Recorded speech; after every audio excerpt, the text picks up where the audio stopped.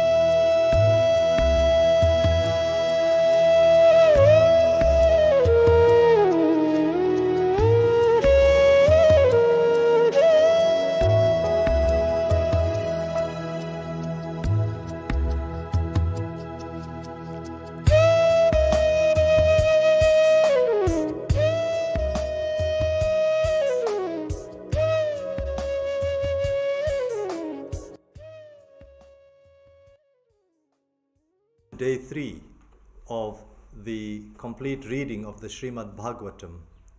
We begin first with the invocations. Om Narayanam Namaskritya Naram Chaiva Narottamam Devim Sarasvatim Vyasam Tato Chayam Udirayet Janmadhyasya Yadonvayadi Taratat Chateshvabhijna Swarat Dene Brahmaya Adiva Ikavaye Mukhyantiya Suraya Tejo Varimidam Yatha Vinimayo Yatra Trisakro Mrisha Tanna Svena Sada Nirasta Kuhakam Satyam Param Dhimahi Satyam Param Dhimahi Satyam Param Dhimahi Om.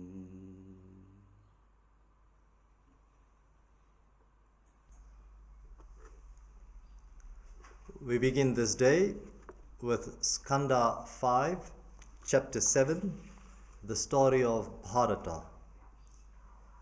Sri Sukha said, on his father resolving to install him as ruler, the pious Bharata made himself ready for his duties and first married Panchajani, the daughter of Vishwarupa. By her he begot 5 issue, just as out of Bhutadi, or the Ahankara, the 5 Bhuta Sukshmas or subtle elements come out. These 5 sons were Sumati, Rashtrabrit, Sudarshana, Avarana, Dhumraketu. It was from the time of Bharata's rule that the land, known till then as Ajna Bhavarsha, came to be called Bharatvarsha. That learned king, following the example of his illustrious father and grandfather, observed his Swadharma and ruled over his subjects with great affection for them, encouraging them to follow their Swadharma. The Lord is the form of Yajna and Kratu, the 2 forms of sacrifice without and with the installation of the sacrificial post.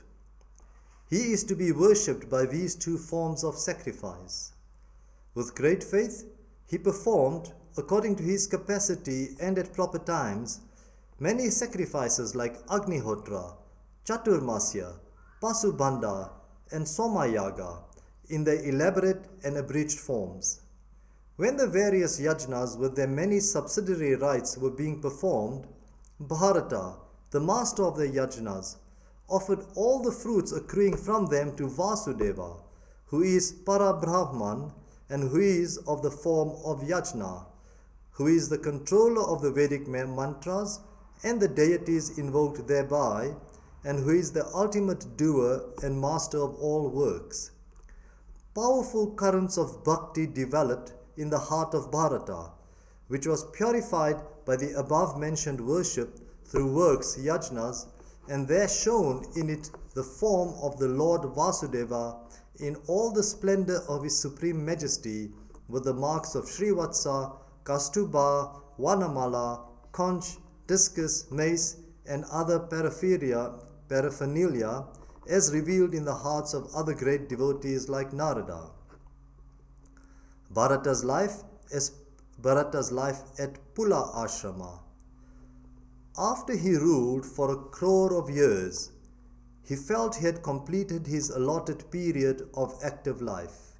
So, he divided his ancestral kingdom and wealth among his sons, and abandoning his luxurious palace, went away as a wandering ascetic to the Pulaha ashrama, a famous place of worship of Sri Hari.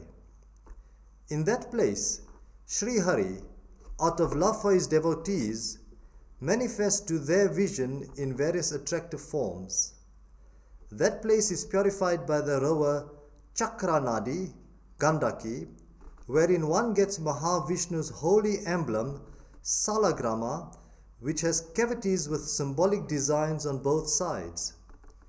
Abandoning all desires from the heart, alone, peaceful, and blissful at heart, he stayed there in a thinly wooded locality, continuously worshipping Sri Hari with flowers, leaves, tulasi, water, and food offerings consisting of tubers, roots, and fruits. By the daily adoration of Sri Hari in this way, the sentiment of devotion grew so strong in him as to melt his heart. The massive bliss he experienced within expressed itself as horripilation all over the body. Anxious longing blinded him with profuse tears. His intellect got submerged in the lake of his heart, filled with the joy of devotional experience generated by the constant contemplation of the ruby-red feet of his most beloved Lord. Disciplining himself in devotional practices, he wore a dress of deerskin. Impressive with his curly matted hair, turned tawny and wet by constant bath at times of worship, he stood before the brilliant rising sun at dawn, invoking as Surya Narayana with the following rik described of his glory. We seek refuge in that splendorous puissance that is Surya Narayana, the Lord manifest as the sun deity, untouched by rajas and bestowing the fruits of the karmas of all. The pure sense that projects the universe, indwells it, and protects the jiva pursuing his desires. With that pure sense, we seek refuge for the proper direction of our understanding. Iti Shrimad Bhagavate Mahapurane Paramahamsyam Samhitayam Panchamaskande Bharata Charite Bhagavat Paricharyayam Saptamo Dhyaya Athashtamo Dhyaya. The story of Bharata, the deer episode. Bharata getting a fawn. One day Bharata, after finishing his ablutions and his daily rites, sat on the bank of the river for about 3 muhurtas, uttering the pranava Om. O king, just then a solitary doe approached the river bank to quench her thirst. While she was drinking water, the terrifying roar of a lion was heard from the neighborhood. The timid doe of tremulous glances was frightened beyond measure by that roar, and while still in the act of drinking, sprang to the other shore with a wild and distracted look in her eyes. Being big with young, she delivered, even while springing, due to the shock that fear generated, and the young one thereupon fell into the current of the river. Fear, delivery, the act of springing, separation from the flock, the cumulative effect of all these circumstances distressed her so much that she fell down dead in a cave on the other side. The Rajarshi Bharata saw that forlorn and endangered calf of the deer being swept down by the current of the river. Overcome with the pity of the motherless newborn, he caught it and brought it to his ashrama. Bharata's attachment to fawn. The Rajarshi was now possessed by the idea that the fawn was his own, and consequently got infatuated with it. Daily he fed it, fattened it, protected it from enemies, fondled it, and in every way tried to please it. In proportion to the increase of his interest in it, his zeal in his devotional practices declined until he gave them up totally sometime. He thought, alas, the swift-moving action of the wheel of time has separated this poor fawn from his parents and his flock, and it has taken refuge with me as his father, mother, brother, relative, and friend. Putting his trust entirely in me, he knows no one else. So even at the expense of my own interests, I am bound to protect, nourish, fondle, and in every way look after the interest of this calf of a deer, knowing as I do the sin of abandoning one who has sought refuge. Many a worshipful person who followed the path of peace and service of the afflicted has, for the sake of such work, abandoned his own self-interest in important matters. In this way, getting infatuated with the fawn, he always came to be accompanied by it while sitting, lying, walking, standing, or eating. Fearing that it might be attacked by dogs or wolves, he took it also with him whenever he went out to collect grass, flour, fuel, leaves, fruits, roots, and water. Whenever it stopped on the way, interested in something or other, he took it on his shoulders, or lap, or embraced it, and enjoyed intense delight in doing so. Even when he was engaged in worship, he would now and then get up and have a look at the fawn to assure himself that it was safe, and would pronounce his blessings on it, saying, "May you live safe without any danger befalling you." If for a long time it could not be seen nearby, he would become grief-stricken, like one who has lost his all. Owing to the intensity of his attachment to it, he felt heartbroken at the absence, and bemoaning its fate repeatedly, he would in the most pitiable way say to himself, "Ah, would this pitiable young deer, orphaned of its mother doe, come back at all to me, trusting me to be a good man out of its own innocence, overlooking the perversities of a luckless fellow like myself, cruel and mean like a hunter? Shall I ever see it, thanks to the protecting hand of the Lord, browsing somewhere in the woodlands of this ashrama? I hope it has not been eaten up by any predatory creature, a wild dog or a wolf, moving about singly or in herds. Sun, the universal benefactor and the repository of the Vedas, is about to set, and the fawn, a treasure deposited with me for safe custody by that doe, has not yet returned. Will that gem of a fawn come back to my unlucky self and delight his own folk with its childish frolics? As it plays about and I sit there with my eyes half closed in fake samadhi, it approaches me in a mood of love quarrel for not participating in its play, and in order to know whether I am really in samadhi, prods me with the tip of his horn soft like water, with a show of great hesitation and fright. When he pulls away the grass where havis, sacrificial offerings for devas, is arranged, and I happen to take him to task for the same, then like any boy of the hermitage, he withdraws from all play and remains motionless with all his limbs controlled. What great austerities must this land have done to deserve this good fortune of being marked with this tiny and beautiful hoof prints of this young black buck, Krishnasara? For these hoof prints, besides cheering me with the prospect of tracing the whereabouts of their owner, make this land a suitable holy place for the performance of all sacred rites by those who seek heavenly felicity and worldly welfare. Referring to the mark of the deer found in the disk of the rising moon, he would say, "Is it that the moon has taken for protection this motherless fawn, seeing that it has now strayed away from the precincts of the ashrama?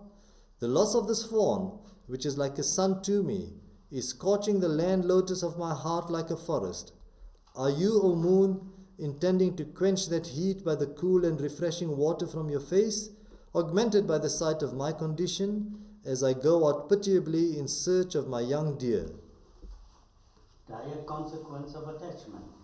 Thus distressed by vague and baseless fears, the Rajarshi was led to stray away completely from his practice of yoga, austerities, and the worship of the Supreme Lord by his own prarabdha, karma, destiny, in the shape of a deer calf.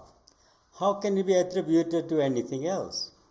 In the case of one like this Rajarshi, who had abandoned even his sons, considering them to be an obstacle in the spiritual quest, what other explanations can be given for the strange phenomenon of obsession with the deer calf, which did not belong even to the human species?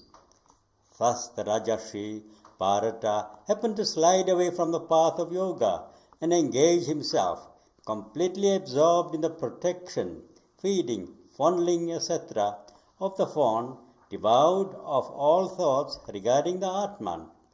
Just then the hour that is inevitable for everyone, that of death, approached him with irresistible pace, just like a serpent gliding towards a rat in its hole. Even at the moment of death, he was looking at the fawn by his side, as if it were a sun in morning sitting beside him, and he left his body and the deer behind, with his mind firmly fixed on the latter. Though his old body was dead, his consciousness of the experiences of that birth was not lost. Following the fate of an ordinary man under such circumstances, he was born as a deer in the next life, but he retained the memory of the past birth. His redemption, thanks to the power of his adoration of the Supreme Lord, he remembered even in the deer body the cause of his birth in such a frame, and said to himself with an anguished mind, "Alas, alas, what a pity that I have fallen from the ways of the spiritually accomplished. My mind was completely offered at the feet of the Lord, and not a bit of my time was wasted in any occupation other than the thought of the Lord.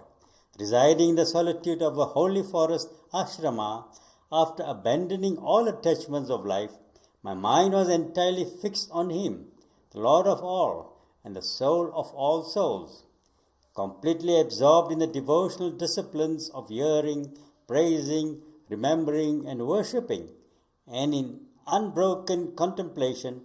Not a minute was spent in vain purposes. But alas, the fool that I am, my mind in the end went too far after that deer, with the disastrous consequences that have followed. Unknown to all, the Bharata deer was thus full of renunciation within. Therefore, he left his mother doe and his place of birth in the Kalanjara mountains and migrated to the spot where stood the ashramas of Pulatsya and Pulaha, which had an abundance of palm trees, and which was dear to holy men because of the manifest presence of the divine. Then, keeping himself aloof from the company of others, out of fear of the consequences, and moving about alone, feeding on dry leaves, grass, roots, etc., and biding the exhaustion of the prarabdha karma that had brought him to this strait, he awaited the dawn of his last day. And at last, when it came, he abandoned the dear body in the holy waters of the river there. Iti Shrimad Bhagavate Mahapurane Paramahansyan Sanhitayam Panchama Skande Bharata Charite Shashtamo Dhyaya Atha Navamo Dhyaya. Story of Bharata, sacrifice to Bhadrakali. Bharata's new birth. Sri Shukha said, there was a brahmana born in the Gotra of Angiras, noted for such qualities as control of the mind and the senses, austerity, Vedic study, Vedic teachings, generosity, joyous temperament, forbearance, humility, knowledge of Vedic rituals, absence of envy, knowledge of the Atman as distinguished from the body, and bliss of Atman consciousness. He had 2 wives, by the first of whom he had 9 sons, all noted for the exemplary conduct, knowledge of the Vedas, handsome appearance, generosity, and such qualities as he himself possessed. By the second wife he had twins, a boy and a girl. It is said that the second wife's son was Bharata reborn after his death as a deer, the assumption of this Brahmana body constituting his final birth. But even in this birth, he was found to be very allergic to the company of his relatives. He was always mentally contemplating on the Lord's feet through hearing, remembering, and recounting his excellences, which destroy one's bondage of karma. Ever remembering the experiences of his past birth, through the Lord's grace, he was constantly vigilant against new obstacles, and in order to dissociate himself from the company of others, he put on the air of an inebriated man, a senseless man, and a man without sight or hearing. Eager that his son should excel in virtue, his father decided to put him through all the preparatory disciplines that a brahmana should undergo up to Samavartana, the ceremony marking the end of education. He first had his Upanayana performed and tried to teach him various purificatory rites like Achamana, in spite of his being a senseless boy. But Bharata performed all these rites in an indifferent manner, even in the father's presence, so that the father might soon give him up as hopeless. With the idea of teaching him the Vedas, the father first instructed him in the Gayatri mantra, combined with the Vyaharitis and the Pranava. But even after 4 months' teaching, the boy could not recite them with proper intonation. The father had deep affection for his son, who is to be looked upon by a father as a replica of oneself. He therefore wrongly thought that it was his duty to teach his son, ever against his will, all the duties of a brahmacharan, like purificatory rites, Vedic study, observance of vows, disciplines of life, service of teacher, performance of homa, fire worship, etc. He tried his best to do so, but failed. So years passed, for the father, unaware of his passage on account of his engrossment in household affairs. But ever vigilant time soon swallowed him up in death. Thereupon the second wife of the brahmana entrusted her 2 children to the elder wife, and herself accompanied her husband in death. His strange conduct. After the father's death, the brothers, who had only the theoretical knowledge of the Vedas but no spiritual realization, thought that it was of no use to educate a senseless fellow like the brother, and soon desisted from attempts in that direction without any inkling of his spiritual worth. When vulgar men, who were no better than 2-legged animals, called him a madcap or idiot or dumb and deaf fellow, he behaved accordingly, and when they forced him to act in any way, he did so also. He subsisted on whatever he got by chance, or by begging, or by working for wages, or by what he was given for doing forced labor. Whatever he got, whether it was small or large in quantity, whether it was well cooked or ill cooked, he ate it for the mere sustenance of the body and not for placating the sense of taste. But he always remained in the intuitive bliss of Atman that was natural to him and did not depend on any extraneous cause or stimulations for its inducement. Enjoyment and suffering, honor and dishonor, which are only matters affecting the body, were never attributed by him to the Atman, his real nature. In heat and cold, in rain and wind, he moved about like an ox without anything to protect the body. By giving up bath and cleaning of the body, and by the practice of lying on the bare ground, his well-built and muscular frame was covered with a thick layer of dirt, through which his Brahmic luster was very dimly visible, like the luminosity of an unpolished gem. Wearing a dirty cloth and a soiled yajna pavita, he moved about here and there, mocked by the vulgar folk as a madcap brahmana. When consented to work in exchange for food, he would be engaged even by his brother to level fields with earth and other similar tasks or works. While doing such work, he was not aware of what he did, whether he had leveled the ground or whether he had heaped up earth helter-skelter, whether he had filled up the place or whether more earth was required to do so.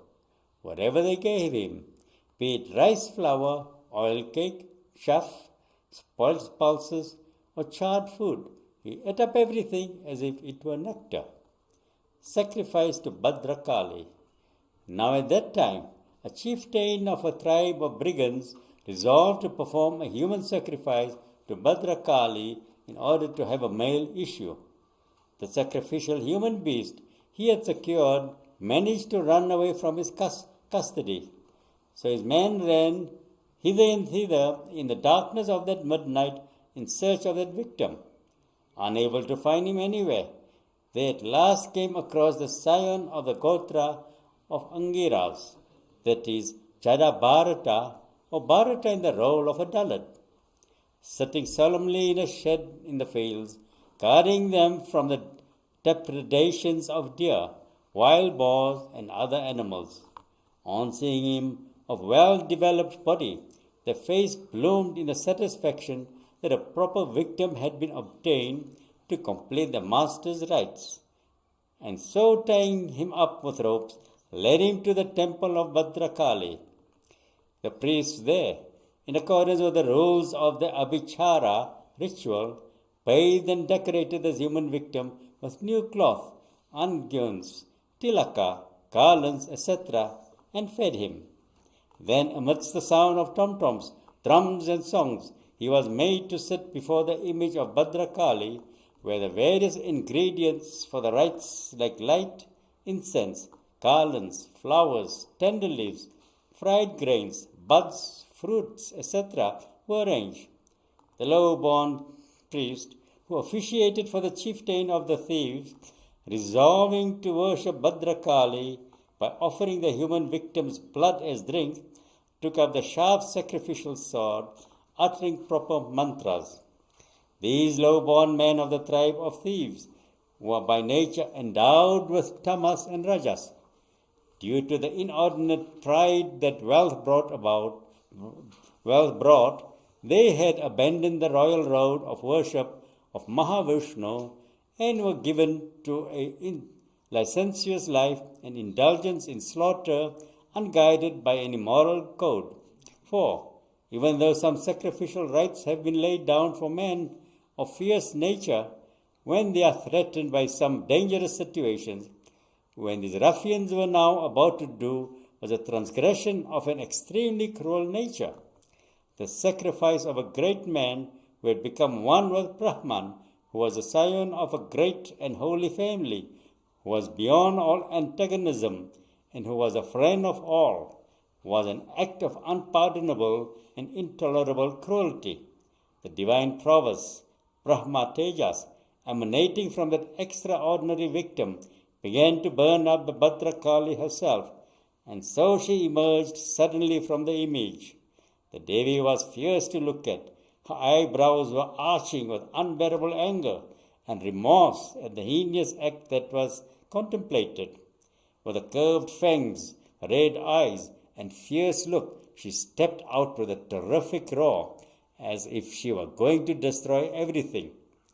Taking up the same sacrificial sword, she cut off the heads of all these miscreants, drank their blood, and intoxicated with their drink, played football with their heads, and danced and sang with her attendants.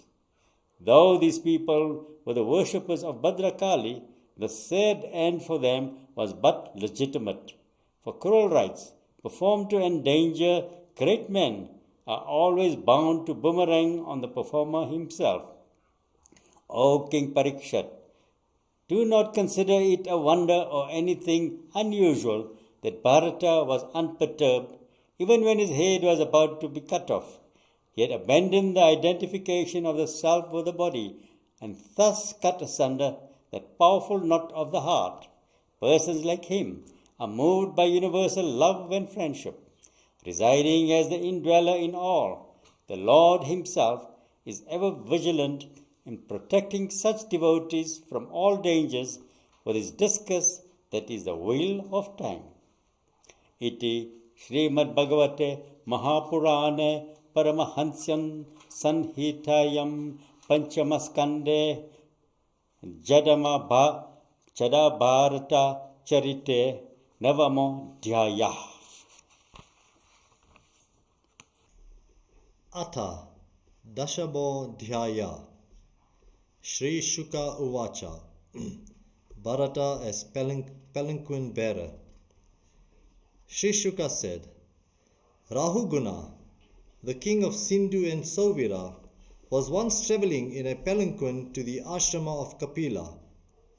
When the party of the king was on the banks of the river Ikshumati, their captain felt the need for some more palanquin bearers. When he was searching for one, this exalted personage Bharata arrived at the spot, guided as it were by his destiny. Finding him young, well-built and strong, the captain felt that he could bear weight like a bullock or mule. So he compelled him to join the party of bearers he had collected earlier by force, although a great man like him did not deserve such treatment.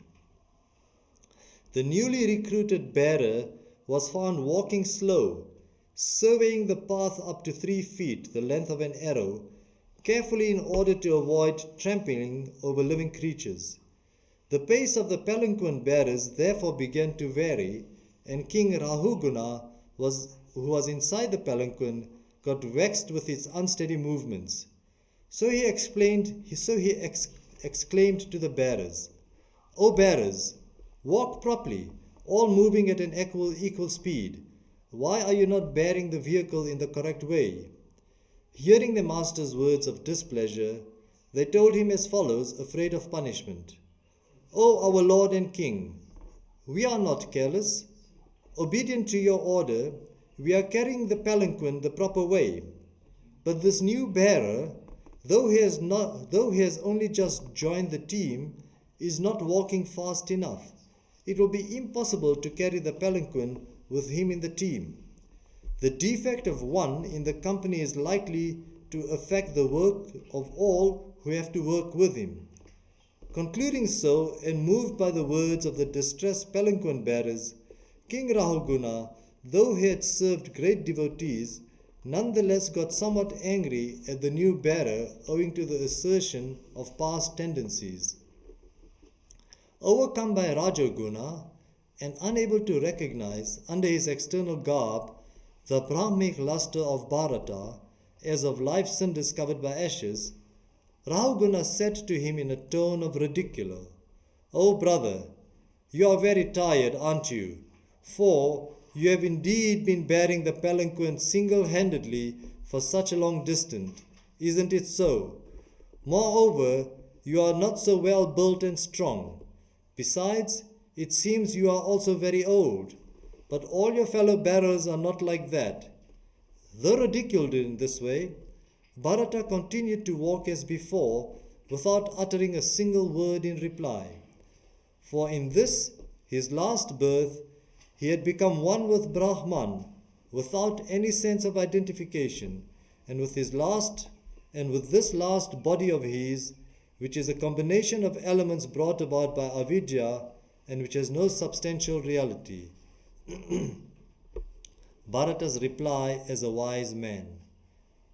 Finding that the palanquin was still irregular in its movement, Rahuguna became extremely angry and exclaimed, "O Sira, you a living corpse, Jivan Mrita, are you belittling me, your master, and violating my command? As Yama gives to heedless people, I shall give you, fellow, a radical treatment which will restore you to your original state." Thus the king, out of pride born of his royal status and learning, and out of promptings of the qualities of passion and dullness, spoke many such stupid things to that holy man without understanding the ways of great spiritual personages. Not in the least perturbed by all that, Bharata the bearer, who had realized his unity with Brahman, attained to universal love, said to him smilingly, as if mocking at the ignorance of the Raja, but really out of extreme humility. Bharata said, "O bold one, your ridicule has relevance provided there is a thing called weight for one to bear, provided there is a destination for the traveller to reach, and provided there is a corpulence for the jiva to be carried. Wise men, however, do not assent to such a proposition. As weight, body, distance, etc. are all the effects of Maya and therefore false, and as I am the spirit and not the body, your words of ridicule become pointless. Corpulence, leanness, disease, hunger, thirst, fear, quarrel, desire, old age, sleep, attachment, anger, pride, grief, etc. are all true only in regard to one born with a body, but not to me who am the Atman. O king, the state of a living corpse, Jivan Mrita, is not a characteristic special to me. It applies to everything that is an effect, for everything that is an effect is subject to birth and death, to a beginning and to an end. As for the charge of violating your command, O worshipful one, it would have been true if the relationship between the master and the servant were permanent. But it is not. By a change of fortune, the master can become the servant and the servant the master. Except for the worldly convention, I find no reason for the distinction between master and servant. Who is the master and who is the servant? Still, if you feel you are the king, you order me what I am to do. O brave king, if my behavior as a madcap or a dance is the result of my establishment in my nature as the Atman, what change can your punishment effect in me? So also, if I am really a confirmed lunatic or a dunce, your attempt at reforming me by punishment will be like powdering a powdered stuff once again. Rahuguna discovers Bharata. Sri Shuka said, having thus made a non-controversial reply, that sage, who was full of peace and was no longer identifying himself with the body, continued to carry the palanquin of the king as before in order to exhaust his prarabdha karma. O descendant of the Pandavas, at this stage the mind of Rahuguna, the king of Sindhu and Sauvira, was filled with faith, and he derived the fitness to inquire about the supreme truth. Hearing the words of Bharata, based on scriptural text and powerful enough to cut the knot of egoism, ahankara, Rahuguna gave up his pride of being a king, and hurriedly coming down from the palanquin, prostrated himself before the Great One and said, who are you travelling incognito in this form? Among the famous ascetics like Dattatreya and others, who could you possibly be? You bear the holy thread indicating that you are a brahmana. Whose son are you? What is your place? How do you happen to be here? Am I to understand that you are a Mahavishnu's incarnation, Kapila himself, come here to bless us? I fear not the thunderbolt of Indra, nor the trident of Rudra, nor the rod of Yama, nor the weapons of any of the divinities like Agni, Surya, Chandra, Vayu, and Kubera. But I am terribly afraid of the consequences of insulting an illumined personage belonging to a great and holy family. Therefore, please tell me all about yourself. I feel that you are really one possessed of unfathomable knowledge, hiding your spiritual power and enlightenment, and going about incognito like a dance. For your words conveying the meaning of Yoga Shastras and are too profound for minds to grasp. I am myself on my way to the Muni Kapila, the incarnation of Mahavishnu, the teacher of all wise men and an embodiment of the yoga, to learn from him what constitutes the refuge for man in this transmigratory existence. It may be that you are that very Kapila, going about incognito to see the condition of the world. How can a person tied to the household and without any spiritual enlightenment understand the ways of the master of yoga, yogis like you? In criticism of your denial of exhaustion, etc., to your body, I reply, by doing various administrative and military duties, I really feel very tired. So I can guess that you too will feel exhausted by walking, carrying a load. The practical aspect of life, based on actual experience, I accept as a fact. To deny it, we will be like denying the existence of pots with which watering is being done. In cooking, the heat applied to the pot penetrates to the pot in it. That heat affects not only the surface of the rice in it, but the very core of the grains. In the same way, owing to their mutual contact, the experiences of the body pass on through the inner layers of the senses, pranas, and mind to the Atman. So the experience of samsara by the Atman has to be accepted as real.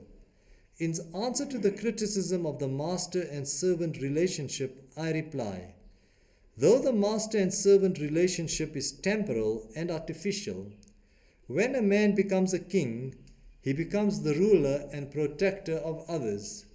If one accepts the idea that in discharging his duties, a ruler is only carrying out the will of God, the objection of pounding the already pounded stuff does not arise in regard to his corrective acts for changing even the incorrigible. For Whoever performs the worship of the Lord through Swadharma is freed from all sins. Regarding my offense of slighting a great man, I seek pardon of you. Out of your goodwill, deign to order things in such a way that I incur no sin. It may be said that you are not affected or perturbed by adoration or insult, as you are established in the attitude of universal friendship. Even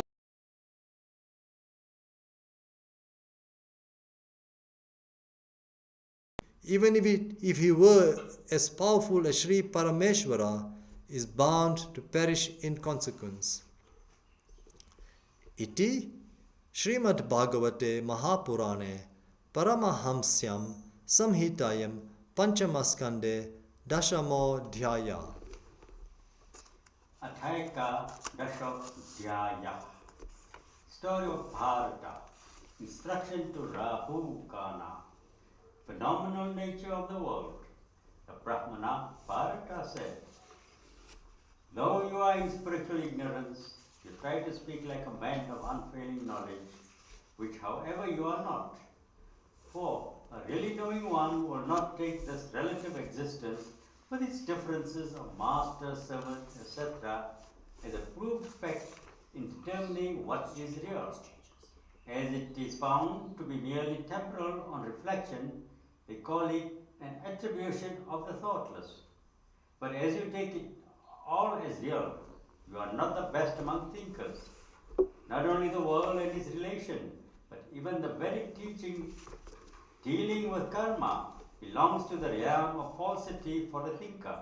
O King, in the highly eulogistic Vedic passages dealing with rituals relevant to the householder's life, there will not generally be any discussion on the truth of the Atman, which is based in purity and righteousness. A person who is not able to grasp the phenomenality and worthlessness of the happiness of waking life by applying the analogy of dream experiences will not be able to arrive at the truth even from the great teachings of the Vedanta. Mind as cause of samsara. As long as a man's mind is dominated by any of the three gunas of Prakriti, Sattva, Rajas and Tamas, so long it will be uncontrollable.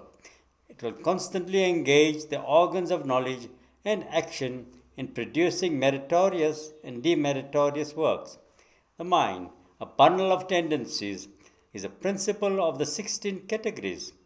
It is prone to go to sense objects. The gunas of Prakriti move it here and there, and also shape it into various modes of desire and other passions.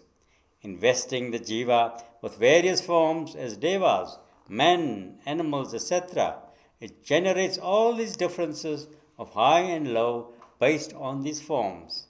The mind has been created by Maya as a manifesting field of the Atman. It is the entity responsible for keeping the jiva in the transmigratory cycle.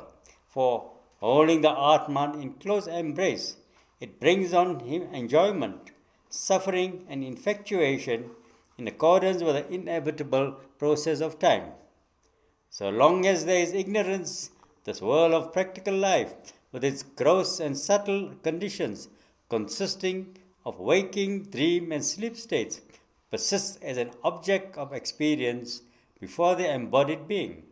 Therefore, the mind is said to be the cause of the jiva's bondage and of his liberation from the gunas, as also for his birth in high and low situations. The modes of the mind.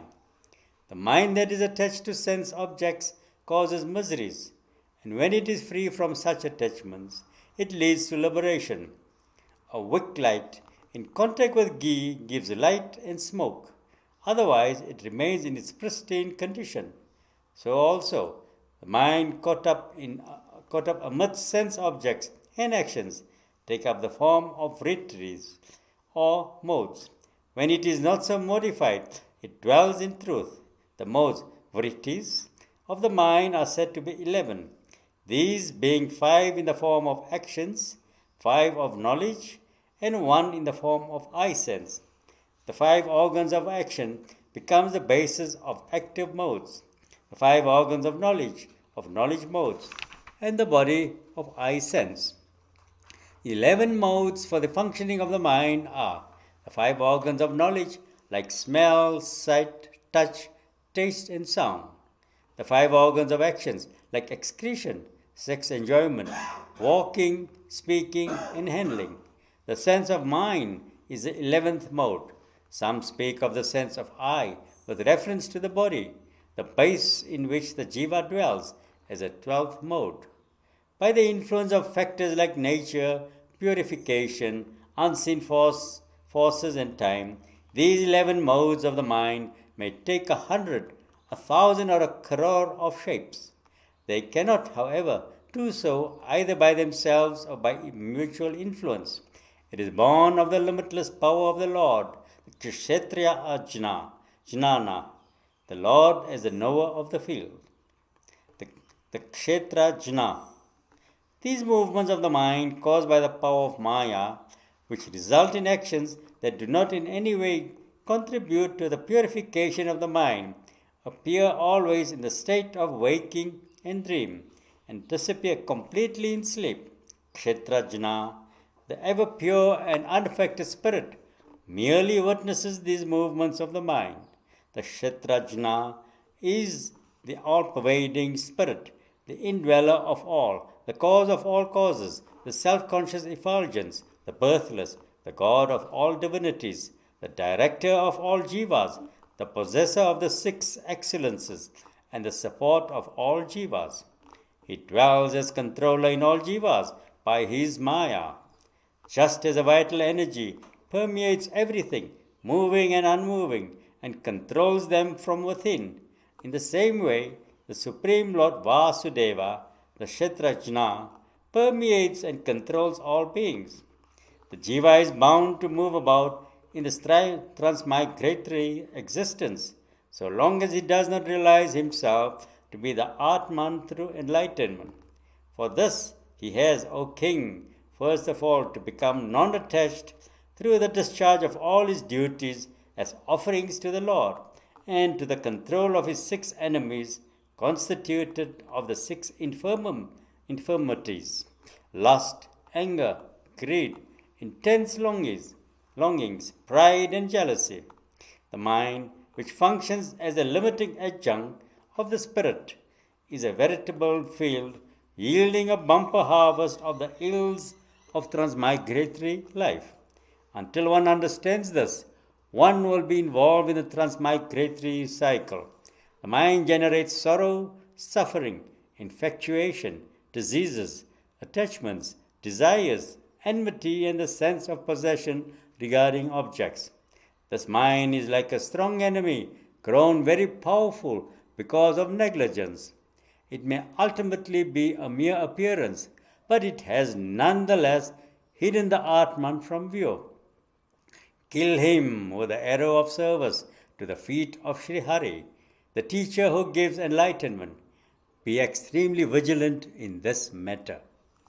Iti Shrimad Bhagavate Mahapurane Paramahansyam Sanhitayam Panchamaskande Brahmana Rahuguna Samvade Ekodasho Dhyaya Atha Dwadasho Dhyaya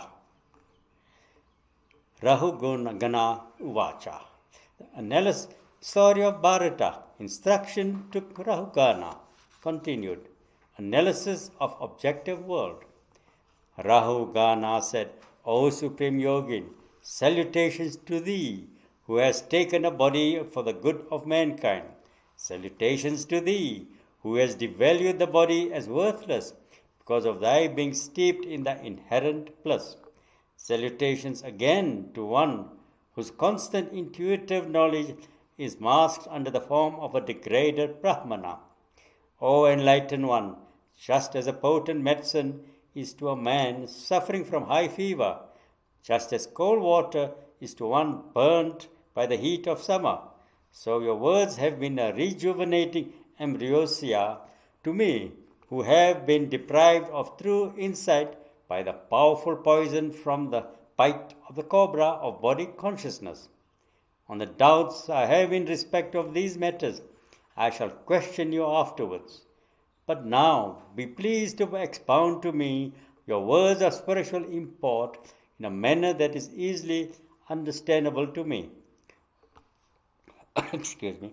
O great yogin, you have stated that the actually felt and therefore the unerased fatigue and its cause, namely bearing the palanquin, are all only provisionally spoken about and have no place in determining the nature of truth. This is a statement which causes confusion in my mind. The Brahmana Bharata said, O king, the being called man, who bears body, is only a moving lump of earth, an effect brought out of earth by some unknown causes. That body, in truth, is constituted of a number of limbs, feet, ankles, foreleg, knees, thighs, waist, chest, neck, shoulders, heads, etc., arranged one above the other. Apart from these limbs, we do not see any entity of whom they are parts or limbs. Where there is the person to suffer from exhaustion. On the shoulders of these bearers is a mass of wood called palanquin. In that is seated another lump, a mere lump of earth, but called the king of Saurvira. For that lump of clay seated within the palanquin, you have the firm identification. It is I, and you have besides that the arrogant notion that the I spoken of here is a king of Sindhu. You are marking these poor and pitiable palanquins bearers do forced labor without any or adequate payment are an extremely cruel person. Therefore, your false boast that you are the protector of the people will not command respect in an assembly of wise men. When we know that all these beings originate and dissolve in the element earth, what reality other than the earth need we infer as a person, a mere conventional word assumed from the consideration of practical life? Even what is called the earth cannot exist apart from its components, the imperceptible atoms, which are mere mental constructs of men who, in their ignorance, seek to explain the substance earth as an assemblage of these assumed particles. Ultimately, they and everything else have their basis only in the cosmic power of the Lord. In this way, everything of this world of multiplicity, spoken of as subtle or gross, small or big, cause or effect, living or inert, is the creation of the cosmic power, Aja, of the Supreme Being, called differently by different philosophers as substance, nature, tendencies, time, and karma. How enlightenment comes? The ultimate truth is what the sages call Vasudeva, the support of all, and the Bhagavan, the possessor of all divine majesties. He is described variously as knowledge, absolute purity, the real existence, the one without a second, the one without an inside and outside, Brahman, the all-inclusive, the peaceful, etc. Without bathing oneself in the dust of holy men's feet, this enlightenment cannot be had, O Rahuguna, merely through various disciplines like austerity, sacrifices, charitable gifts of food, and the like, by domestic duties, by Vedic study, or worship of various deities. In the company of holy men, there will be continuous discourses on the excellences of the Lord, thus completely eschewing all chances of talk on worldly matters. When aspirants imbibe it through the ears every day, the mind gets its highly coveted tendencies to flow towards Vasudeva. I was in an earlier birth a king named Bharata, who abandoned attachment for everything in this world and the next, and took to the exclusive worship of the divine. But due to my prarabdha, I got attached to a deer and as a result had a spiritual downfall. In my next birth, I became a deer. But, O king, the memory of my devotional past did not desert me, even when embodied as a deer, because of the power gained by the worship of Krishna. So I am very suspicious about the evil consequences of contact with others, and I have, therefore, been trying to move about in obscurity without attachment for anything. With the sword of knowledge obtained by spiritually fruitful association with holy men, one should cut off one's infatuation of the world. By adoring Hari through the hearing and recital of texts dealing with his glories and excellences, one gains a spiritual consciousness that one is the Atman and not the body, and attains to Sri Hari, who is the goal of the aspirant beyond the limits of transmigratory existence. Iti Shrimad Bhagavate Mahapurane Paramahansyam Sanhitayam Panchamaskande Brahmana Rahugana Samvade Dvadasho Dhyaya. Ata Trayadasho Dhyaya. Brahmana Uvacha. Story of Bharata, the forest of samsara. The Brahmana Bharata said, the Jivas, pushed into the path of samsara by the Lord's Maya, consider that their duty consists in following the various ways of work dictated by the gunas of sattva, rajas and tamas, and enter into various forms of activities in the hope of getting happiness. Just like merchants who out of greed for wealth sometimes enter into forests, so the jiva enters into the forest of samsara in quest of happiness, but he attains none.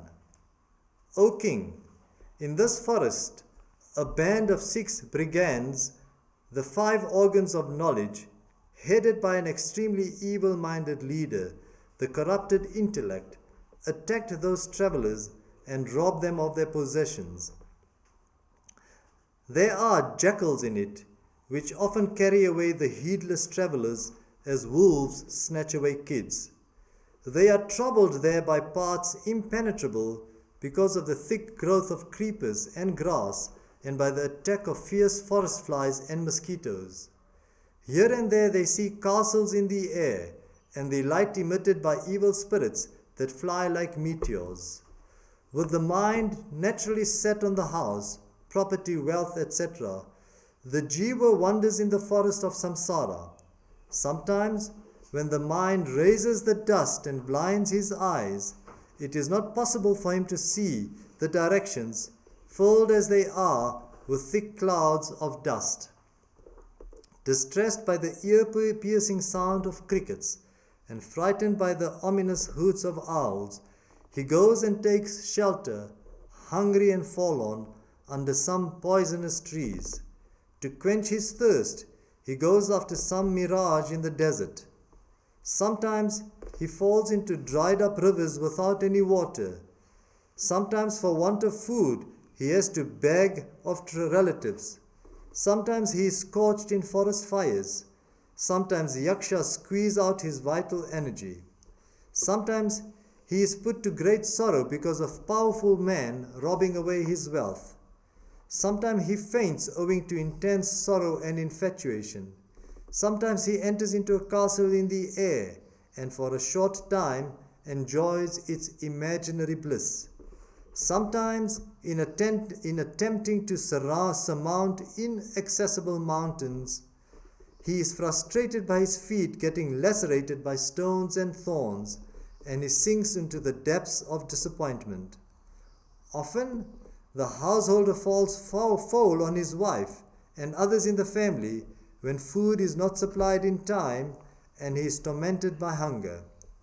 Now and then, caught in the grip of the python of sleep in a forest, he remains as he is a dead body. Often blinded by desires, he falls into the dark pit of infatuation, wherein he is bitten by the fierce serpent of evil men.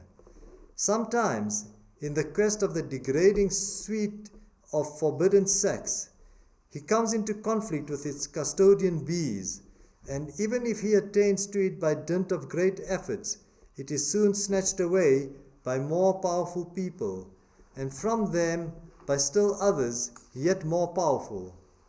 Sometimes he is unable to protect himself against life's distressing circumstances of cold, heat, storm, and rain. Sometimes on questions of exchange of wealth and commodities, he comes into conflict with others. Often reduced to poverty by loss in business, he may not be able to provide himself with house, furniture, or vehicles. He then looks with eager eyes at others' possessions and begs for help only to receive insults from them. Though quarreling and on inimical terms with others in money matters, he compromises when worldly relationships like marriage becomes necessary. Thus, engrossed in this path of worldly life, with its difficulties, loss of wealth, antagonisms, etc., they are reduced ultimately to a dazed state in which one is as good as dead. Caravan of many travelers. O king, in this company of travelers, whoever dies in the cause of travel, they leave them there, and whoever is newly born, they take him and proceed with their endless journey. None of them have till this day come back to the place they started from, nor are they able to reach their goal beyond the frontiers of the forest. On the other hand, they go round and round aimlessly. The brave king, who takes pride in conquering all the surrounding country, making territory the bone of contention, cultivate animosity among themselves, fight and die on the field of battle. They do not reach the goal which holy men who have abandoned hatred and cruelty attain. Sometimes they are supported wholly by the creeper of woman's arms, and they delight in and are bound by the chirpings of the fledglings of babies in that cluster of creepers.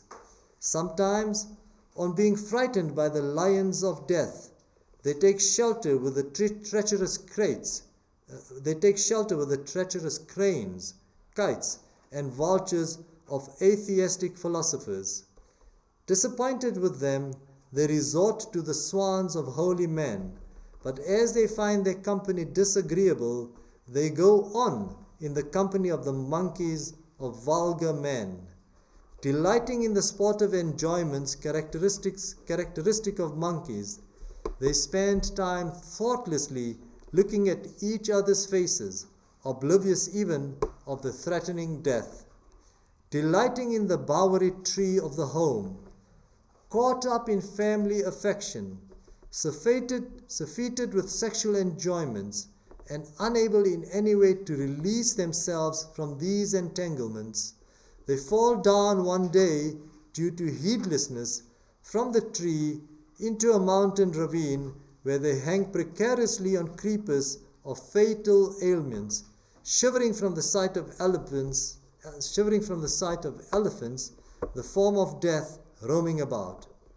O king, if for the time being they are freed from danger, they go again to that caravan of marching people. Being set on this road of samsara by the Lord's Maya, beyond wandering about in that path, man does not know the Supreme Being, who is the ultimate meaning of all these experiences.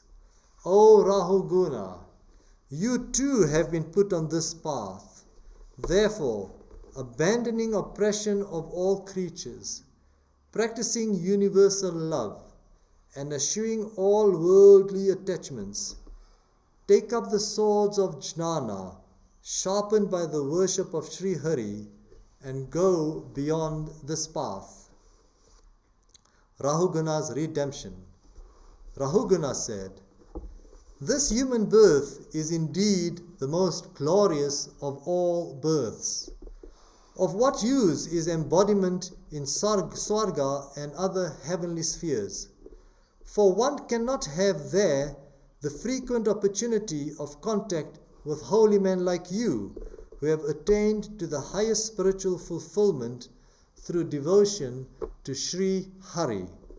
It is quite easy to understand that in the mind of one who has been freed from all sinful tendencies by the contact of your feet, devotion to the Lord will be generated at once. For, even by a minute's contact with you, my tendency for argumentation born of sheer ignorance has departed. Salutations to the great ones, salutations to infants, salutations to youth, salutations to brahmacharins, salutations to knowers of Brahmans who move about in the world as avadutas. May good sense and good fortune dawn on kings like me. Sri Shuka said, O Parikshit, thus, though insulted by Rahuguna at first, that great sage, out of his limitless compassion, instructed the king in the knowledge of the Supreme Being. Then, worshipped by Rahuguna, the sage, with his mind and senses completely unruffled, then worshipped by Rahuguna, the sage with his mind and senses absolutely unruffled, like the unagitated surface of a calm sea, proceeded again to move about in the country. Rahuguna, the king of Sauviras, having attained the knowledge of the Atman through his contact with that great sage, abandoned the ignorance-born identification of the body with the Atman. Such are the benefits that accrue from association with devotees who have taken refuge in the Lord.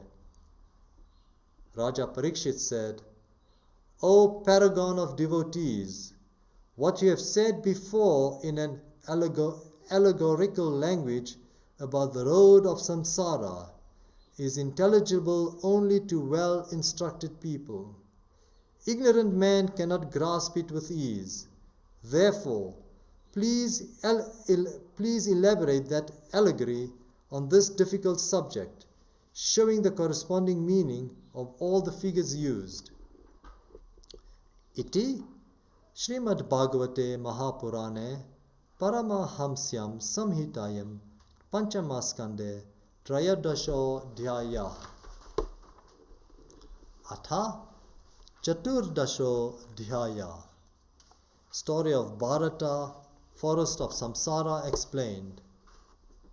Sri Shuka said, by the operation of the forces of Prakriti, known as Sattva, Rajas and Tamas, the Jivas, who mistakenly identify themselves with the body, get repeated embodiments according to their karmas, which are either meritorious, demeritorious, or mixed.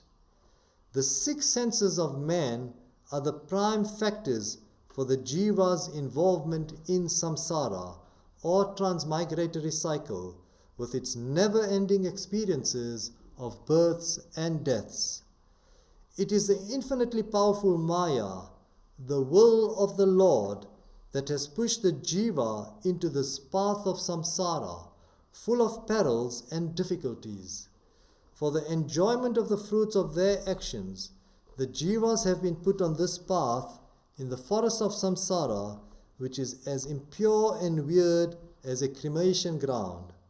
But in spite of this, they persist in their travel through that forest like greedy merchants in quest of wealth. They continue to perform selfish actions, however difficult that may be, and prolong their involvement in samsara indefinitely, in place of cutting it short by following the footsteps of holy ones who are absorbed in the bliss of the Lord's lotus feet.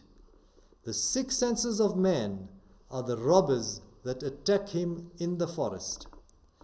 The wealth of man is really meant for the adoration of the Lord and for charitable and religious purposes that promote higher evolution in the hereafter. But the mind and the 5 organs of knowledge, which are like the 6 brigands, rob away that wealth by attracting it to mean, sensuous enjoyments that could be derived through sight, hearing, touch, taste, smell, imagination, etc., as robbers do with the wealth of merchants who are badly led and who are careless about their safety. Know these 6 senses to be the brigands of the forest of samsara. In the forest of samsara, there are members of one's family known as wife, children, etc. Though known by such names indicating closeness, they are the wolves in the forest who, much against the will of the miserly householder, demand and deprive him of his strongly guarded wealth, as wolves carry away young kids from a flock of sheep. Though a field is ploughed every year, it is found covered with creepers and grass when new sowing operations start. For the seeds of the old plants have been present in it. Even so, the householder in the field of karma and works never. Even so, the householder is the field of karma, and works never end there, because of the presence of these seeds in the shapes of desires and tendencies. It is as in the case of a box in which camphor is kept. Even if the substance is removed, the smell persists. Know this to be the vegetation covering the path of samsara. The traveler on the road of samsara is attacked even without any purpose by evil men, as mosquitoes and flies do, and is deprived of his wealth by insects, birds, rats, and thieves. Prompted by ignorance, desire, and tendency for work, he moves about in this world of man, attributing his substance and value to it, which in truth is as illusory as a castle in the air.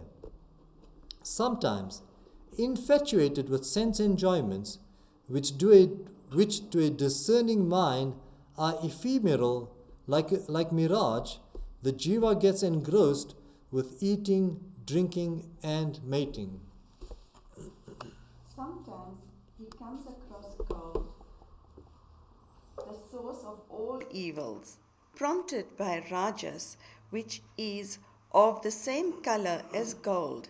He goes to take it, but the pursuit of the bright metal, only brings on him all-round trouble, just as in the case of a man who, distressed by intense cold, runs towards a flaming devil. Sometimes the jiva is in dire want of a dwelling place, food and drink, wealth and other objects of enjoyment, and wanders about everywhere in quest of them in the forest of samsara. Sometimes he gets entangled with women who are like a dusty whirlwind that completely blinds his eye of discrimination.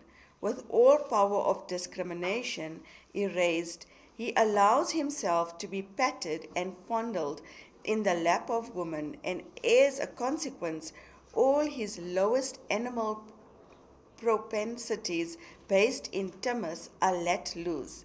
Ridden with lust and totally blinded by desire, he even forgets the presence of devas that stand always as witness to the actions of men.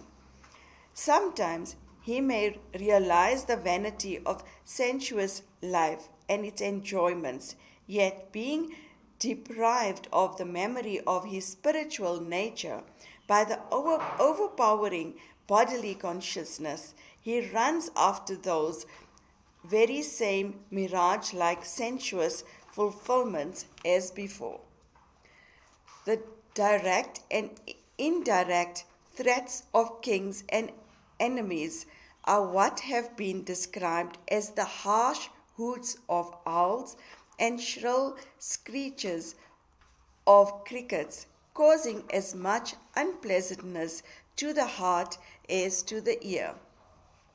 When the result of a jiva's good works are exhausted and he is without any means of livelihood, he becomes the dependent of other worldly men who are wealthy but nonetheless deserve only to be called the living dead, for the wealth of these pitiable men, owing to misuse, is a menace to themselves in this world and fails to secure any good for them in the hereafter. These are described as poisonous trees, creepers, and wells which serve no useful purpose to anyone. Sometimes, through unholy association, he is lured into atheistic sects which are like waterless rivers. Just as a person falling into them only hurts himself, these atheistic religions only bring suffering to the jiva in this world and the next. When a man is not able to gain his livelihood, even by oppressing others, he turns towards his father and mother and even to distant relatives to dispossess them by asserting his right to their belongings. Sometimes, due to want of food and other necessaries, he undergoes intense and increasing suffering in his home, like one caught in the forest fire and is thrown into utter despair and depression.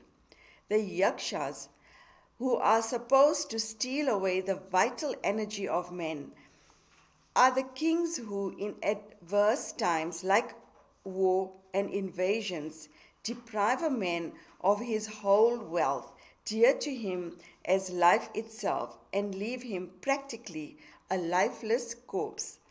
Sometimes he enters into the realms of fancy and thinks of the days of his ancestors like father and grandfather, and seems to get some relaxation as in a dream experience. The mountain he tries to cross is the performance of the various rites and duties he has to accomplish in the household life. Like one trying to cross over a mountain, he gets hurt and exhausted by walking over stones and thorns, and finally gives up all efforts and sits quietly in a place in utter frustration. Sometimes, tormented and exhausted by unbearable hunger, he seeks compensation by losing his temper at his wife. The python gripping him is sleep, absorbed in which he afterwards lives like a dead body in the darkness of Tamas, abandoned by all in a lonely forest. Evil men are the fierce serpents who attack and shatter his molars that stand for self-respect. The shock caused thereby deprives him of sleep and his power of correct judgment. Like a blind man fallen into a disused well, he welters into stupefying sorrow. At times, owing to his hankering for the honey of vulgar enjoyments, he runs after other people's women and wealth, only to be killed by their masters or the ruling king. He suffers the torment of abysmal hell as a consequence. Hence, great men say that self-centered action prompted by desires is the fertile field of sufferings in the world and the next. Perhaps he is now free from the trammels of poverty because of some wealth that has come to him. Immediately, one Devdatta robs him of that, and a Vishnudatta in turn deprives Devdatta of it. Thus, wealth flies from hand to hand unendingly. Sometimes unable to protect himself from various natural visitations like storms, cold, etc., from sufferings originating in mental and psychical disturbances, he loses himself in the sorrow of worrying thoughts like that have no end. Sometimes, in the course of financial dealings with others, man tries to deceive his opposite numbers of at least a little of their wealth, leading thereby to mutual hatred and quarrel. In this path of samsara, there are besides the above innumerable other travails and hindrances like joy, sorrow, attachments, aversions, fear, pride, heedlessness, mental derangement, sorrow, infatuation, greed, jealousy, insult, hunger, thirst, diseases, worries, birth, old age, and death. Sometimes the ignorant jiva, caught in the embrace of the creeper-like arms of a woman who is nothing but the embodiment of the Lord's deluding power, becomes devoured of discriminative power. He is in mad pursuit of a home to live in with her. There he becomes completely taken up with the sweet words and loving relationship of the inhabitants of that home, namely wife, sons, daughters, etc., and sinks into the dense depth of ignorance. Man becomes conscious of the relentless movement of the Lord's destructive wheel of time when he notices before his very eyes its irresistible movement, embracing a period extending from a moment to the Dviparada and swallowing up all creatures from a blade of grass to Brahma through the stages of birth, childhood, youth, old age, and death. Though frightened by it, he does not go for shelter to the Supreme Lord Mahavishnu, the Lord of all yajnas and the holder of the world, the wheel of time, but discarding him seeks shelter in false deities preached by atheistic and heretical teachers resembling deceptive cranes, cows, and vultures, deities and teachings that have no sanction of the authentic scriptures and traditions, but are the mere concoctions of heretics. When they realize that they have been totally misled by these self-deluded heretics, they resort to the community of holy men. Soon their way of life, consisting in the performance of all the scripture ordained duties like upanayana and the rest as an offering unto the Lord, ceases to please them, and they then associate with groups of vulgar folk who, being devoid of the Vedic purificatory observances and disciplines, live the life of monkeys with sex enjoyments and family care as the sole concerns in life. They, unrestrained by any scriptural injunctions and guided by instincts alone, persons of such a pitiable outlook spend their life in vulgar enjoyments, their time being wholly taken up with men and women gazing at each other's face. Engrossed in these preoccupations, they forget even the approach of death. At times, like a monkey on the branch of a tree, a worldly minded man lives merrily in the home, which is only a place of vulgar enjoyments, and spends his days in extreme attachment for his wife and children and in sexual frivolities. Caught in a way of samsara, he is now frightened by the sight of the elephant of death and falls in the dark mountain cavern of disease, unable to stand physical inclemencies like heat and cold, as well as mental worries and psychical unrest. He is subjected to utmost misery. Bent on making money, he acquires some wealth through business transactions with others, adopting even unfair means.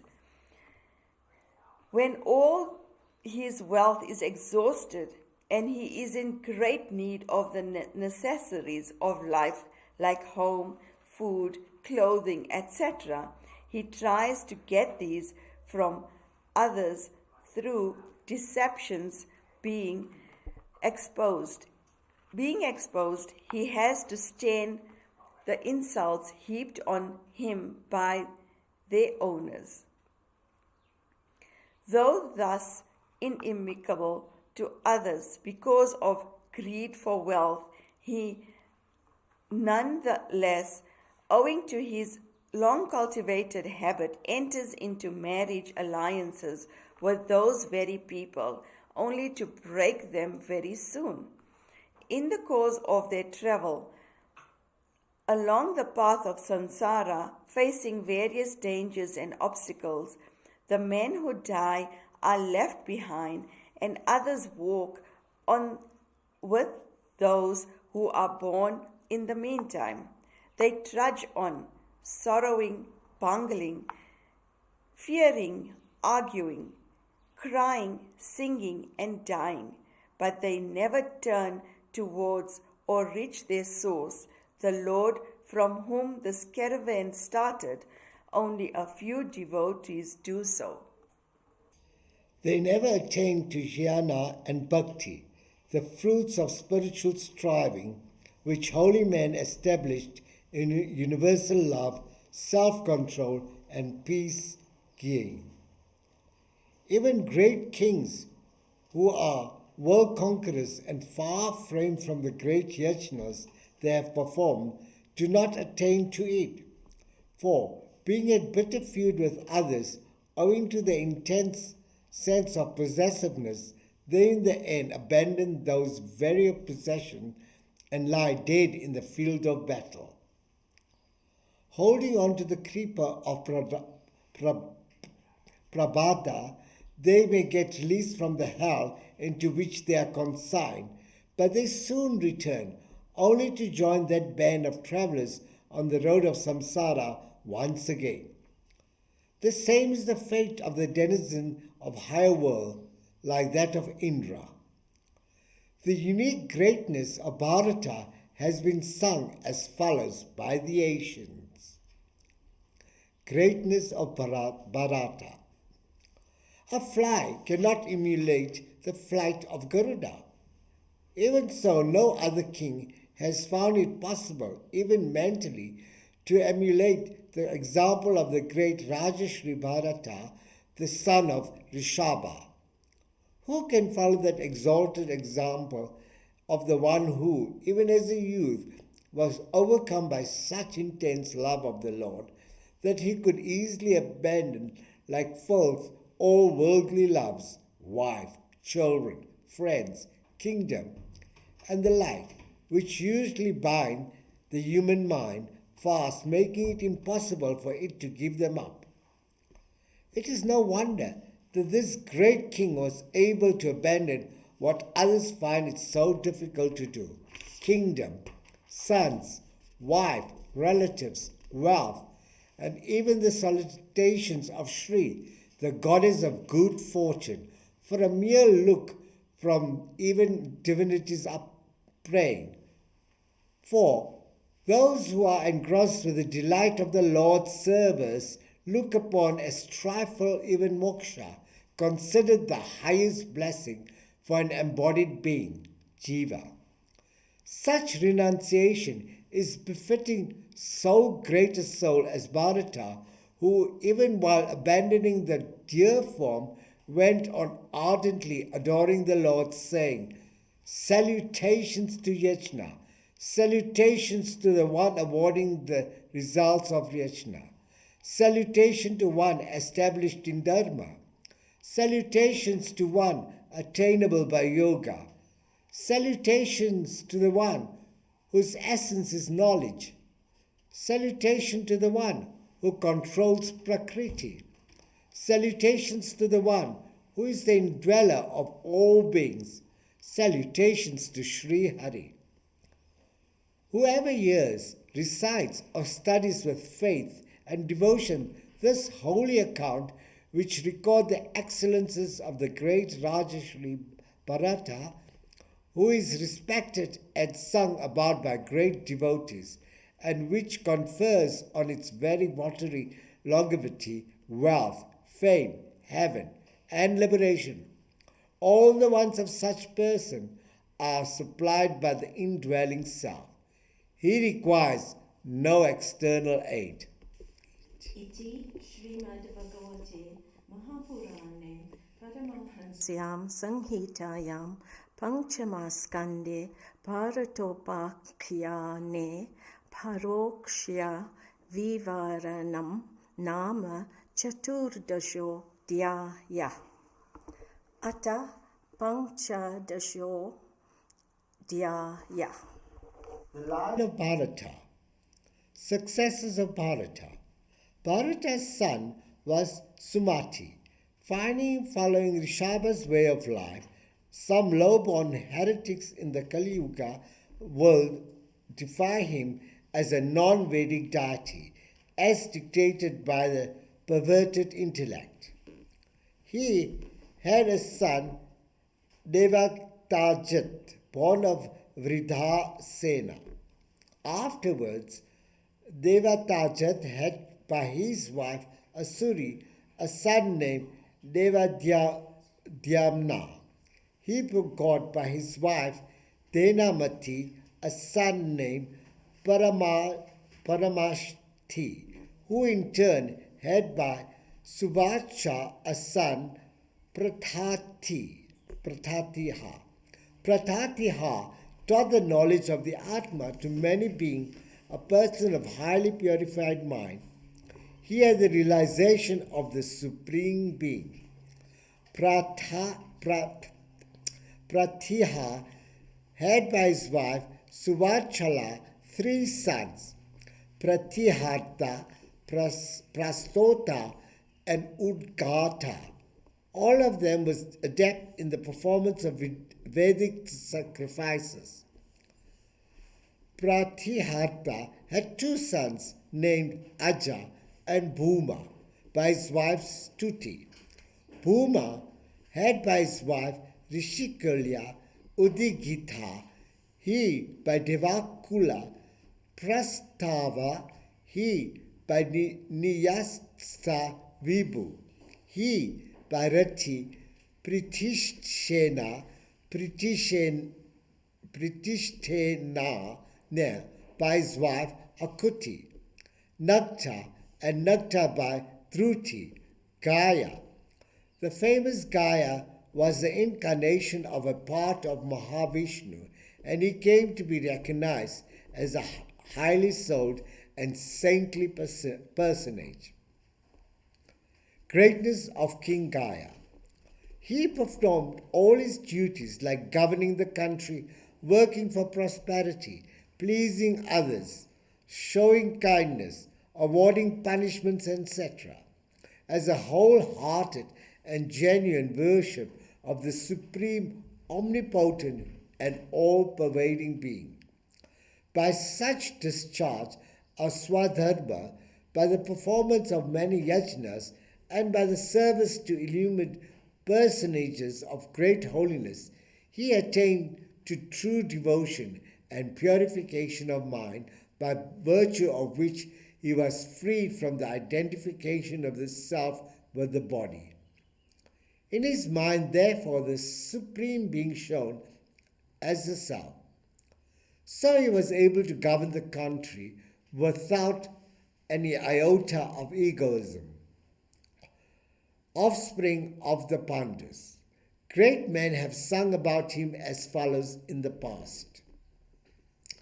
Who except Gaia, a partial incarnation of Lord, has donned so many yajnas, has been so high-minded and intelligent and all-knowing, has maintained the standards of dharma so well in the country, has been the master of such plenty, has received such universal acceptance as the head of all gatherings of the virtues, and has gained such reputation as a servant of holy men.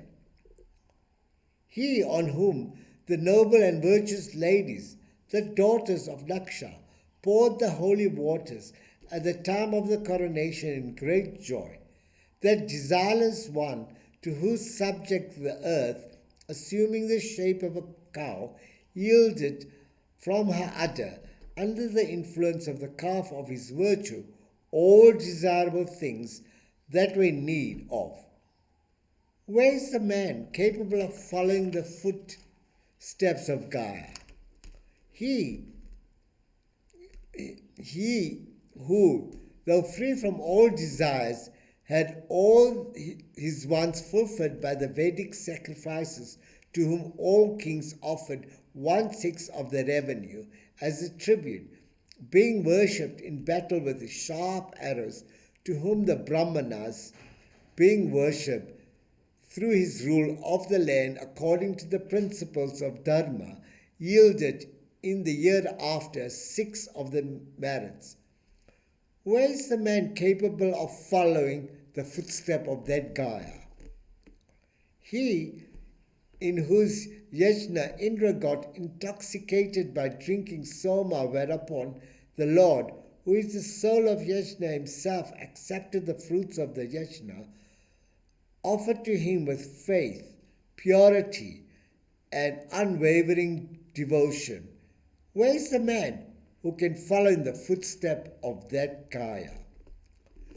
He to whom the Lord, the soul of the worlds, by pleasing whom through sacrifice all creatures from Brahma down to Devas, man, animals, and vegetations are pleased, became so propitious that he out of his own accord manifestly expressed his intense satisfaction. Who is the man that can follow the example of that Gaia? By his wife Gayanti, Gaia had 3 sons, Chittaratha, Sugati, and Avarodha. Chittaratha had by his wife Urna a son named Samrat. Samrat had by his wife Uttaka a son named Marchi. He by Bindumati, Binduman. He by Saragha, Madhu. He by Sumanas, Virvrata. He by Bhoja, Mantu, and Pramantu. Mantu by Satya. Bhuvana, he by Tushana. Twashtha, he by Virochana. Viraja, he by Vishuchi. 100 sons headed by Satyajit and a daughter. There is a famous saying about this Viraja, the last in the line of Priyavrata, rendered the line glorious to Mahavishnu, did the Devas. Iti Shrimad Bhagavate Mahapurane Paramahansyam Sanghitayam Panchamaskande Triyavrita Vansham No Kirtanam Nama Panchadasho Dhyasa. Ata Shodasho Dhyaya. Geographical reflections. Query about dimension. Raja Parikshit said, "You have already described to me the terrestrial region as extending all round up to where the light of the sun reaches and above where the moon is visible along with the stars. Then you indicated in brief that the 7 oceans were created by the ruts formed by the wheels of the Emperor Priyavrata's chariot as he went round Mount Mahameru, and that these oceans demarcate the 7 dvipas, continents or islands on the earth. I would like to know all about these matters, including the dimensions and other features of these continents. For if the mind is drawn to the external world constituted of Prakriti as a gross body of the Lord, then it can concentrate easily on his transcendental spiritual aspect beyond Prakriti, which is extremely subtle, which is of the nature of the conscious luminosity, and which is known by the name of Vasudeva. Hence, O Master, kindly describe them."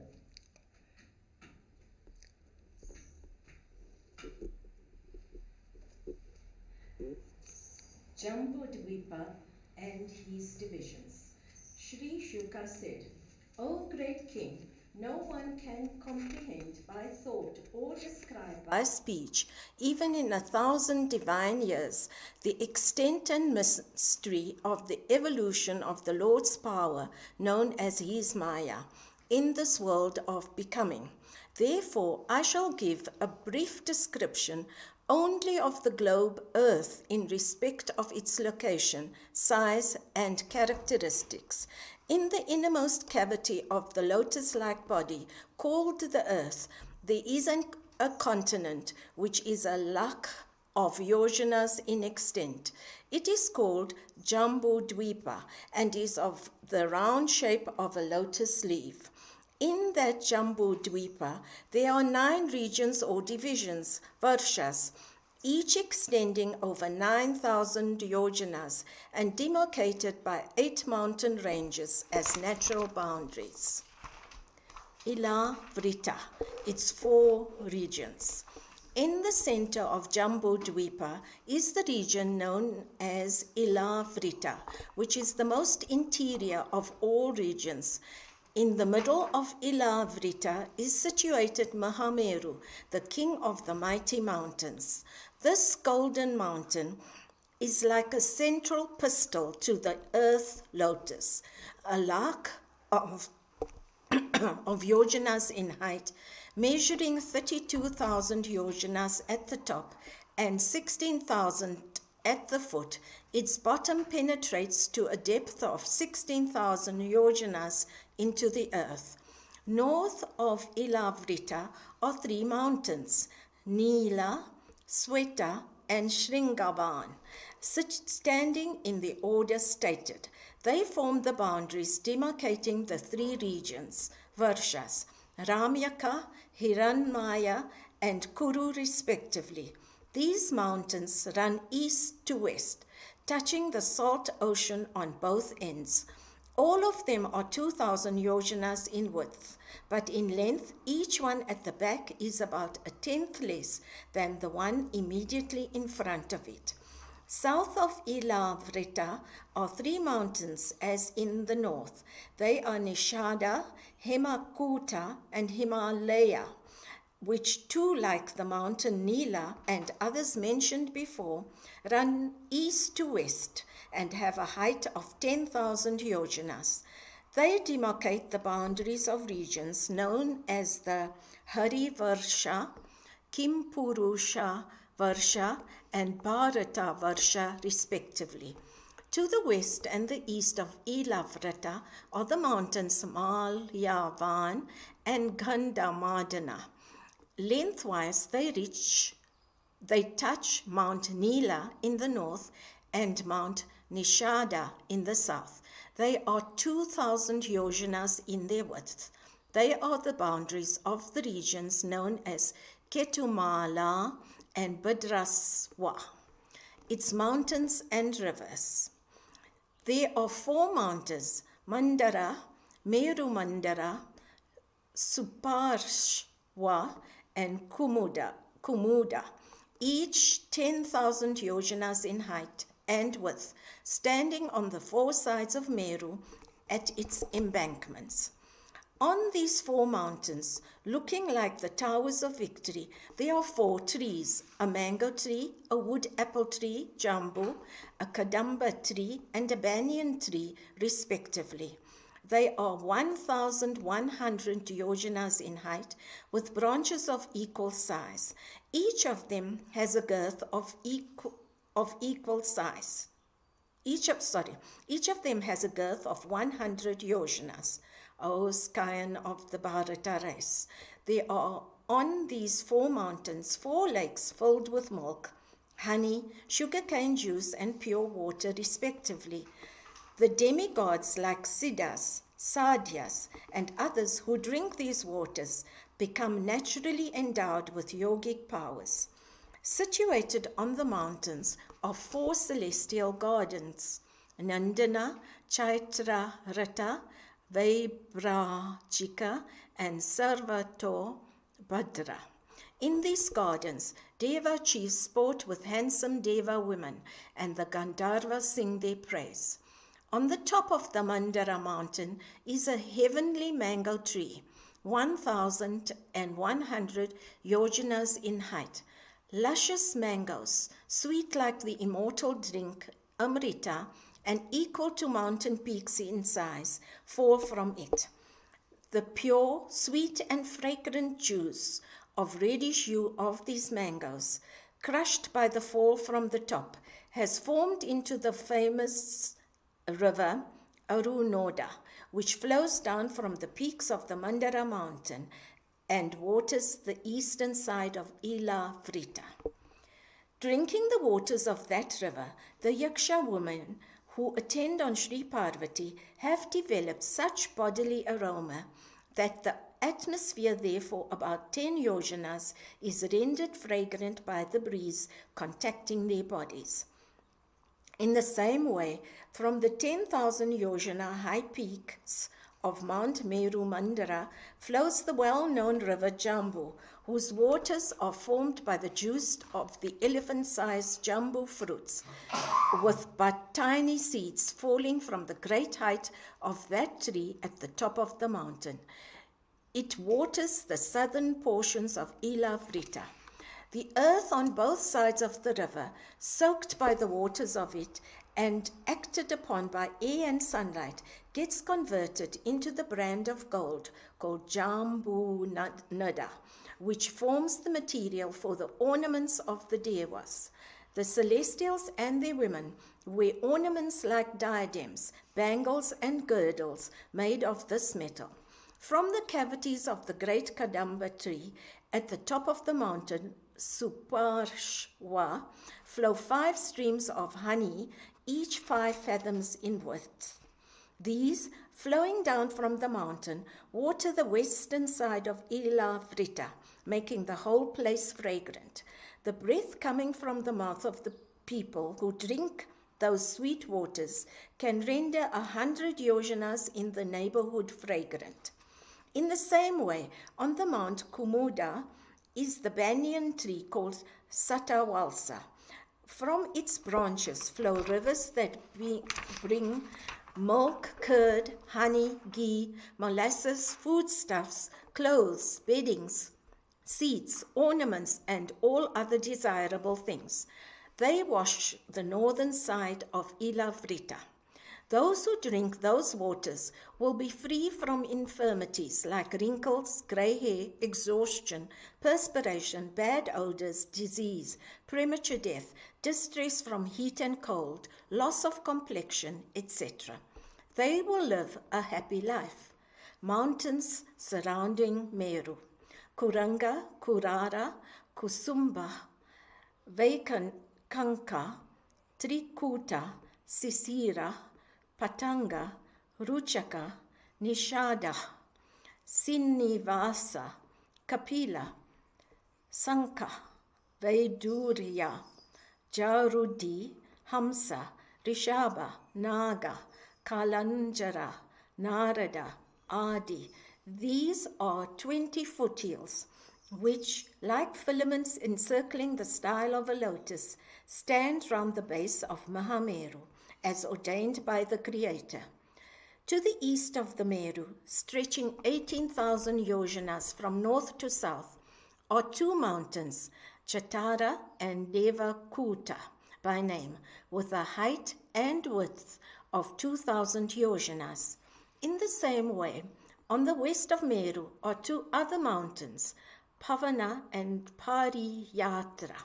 Running east-west on the southern side of Meru are the two mountains, Kailasa and Karavira.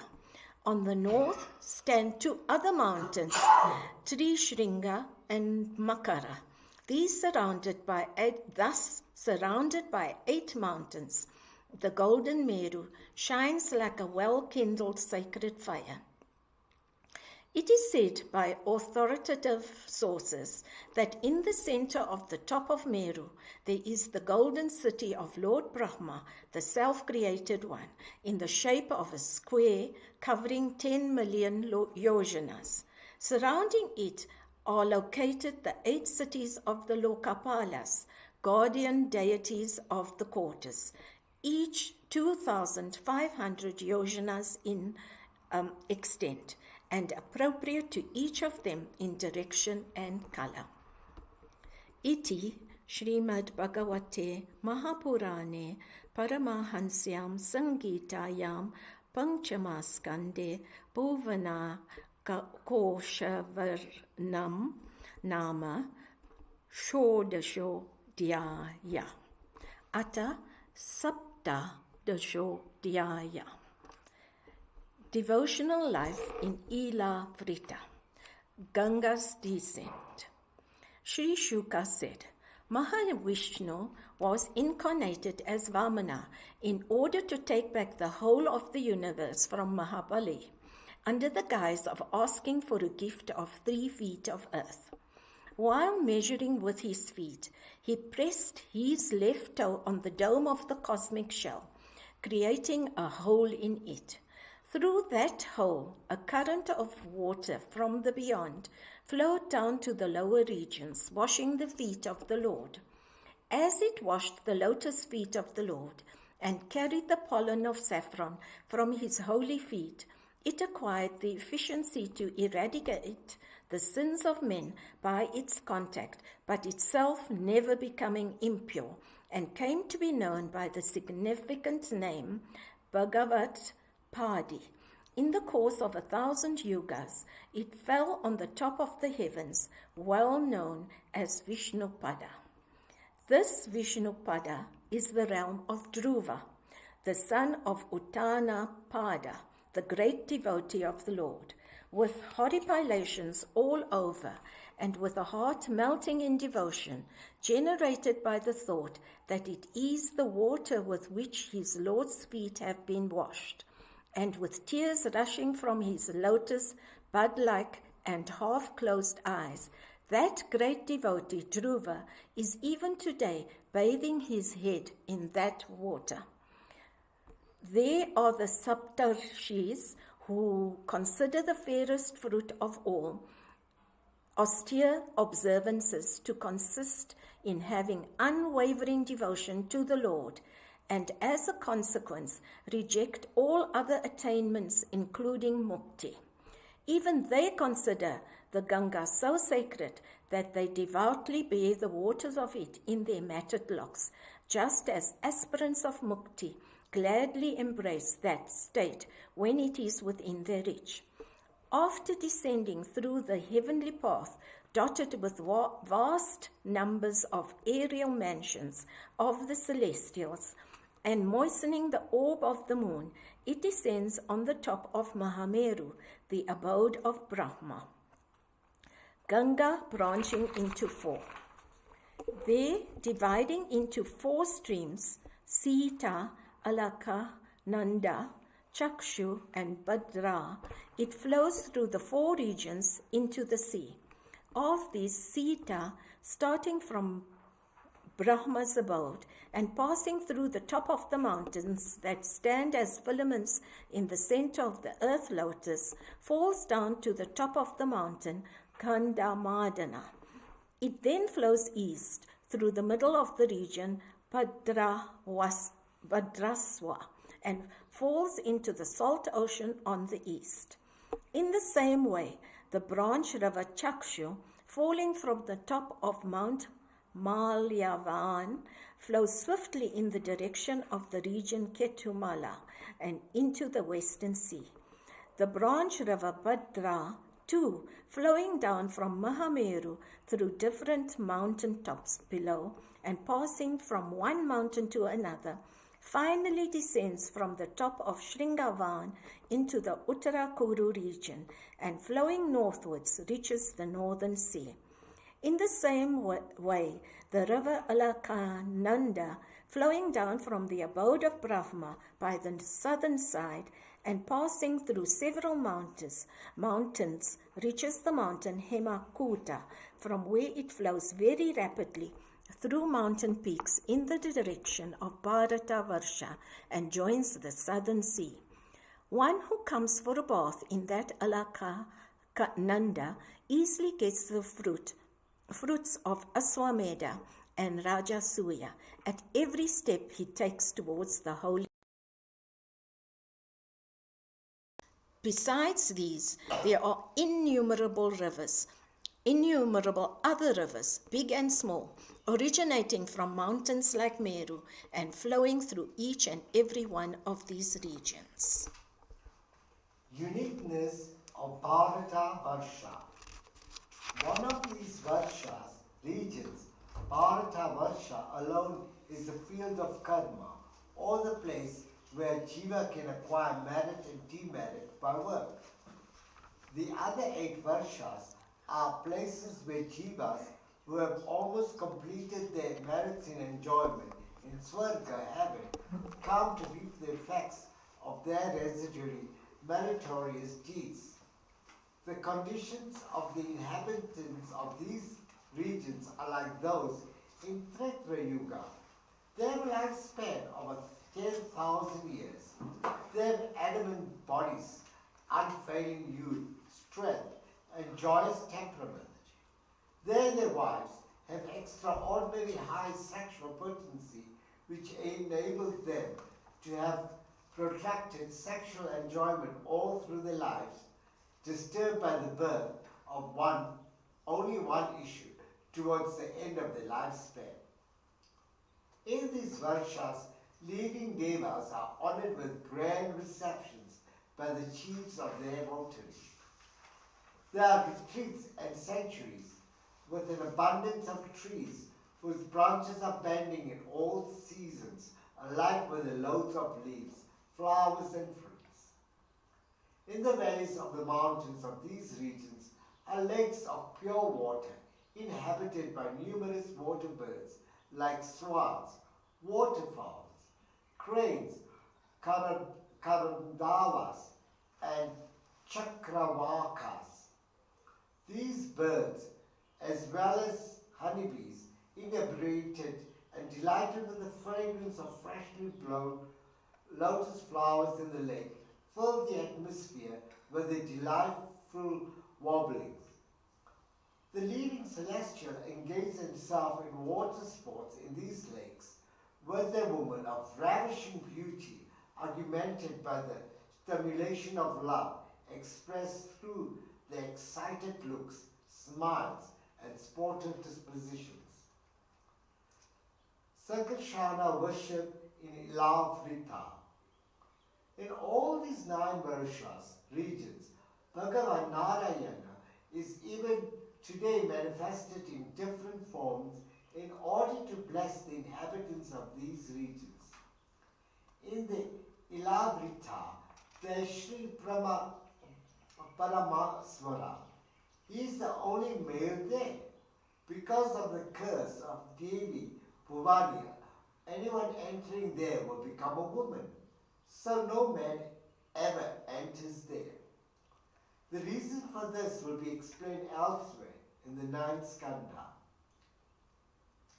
This, Shiva, together with his consort Bhavani, and surrounded by the countless number of women attendants of the latter, meditates and establishes in his heart the Lord Sankarshana, the fourth of the Vayus, emanations, of the Mahapurusha, the Supreme Being, embodying his power of destruction, which is also his, Shiva's, own source.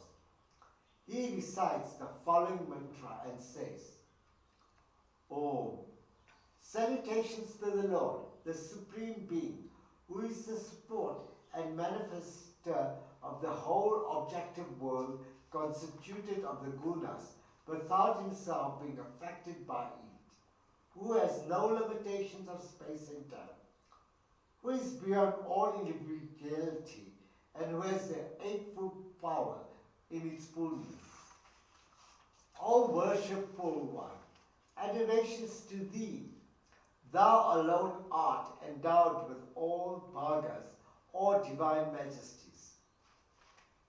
Though the cause of all, thou dost manifest specially through thy devotees. Thou causest bondage to persons without devotion, while thou breakest that of devotees.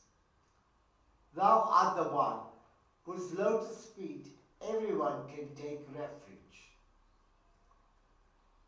Though controlling and directing the whole of this manifested universe as its witness, thou art not in the least affected by the modes of ignorance and the passions resulting from them, unlike us who are perturbed by anger and other passions. Who is the man that feels the urge for freedom from enslavement, attachments, and passions, and yet will not worship thee? That Supreme Being, who art unaffected in the least by Maya. He who out of his mischievous power appears to the ignorant as one inebriated and having eyes radiant like those of a person under intoxicants. He who is so charming that the serpent wives in attendance are overwhelmed with bashfulness on contacting his feet. He who is the ultimate source of creation, preservation and destruction of the worlds, and who, being beyond all these three, is called Ananta, the unlimited, who feels unconcerned with the burden of the earth resting on his numerous hoods as if it were mere mustard seeds.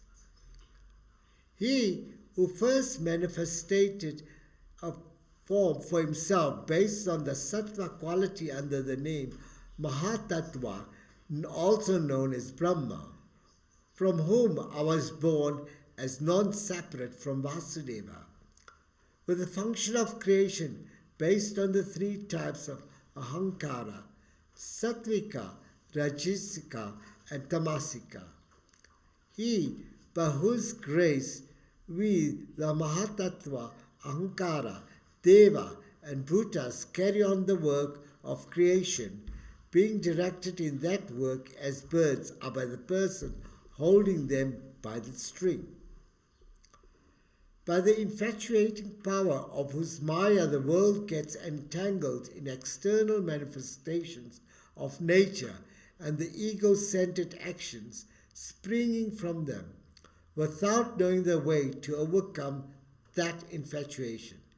To that being, the source of functions of creation and dissolution of the universe, we offer our salutations.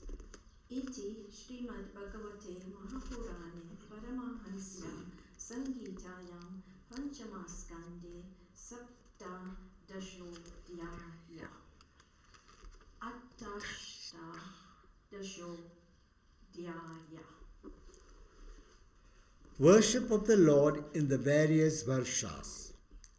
Hayagriva in Bhadrashva, Sri Sukha said, in Bhadrashvara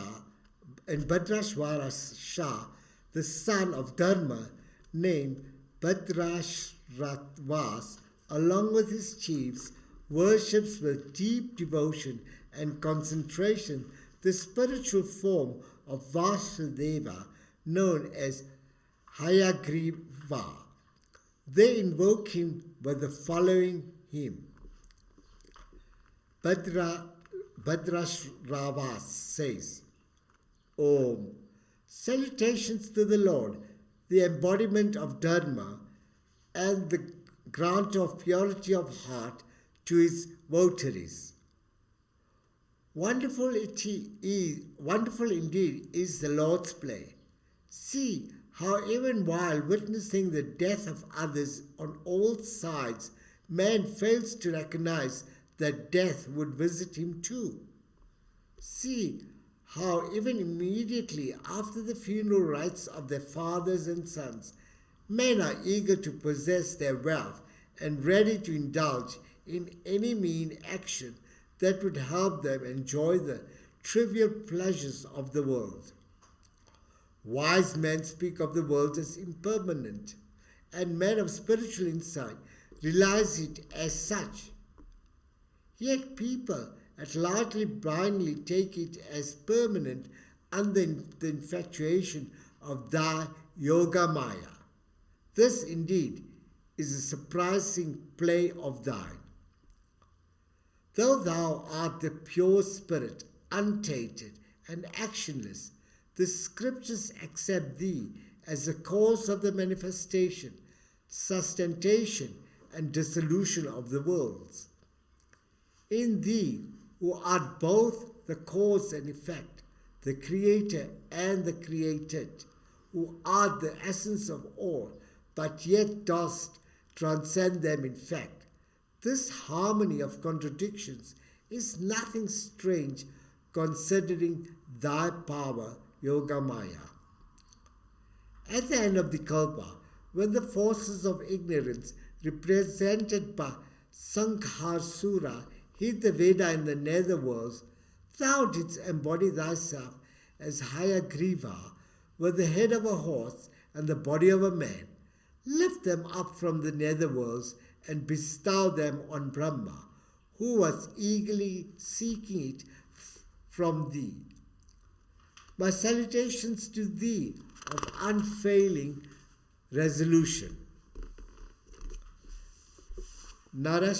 Narasimha in Harivarsha.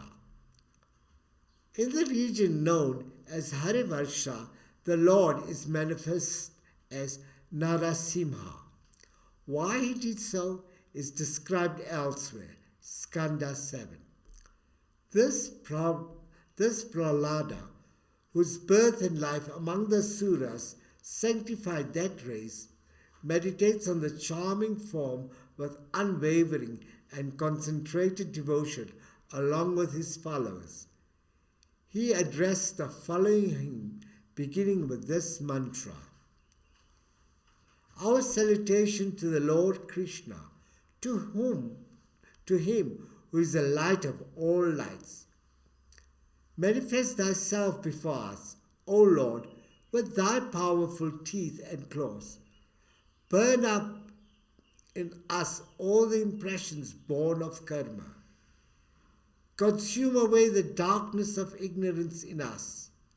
The Atma is our refuge. The Atma is our refuge. Om Krishram. May all the worlds be happy. May the wicked man attain purity and peace. Let all people pray for mutual peace. May their minds be at peace. And may our minds too, along with all others, attain to the state spontaneous flow towards the Lord, free from promptings of all worldly desires. May we be free from attachment to house, wife, sons, and wealth and relatives. If we are to be attached to any, let it be to the devotees of the Lord. For the man who is free from worldly attachment, who is satisfied with bare subsistence, and who is self-controlled, does attain soon to spiritual realization, but not so those engrossed in the properties and sense enjoyments. In the company of holy men, an aspirant naturally happens to hear about the Lord's excellences, and by virtue of the communion, the devotees thus establish with him through the sense of hearing. He verily enters into their hearts and rids them of their very tendencies that lead to sinful actions. Repeated dips in holy waters can remove only the dirt of the body and his fructified sin, but not the tendencies that prompt one to sinful acts. Who is the right-minded man that would, under the circumstances, abstain from listening to the Lord's excellences? All the deities, along with all virtues, attend upon him who has wholeheartedly and motivelessly devotion to the Lord. But a person who is always moving amidst the objects of the senses and has no longing for the Lord, how can he be endowed with any great virtue as benevolence, enlightenment, and renunciation and the like? Just as water is what sustains the life of the fish, so is Bhagavan, Sri Hari, the very sustenance of all embodied beings. Nothing should therefore be dearer to them than he. If men who are forgetful of this and are attached to their homes, relatives and possessions are nonetheless called great because of their worldly position, such estimation of them is a mere convention. Just as in regard to a married couple, it is a convention to consider the elder partner, the husband, as superior merely because of his age. Therefore, abandon the worldly life, the sphere of the repetitive experience of life and death, and the source of all miseries arising from restlessness, attachments, anxieties, anger, desire, pride, fear, sickness, and worries. And let man take shelter at the feet of Nrishima, where he will find a veritable haven of peace and security. Kamadeva in Ketu Mala. In the region Varsha called Ketu Mala, the Lord manifests as Kamadeva, Cupid, in order to please Lakshmi Devi and also the 36,000 daughters and sons of the Prajapati, Samvatsara, who is the master of that Varsha. The deities, identifying themselves with nights, are the daughters, and those with days are the sons. The pregnancy of these daughters get aborted before a year because of the fierce puissance of the discourse of the Lord. There the Lord sports by delighting Rama, by his graceful and sportive movements, by his attractive smile and looks, and by his most charming face, whose eyebrows are slightly raised as he playfully glances at the surroundings. There, Rama adores the enchanting form of the Lord through concentrated meditation and worship, along with the daughters of Prajapati at nights and with his sons during the day. The following are the mantras and hymn with which she invokes the Lord. Om Hrim Hrim Ram Hrim Rum. Salutations to thee both within and without. O Lord of all divine majesties, thou controller of the senses of all, the one indicated as their transcendent source by all impressive manifestations of virtue. Thou, the Lord of all worship, knowledge, spiritual aspirations, and their fulfillments. thou the one endowed with 16 parts, thou the one who has assumed the form of all Vedic meters, of all objects of enjoyment, of all bliss, of all that exists, of all strength in the world, and of all beauty seen therein. In this world, women adore thee, the master of all the senses, by the practice of austerities and other disciplines, with the desire that they might get worthy husbands. But they little realize that these husbands, their coveted masters, whom they seek in distinction from thee, are not able to save their dear children, their wealth, and their life, for they are themselves limited beings, with no freedom for themselves. Unlike them, I, Lakshmi, adore as my husband the eternal and omnipotent Bhagavan, Mahavishnu. He is the real master, husband, who, himself fearless, saves the fear-stricken people from all fears. The one free from all fears is thyself. For thou, being the one all-comprehending existence, with no second entity outside of thee, has nothing to gain except what thyself art. Nor hast thou any to be afraid of, being the sole existence, unlike the various divinities who have necessarily to be afraid of their compeers. That woman who desires for nothing but the service of thy feet has all her longings fulfilled. She becomes indeed a reveler in all desires. To those who worship thee with particular worldly desires, like obtaining a worthy husband, thou dost indeed grant those desires. But, O Lord, they will have cause to grieve afterwards when the effects of those particular boons are exhausted. For attaining me, Shri, or the goddess of wealth and good fortune, even Brahma, Shiva, Devas, and Asuras perform difficult austerities with their minds set on material prosperity. But, O Lord, my heart is entirely given over to thee, and I care not for any except those who are devoted to thy feet. O imperishable one, deign to place on my head the lotus palm of thine as an act of blessing, as thou dost on the heads of thy devotees.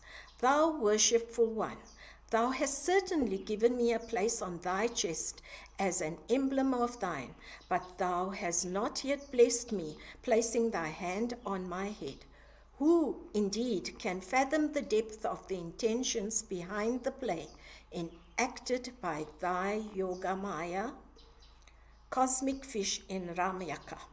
In the region called Ramyaka Varsha, Manu Vaishvata, to whom in his previous birth as Satyavrata the Lord revealed his form as the fish, is even today adoring him in the form, repeating the following mantra and hymn. Om. Salutations to the divine fish, the Supreme Lord and the greatest of all beings, the embodiment of pure sattva, the master of energy and strength in the body, senses, and the mind of all beings.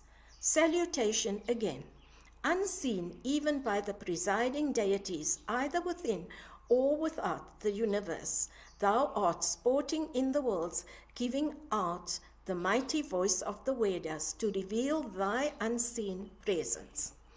Just as in a puppet show, a man manipulates a wooden doll of a woman's form by means of strings, so dost thou, the Lord of all, control and regulate this universe by the string of names, Vedic injunctions. Vain was the attempt of the presiding deities at the governance of the universe, consisting of countless beings and inert substances, when they attempted to do so severally and collectively in a spirit of competition and in forgetfulness of thee. In the wave-tossed ocean, flooding everything at the end of the cycle, thou, O Lord, didst as the incarnate fish speed away in that flood with me in the boat-shaped earth, the seat of countless trees and vegetation. Cosmic tortoise in Hiranmaya. In the region known as Hiranmaya Varsha, the Lord manifests as the cosmic tortoise. Thus, Yama, the head of the Pitris, mains, worships him along with other devotees, repeating the following mantra and hymn. Om. Salutations to thee, the tortoise-shaped. Thou art the embodiment of pure, unsullied sattva guna. Thy source has never been traced by anyone. Time limits thee not. Thy presence is everywhere, and everything is contained in thee. Om. Salutations. This world of multiplicity, projected by thy Maya as a factually perceived universe, is verily thy form. It is seen as a countless multiplicity because it is viewed apart from thee. Salutations to thy indescribable forms. All this universe, consisting of creatures born of the womb, sweat, egg, and earth, all entities described as moving and unmoving, devas, rishis, pitris, elements, senses, firmament, space, sky, earth, mountains, rivers, oceans, continents, planets, and stars, all these form one unity in thee. The countless forms, names, and attributes into which thou hast manifested through Yogamaya have been classified into 24 categories by great philosophers. But even this perception of the many as separate existences is effaced when spiritual insight reveals their unity in thee. Om. Salutations to thee, revealed by unitive understanding. Cosmic Ball in Uttara Kuru. In Uttara Kuru Varsha, the Yajna embodied Lord manifests in the form of the cosmic ball. Along with the devotees there, Mother Earth adores him with great devotion and continuously repeats the following mantra. Om. Salutation to the Lord, the great being who is understood through mantras, whose form consists in yajnas and kratus, whose limbs are the great advaras, sacrifices, who effects purification through rituals, and who is manifested in the three yugas. Thy form, figuratively conceived in rituals and their fruits, is brought out by intelligent philosophers and devotees by applying their minds to thy truth hidden in the body-mind phenomenon, just as ritualists churn out the fire latent in the fire sticks by striking one stick against another. Salutations to thee, who thus manifestest thyself to the aspirants. The truth of thy being is at first indicated by, and next investigated through, the manifestation of thy power, Maya, as the various aspects of nature like sense objects, senses, and the rest.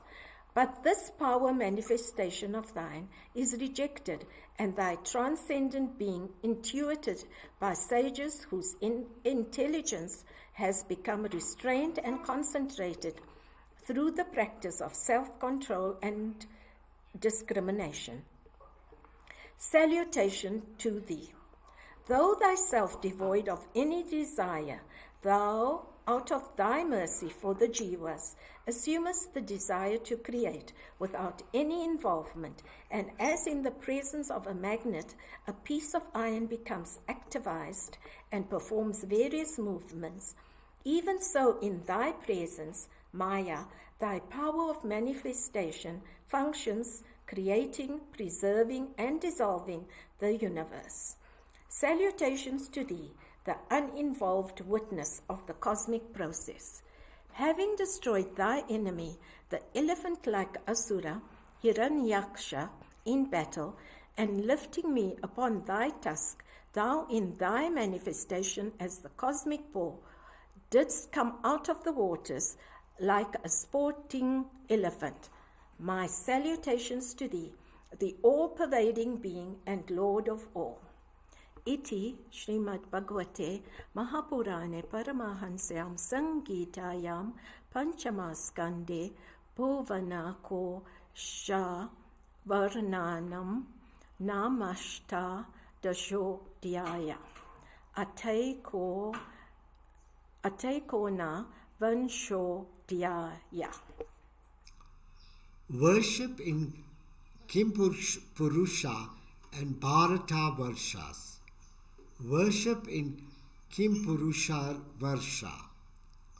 Sri Sukha said, in Kimpurusha Varsha, the worshipful Lord, the primeval person, is unceasingly adored as Sri Ramachandra, the brother of Lakshmana and the husband of Sita, by his great devotee and servant Hanuman, along with all the devotees of that Varsha. Listening to the musical and sweet rendering of his master's story by the Gandharvas, headed by sage Arishteshena, he hymns as follows. Om. Salutations to thee, the possessor of all divine majesties and of taintless fame. Salutations to thee, the possessor of supreme nobility of form and character. Salutations to thee, of absolute self-control, but following the way of a human being so as to set an example to the world. Salutations to thee, who art the touchstone for testing nobility and greatness everywhere. Salutations to thee, the lover of all holy men. Salutations to thee, the great one possessing royal majesty. I take shelter in him who is pure awareness, who is the one without a second, who transcends matter and its modification by spiritual glory, who is all-pervading, who is all peace, who is without the limitations of name, form, or individuality, and who is initiated by the purified mind. Thy incarnation as a human being is for teaching men and not merely for the destruction of Rakshasas. Otherwise, how can the sorrow of separation from Sita affect thee, who art ever absorbed in thy inherent bliss? Thou, Vasudeva, who art the Lord of all, and the soul and the dear one of self-control one, has no attachments to anything in the universe. How then could thou be moved by the infatuation for Sita, and how could thou think of abandoning Lakshmana?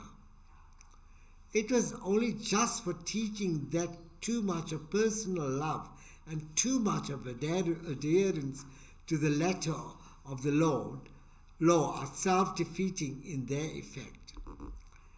Neither nobility, nor birth, nor great beauty of form, nor proficiency in speech, nor intelligence can make anyone dear to thee. Otherwise, how could thou have united thyself in friendship with us, mere inhabitants of the forest, devoid of all those qualifications?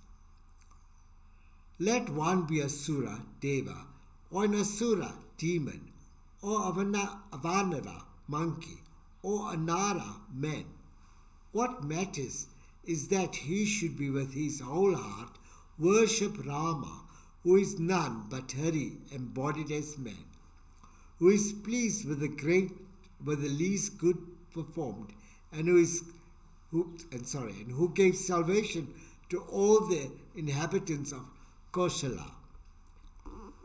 Worship in Bharata Varsha. In the Bharata Varsha, the Lord, assuming simultaneously the twin form of the worshipful Narayana, moves about unknown to anyone. For the blessing of pious men, and out of mercy, he will live till the end of the Kalpa, revealing the nature of the Atma through a life of austerity characterized by the highest morality, enlightenment, renunciation, power, self-control, and the freedom from egoism. They, along with the pious inhabitants of Bharata, who follow the Varnashrama social system, the worshipful Narada, who has had resolved to instruct Manu Savarni in the doctrines of Pancharatra, as also in the Shastras like Samkhya and Yoga revealed by the Lord, worships him devotedly and repeats the following mantra. Om. Salutations again and again to the Lord Narayana, the peaceful, the egoless, the wealth of the possessionless, the noblest among rishis, the teacher of the Paramahamsas, the best among the self-absorbed ones. He also sings, though thou art the creator of the world, thou art not bound by thy creative activity. Thou residing in a body, thy spiritual splendor is not in the least suppressed by bodily infirmities. Thou, the witness of everything, the world of objects consisting in the effects of Prakriti, do not affect thee. Salutations to the unattached, to the uninvolved, to the witness. O Lord of Yogins, the skill is yoga described by Brahma consists in the capacity to abandon at the time of death all attachments to the perishable body and concentrate the mind on thee who art above modifications of Prakriti, Nirguna. If a learned man too is afraid of giving up this miserable body, just like worldly men with countless desires and attachment for wife, children, and wealth, then all his efforts at gaining knowledge can only be called a thankless task, an exercise in futility. Therefore, O Lord, bestow on us that form of loving devotion exclusively directed towards thee, by virtue of which we can cut asunder this intense and irremediable attachment to this debased thing of a body, generated by thy Maya through a sense of identification with it. Physical features of Bharata. In Bharata Varsha, there are numerous mountains and rivers. A list of them is as follows. Malaya, Mangala Prashtha, Mainaka, Trikuta, Rishabha, Kutaka, Kolaka, Sahaya, Devagiri, Rishamukha, Sri Sailya, Venkata, Mahendra, Varidhara, Vindhya, Suktiman, Rikshagiri, Parayatra, Drona, Chitrakuta, Govardhana, Raivataka, Kukuba, Mila, Gokamukha, Indra Kila, Kamagiri, etc. Besides these, there are numerous other mountains and there are several rivers too having the source in these mountains. The people of Bharata take their bath in these rivers, which are so holy that even the names are capable of purifying a person. The names of the great rivers of Bharata are as follows. Chandravasa,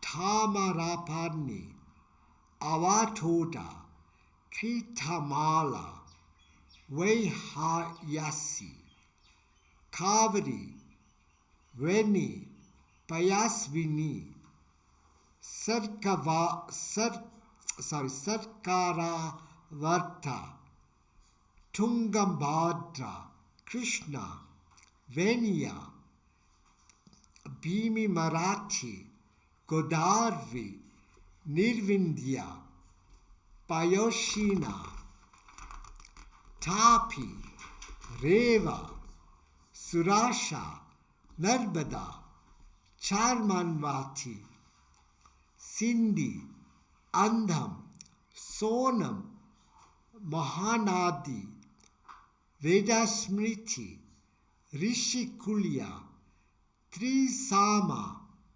Kaushiki, Mandakini, Yamuna, Saraswati, Trishadvati, Gomati, Sarayu, Rodaswari, Saptavati, Shishuma, Satadru, Chandrabhaga,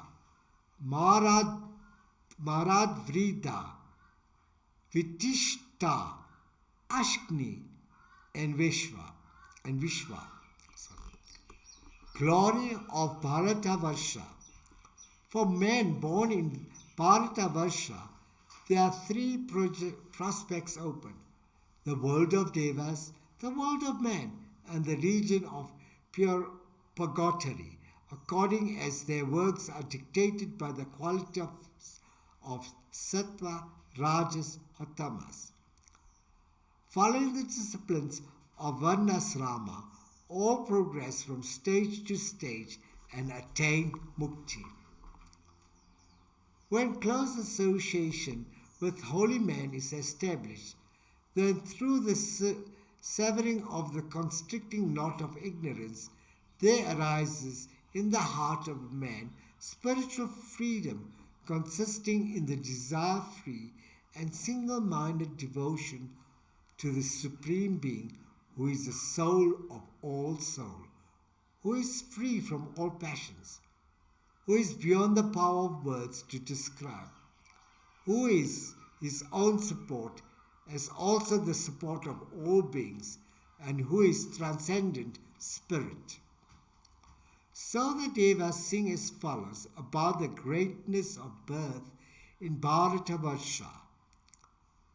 It is because the auspicious act done by them of such transcendent merit, or is it because Sri Hari has bestowed on them his unconditioned grace, that these jivas have obtained a birth in Bharata Varsha, where conditions are propitious for the practice of devotion to Sri Hari? Would that we too obtained such a birth in Bharata?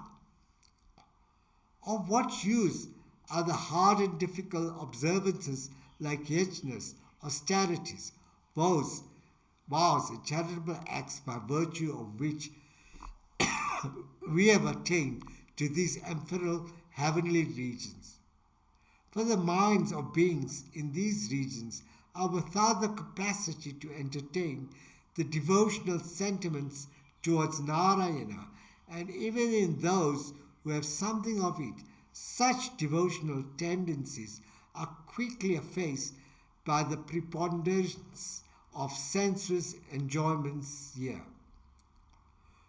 For more comfortable is birth in Bharata, in the spite of the lifespan there being short, than embodiment in those heavenly regions where life extends to eons. For striving with a human birth, wise men overcome and abandon the bondage of karma easily and attain to the eternal state of Hari. Where flows not the continuous narration of divine excellences, where exists not holy men devoted wholeheartedly to the Lord, where prevails not the practice of divine worship attended with grand celebration, avoid such places. even if they be in the heaven of Indra. Even after obtaining embodiment in the human body, which offers all the necessary facilities for the attainment of enlightenment and devotion, if a man fails to strive for spiritual freedom, he is like a bird which remains entrapped, even when the way of escape is open to it. Those devout men of Bharata engage in scripture-ordained rites, make offerings in the spiritual fire, observing the ritualistic rules and uttering the proper mantras in invocation of various deities. Though called under different names, all these deities are none but thyself. So it is thyself alone, the perfect one, and the bestower of the rewards of all worship, that accepts all these offerings. To such devotees praying to thee for worldly fulfillments, their prayers are indeed granted by thee. But such gifts do not represent thy real blessing, for not satisfied with what has been got, more prayers for further fulfillment continue from these recipients afterwards. But on those who seek no boon of any kind, thou of thy own accord bestowest a place at thy feet which have the power to give them that ultimate fulfillment which eradicates all desires from the heart.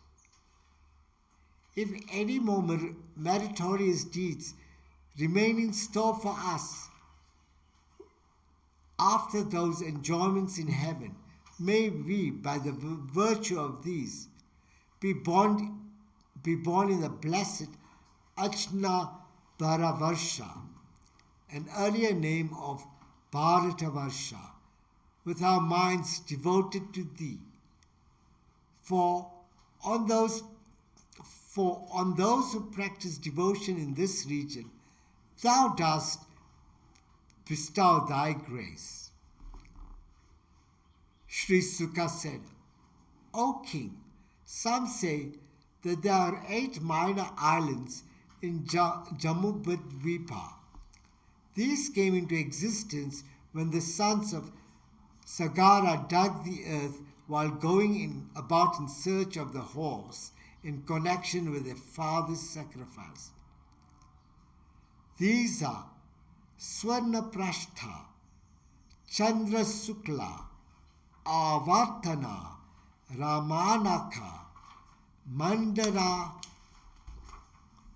Mandarahirina, Panchayana, Simhala, Lanka.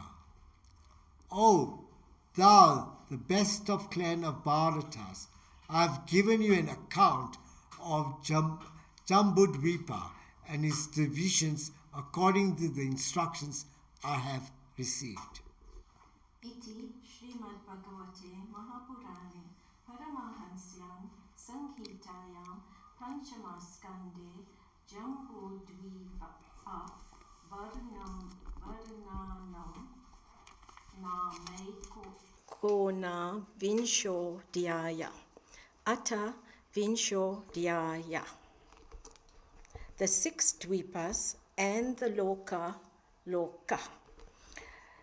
Plaksha and its features. Sri Shuka said, now will be described the other 6 Dvipas, continents or islands, beginning with Plaksha, with details about their division, area, characteristics, and positions.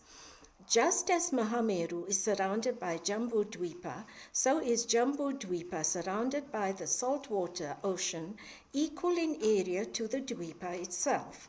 Plaksha Dvipa, double in extent, encircles the salt ocean, just as a belt of woodland surrounds a moat. There stands on it a Plaksha tree, a lakh of yojanas in extent and golden in color, giving its name to the Dvipa, just as Jambudvipa got its name from the Jambu tree on it. The Lord in the form of fire with 7 tongues, flames, is present there. Idma Jehwa, the son of Priyavrata, was once its king. He divided it into 7 varshas, regions, allotting these to his 7 sons, who had names identical with these varshas. He eventually took to a contemplative life for the attainment of moksha. Shiva, Yavasa, Subhadra, Shanta, Kshema, Amrita, Abhaya. These are the 7 varshas. On them there are 7 well-known mountains and rivers. The names of the mountains are Manikuta, Vajrakuta, Indrasena, Jyotishman, Suparna, Hiranyashtiva, and Megamala. The rivers are Aruna, Nrimna, Angirasi, Savitri, Suprabhata, Ritambara, and Satyambara. Purified from the influence of Rajas and Tamas by drinking the water of these rivers, the people of those varshas divided into 4 communities: Hamsa, Patanga, Urtvayana, and Satyanga, live for a lifespan of 1,000 years. They are like the devas in being devoid of perspiration and in their way of procreation. They worship the Lord as Surya Narayana, the savior and embodiment of the Vedas with Vedic mantras. I salute Surya Narayana, the manifestation of the eternal being Mahavishnu, the basis of all dharma in its practical and theoretical aspect, as also of immortality and destruction. In all of the 5 dvipas, beginning with Plaksha, people are naturally alike in the endowment of longevity, sense power, mental strength, physical power, intelligence, courage, etc. Sal Mala and its features. Plaksha Dvipa is encircled by the sea of sugarcane juice of the same width as that Dvipa itself. Beyond that sea and double its width lies the encircling Salmala Dvipa, which in turn is encircled by the sea of liquor, equal to it in width. It is called Salmala Dvipa because on it stands a tree called Salmala, silk cotton, equal in size to the Plaksha tree in the Plaksha Dvipa. Great men say that seated on this tree, Garuda is singing the glory of Mahavishnu through the Vedic chant. The king of this Dvipa is Priyavrata's son, Yajnabahu. He divided his land into 7 varshas, regions, among his 7 sons. The names of these varshas, which are identical with those of their rulers, are as follows: Surochana, Sumanasya, Ramanaka, Devavarsha, Paribhadra, Apyayana, and Avijnata. The important mountains in these regions are called Swarasa, Satashringa, Vamadeva, Kunda, Mukunda, Pushpavarsha, and Sahasrasruti. And the names of the rivers are Anumati, Sinivali, Saraswati, Kuhu, Rajani, Nanda, and Raka. There are 4 types of inhabitants known as Shrutadara, Viryadara, Vasundara, and Ishandara perform sacrifices to the Supreme Being who has taken the form of the Veda and the Soma. They pray. Soma bestows by his rays food on Pitris during the dark fortnight and on the Devas in the bright fortnight. May that Soma, the Raja, be propitious to us, his subjects. Kusa Dvipa and its features. Like the above Dvipas, the Kusa Dvipa extends beyond the liquor ocean, encircling it and having double its width. It is surrounded by the ocean of ghee, equal to itself in dimension. Its name, Kosadvipa, is derived from a pillar of kosa grass created by the Lord himself, which emits heatless but brilliant rays as of fire and illumines the quarters. O king, the son of Priyavrata named Hiranyaretas was the king of that Dvipa. He divided it into 7 regions, which he named after his 7 sons, and awarded them to those 7 sons according to their names, and then departed for spending his time in meditation on the Lord. The names of these are Vasu, Vasudhana, Dridaruchi, Nabi Gupta, Stutyavrata, Vivikta, and Vamadeva. In these regions there are 7 boundary mountains: Chakra, Chatushringa, Kapila, Chitra Ketu, Devanika, Urtvaroma, and Dravina, as also 7 important rivers: Rasa Kulya, Madhu Kulya, Mitra Vinda, Shruta Vinda, Devagarbha, Grita Chyotia, and Mantramala.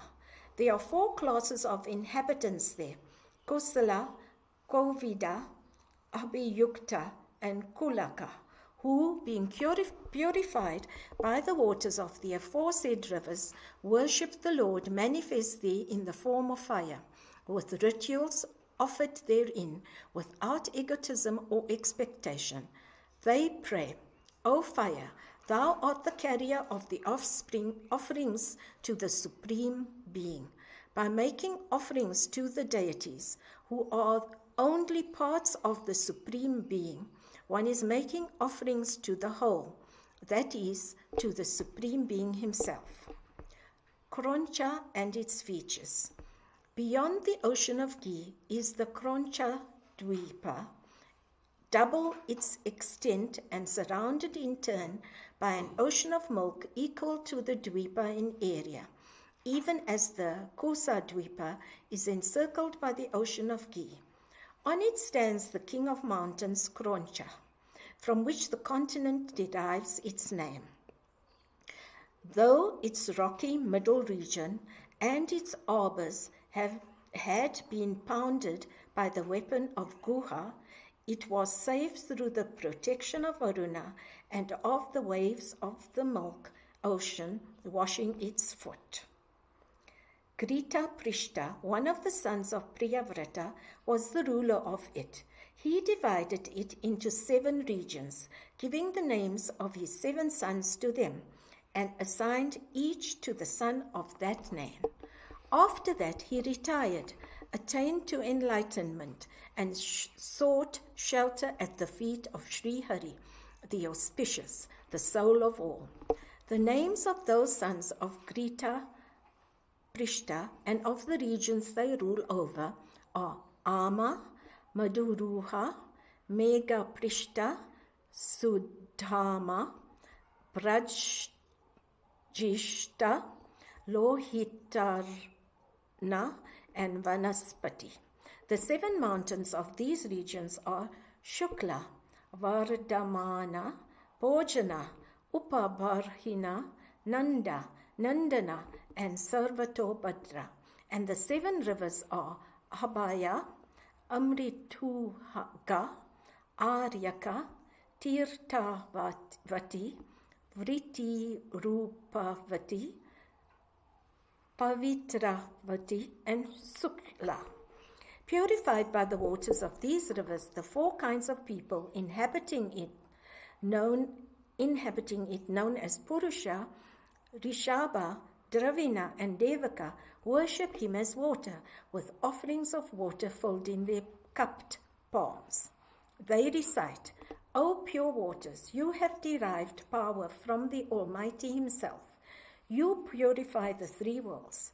By nature, you possess the power to eradicate the result of sins. May you purify our bodies by your contact. Shaka and its features. Beyond the Milk Ocean, surrounding it by a width of 32 lakhs of yojanas, is the Saka Dvipa, which in turn is surrounded by a sea of curds of equal width. This Dvipa is so called because of a Saka tree standing on it. The sweet smell it emits makes the whole continent fragrant. The ruler of it, Medatidi, a son of Priyavrata, divided it into 7 regions, each with the name of each of his sons, and put them as rulers of regions bearing their respective names.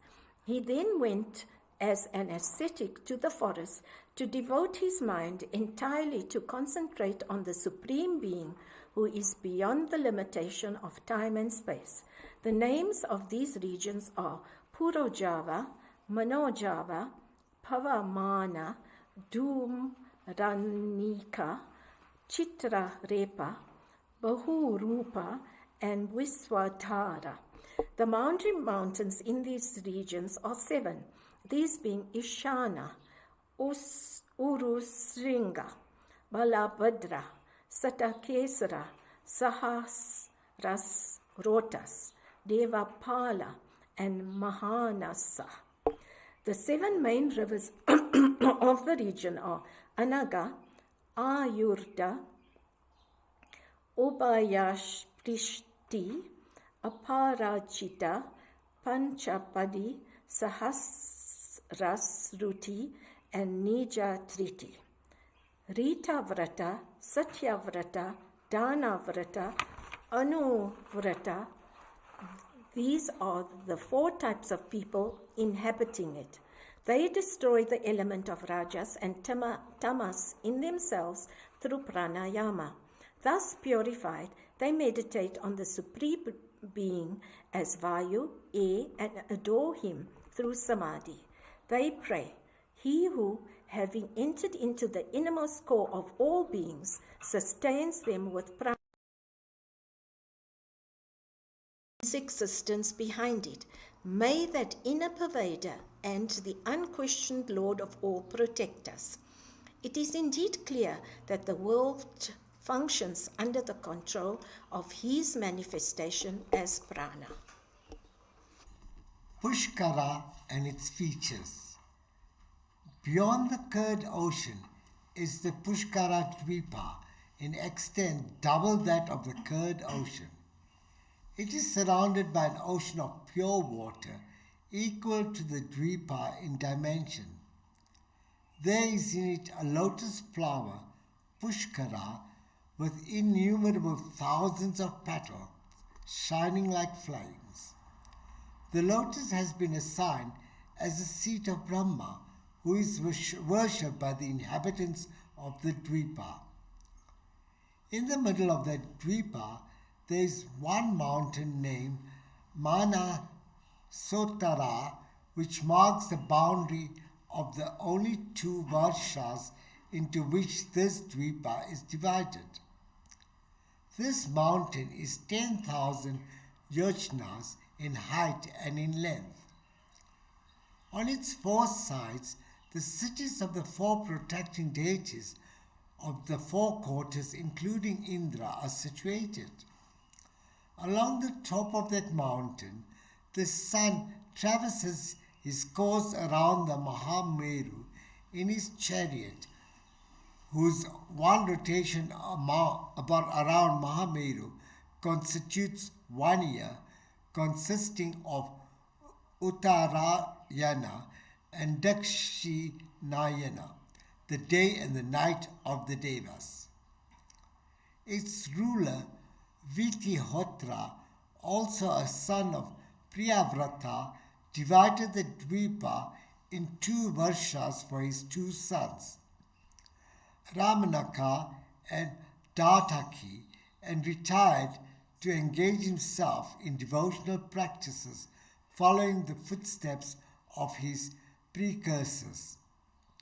The people there worship the Supreme Being as Brahma with rites conducive to the attainment of Brahmaloka, they repeat the following mantra. Salutations to thee, O Brahma, the objects of people's worship, who represents the highest goal that karma can take one to, who is the manifestation of Brahman, the Supreme Being, and the symbol indicative of him, who is the one with the Supreme Being, though he has assumed a separation for the purpose of creation, and who is all peace. Loka mountain. Sri Sukha said, beyond that ocean of fresh water is the famous mountain Loka, which stands as an encircling wall between the regions having sunlight and those without it. There is between Loka and the freshwater sea a land equal in extent to the distance between the Manasotara mountain, forming the outer ring of the Dvipas, and Meru, the center. Beyond that is another region, golden and shining like a mirror. Nothing put in it can return, or as it will get dissolved. So it is without any living being. As the mountain stands between Loka, seen worlds, and Aloka, worlds that cannot be seen, it gained the name of Loka. This Loka is a boundary mountain placed by the Creator beyond and around as the limit of the three worlds. These three worlds are lighted by the sun's ray. Neither the light of the sun nor that of any luminary up to Dhruva, the pole star, can go beyond the top of this mountain. It is so high and extensive. This much is the conclusion of wise men about earth, its disposition, size, characteristics, position, etc. 50 crores of yojana is the extent of the earth. The Loka mountains is a fourth of it, that is 12.5 crores of yojanas. The self-born one, the Lord and Master of all, has for the stability of the universe placed on four sides of the Loka mountain 4 elephants known as the elephants of the quarters. They are Rishabha, Pushkara Choda, Vamana, and Aparajite. For encouraging and imparting power to these and to the guardian lords of the worlds, Lokapalas, who are as glorious, the Supreme Lord, the indweller of all, and the source and spring of all majesties and powers, reveals all the mountains, his one divine form of Suddha Sattva, endowed with excellences like virtue, knowledge, dispassions, lordliness, the eightfold promise, powers, etc., as also with many arms holding conch, discus, etc., and surrounded by his followers like Vishwaksena. It is only by the way of sport for protection of the worlds and the jivas inhabiting them that he has assumed this form with the mysterious power of his Yoga Maya. In giving the measurements of the Loka, or the area within the enclosure of Loka mountain, the area of the Aloka outside it has also been given, for they are the same. From the Meru to the Loka mountain, the distance is 37.5 crores of yojanas. The same is the extent of Aloka, or the region beyond Loka. Great men say that this is the holy regions of the masters of yoga. The middle of the cosmic shell, which is also midway between the earth below and the heaven above, is the region of the sun. The distance between the sun and the heaven and of the sun and the earth is alike 25 crores of yojanas.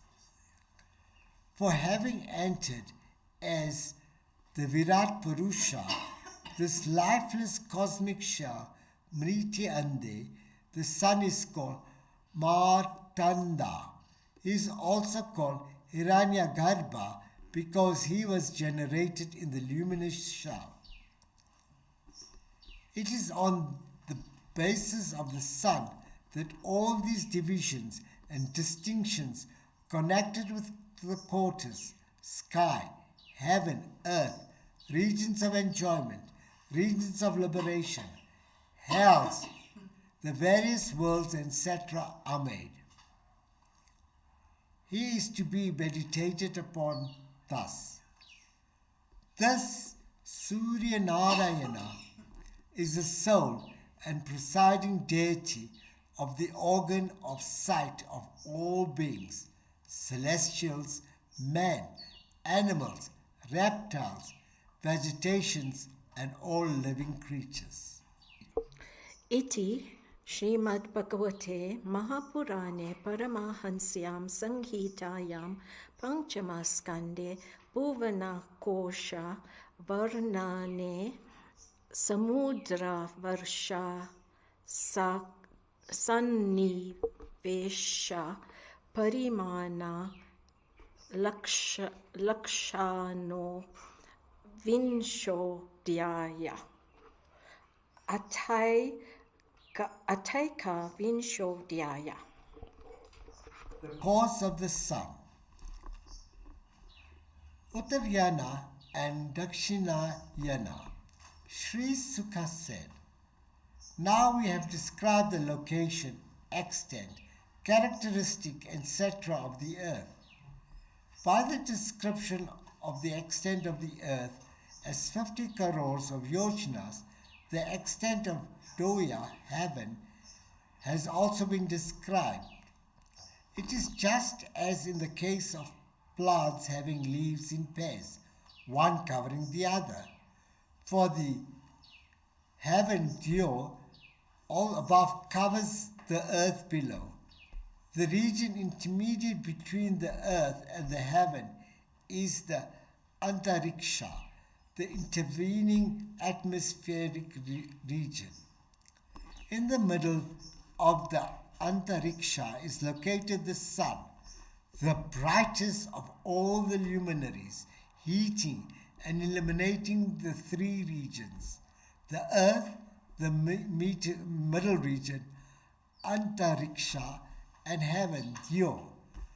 He has three movements, accelerated, retarded, and even, which are called Uttarayana, the northern declination or the summer solstice, Dakshinayana, the southern destination or winter solstice, and Vaishyavatu, across the equator of the equinoxes.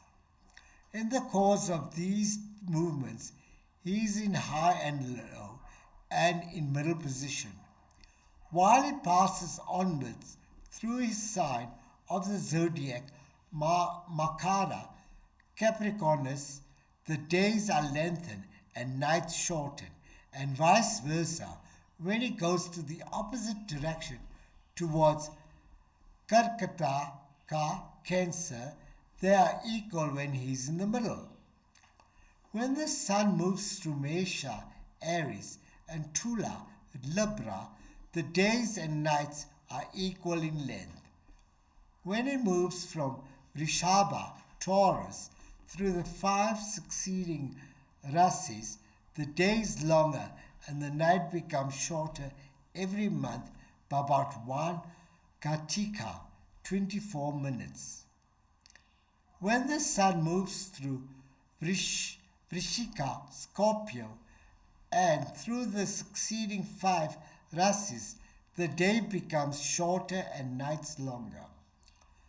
Until Dakshinayana starts, the day's time grows longer, and until Uttarayana starts, night grows longer. Sun's course of Mana Sotara. For the sun to go thus once round the universe along the top of Mana Sotara mountain, he has to traverse 9 crores and 50 lakhs of yojonas according to wise men.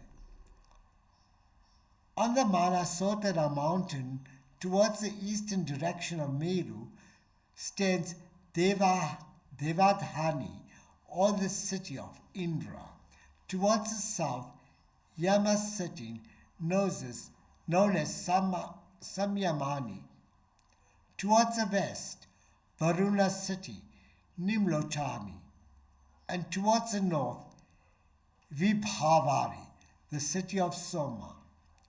In these regions, in the 4 directions of Meru, sunrise, midday, sunset, at midnight occur one after each in succession, thus enabling people to regulate the time for work, rest, prayers, etc.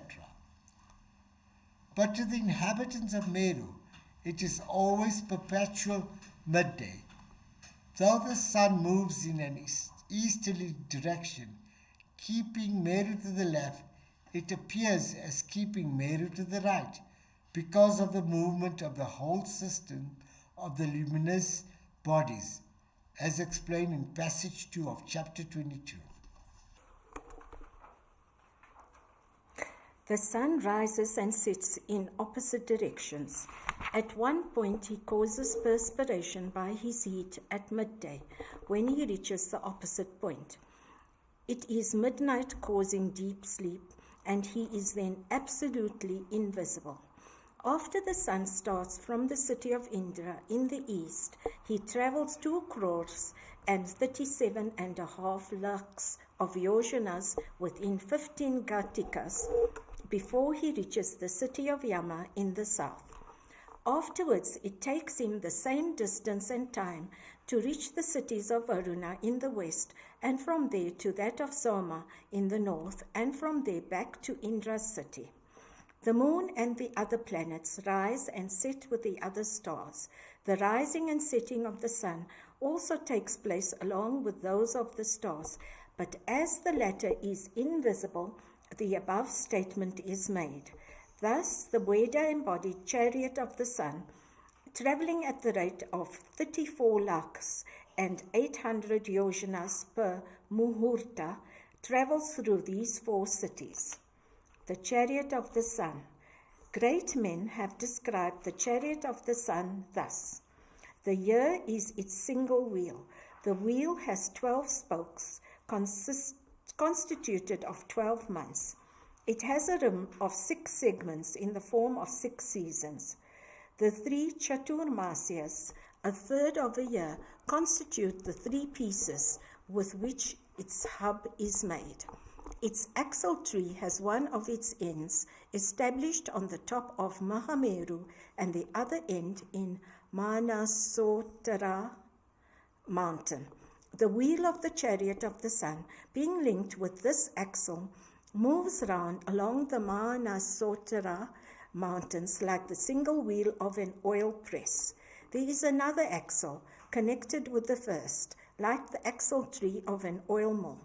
It is 1/4 the length of the first, that is 39,37,500 yojanas. While its lower end is connected with the first axle, the other is connected with the Dhruva Mandala, pole star above. The seating space in the sun's chariot is 36 lakh yojanas in length and about 1/4 of it in breadth. The yoke for tying the horses is also of the same length. Aruna, the charioteer, attaches to it the 7 Vedic meters: Gayatri, Ushnik, Anushtup, Brihati, Trishtup, Pangti, and Sogati as the horses of the chariot, which carries Surya Narayana. Aruna, though seated in front of the chariot, faces the sun while working as the charioteer. A host of 60,000 rishis of the size of a thumb, known as Valakilyas, stand before the sun and invoke him with hymns. Beside these Valakilyas, there are 14 others, forming 7 ganas or groups of 2, attending on him. These groups are rishis, Gandharvas, Apsaras, Nagas, Grahmanis, Yatudhanas, and Devas. They bear different names and change every month. They attend upon Surya Narayana, each Gana of 2, serving him in its own particular way. The circumference around the earth sphere, measured along the top of the Manasotara mountain in Pushkara Dvipa, the outermost of all Dvipas, traversed by the sun, is 9 crores and 50 lakhs of yojanas. He traverses this at the rate of 2,000 yojanas and 2 krosas every kshana, 4/5 of a second.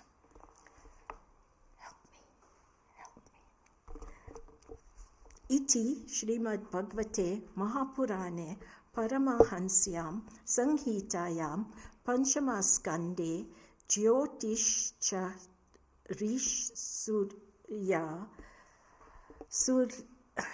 Suryat Ratham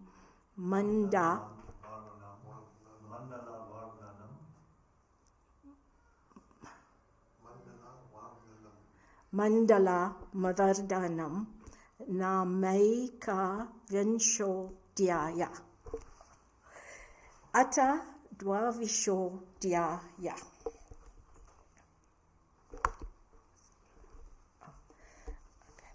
The movement of the sun and the planets.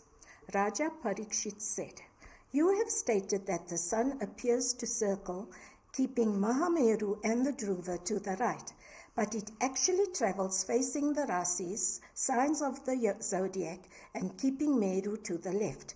Being contradictory, I am not able to understand this." Sri Shuka said, "We see that while a potter's wheel is moving in one direction, the ants on the wheel can move in an opposite direction. There is no contradiction in it. In the same way, the wheel of time, along with all the stars and rasis, constellations and signs of the zodiac, moves in one direction, while the sun and the planets on the wheel make independent movement in an opposite direction along the wheel. There is no contradiction in it. This peculiarity of movement can be seen in stars and rashis also." Surya Narayana. It is Narayana, the origin of all, the quest of the Vedas and of those who know the Vedas, that has taken the form of Surya Narayana for the purification of all Vedic rites. For the welfare of the worlds, he has divided his form into 12, which is experienced as the 6 seasons, giving diverse experiences to jivas according to their karma. Those who follow the way of life laid down by Varna, ashrama, dharma, adore him with faith and devotion through various rites and meditations laid down in the Vedas, and attain to spiritual development easily. Sun, the inner soul of everything, traveling along the wheel of time through the intermediary region between the earth and the heaven, creates the 12 limbs of the year, known as months by their zodiacal signs. The month is divided into 2 fortnights according to the reckoning based on the moon. For the Pitris, this is a day and a night. When the sun experiences 1/6 of a year, that is called a Ritu, season. When the sun completes half of his course in the sky, that is, passes through the 6 rasis, that is called an ayana. The time taken by the sun to traverse the whole of the firmament of the intermediary region, that is the 12 rasis, is known differently. according to the reckoning of the speed of his movement, as quick, slow, or medium, as samvatsara, parivatsara, idavatsara, anuvatsara, and vatsara in different systems of calculations. The moon and its movements. The moon, who is more than a lakh of yojanas above the sun and moving with accelerated motion before the sun, covers the distance of the sun's round for 1 year in 2 fortnights, for 1 month in 2 1/4 days, and for a fortnight in 1 day.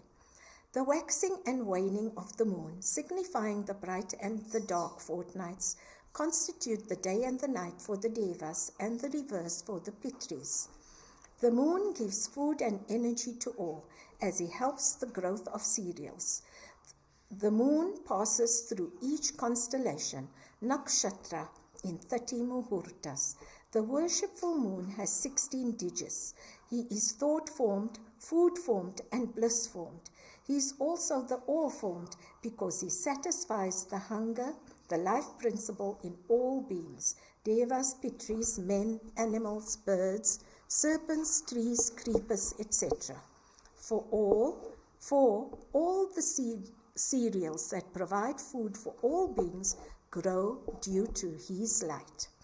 Constellations. 3 lakhs of yojanas above the moon, there are 28 nakshatras, constellations, including Abhijit, fixed to the wheel of time and going around the Mahameru, keeping always to the left. 2 lakhs of yojanas further from this, Sukra or Usanas, Venus is seen. His movements resemble those of the sun, and by his accelerated, retarded, and even movements, he is sometimes in advance of the sun, sometimes behind him, and sometimes along with him. He is always favorable to living beings. By his movement, he brings rain, and from this it has to be inferred that he inhibits the evil influence of planets that retard rain. 2.5 lakh yojanas beyond Sukra is Buddha, Mercury, the son of Soma. Much of what is said of Sukra is applicable to him.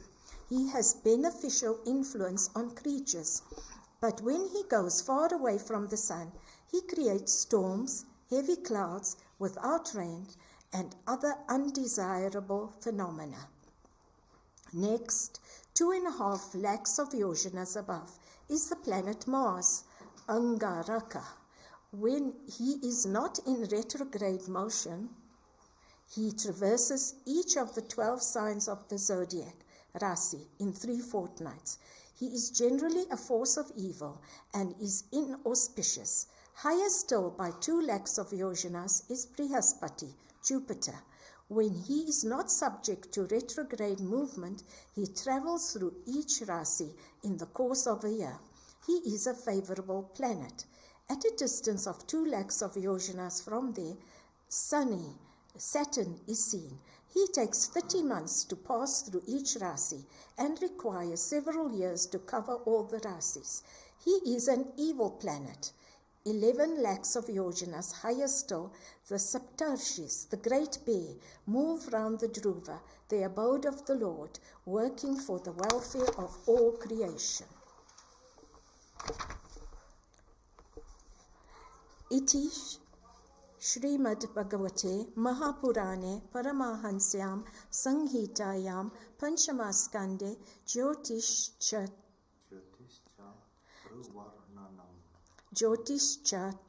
Dhruvarnane Dvavanshodhyaya Ata Trayovanshodhyaya. Thank you.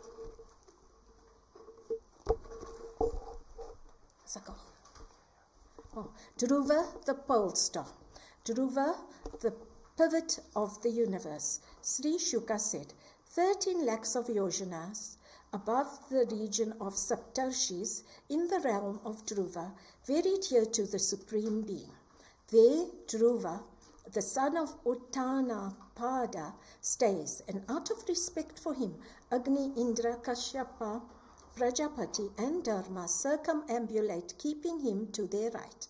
He stays till the end of the Kalpa, doing good to all beings. His story has been described earlier in the 4th skanda. The sphere of Dhruva shines, established as he were by the will of the Lord as a central post for supporting the movements of the numerous planets, constellations, and other luminaries that are moving round and round by the impulsion of time, the vigilant, the matchlessly swift, and the omnipotent manifestation of the Lord himself.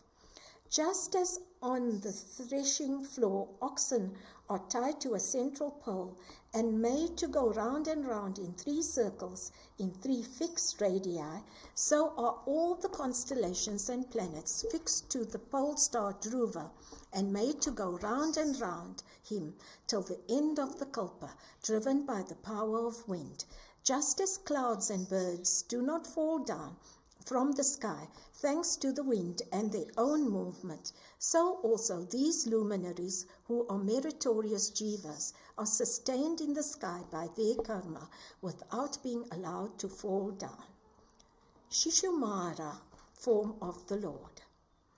Some describe this assemblage of luminaries as a formation in the shape of an alligator, Shishumara, manifested and sustained by the yogic power of the divine Vasudeva.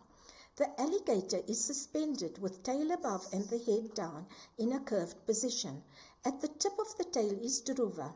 On the body of the tail are located Prajapati, Kasyapa, Agni, Indra, and Dharma. Towards the junction of the tail with the body is Tata and Vidata. On the waist, the 7 rishis. On the right side, bending towards the right, the 14 Uttarayana nakshatras from the Abhijit to Punarvasu, and on the left side, the 14 Dakshinayana nakshatras from Pushya to Uttarashada. Just as the ribs on both sides of the alligator are equal, so are on each side of that curved formation 14 nakshatras. On its back are the constellations called Ajaviti, and on the undersurface is Akasha Ganga.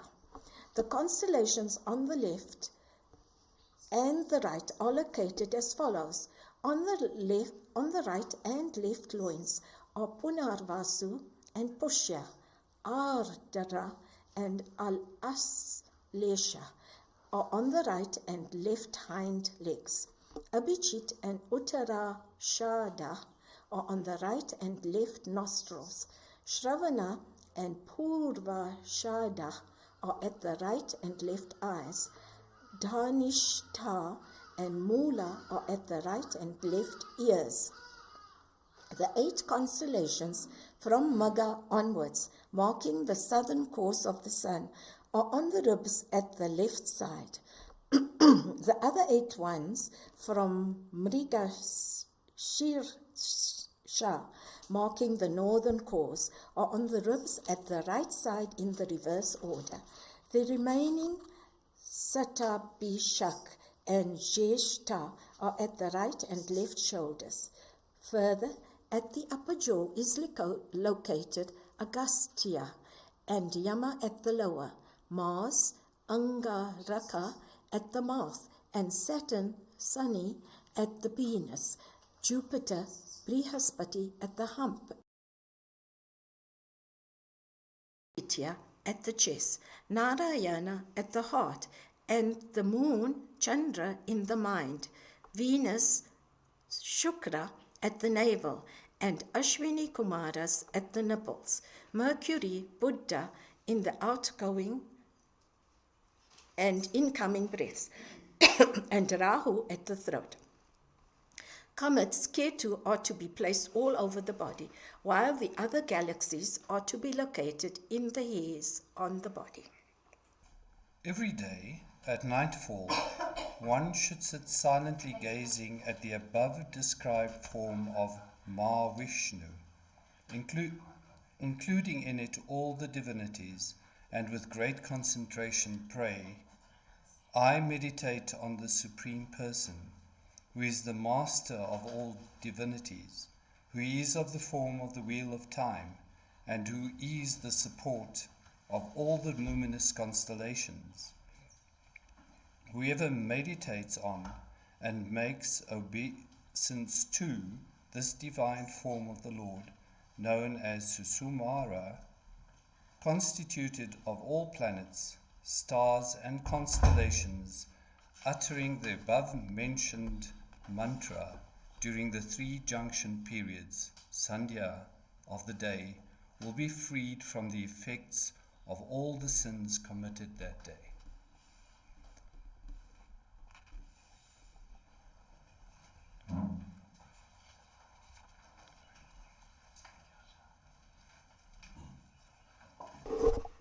Iti Shrimad Bhagavate Mahapurane Paramahamsyam Samhitayam Panchamaskande Shishumara Samstha Varnanam Nama Trayovingsho Dhyaya.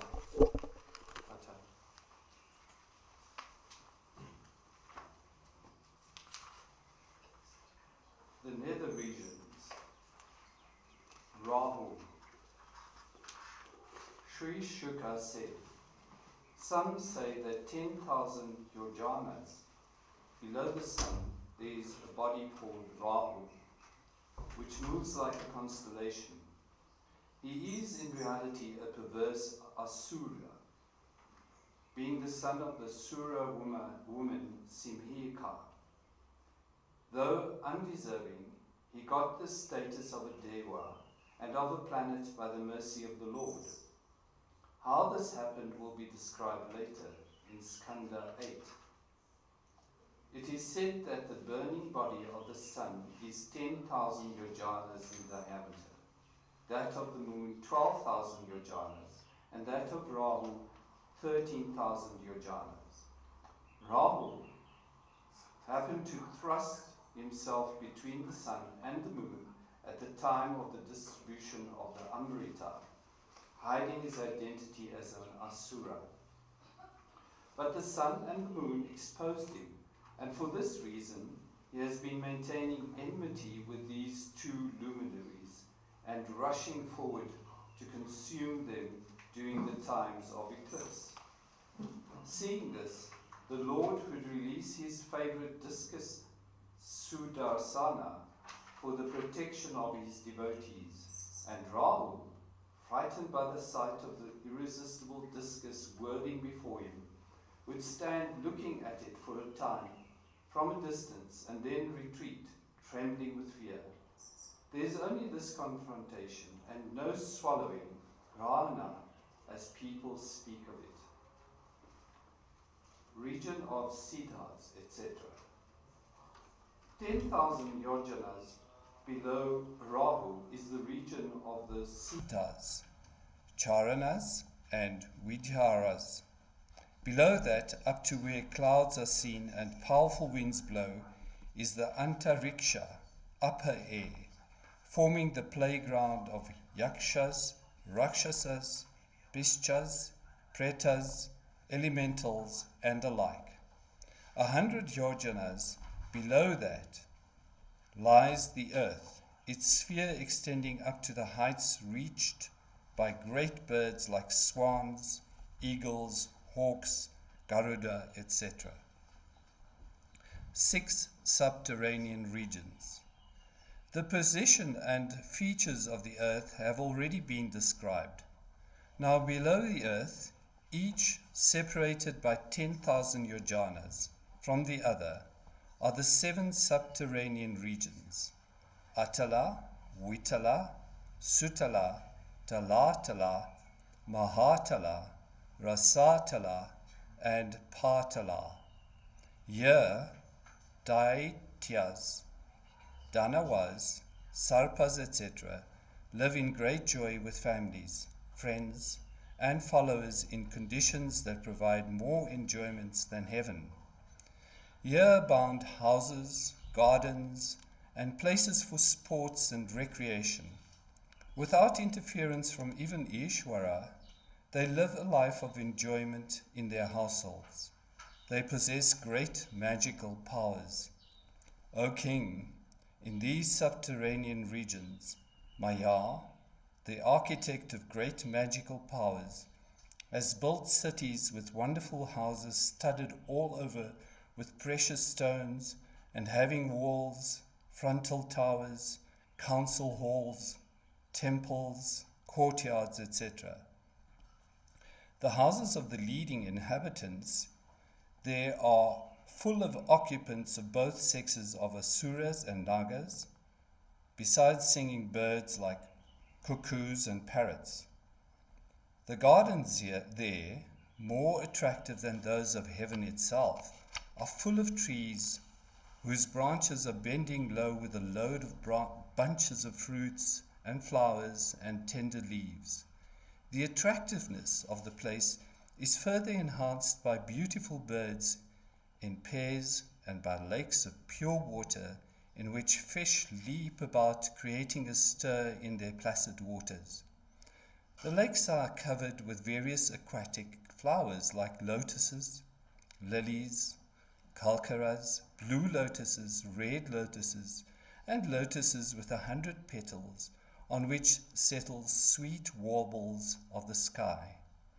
As there is no daylight there, the inhabitants are not disturbed by alternating day and night. The luminous gems of the hoods of the huge serpents dispel the darkness of the region. Due to the effect of the various kinds of miraculous herbs, juices, elixirs, foods and drinks they take, the inhabitants there are free from worries and disease, from perspiration, bad odors, and exhaustion, as also from signs of old age like wrinkles, grey hairs, and the change of complexion. They are always full of spirit and enthusiasm. There is no death for these fortunate beings, except from the Sudarsana discus of Mahavishnu. When the discus enters these regions, the pregnancies of the Asura females abort out of fear. Atala and its specialities. In Atala lives the Asura Bala, the son of Maya. He formulated the 96 forms of magical devices. Some of them are still in use among magicians. As Bala yawned, out of his mouth came 3 types of women known as Swarini, Kamini, and Pumshchali. Swarini is one who mates only with one's class. Kamini is one who mates with anybody, and Pumshchali is the most promiscuous among these. A person conveyed to this subterranean heaven is received by these women. They make him drink an elixir called Hataka to enhance his sexual potency and delight him with their amorous looks, talks, laughter, and embraces. Owing to the extraordinary potency of the elixir, he experiences within himself the strength of 1,000 elephants, and in the intoxication and elation of it, declares himself to Almighty and All-Perfect. In the still lower region called Vitala, Sri Parameshwara, accompanied by his consort Parvati and surrounded by his host of Bhutas, has manifested as Hatha Kshawara in order to help Brahma in the work of augmenting the creation. Out of the virility flowing from the union is formed the river Hataki. Agni absorbs it, prompted by Vayu, wind, and then spits it out in the form of a golden stuff called Hataka, and with which are made the ornaments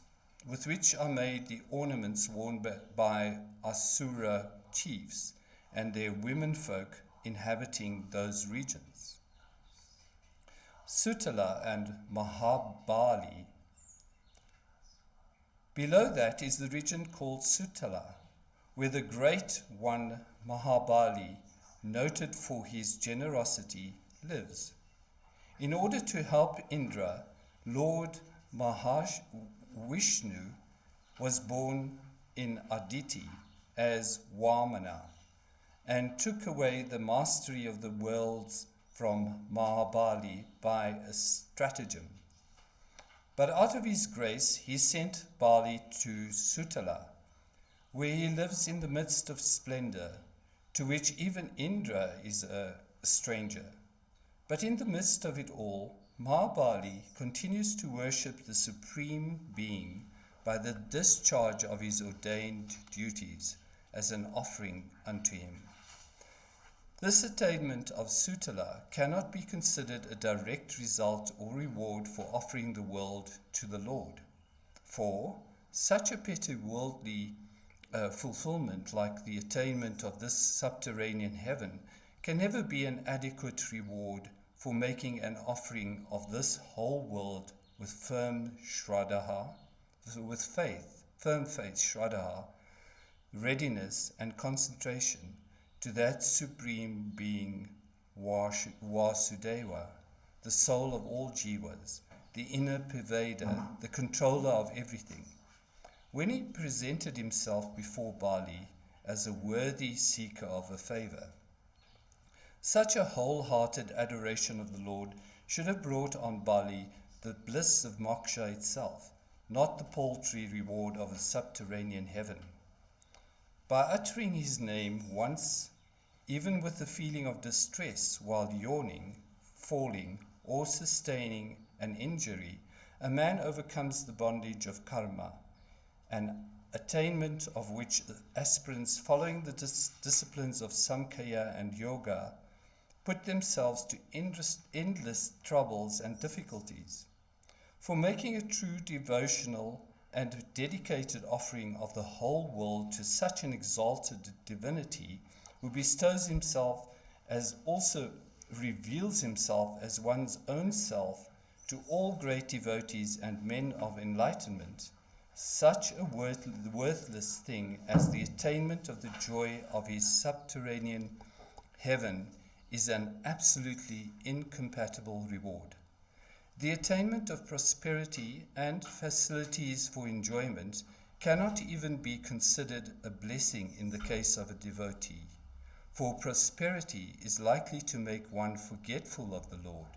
So Mahabali's attainment of the subterranean heaven of Sutala should be attributed to his prarabdha.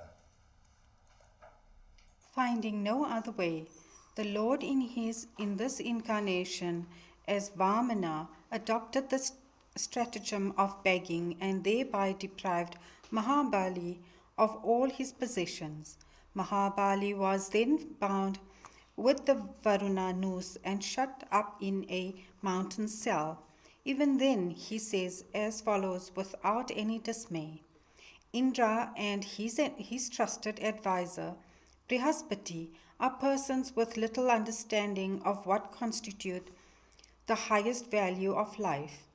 Abandoning him, the Lord, who is the highest end for a man to attain, they have utilized him to get back from me such petty things as the world and its riches. They did not pray for being admitted as his servants. How insignificant is the lordship of these three worlds, lasting for the duration of a Manvantara, about 71 Chaturyugas, before infinite time, which is awe-inspiring to contemplate. My grandfather Prahlada, after his Hiranyakashipu's death, was offered by the Lord the whole of his patrimony, which he could enjoy without fear of any rival, but he did not accept it, as those positions and riches would be disparate from the Lord. He sought only the privilege of being his servant. He is indeed a fortunate person. It is impossible for persons like me, whose tendencies for worldly enjoyments have not been effaced and who have not received the Lord's grace, to think or dream of following the example of the great personage.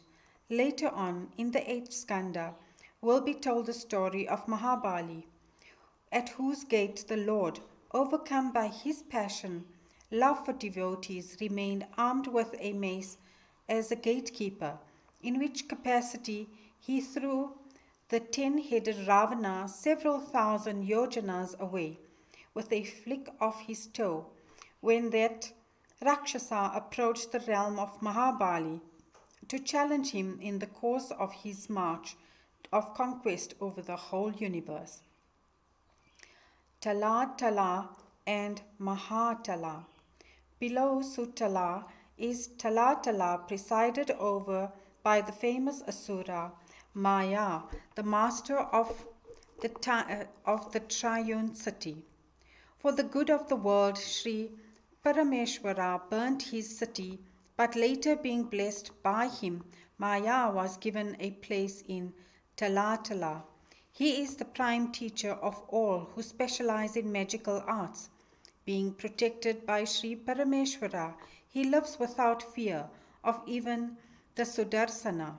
However, even then Tala is the region called Mahatala, which is inhabited by a tribe of many-headed serpents, children of Kadru, known as their special trait of anger. Kuhaka, Takshaka, Kaliya, and Sushena are some of the leaders of these huge-bodied serpents. They spend their time sometimes in dread of Garuda, the divine vehicle of Mahavishnu, and at other times delighting in the company of their family and friends. Rasatala. In Rasatala, the region still lower dwells the offspring of Diti and Danu, who are known as Panis, and divided into 3 tribes of Asuras, the Nivataka Vachas and Kalelas, and the inhabitants of Hiranyapura. They are very powerful and daring species who have an inherent enmity of the Devas, their will for domination being suppressed by the might of the Lord Sudarsana. They live like serpents in Rasatala. They are frightened by the power of the Vedic chants uttered by Indra's messenger Sarama in the guise of a bitch. Patala. Lower still is Patala, which great serpents of ferocious nature inhabit. The names of the leading ones among them are Vasuki, Sankha, Kulika, Mahasankha, Sweta, Dhananjaya, Dhritarashtra, Sankachuda, Kambala, Asvatara, and Devadatta. They have hoods varying in number from 5 to 7, 10, 100, and 1,000. The precious stones on the hoods of these serpents illumine the whole of Patala, completely eradicating the darkness of the region. Iti Shrimad Bhagavate Mahapurane Paramahamsyam Samhitayam Panchamaskande Rahava Tisthiti Bila Swarga Maryada Na Rupanam Nama Chaturvangsho Dhyaya Atha Panchavingsho Dhyaya. The Lord as Ananta or Sankarshana. The sphere of Ananta. Sri Shuka said, 30,000 yojanas below Patala, the Tamasika aspect of the Lord resides under the name of Ananta, the Endless One.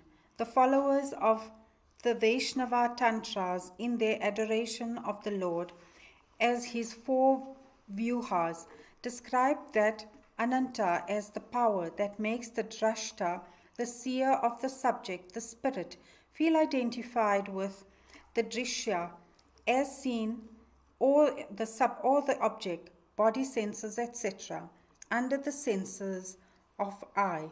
They therefore calm him, Sankarshana, the unifier, resting on a single one of his 1,000 hoods. This whole universe looks like a small mustard seed.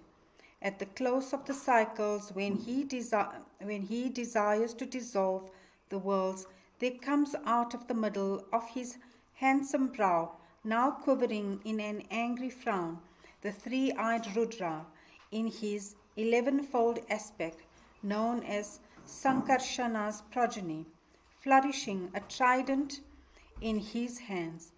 At his feet, having ruby-like nails, great devotees and leading serpents are bowing down with single-minded devotion and are delighted to look at each other's faces, beaming with joy and illumined by the reflection of the golden earrings on their shining cheeks. Young serpent damsels of great beauty, desirous of his blessings, are applying unguents made of sandal paste, saffron, and other fragrant ingredients on their long, fair, and extremely charming arms of Sankarshana. The contact with his arms, which are like silver pillars, generate in these damsels a wave of amorous sentiments, which make them smile delightfully, with a touch of bashfulness, and look at the face of Sankarshana, which shines with his eyes of slightly reddish tinge, blooming with the satisfaction of love and rolling with intoxication. That worshipful deity, who is none but the infinite of countless attributes and powers, having controlled his impatient and choleric disposition, is now in the mood of affording protection to the whole world. Meditation on Sankarshana. Sankarshana is thus described for purposes of meditation, having eyes elated, tremulous, and overflowing with bliss of inebriation, delighted his attendants and their adoring devas by his nectarine speech, wearing an unfading floral wreath of Vijaya Jayanti, over which bees hover and hum with intoxication caused by the drinking of flower nectar, flavored with the fragrance of the holy tulasi leaves, presenting with that floral wreath the appearance of Indra's celestial elephant, Airavata, with a golden chain round his neck, dressed with a wearing cloth and upper cloth of bluish tinge, having only one ear ornament, resting his beautiful hands on his weapon called Hala, engaged in the sport of fulfilling the prayer of his votaries. Such is the form of Sankarshana, adored and meditated upon by Devas, Asuras, Siddhas, Nagas, Gandharvas, Vidyadharas, and Munis. If an aspirant after moksha hears and meditates on Sankarshana in this way, the Lord will penetrate into the heart of that devotee and cut asunder the knot of egoity which is generated by karmas and their tendencies lasting from time without beginning, which is of the form of ignorance and which is constituted of sattva, rajas, and tamas, the qualities of prakriti. About the greatness of Sankarshana, the sage Narada, along with Tumbura, sings as follows in the assembly of Brahma. Narada praises Sankarshana, he by whose looks sattva and the other gunas prakriti become competent to perform their functions of creation, preservation, and dissolution, whose form is eternal without beginning or end, who though one created many in and by himself, how can any one understand the ultimate truth about him? He, in whom this creation in its subtle and gross aspects manifests, has assumed this form of Suddha Sattva out of his infinite mercy towards all creatures. In order to attract the mind of the jivas to him, he, the master of all and the omnipotent being, has performed in his incarnations numerous sportive deeds that are flawless and heroic like those of a lion. He, by uttering whose name out of suffering or out of repentance or degradation or by way of fun, or even without any cause, man is able to overcome the effects of all sins. To whom, except for that worshipful Sesha, should a man aspiring for liberation go for shelter? Even a being with 1,000 tongues cannot fully describe the greatness of Adishesha, of unlimited prowess, who on one of his 1,000 hoods sustains like a minute particle the mighty earth sphere, with all its mountains, rivers, lands, and seas. This Ananta of unlimited powers and of countless auspicious qualities remains at the base of the earth sphere. He who has no support other than himself remains sustaining the earth in a sportive manner for the good of all living beings. Sri Shuka concluded, according to the teachings I have received, I have described to you all these spheres which men can attain as a result of the ritualistic and other actions they perform with desires for their fruits. O King, these are the high and low attainments through dharma of the nature of pravritti, self-centered action. In reply to your question, I have described all these. What else do you want to know? Iti Shrimad Bhagavate Mahapurane Paramahamsyam Samhitayam Panchamaskande Bhuvivar Vidhyupa Varnanam Nama Panchavingsho Dhyaya Atha Shada Vingsho Dhyaya. Description of the Purgatories. Questions on Purgatories. Raja Parikshit said, O great sage, how has this diversity of enjoyments and sufferings come into this world? Sri Shuka said, it is because of the differences in the Shraddha, faith, of the actor that differences in the fruits of action occur. Generally, it can be said that Sattva, Rajas, and Tamas generate actions that bring merit, come demerit, and demerit respectively. But the Shraddha of man can cause variations even in the fruits of actions of a similar nature, prompted by these, as there are variations also in the nature of prohibited actions and in the Shraddha of people doing them. There are diversities in the fruits of such actions. I shall describe some features of the destiny that awaits people who do evil actions dictated by their intense and virulent desire nature. To describe it exhaustively is impossible. The Raja said, O respected one, where is purgatory, Naraka?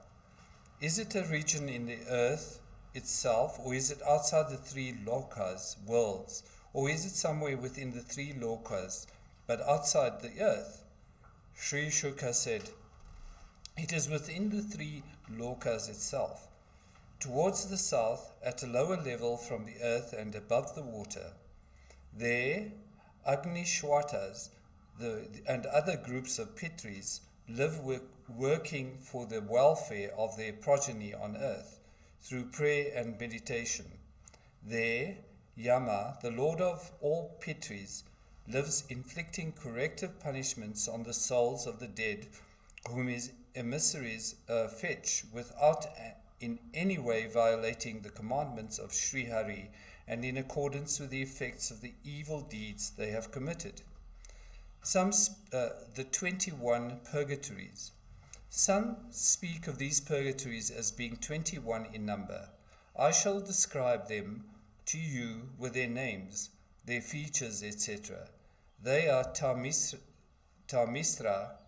Andatamistra, Raurava, Maharaurava, Kumbhipaka, Kalasutra, Asipatrawana, Sukha Ramukha, Adhakupa, Krimbhojana, Sandasama, Sandamsa, Taptasurmi, Vajrakantaka Salmali, Vaitarani, Puyoda, Pranaroda, Visasana, Lala Bhaksha, Sarameyadana, Avichi, and Ayapana. Besides these 21, there are 7 more of them where Jivas suffer the consequences of heinous sins. These are Sharakardama,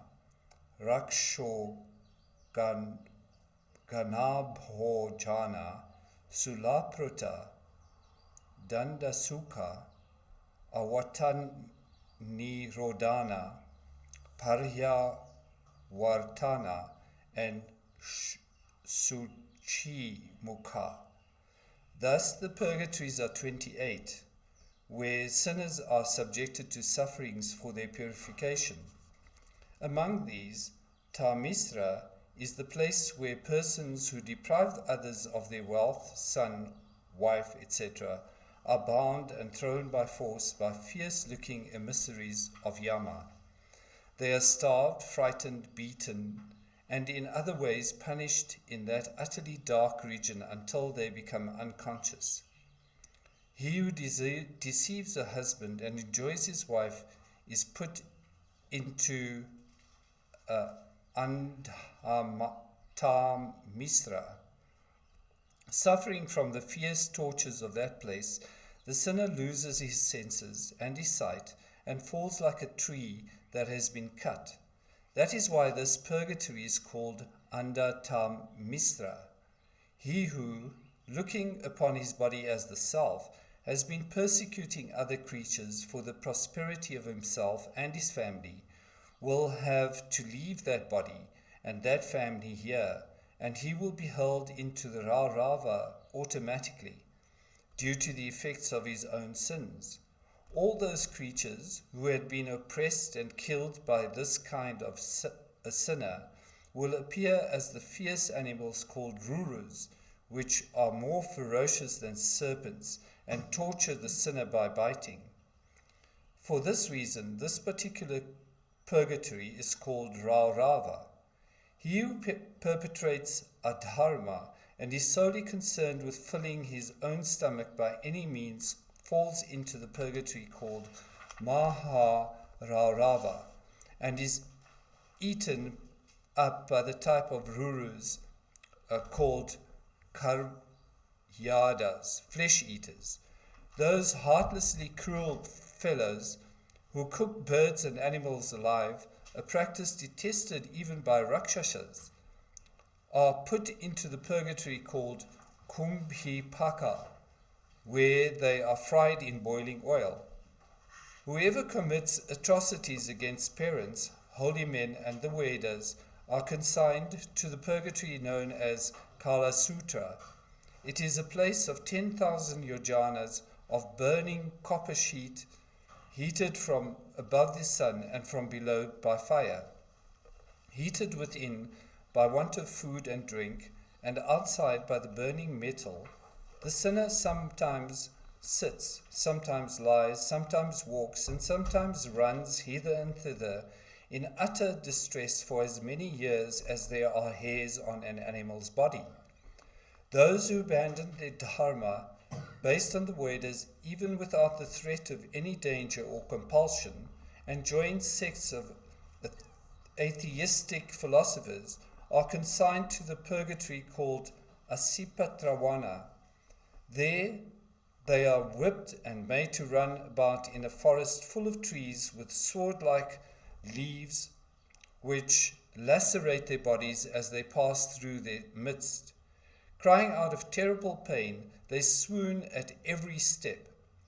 If a king or an officer under him punishes innocent people, he goes to the purgatory called Sukaramukha. There are powerful emissaries of Yama there, and with faces resembling those of pigs. The sinners are thus subjected to attack them to attack by them as a sugarcane field by elephants. With bodies broken, they swoon, just like the innocent persons they had tortured. God has given different forms of livelihood of different creatures. Some of these may go against the interest of man, but man should not retaliate against these creatures for two reasons. They are not endowed with the capacity to know that they are doing injury to man. And next, man knows that they will be injured if he retaliates. A person who injures lower creations for selfish purposes goes to the purgatory called Andakupa, and there he will have to live in a low type of body, attacked by the creatures he had injured. In darkness, without sleep, and restless, he will have to drag on a wretched existence. He who eats food alone like a crow, without doing a pancha mahayajanas, and without sharing his food with others, falls into the purgatory called Krimibhojana, which is a lakh of yojanas in length. There he gets the form of a worm, and himself eats worms, and is eaten by big worms until his sin is expiated. Whoever steals or takes by force the properties of a holy man, or takes away the wealth of others, even when no imminent danger threatens him, is scorched in Yama's realm with heated iron spikes.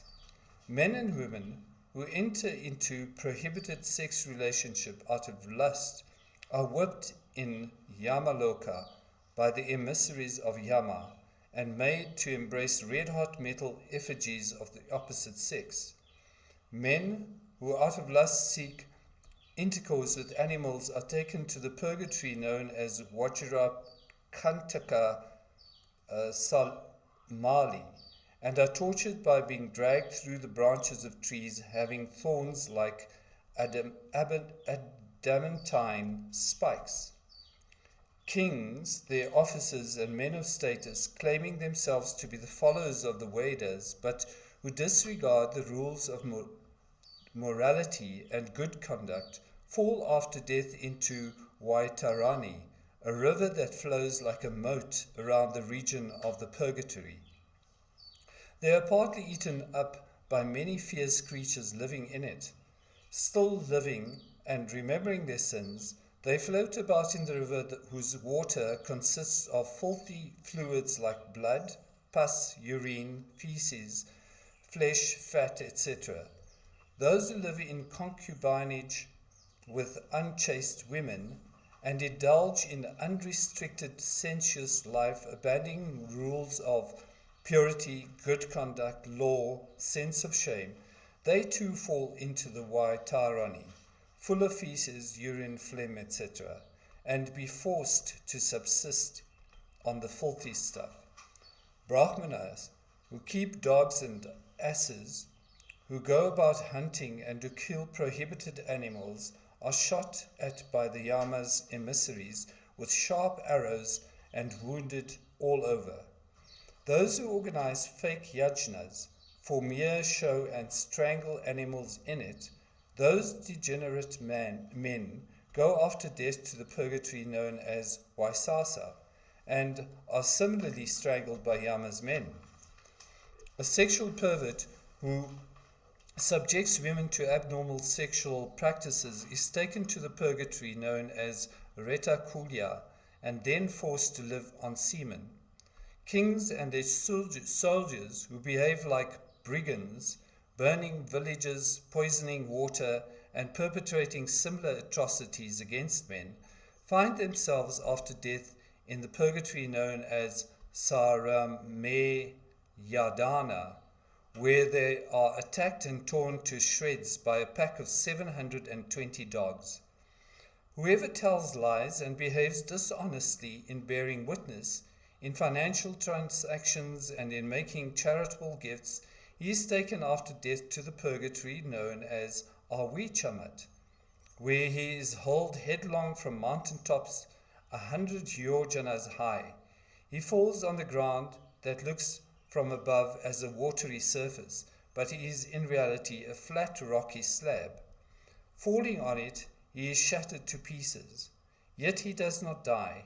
He becomes alive to be thrown down again from the mountain top. If a brahmana or his wife or any one observing a sacred vow drinks liquor, and so also if any kshatriya or vaisya drinks the juice of soma plant, they are led to the purgatory where the emissaries of Yama, trampling on their chest, pour molten metal into their mouth. A degraded man who pretends himself to be very eminent and insults men who are wise, virtuous, austere, and adhering to scripture-ordained ways of life, is taken to the purgatory called Ksharakaradama. There he is dropped from above headlong and suffers miseries without end. Men who use human beings as sacrificial beasts for propitiating evil deities, and women who eat the flesh of such human victims, are taxed in the purgatory by goblins and on none other than the human beings they slaughtered. Like butchers, they cut them up, drink their blood, and perform wild dances, as these persons had done on earth at their sacrificial festivals. They are persons who entice innocent creatures living in villages and forests, generate confidence in them, and get them near, and then put them on sharp spears or entrap them in nooses, and subject them to various tortures for the mere fun of it, and enjoy the sight. Such torturers are put on spears in the purgatory, and vultures and other birds of prey tear out their flesh. Extremely cruel men who terrorize creatures like serpents fall into the purgatory called Danta Sukha, where they are swallowed like rats by serpents having 5 or 7 hoods. Those who suffocate living beings by burying them in pits or shutting them up in garrets, caves, etc., are treated similarly in the purgatory. They are shut up in the similar places and smoked with poisonous stuff. A householder who looks with extreme annoyance at guests known or unknown, as if to burn them up, that sinful man's eyes will be pecked at and pulled by the vultures and crows of the purgatory. They are men who are suspicious of everyone and everything because of a false consciousness of their own superiority over others on account of their wealth or position. Always afraid of losing their wealth, they sit tight over it like a guardian spirit, gloomy, hapless, and without any trace of joy in their heart. Such misers who have taken infinite pains to earn, augment, and conserve wealth will go to the purgatory known as Suchimukha. All over their body, stitches of the type that tailors make are put by the servants of Yama. Besides these, there are several other terrible hells in the realm of Yama, just as persons who have lived a life of virtue go to heavens. Sinners of the type mentioned here and others go to these hells for suffering for their sinful acts. Both the inheritors of heaven and of hell, after having enjoyed or suffered for the actions they have done, return to the earth with their residuary karma for fresh embodiment. The purpose of these descriptions. This is what is called the way of pravriti, works with self-centered motives. The way of navriti, salvation through renunciation, has already been taught in the second skanda. Here we have described all the 14 worlds, which are included in what the Puranas call Brahmanda, the cosmic shell. This much of the description of the gross body of the Supreme, constituted of his inherent spiritual power. Whoever hears, recites, or studies it with faith and devotion, he will attain the purity of mind by virtue of his Shraddha and Bhakti, and will come to understand the subtle forms of the Lord, which is beyond the grasp of the senses. The rule is that the aspirant should hear about both the gross and subtle forms of the Lord.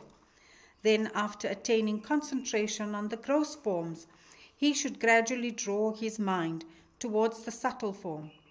O King, I have now finished describing to you the wonderful gross body of the Lord, which is the residence of all living beings, and which consists of all gross entities, the terrestrial sphere, the dvipas, and varshas with their rivers, mountains, skies, and oceans, the 14 worlds from Satyaloka to Patala, the quarters, the Purgatories, and the galaxies.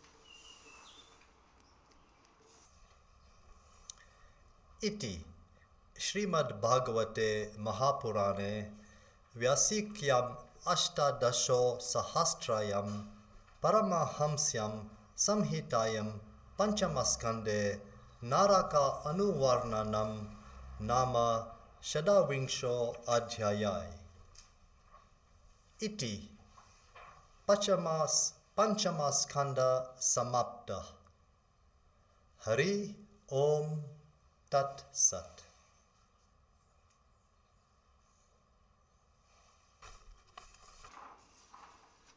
Shrimad Bhagavatam Shashta Skanda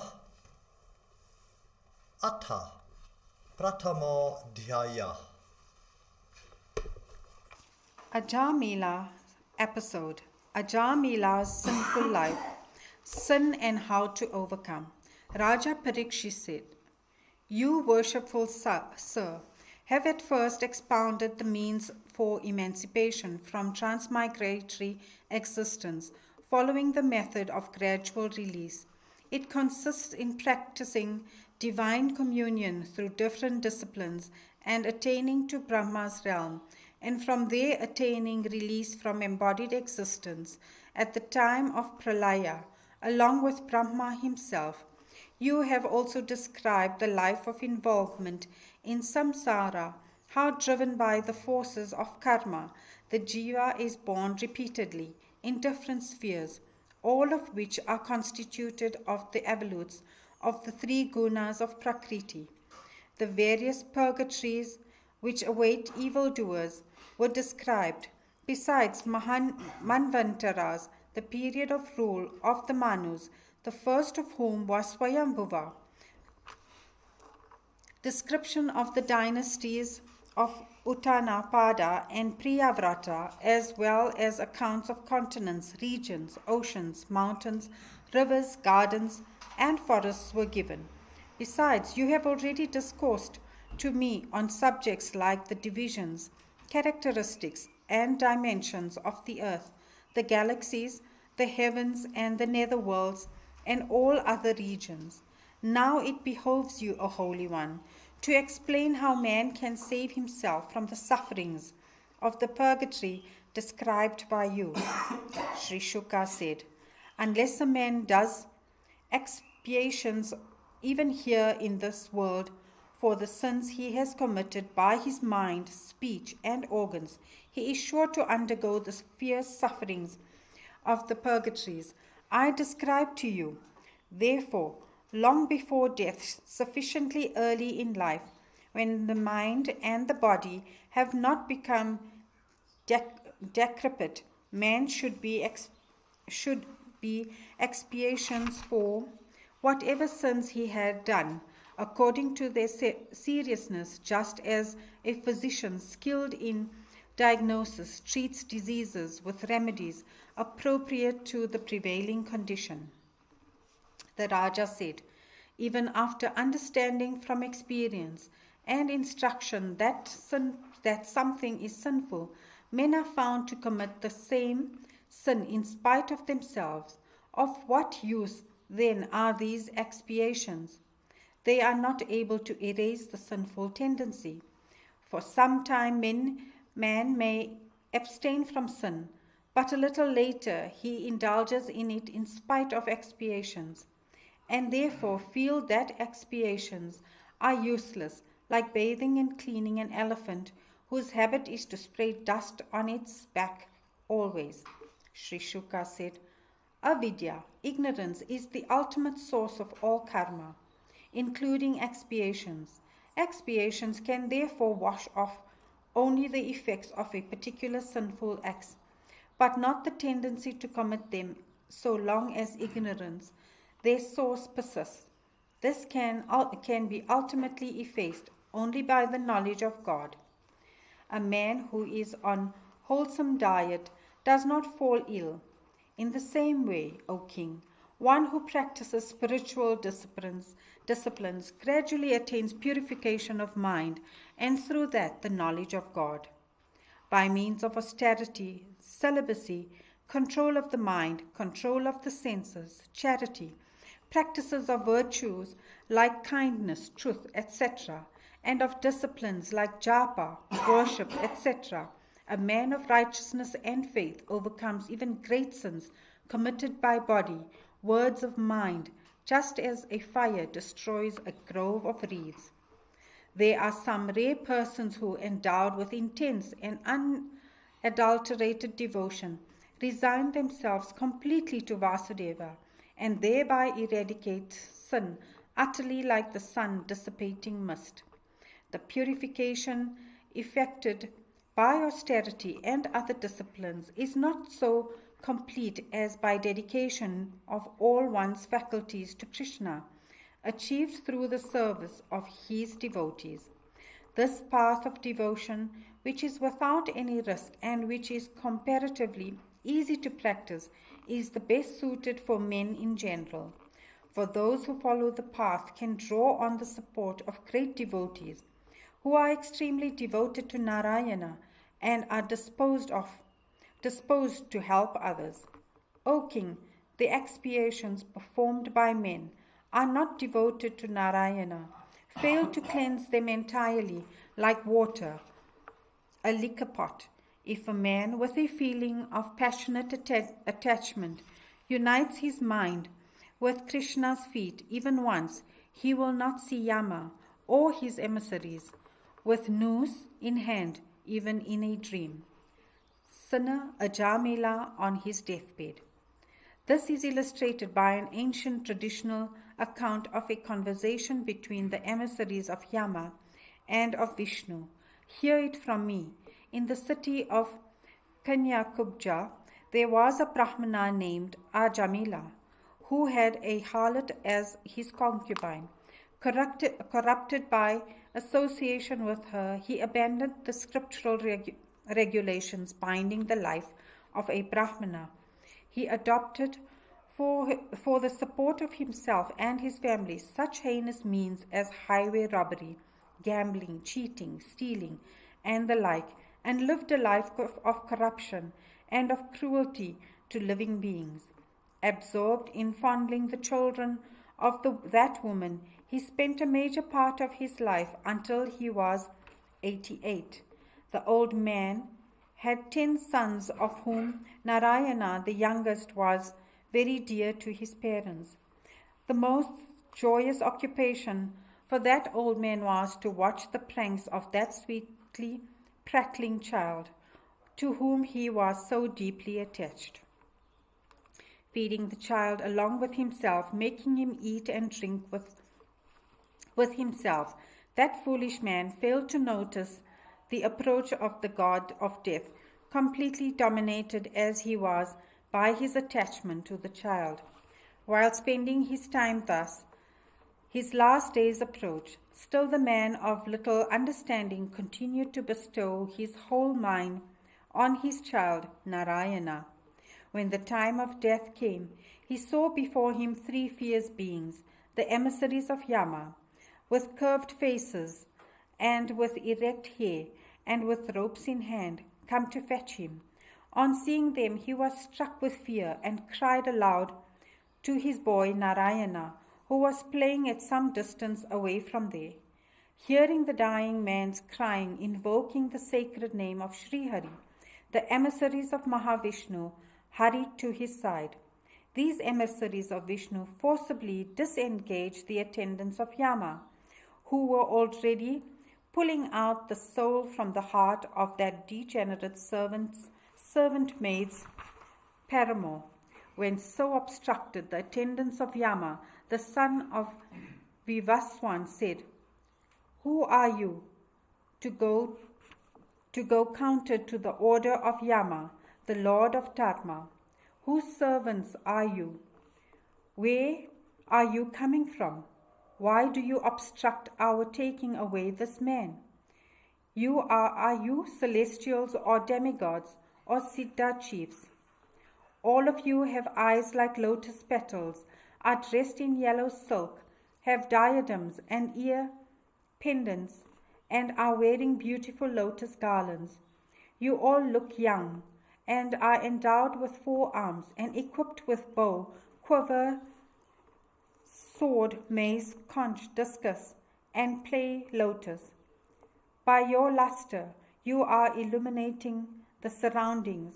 Why are you obstructing us, the attendants of Dharma Raja, the God of justice, in the discharge of our duties?" Sin, expiation, and purgatory. Sri Shuka said, when the attendants of Yama said like this, the emissaries of Vishnu smiled and replied in the words that sounded like thunder. The emissaries of Vishnu said, "If you are the emissaries of Dharmaraja, then you would be able to tell us what the essence of Dharma is and what its signs are. You should also be able to inform us how you are going to inflict punishment, what punishments you would be inflicting, what kind of people are liable for punishments, and whether it would be inflicted on all or on some only." The attendants of Yama replied, "Dharma is what is ordained in the Veda. What is prohibited in the Veda is adharma. The self-originated Veda is Narayana himself, emerged with his breath. Narayana is he who creates himself, rajas and tamas, characterized by distinction of forms, names, and actions. Sun, fire, sky, air, the senses, moon, sandhya, daytime, night, quarters, water, earth, time, dharma. These are the witnesses of all actions of man. They testify to man's evil actions. A man found guilty of evil deeds is a fit subject for punishment. All men who engage themselves in evil actions are liable to punishment according to the nature of their works. Are holy ones. All works produce a mixture of good and bad effects. These accrue to the worker because he has attachment for works and their fruits. And no man with a body can absolutely abstain from work. Whoever has performed dharma and adharma, and to the extent he has done them, in proportion to it, he enjoys and suffers in the life thereafter. O noble celestials, just as in this world men have happiness or misery, or happiness come misery, because of the operation of the 3 gunas of Prakriti, it can be presumed that the same happens to them hereafter as well. Just as from the current season, say spring, we can infer the nature of the past and the future spring seasons, so also the present birth is a pointer regarding the dharma and adharma of a jiva in his past and future births. The worshipful Yama, Brahma-like in wisdom, can even, while remaining in his realm, Samyamani, understand, through the power of his mind, all the previous history of a dying individual, and decide what kind of purgatory should be awarded to him, and what kind of future birth he should have. Just as a person caught in the darkness of ignorance that overtakes him in the dream state regards the dream ego alone as himself and not his body of the waking state, so also man thinks of his present body as himself in complete forgetfulness of the other bodies he had in earlier births. The 10 senses, inclusive of 5 of knowledge and 5 of action, the 5 pranas and the mind, constitute the 16 adjuncts of the jiva, the 17th category being the jiva himself. Though distinct from all the other categories, he, the jiva, enjoys through the 16th category, the mind, the experiences gathered by the 3, the organs of action, the senses and the mind. The linga sarira, subtle body, which is beginningless in origin and is constituted of the above-mentioned 16 adjuncts, born of the 3 gunas of Prakriti, involves the jiva in the endless flux of samsara, bringing on him various experiences such as joy, fear, sorrow, and sufferings. The jiva, who has not yet conquered the senses, is forced to perform karma, even if he does not like it. Like a silkworm, the jiva covers himself with a cocoon of karma, with no means to get out. No one can remain without karma, even for a minute. Compelled by natural impulses like desire, greed, anger, etc., which are born of the gunas of Prakriti and its evolutes, all men are compelled to work. Driven by the force of tendencies provided by the store of his past actions, the jiva gets a gross and a subtle body, resembling the man and the woman through whom he has got embodiment. This transformation of the condition of the jiva from his pristine nature into a transmigrating individual is due to his association with Prakriti, nature, but it will soon come to an end if he develops intense devotion to the Supreme Lord. Ajar Mila's previous history. This Ajar Mila was originally a man learned in scriptures, virtuous, pure-hearted, possessed of an exemplary character and conduct, given to austere living, tender-hearted, established in sense control, devoted to truth, and learned in mantras. He was also devoted to the service of the teacher, the sacred fire, guests and elders, besides being prideless, friendly, and helpful to all, moderate in speech, and devoid of jealousy and allied vices. Once this brahmana, as directed by his father, went to the adjoining woodland to collect flowers, fruits, sacrificial firewood, kusat, grass, etc. And after gathering all these, he was returning home. On the way back, he saw an extremely luscious man in the company of a harlot, whose eyes were rolling under the influence of a liquor brewed from rice. He saw nearby this man engaging himself in amorous preoccupations with that intoxicated woman, whose clothes had fallen off in her inebriated state. Shamelessly, without any consideration for good conduct, the man was laughing and singing to her tune. Seeing the man embracing her, with his arms anointed with sexually exciting unguents, the brahmana was completely carried away by an outburst of passion and became a slave to Cupid. Though he tried his best to restrain himself, using the power of his will and scriptural understanding, all his efforts were of no avail, and his mind was powerfully stirred by Cupid. Possessed by that evil spirit in the shape of Cupid, with the sight of that woman as the occasion, he lost even the memory of his past holy life and began to spend his time in constant absorption in her thought, abandoning all his sacred and secular duties. Whatever property he had got from his father, he utilized to please her through vulgar and exciting indulgences according to her liking. With his good senses shattered by the weapon of that harlot's sidelong glances, he, before long, abandoned his young wife of tender years, hailing from a very respectable brahmana family, and married to him according to Vedic rites.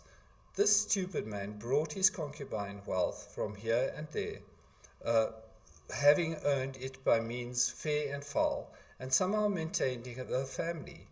He spent a long time living the unrestricted life of a libertine, throwing all the Vedic injunctions to the winds, eating the harlot's impure food, and indulging in sins and ways of life condemned by all respectable people. Nor has he done any atonement or expiation for the sins he committed. So we are taking him to the realm of Yama, the holder of the rod of punishments, so that he may be purified in the purgatory. Iti Shrimad Bhagavate Mahapurane Paramahamsyam Samhitayam Shashtaskande Jamilopakhyane Prathamo Dhyaya Atha Dvitiyo Dhyaya. Our Mila episode is redemption. The power of the Lord's name. Sri Shuka said, O King, the emissaries of Vishnu, who were experts in its scriptures and its sound reasoning, said as follows in reply to Yama's attendants. Vishnu's attendants said, Alas, sin accrues to an assembly of judges who are expected to know the righteous law, if they inflict punishment on innocent people undeserving of it. If the even-sighted and holy personages who are expected to be both the protecting fathers and the punishing disciplinarians turn out to be partial, where can ordinary people get relief from injustice? Whatever men of position accepted as leaders do, that is followed by others too. The standards set by such leading men become examples of others to follow. Men at large are by nature like animals, without an understanding of what is dharma and what is adharma, what is right and what is wrong. The administrators of law, sacred and secular, are like persons in whose laps those ignorant men lay their head and sleep carefree. If these leaders are faithful and have in them an atom of love and fair play, how can they go against the interest and welfare of those ignorant men who have reposed such confidence in them? This man has already done expiation for his sins, not only of this life, but of his innumerable past ones. For though it be in a fit of helplessness, he has been uttering the name of the Lord, which is not only a sin-destroying power, but also the harbinger of everything good and auspicious. O Narayana, come. By merely uttering this name of the Lord with 4 syllables, the expiation of the sins of this heinous sinner has been accomplished. A man might be a thief, a drunkard, a traitor, a murderer, a violator of the sanctity of the Guru's bed, or a killer of a woman, king, father, or cow. For these and whatever other types of sins he might have committed, the utterance of Vishnu's name is the best expiation. Besides, by uttering his name, the Lord's attention is drawn to the person seeking protection. The sinful man is not as much purified by the austere practices prescribed in the form of expiations by Vedic scholars, as he is by repeating his names. For the former only removes the sins, but the name not only does this but effects the positive purification of the heart by arousing the consciousness of the Lord's attributes. If after certain observances the mind still runs on the sinful path, those observances cannot be called expiations in an ultimate sense. So for those who desire the total eradication of the sinful tendency, there is nothing like the Lord's names extolling his attributes. They purify the mind by destroying even sinful tendencies. So, as this man has already done expiation for all his sins, do not carry him along the path of evildoers. For at the time when death was imminent, he uttered the Lord's name in fullness. According to the conviction of great men, the utterance of the Lord's name by itself purifies men of their sins, whether the utterance is made casually by way of calling someone by that name, or in jest, or for improvising, for the completion of lines of recitals, or even in an attitude of disregard. If anyone utters hurry, be it while falling down or stumbling, being wounded or bitten by a snake, in the delirium of fever or while beaten, he deserves not the tortures of purgatory. Sages have laid down expiations easy or severe in nature, according to the lightness or seriousness of sins committed. Austerity, charity, japa, and such other disciplines efface only the effects of sins, but not the heart, the source from which they spring. Even that source, the sinful tendency, is effaced by the service of the Lord's feet. As a fire burns up a heap of fuel, the name of the Lord of holy fame, chanted whether with knowledge of its greatness or without it, destroys the sins of man. O King, a powerful medicine taken in even casually benefits a man, though he may be unaware of its potency. The same is the case with the mantra, the Lord's name. Ajamila's repentance. Sri Shuka said, O King, with this firm and unequivocal statement of the law of devotional life, these emissaries of Vishnu released the brahmana from the noose of Yama's attendants and saved him from death for the time being. O heroic king, the attendants of Yama, thus obstructed in their work, returned to Yama's realm and reported to him everything as it happened. And Ajamila, the brahmana, thus released from Yama's noose, was now free from fear. He recovered his nature, and he made prostration to the emissaries of Vishnu with a heart flowing with joy. He wanted to speak to those servants of the Supreme Person, Vishnu, but without giving him an opportunity, they disappeared suddenly, even as he looked on. From the conversation between the emissaries of Yama and of the Supreme Being Vishnu, Ajamila had a comparative understanding of the Vedic Dharma expounded by Yama's attendants as applicable to those whose life is based on the three gunas of Prakriti, and of the immaculate path of devotion based upon the pure love of the Lord, for which Vishnu's emissary stood.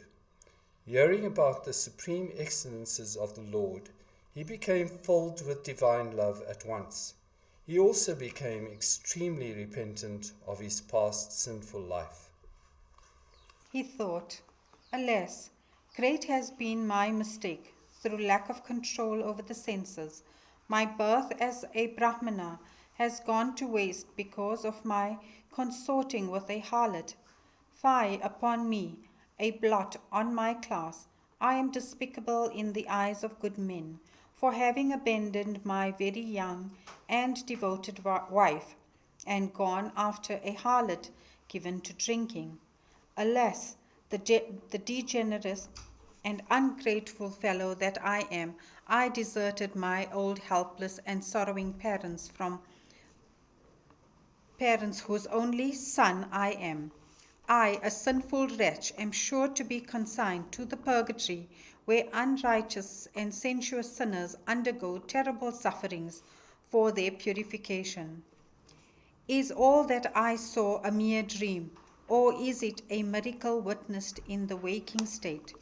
Where have they gone, those who were tying me up with the ropes in hand?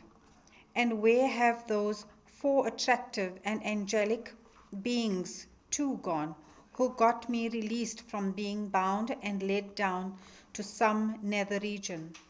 Though I am an unfortunate man, there must have been a modicum of auspicious karma to my credit, inasmuch as I had the good fortune of meeting those celestial personages.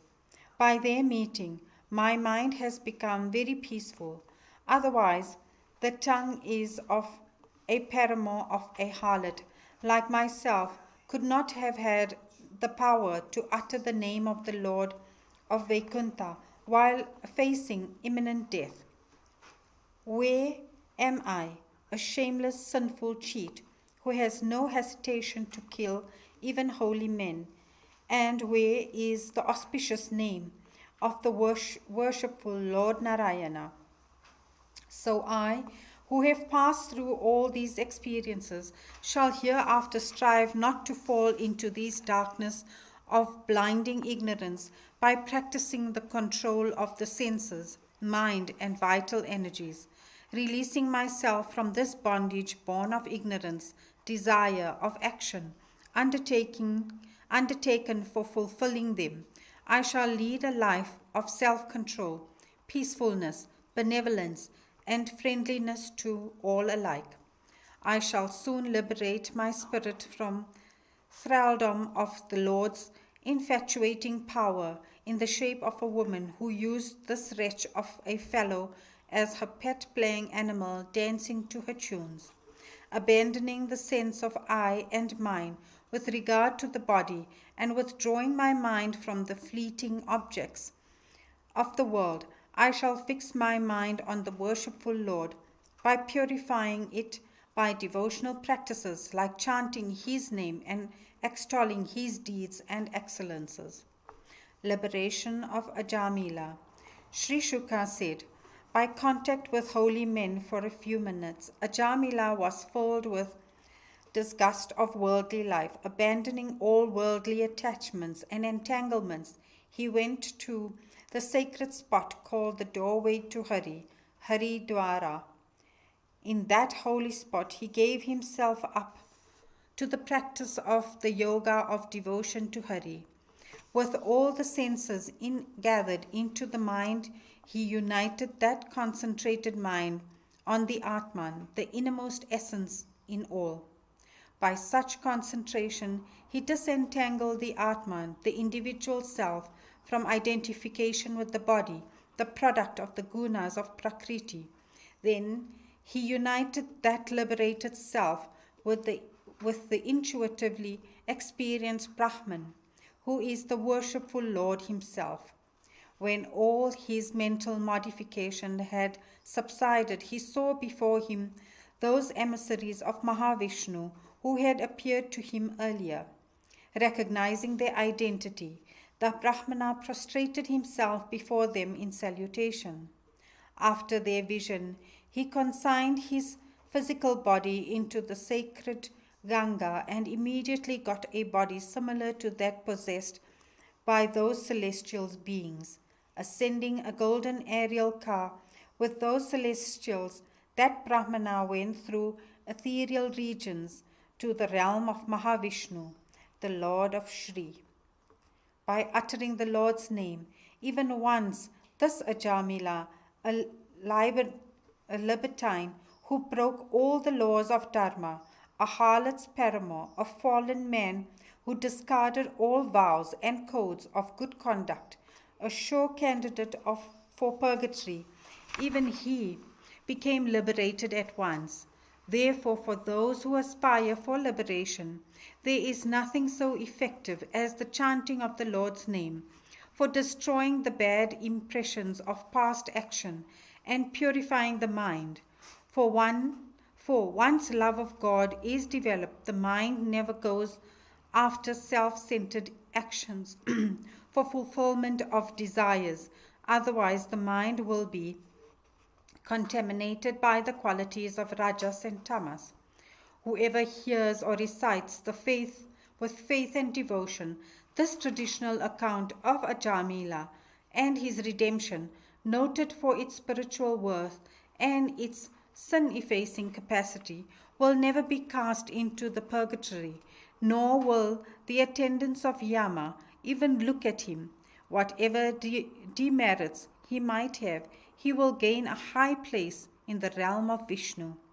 Though Ajamila had called the name of Hari at the time of death, intending to summon his son Narayana, still he attained the realm of Mahavishnu because he uttered the sacred name of the Lord, Narayana. It is then needless to describe the glorious results of the uttering of the name of Hari with faith and devotion. Iti Shrimad Bhagavate Mahapurane Paramahamsyam Samhitayam Shastaskande Jamilopakhyane Dvitiyo Dhyaya. Ajamila's Tritiyo Dhyaya. Ajamila's episode, Sanctity of Divine Name. Attendants report to Yama. Raja Parikshit said, on hearing the report of his attendants about the obstruction caused to their work by the emissaries of Mahavishnu, to whose control the whole world is subject, what did Yama, the Lord of Righteousness, reply, having had to suffer this rebuff? O great Rishi, never have we heard that Yama's order on punishment has ever met with obstruction. This is a doubt which all would have, and others, and there is none but you to clarify it.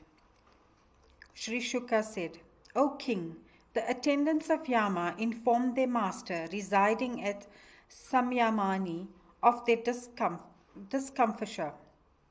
The attendants of Yama said, O master, how many are there in this universe as enforcers of the moral law, awarding the fruits of action of living beings according as they are sattvika, predominantly good, rajasika, with a tilt of evil, and tamasika, positively evil. If there are many as the enforcers of the moral law, it can be that some get their deserts and some do not, and there will be utter confusion in the awarding of the fruits of karma. If a multiplicity of enforcers is accepted as required for the large numbers to be dealt with, these enforcers will be rulers by courtesy only, like feudatory chieftains. Unless there is an overlord, a single system of law cannot be enforced uniformly. So you are the one with the sway over all men and their rulers, the one endowed with power to distinguish between the sins and the merits of the individuals and enforce the moral law by giving punishments to those who deserve them. That authority of yours for enforcement of due punishments no longer prevails in the world, for it has now been violated by 4 celestials of wonderful appearance. By your order, we are bringing a great sinner of the purgatory when these celestials cut the ropes we had tied him with and released him by force. If you think it fit, we would like to hear about them from your holiness himself. As soon as the sinner uttered Narayana, these celestials appeared on the scene, saying, do not be afraid. The supremacy of Sri Hari.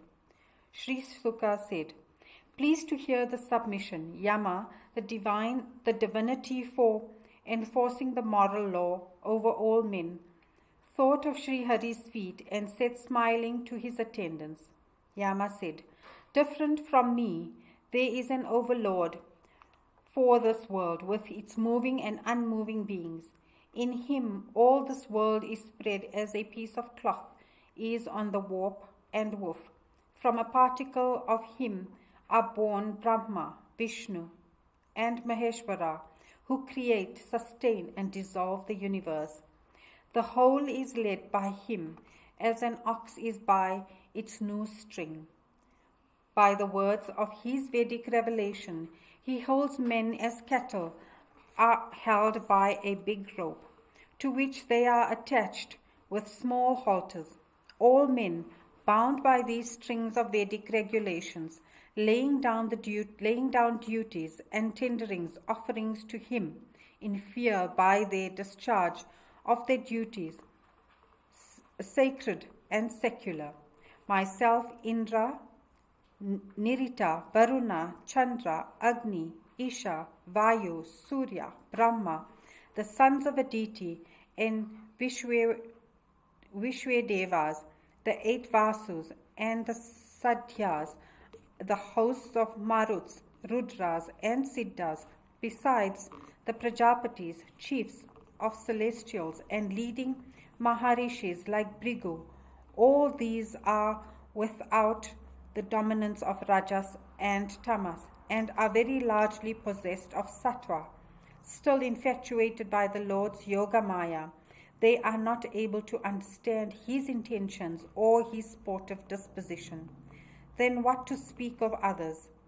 Neither by the organs of knowledge, nor by mind, nor by prana, nor by chitta, nor by word can he be comprehended, as he resides in the heart of creatures as the witnessing spirit. Distinct from these faculties and their objects, just as forms and colors cannot see the eye that reveals them. Generally, the emissary of the Supreme Being, Hari, the independent and transcendent Master of Maya, and the Lord of all, move about everywhere in the world. They are enchanting in appearance and bear the impress of his form and attributes. These emissaries of Vishnu, who are adored by all including the celestials, whose wonderful form is beyond the ken of others, afford protection to the Lord's devotees from enemies and from all fears, including that from myself, the god of death. The glory of the divine name. The Bhagavata Dharma is the Dharma par excellence given by the Lord himself. The rishis know it not. The celestials know it not. Siddhas know it not. What to speak of then of men, asuras, charanas, and vidyadharas?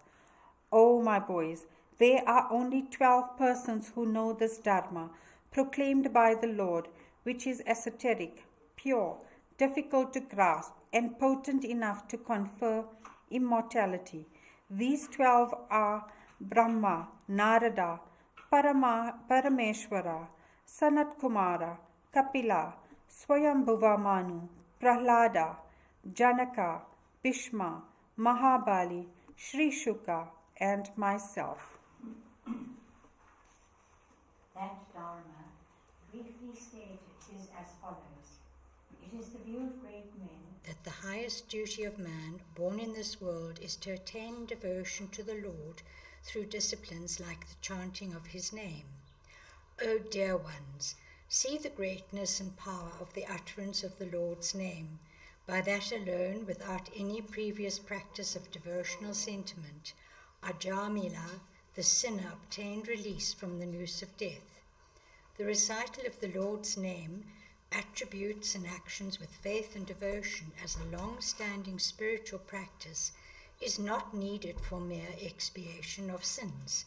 For even without that, by merely shouting the name Narayana, when faced with death, with only his own son in view, even the sinner, Ajamila, obtained mukti, freedom from the effects of sin. So even the Lord's name alone, uttered without any knowledge or devotion, constitutes adequate expiation. But what is the use then of regular devotional practices, like chanting the divine name with faith and love? It consists in this: such practice alone can efface all evil tendencies as contrasted with the effects of sinful actions and generate deep-rooted loving devotion. Prema Bhakti, which is a higher consummation than mere effacement of sin or even mukti. Why then have great sages laid down the elaborate expiatory rites in place of announcing this early performed discipline? The answer is this. The so-called great men, with their minds infatuated by the Lord's Maya, delusive power, with their intelligence rendered dull by the sweet and flowery Vedic texts offering promises of attractive rewards and heavenly felicities, and with their attention fixed on elaborate Vedic rites for the achievement of such ends, are not generally aware of the saving gospel of devotion. Therefore, after due deliberation, let all men practice wholehearted devotion to the worshipful Lord, the infinite being, the indweller in all. Such devotees do not come within the scope of our corrective punishment. Even if they have sins, they are all dispelled by taking the name of the Lord. The holy personages, whose sanctifying doings are followed by even devas and siddhas, whose attention is always on the all-pervading Lord, and who have taken refuge in him, are always protected by his mace. Do not approach them. Neither we, divinities, nor time can inflict any punishment on them. Bring here to this purgatory such evil jivas as are averse to taste the nectar of the lotus feet of the Lord, which is constantly consumed by the all-renouncing ascetics. Bring jivas who are intensely attached to home life, which leads them to sinful ways deserving the punishment of purgatory. Bring here such jivas as those whose tongue never utter even once the name of the Lord, declaring his excellencies, whose minds never remember the Lord's feet, and whose head never bows down to the Lord, and who never perform any of the devotional rites connected with the worship of Vishnu. Whatever wrong we, his ignorant and humbly saluting servants, have done, may it be pardoned by the worshipful Lord, the most ancient, the indweller of everything. In the most powerful forbearance is an ornament. Salutations to the Supreme Being. Exhortation to take the divine name. Sri Shuka said, "Therefore, O Zion of the Kuru clan, know that the chanting of the Lord's name with faith and devotion is the ultimate and sure expiation for even the greatest of sins. No vow or austerity purifies the heart of man so effectively as devotion engendered easily by hearing and uttering the names of Sri Hari, denoting his sanctifying deeds and excellences. One who has imbibed the nectar of Krishna's lotus feet would not thereafter hanker after those sin-generating worldly values that have been once rejected. But the one who has not sought refuge in the Lord and is full of desires in the mind performs karma as an expiatory nature of eradicating his sins, but in the course of doing them he may commit fresh sins. Those attendants of Yama were wonderstruck to hear and ponder over what their master said to them about the greatness of the worshipful Lord. Thenceforth, O king, they became afraid of even looking at devotees who have taken refuge at the feet of the Lord. This ancient tradition about Mila, unknown to men at large, was narrated by the wonderful Agastya, the pot-born sage, who stays on the Malaya mountain, worshipping Sri Hari. Iti Shrimad Bhagavate Mahapurane Paramahamsyam Samhitayam Shashtaskande Yama Purusha Samvade Tritiyo Dhyaya Atha Chaturtho Dhyaya.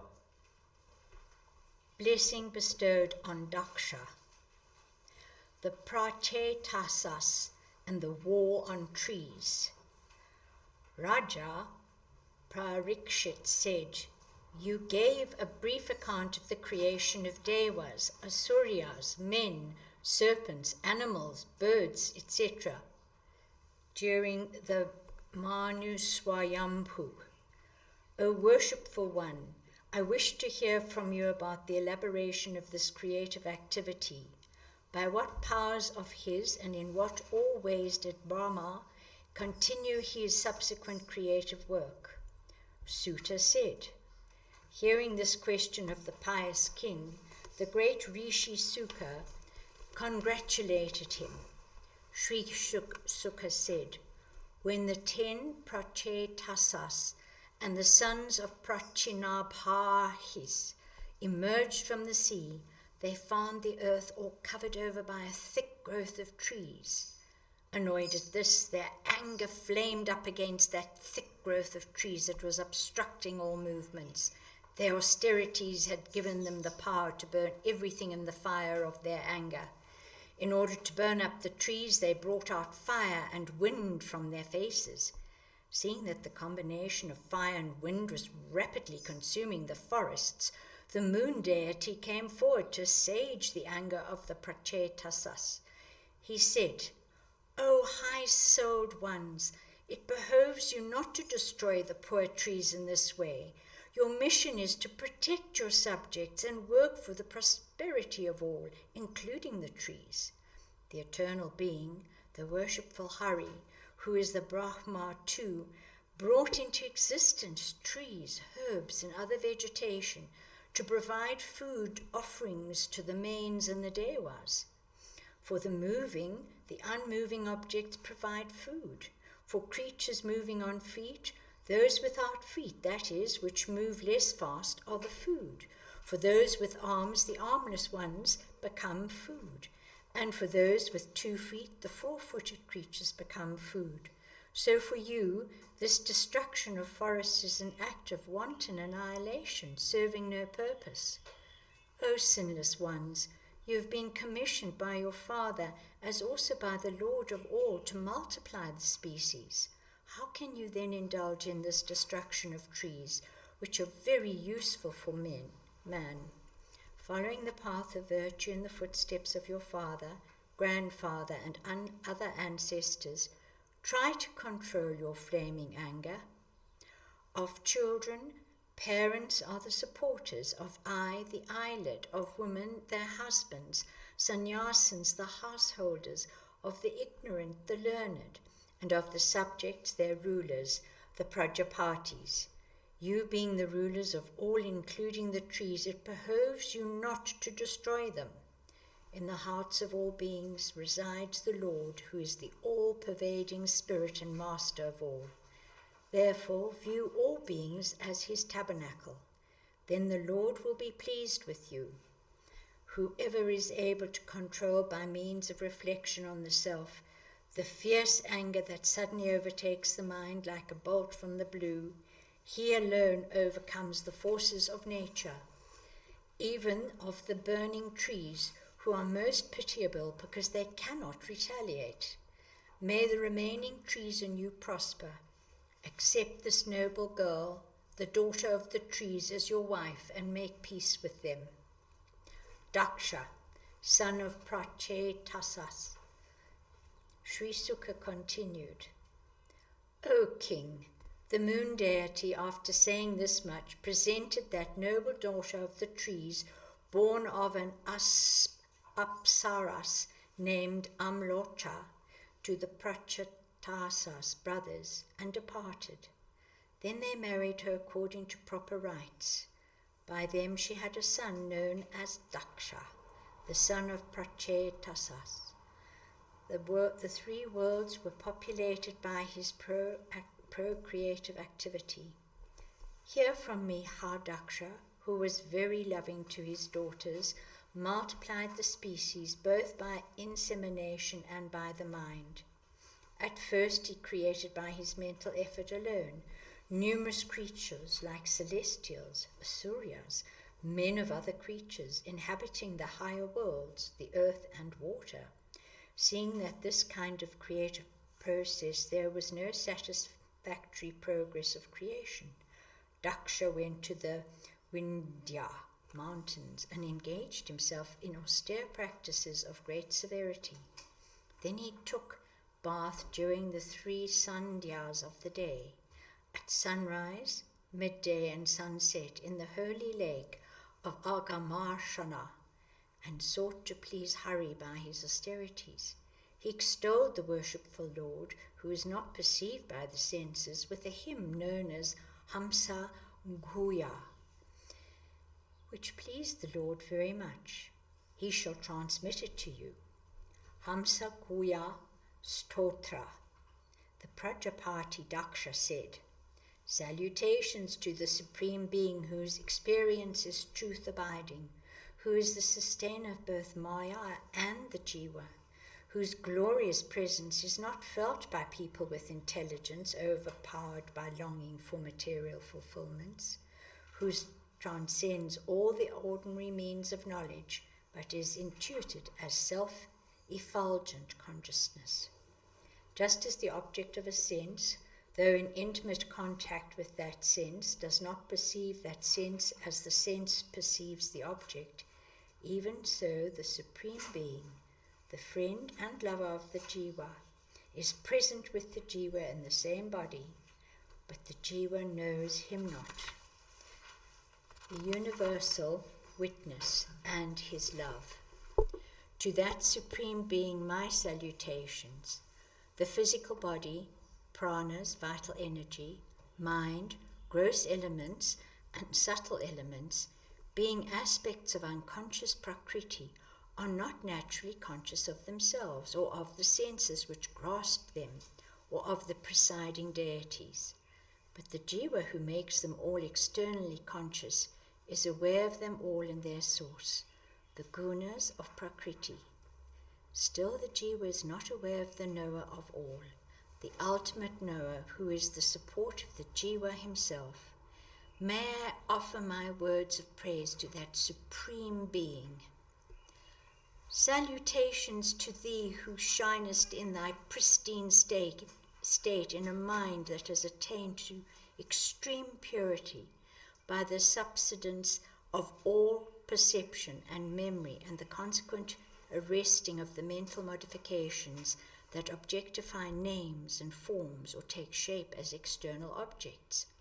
Though thou art covered by thy powers, manifesting as the various categories, as the Prakriti, with its 3 gunas, Mahatattva, Ahankara, Manas, and the 5 Tanmatras, wise men separate and grasp thee through discriminative intelligence as existing in the heart, just as the celestial fire lodged in the sacrificial fuel is ignited and brought into manifestation through the 15 sacred mantras. Thou art the transcendent spirit, ever steeped in eternal bliss, negating the diversities of relative existence produced by Maya, but being the possessor of the innate power, Maya, that baffles all definitions. Thou art also all manifested beings, having names and forms. May that Sri Hari be propitious unto me.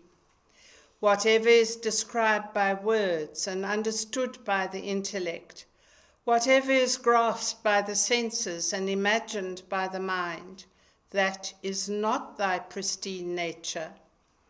They are all the expressions of thy power, Maya, with its 3 gunas, from whose work of creation, preservation, and dissolution thy being is indirectly cognized.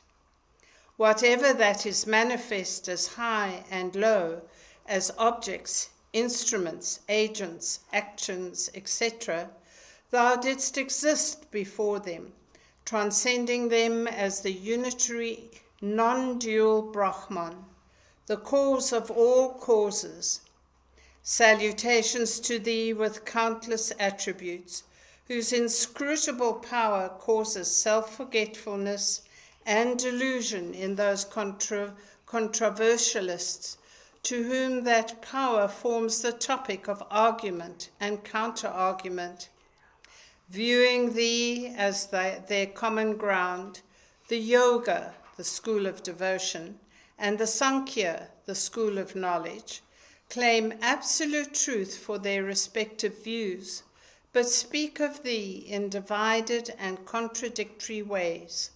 The one positively as personal being, with all auspicious attributes and a form, and the other negatively denying all these and describing thee as not this, not this. Thou art that transcendent and infinite being, favorable to both these views alike.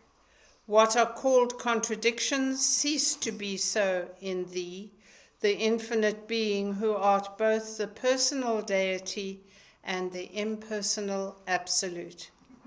May that infinite being, the worshipful Lord, who transcends name and form, but manifests himself under many forms of Suddha Sattva, and under countless names as deities and incarnations, and performs various sportive actions for the blessings of the devotees. May he be propitious unto me. May he, the Lord of all, who like the air that takes the smell of whatever it is in contact with, assumes the forms of deities, as conceived by even various crude cults according to the tendencies of the votaries. May he be propitious to me and grant my prayers. Lord's appearance and blessing.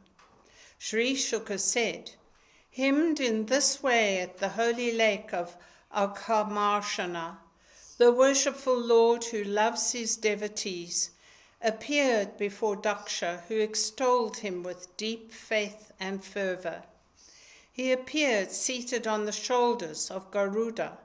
He had 8 powerful arms, sporting his discus, conch, sword, shield, arrow, bow, cord, and mace.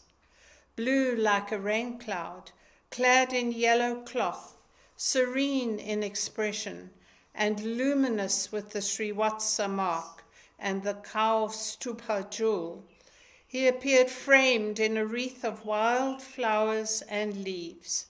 He was adorned with a great crown, bracelets, gleaming ear ornaments, girdles, rings, anklets, and armlets. Assuming a form impressive enough to dumbfound the 3 worlds of which he was the Lord, he appeared surrounded by sages and attendants like Narada, Nanda, and other celestials. At the sight of this rare and wonderful form, followed by the hymning choir of Siddhas, Charanas, and Kantharvas, the Prajapati Daksha was awestruck. With a mind overflowing with joy, he made a full prostration to the Lord, falling before him like a stick.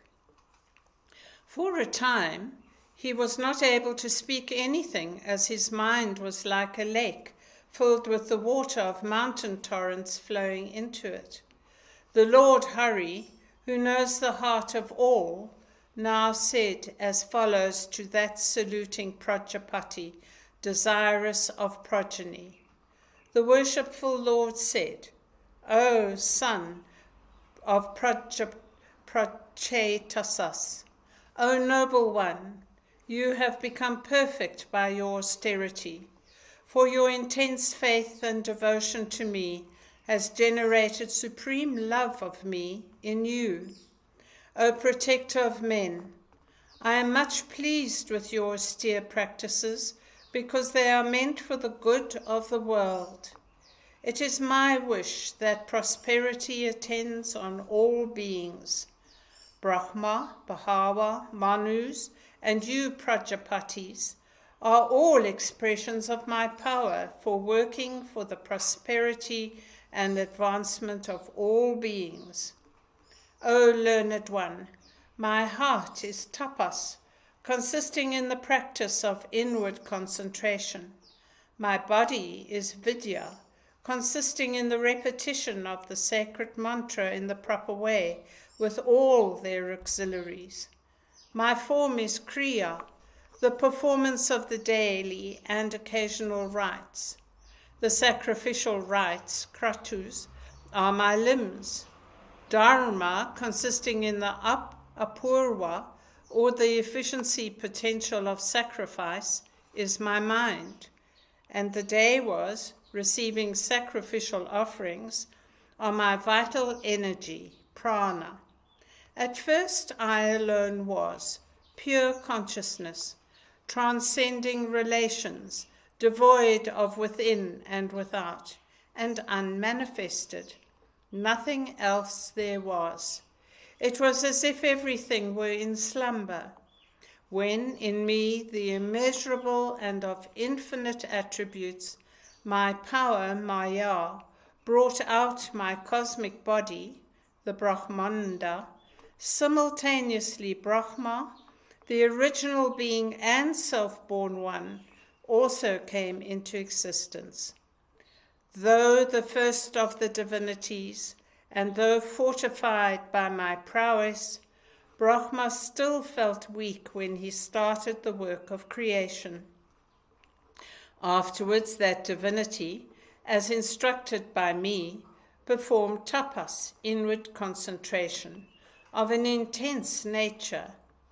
Becoming all-powerful by such tapas, he first brought out in you the 9 Prajapatis into existence to aid in the work of creation.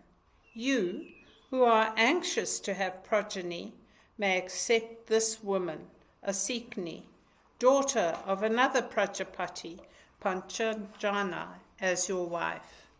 By following the law of sexual intercourse with her, who is also being desirous of the same, you will be bringing forth numerous progeny.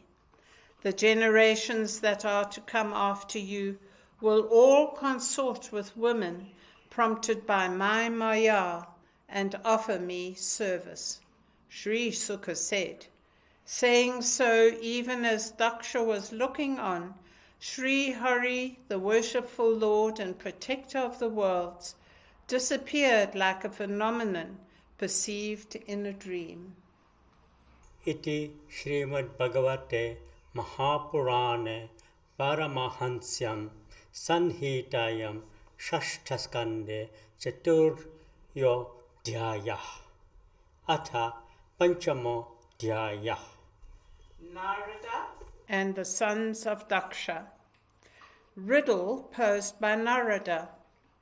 Sri Sukha said, overpowered by Mahavishnu's Maya, the powerful Daksha begot 10,000 sons, known as Haryaswas, by his wife Asikni, the daughter of Panchajana. These 10,000 sons of Daksha behaved and thought like one man. Asked by their father to multiply the species, they went in a westerly direction to perform tapas and gain the blessing of the Lord. At about the place where the river Sindhu joins the sea, there is a holy spot called Narayana Saras in Kuch, which is the resort of many sages and ascetics.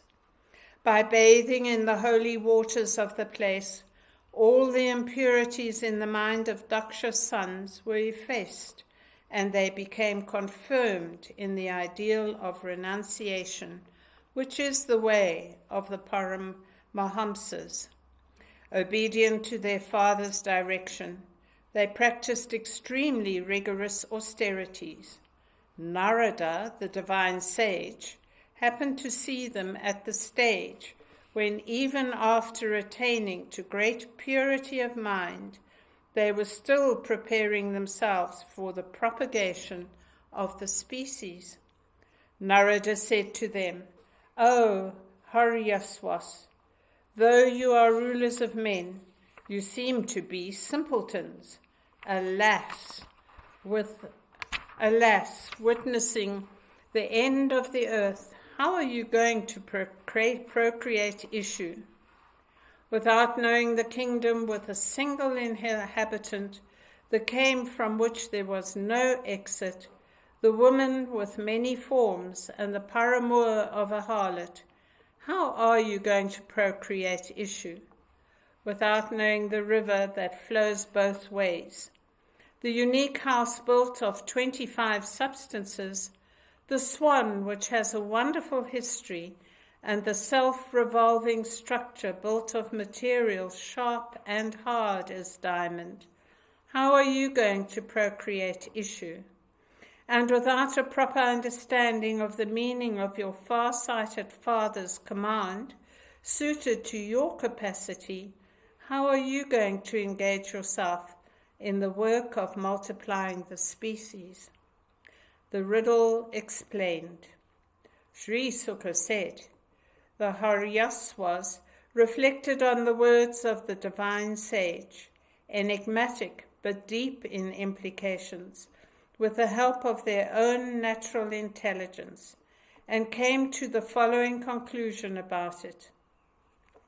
The subtle body, the linga sharira, which is the limiting adjunct causing bondage to the jiva from beginningless time, is the earth referred to in the riddle, the place of hastening the dissolution of this binding adjunct of subtle body. Of what use is involvement in desire-prompted actions which only go to strengthen the bondage?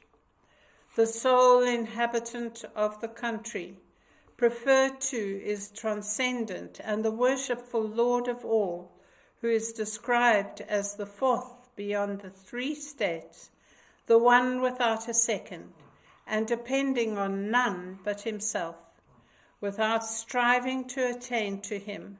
Of what use is the pursuit of these desire-prompted actions that are not offered to him? One has to gain the knowledge of the light within, the self-conscious spiritual essence permeating everything, understanding which one does not come back to the transmigratory world, even like one who has gone to the Bila Shwarga or the heaven of the netherworld. Without achieving that, of what use is the pursuit of desire-prompted actions giving trivial joys? This is with reference to the cave without exit. The woman of the riddle is man's buddhi, the understanding, attracted by the objects of the world, the products of the gunas of Prakriti. It moves from one fancy to another like a seductive woman wearing many makeups. In place of eradicating through the practice of discrimination, of what use is the pursuit of desire-prompted actions giving trivial joys? Like a man married to a harlot, an unenlightened jiva yoked to an impure mind is dragged by it to goals of sufferings and enjoyments, oblivious of his jiva's real nature as the pure and the unaffected Atman. Instead of seeking the spiritual identity of the jiva, of what use for him is this pursuit of desire-prompted actions, giving trivial joys? The river flowing in both directions is Maya, consisting of the two processes of creation and dissolution, which constitute the movement of the same force in contrary directions, just like a river at its estuary, agitated by opposite currents. In place of cultivating an awareness of this contrary process of life and death, in which one's own body and the world are by force involved, of what use is the thoughtless pursuit of desire-prompted actions, giving only trivial joys? For the body, which is constituted of the 25 categories of Prakriti, the spirit or the Purusha is the support giving a unity. The Purusha is the mirror of self-consciousness, by identification with which the body-mind becomes a self-conscious entity. In place of understanding that indwelling Purusha, the support of this wonderful house of a body, of what use is the pursuit of desire-prompted actions giving trivial joys? abandoning the study of the scriptures that clarify the distinction between the states of bondage and freedom, between the conscious and unconscious entities, and which deal with the knowledge of the Supreme Being, of what use is the pursuit of desire-prompted actions yielding trivial joys? Without understanding this sharp wheel of time, which revolves with unimpeded speed, destroying all the worlds, of what use is the pursuit of desire-prompted actions giving trivial joys? Without knowing the scripture, which is man's well-wisher like a father, and its teachings, which have renunciation as their goal, how can a man, devoting himself to worldly values alone, obtain freedom from the transmigratory cycle?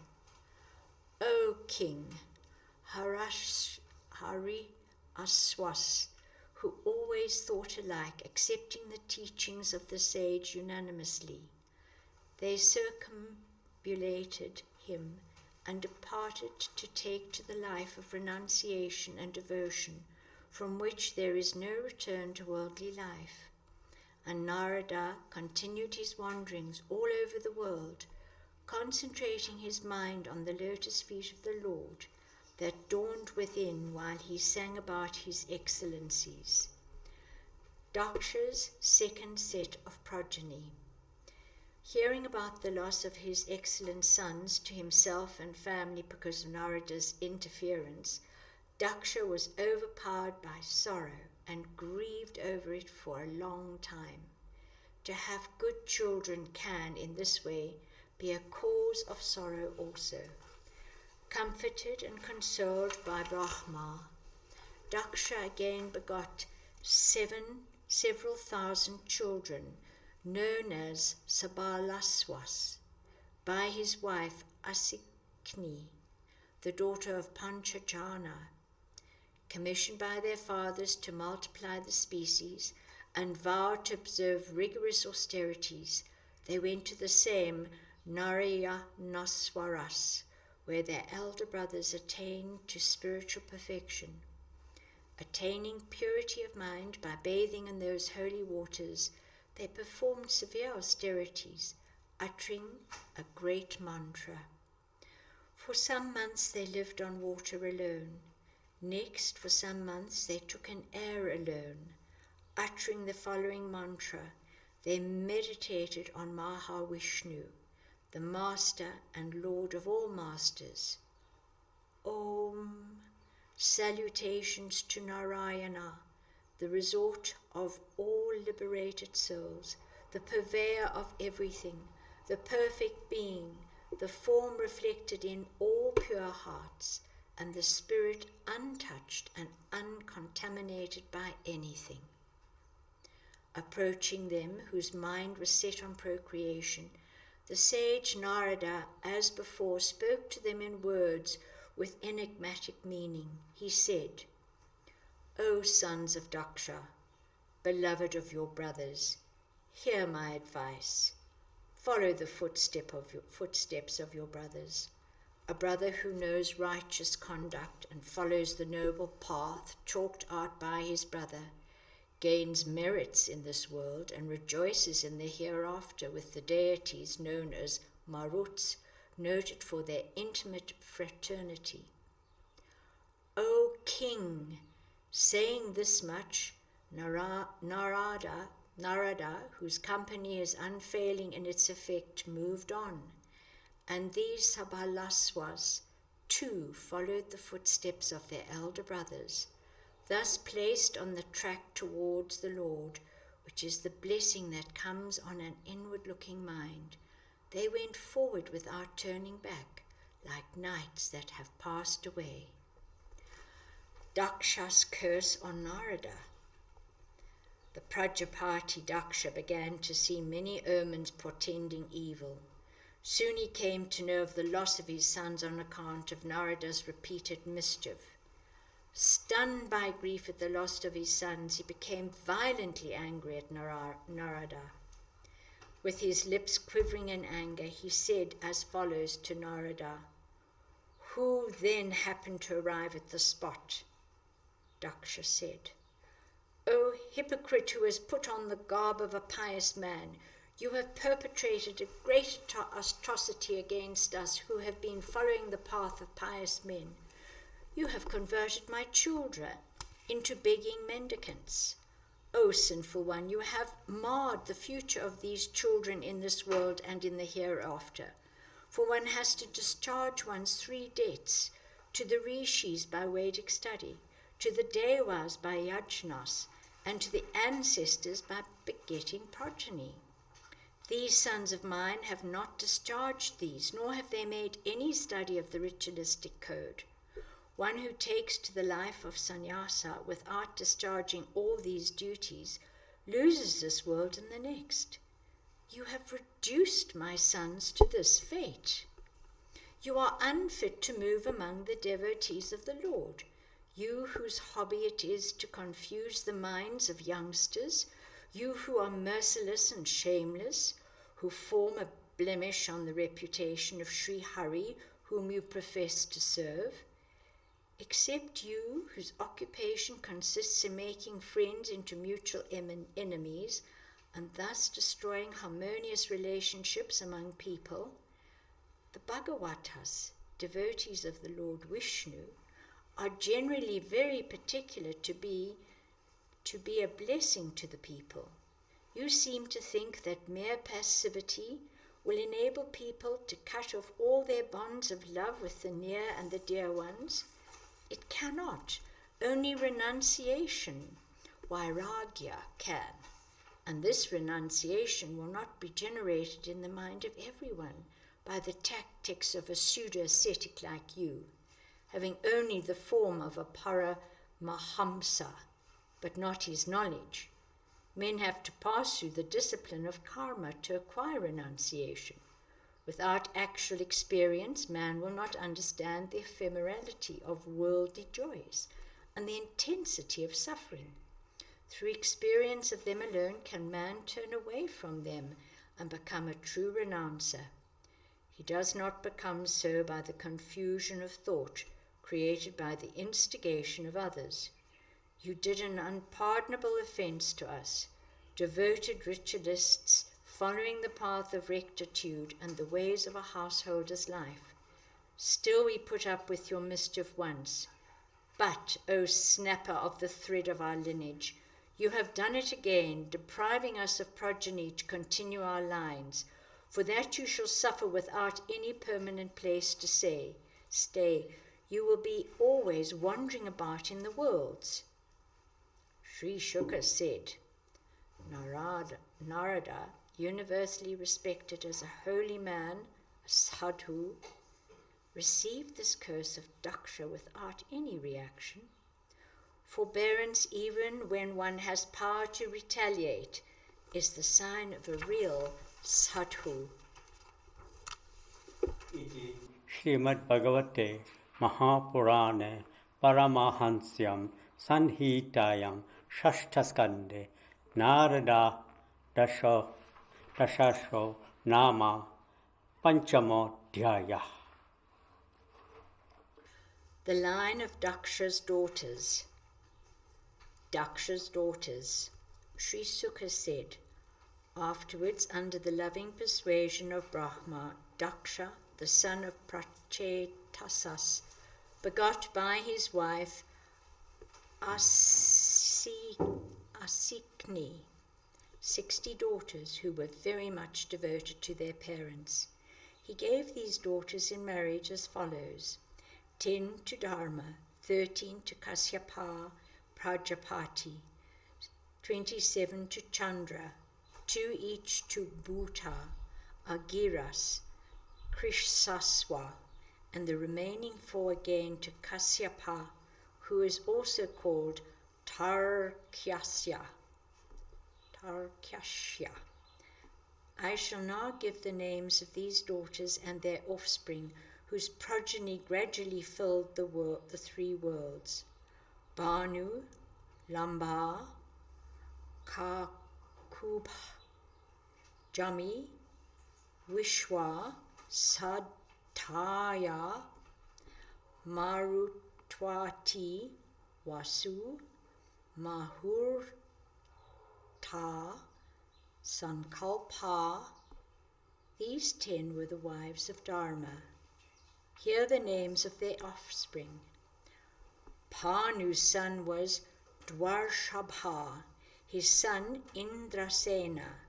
Jamba's son was known as Vidyota, from whom were born Stanayitnus, the presiding deities of clouds. Kakubha's son was Sankata, and his son Kitaka. Kitaka's issues were the deities presiding over fortresses of the earth. Of Jami was born Swarga, and of him Nandi. Vishwa's sons were Vishwadeva. These had no issues according to the traditions of wise men. Sadhya's sons were those who known under the group name of Sadhyas. Their son was Artasiddhi.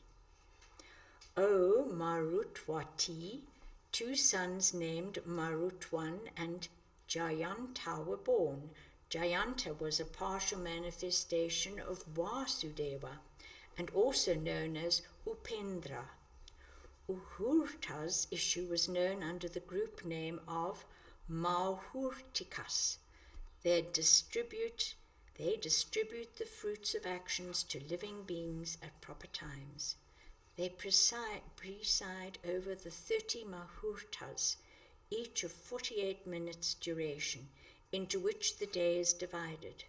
The son of Sankalpa, the deity presiding over manifestation, and his son was Kama. The sons of Vasu formed the group of 8 Vasus. The Vasus and their issue. The names of these 8 Vasus were Drona, Prana, Dhruva, Arka, Agni, Dosha, Vasu, Vibhavasu. Of these, Drona had Abhimati for wife, by whom he had Harsha, Soka, and Bhaya as sons. Prana's wife was Urjaswati, by whom he had 3 sons, Saha, Ayu, and Purojawa. The wife of Dhruva was Dharani, who bore him as progeny the deities presiding over various cities and towns. The wife of Arka was Vasana. Taksha and others were her children. The wife of Agni was Vaisurdhara. Dravinaka and others were her sons. Skanda was Agni's son by Kritika. Skanda's sons were Visakha and others. Dosha's wife was Sarwari. Her son, Shishumara, was part of Hari. Vasu's wife was Angirasi, and they had as their son Vishwakarma, who became the architect of the celestials. Vishwakarma's son by his wife Akriti was Chakshusa, who became a famous Manu of that name. The day was known as Vishwas, and Sadhyas are the sons of Chakshusa Manu. The Vibhavasu's wife was Usha, who had 3 sons, Vyushta, Vrokshis, Atapa. Atapa had a son who was the presiding deity of the day, with 5 periods known as Yamas. He is therefore called Panchayama, and all creatures are prompted to action by that deity. Rudras, Pitris, etc. Bodhuta had 2 wives. Of these, Sarupa gave birth to innumerable Rudras, of which the 11 principal ones were Raiwata, Aja, Bahawa, Bahima, Wama, Ugra, Virishakapi, Ajaibkapat, Ahir Bhutyanya, Bahurupa, and Mahan. From the second wife of Bhuta are born the fierce attendants of Rudra, known as Vinayakas and Pretas. The Prajapati Angiras had 2 wives. Of these, the one known as Swatha gave birth to Pitris. The other wife, Sati, had a son named Atar Wangiras, presiding over the 4th Veda. Krishaswa had 2 wives, named Archis and Dihishana, of whom the first had as son Duhumaraksa, and the second Vedasiras, Devala, Vayuna, and Manu. Tarkshya, known also as Kashyapa, had 4 wives known as Vinata, Kadru, Patanji, and Yamani. Of these, Patanji brought forth the birds, Patanjas, Yamani, the locusts, Vinata, also Suparna, the vehicle of Mahavishnu known as Garuda, and Aruna, the charioteer of the sun deity, and Kadru, serpents. The wives of Chandras or Soma, the moon deity, were the 27 nakshatras, constellations, beginning with Kritika. But Chandra had no issue by his wives, because his father-in-law, Daksha Prajapati, cursed him to be a consumptive patient as punishment for his neglect of all his wives, except Rohini, of whom he was inordinately fond. By propitiating Daksha afterward, Soma got back the digits that he lost during the dark fortnight. Now hear about the auspicious names of Kasyapa's wives. Prajapati Kasyapa's line. The world got filled with the issue of Kasyapa's wives. 13 in number, their names are Aditi, Diti, Danu, Kashtha, Arishta, Surusa, Ila, Muni, Krodhavasa, Tamara, Surapi, Sarama, and Timi. All aquatic creatures were in the offspring of Timi, and all wild animals of Sarama. O king, all buffaloes, cows, and other 2-hoofed animals were born of Surabhi, while all birds like kites, vultures, etc., were issue of Tamra. The Apsaras were born of Muni. Krodavasa's children were the terrible poisonous snakes. The vegetable kingdom formed the offspring of Ila, and Yatudanas, Rakshasas, of Surasa.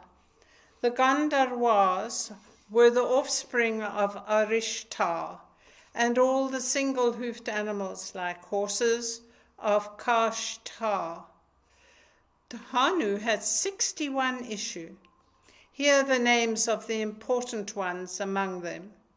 These were Dvimurta, Sambara, Arishta, Hayagriva, Vipahavasu, Ayomukha, Sankusiras, Swarbhanu, Kapila, Aruna, Puloma, Urishaparva, Ekachakra, Anutapana, Duhumarakesha, Virupaksha, Viprakchiti, and Durjaya. From among the above, Swarpahanu's daughter, Suprabha, was married by Namuchi, and Virishaparva's daughter, Sarmishta, by the powerful Yayati, the son of Nahusha. One of the sons of Danu, known as Vaishwanara, had Upanavi, Hayasira, Puloma, and Kalaka as daughters, noted for their beauty. O king, of these Upadanavi was married by Hiranyaksha, and Hayasira by Kratu, while the other daughters, Pulama and Kalaka, became the wives of Kasyapa Prajapati. Kasyapa married these two according to the direction of Brahma.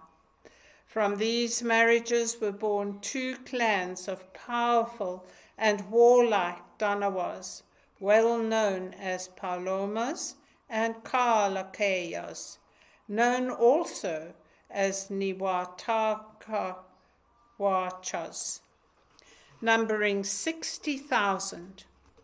Your grandfather Arjuna, O king, destroyed single-handed the whole lot of them, desecrators of sacrifices, and thereby became very dear to Indra.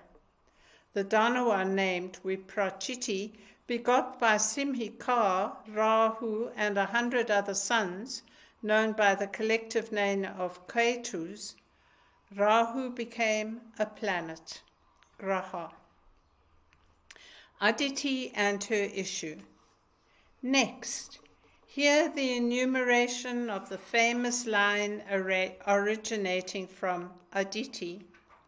The all-powerful Lord Narayana incarnated in that line with a part of his. Aditi had 12 sons named Vishwaswan, Aryama, Pusha, Twashta, Savita, Bahaga, Dahata, Vidhata, Varuna, Mitra, Shakra, and Urukrama, Vamana.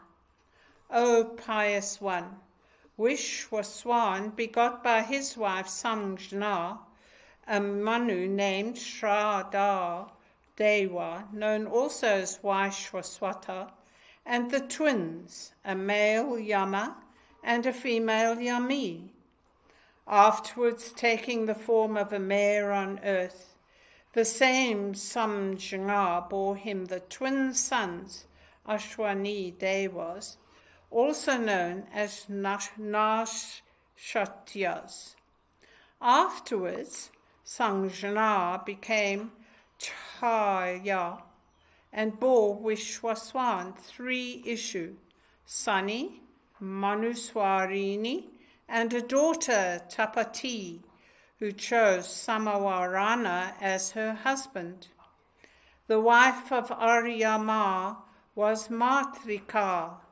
They had as issue a group called Chaharsanis, who were endowed with powers of introspection or knowledge of karma and moksha.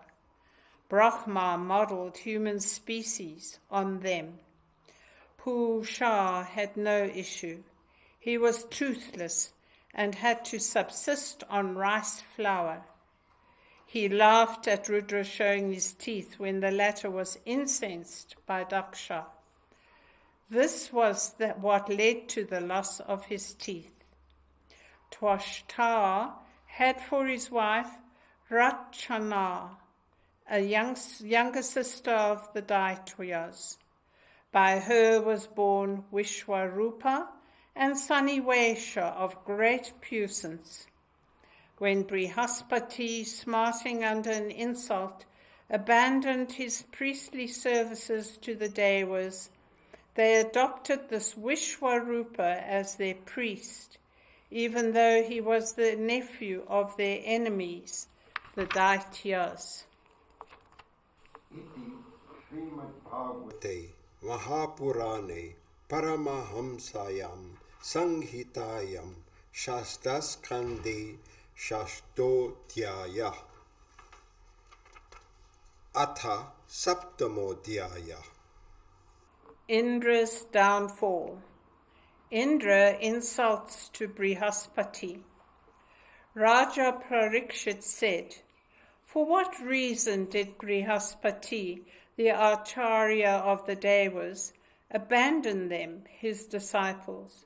What was the offense on the part of the disciples that made him do so?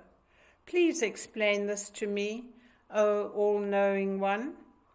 Sri Sukha said, "O king, Indra was one day sitting on his throne with his consort Paulomi, sharing half of it. He was sitting inflated with pride, born of his mastery over the resources of the three worlds, forgetting even the bounds of courteous conduct.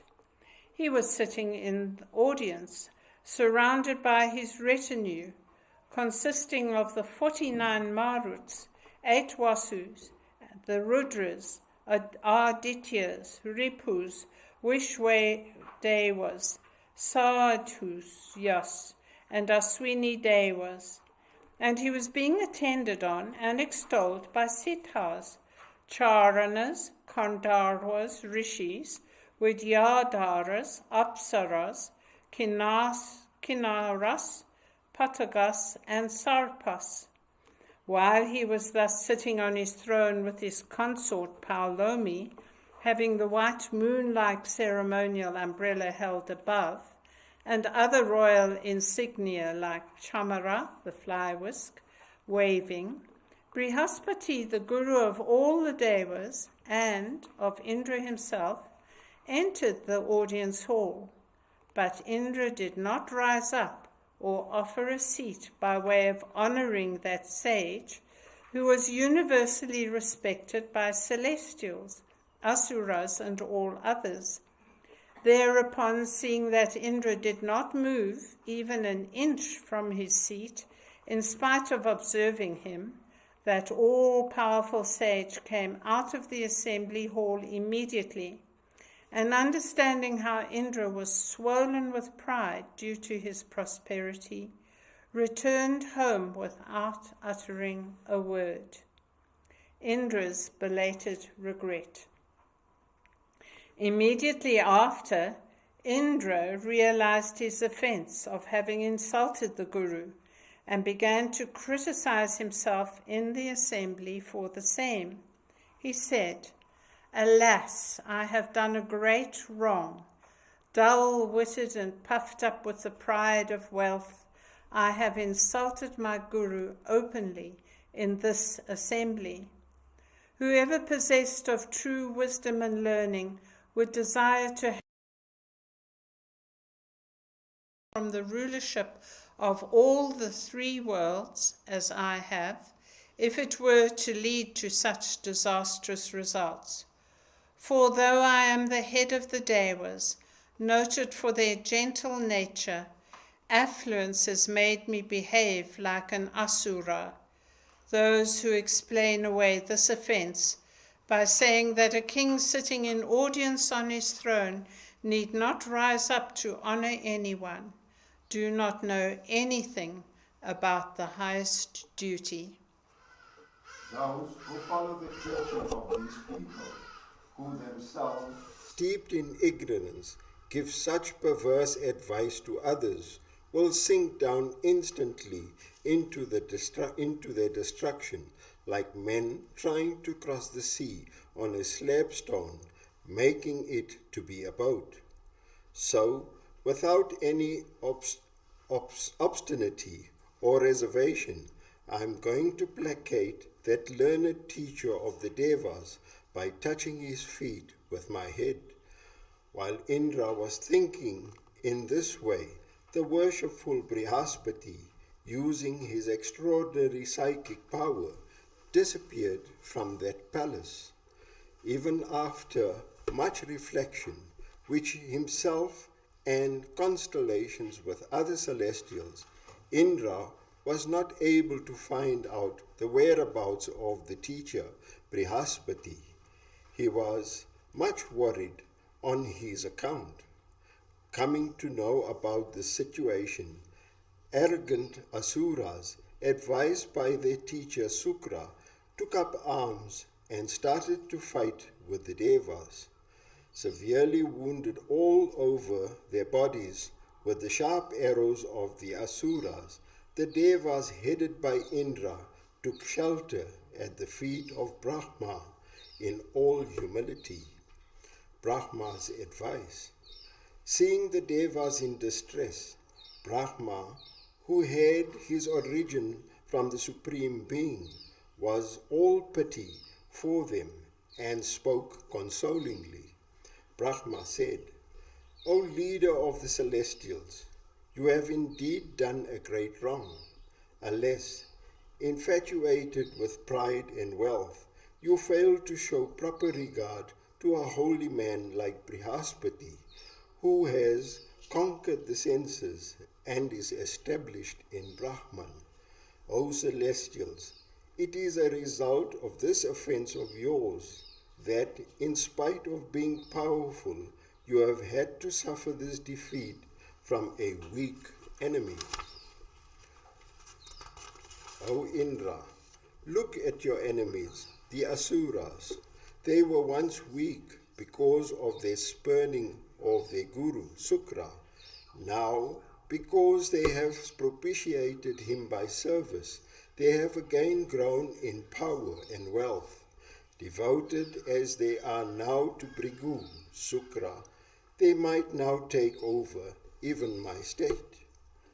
When they are so powerful, because of the guidance that they get from Sukra and the strength instilled into them by my mantras, the heaven of Indra is quite easy for them to take over. Calamities do not overtake kings who are devoted to the Lord and to holy men, and are kind to all creatures. So go soon to Vishwarupa, the son of Twashta, who is a brahmana of great austerity and insight, and try to please him. Overlooking his leanings to the side of the Asuras due to his karma, if you please him and get him on your side, he will fulfill your objectives. Indra's mission to Vishwarupa. Sri Sukha said, O king, instructed in this way by Brahma, the Devas were relieved of their sorrow. They went to Twashta's son, Vishwarupa, embraced him, and said as follows. The Devas said, We have come to your ashrama as your guests. May you be happy. Dear one, there is one favor we seek of you out of our present need. It behoves you to fulfill the same like a son. Service of their parents continues to be the highest duty of men, even after they have children of their own. It is still more so of persons who are unmarried. The Acharya is a replica of Brahma, the father of Prajapati, the brother of Indra, and the mother of the earth deity. The sister is a replica of Daya, mercy. A guest is the very embodiment of Dharma. A visiting traveler is a form of fire, and all creatures are expressions of the Lord. Therefore, it behoves you, who are like a son to us, to help us overcome, by virtue of your austerity and by proper advice, the difficulties we now face on account of our defeat at the hands of our enemies. We desire to choose you, a wise and an enlightened person, as our teacher, so that your power may overcome our enemies without any difficulty. On serious occasions, there is no impropriety in an elder person prostrating at the feet one younger. O learned one, one's knowledge of the Veda is the real mark of one's superiority, and not mere age.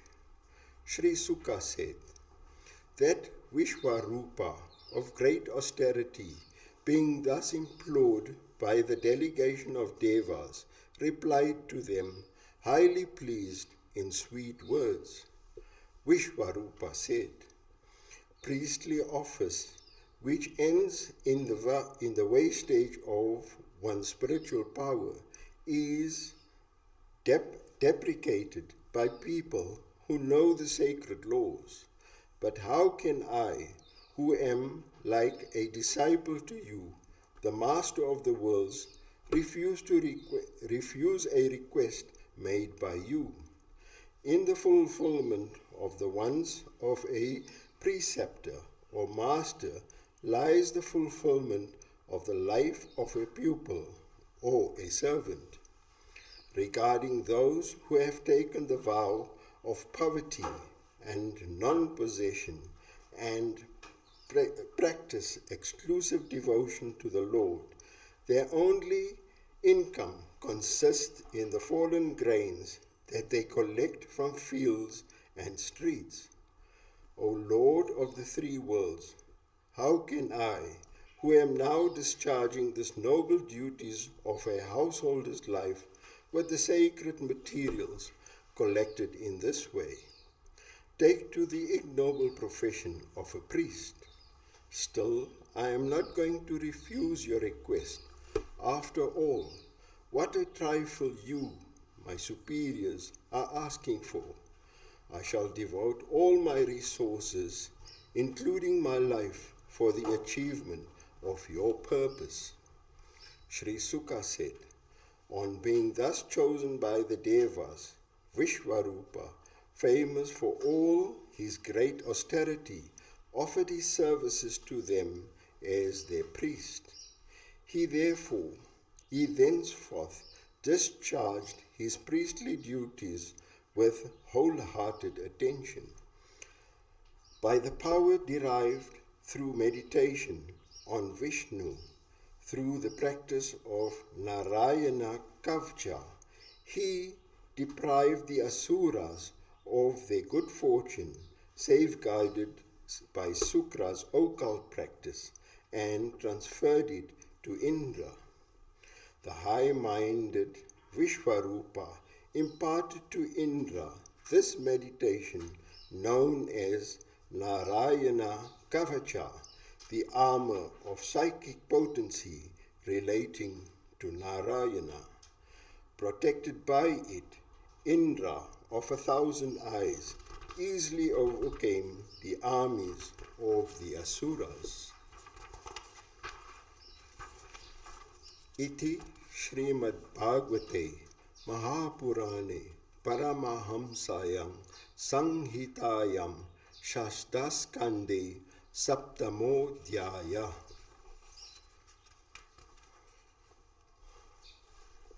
Atashdamo Adhyaya. Skanda 5, chapter 8. Imparting of Narayana Kavacha to Indra. Meditation on Narayana Kavacha. The Raja said, it behoves you to tell me what that occult armor of mantras called Narayana Kavacha is, protected by which Indra was able to conquer as easily as in play enemies who are equipped with all vehicles and weapons, and wrest from them this suzerainty over the three worlds. You ought to explain how under its protection Indra could conquer his well-armed armies. Sri Sukha said, after choosing Vishwarupa, the son of Twashta, as priest, Indra asked him to impart to him the Narayana Kavacha, and the Vishwarupa did so. Now listen attentively to what he said. Vishwarupa said, the Narayana Kavacha should be repeated and meditated upon when one is faced with a dangerous situation. washing hands and feet, doing achamana, sipping water ceremonially, and putting on the pavitra, the grass ring. A person should sit facing north with a pure mind and controlled speech. With the two mantras, the 8-syllabled and the 12-syllabled, he should perform aganyasa and karanyasa before he meditates on Narayana Kavacha. In the Anganyasa, the 8-syllable mantra, Om Namo Narayana, should be spread over the body by the touch of the fingers, along with the repetition of each of the syllables in their order on the 8 parts of the body: feet, knee, thigh, abdomen, heart, chest, face and head. Utterance of each syllable should be prefaced and followed by the sound Om, or the order of the parts touched and the syllables uttered may be reversed also. In Karanyasa, the 12-syllable mantra, Om Namo Bhagavate Vasudevaya, should be spread by touching the fingers and the flanges of the thumbs in due order, uttering the syllables of the mantra from the pranava to Ya in their order with each touch. Each syllable should be prefaced and ended with the utterance Om. Next, he should do nyasa on the mantra Om Vishwaneva Namaha. The syllable Om should be placed on the heart, V on the head, Sha between the brows, Na at the tuft. The syllable Ve should be placed in the eyes, Na in all the joints, and Ma meditate upon as a powerful weapon, Astra, representing the deity of the mantra, with whom the worshipper should get identified. Then, using Visarga with Ma and adding Fat to the sound, he should utter the formula Ma Astraya Fat and project in all directions, snapping the thumb and middle finger together in each of the directions to ward off evil spirits. One should then meditate on the Supreme Being, the one object fit for meditation by all, possessed of all his powers, the Lord, possessed of all his powers, like lordship, Aishwarya, and having the form of consciousness, energy, and austerity. He should then repeat the following mantra, constituting the Narayana Kavacha. Narayana Kavacha mantra.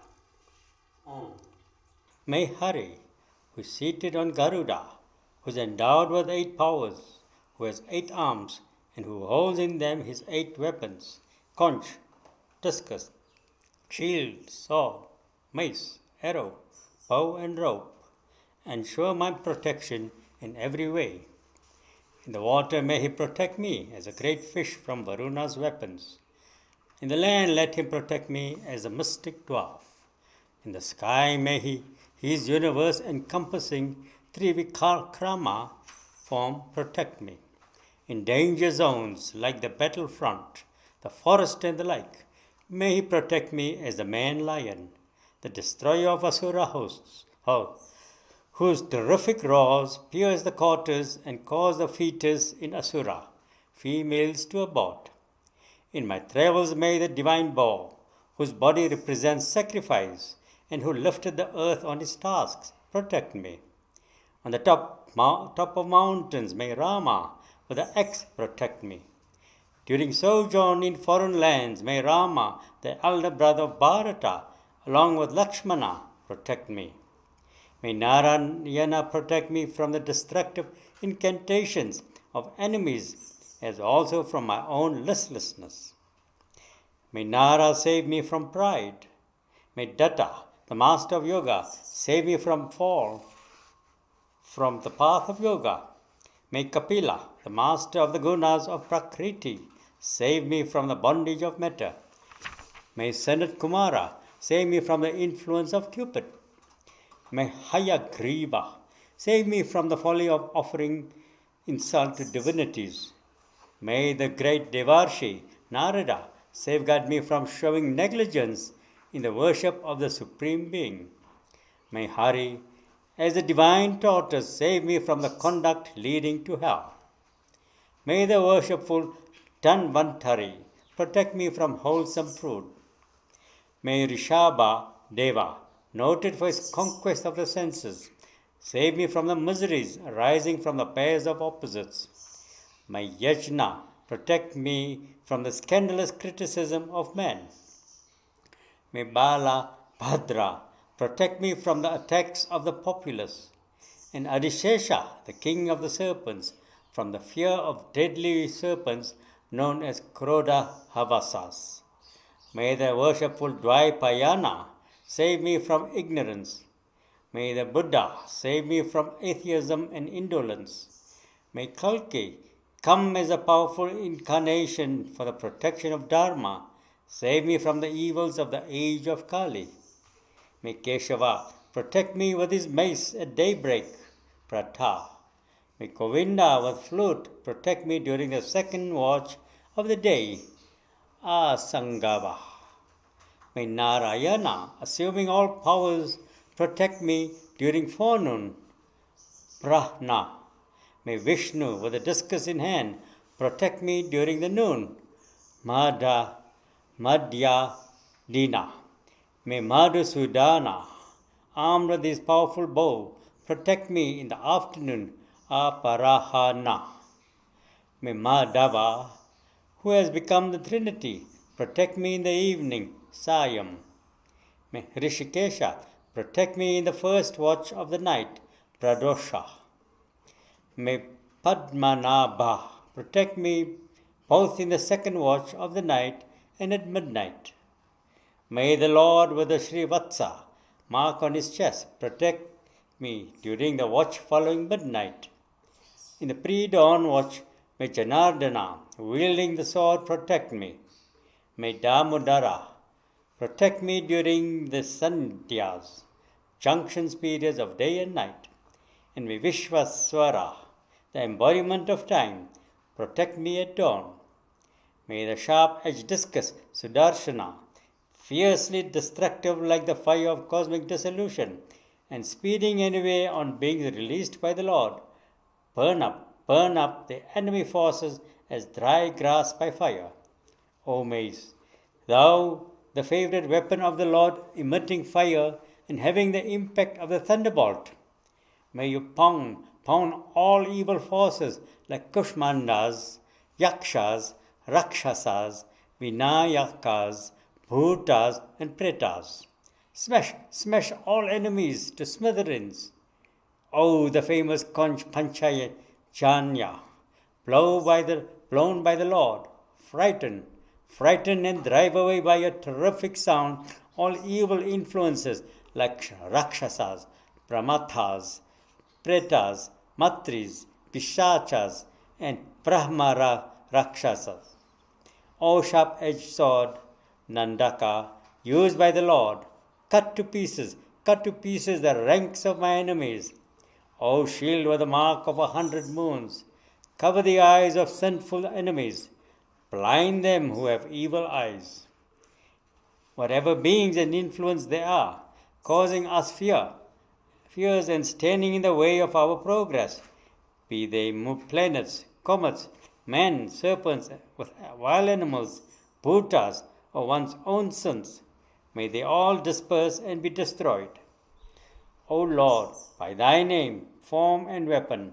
May the worshipful Garuda, the all-powerful embodiment of Veda and the object of adoration by Sama chants, protect us. May Vishwaksena protect us in all difficult situations by the power of his name. May Hari's name, form, vehicles, weapons, and chief attendants give protection to us, our intellect, senses, mind, and pranas. If the truth is that the worshipful Lord alone is all existence, gross and subtle, may all troubles and difficulties of ours be dissolved by the power of that truth. Though the Lord is without any differentiation for those who are experiencing the unity of all existence, still, by his yoga maya, which is his free will, he assumes various powers, forms, weapons, and adornments. It being the truth that he is a substance in everything, may he, the powerful and the all-knowing one, protect us and everywhere presenting himself in forms appropriate to the situation. May the Lord as Nrisimha protect us above, below, and around, on four sides and in the four corners, within and without, by driving away all causes of fear, by his wrath and by extinguishing the powers of all others, by his unmatched puissance. Narayana Kavacha and a yogi. O Indra, I have now imparted to you that psychic armor called Narayana Kavacha. Protected by it, you can easily conquer all the leaders of the Asuras. Wearing this, if you look at or touch with your foot anyone, that man will at once be rid of all fear. He who protects himself with this armor has nothing to fear from kings, thieves, planets, or wild animals like tigers. Once a brahmana of Kaushika's lineage invoked this mantra in a desert without any water to do purificatory rites, and by the application of the yogic technique, left the body then and there. Over that region where this brahmana left his body, Chitra, a leader of the Gandharvas, once passed in his aerial car surrounded by many Gandharva women. As he passed over the spot, the vehicle was upturned and all the occupants came down topsy-turvy to the ground. On the advice of the saints, known as the Bala Khilyas, Chitra collected the bones of the dead yogi, consigned them to the Saraswati, where the river flows eastwards, took his bath in it, and went home. Whoever hears this or meditates upon this will, with full faith, he receives the homage of all living beings. He is freed from all kinds of fears. Having obtained the knowledge of this meditation from Vishwarupa, Indra obtained victory over the Asuras and became the master of the resources of all three worlds. Iti Shrimad Bhagavate Mahapurane Paramahansyan Sanhitayan Shashtha Skande Narayana Varna Kathanam Namashta Shtamo Dhyaya Atha Navamo Dhyaya. The appearance of Vrita, Vishwarupa's slaughter. Sri Shukha said, we have heard that this Vishwarupa had 3 heads, through each of which he consumed each of the 3, soma, liquor, and food. O King, Vishwarupa, whose father was a Deva, always made offerings to Devas with humility and loud utterance of the mantra. But drawn by affection for his mother, who came from the ranks of the Asuras, he secretly gave a part of the offerings to the Asuras too, whenever he sacrificed to the Devas.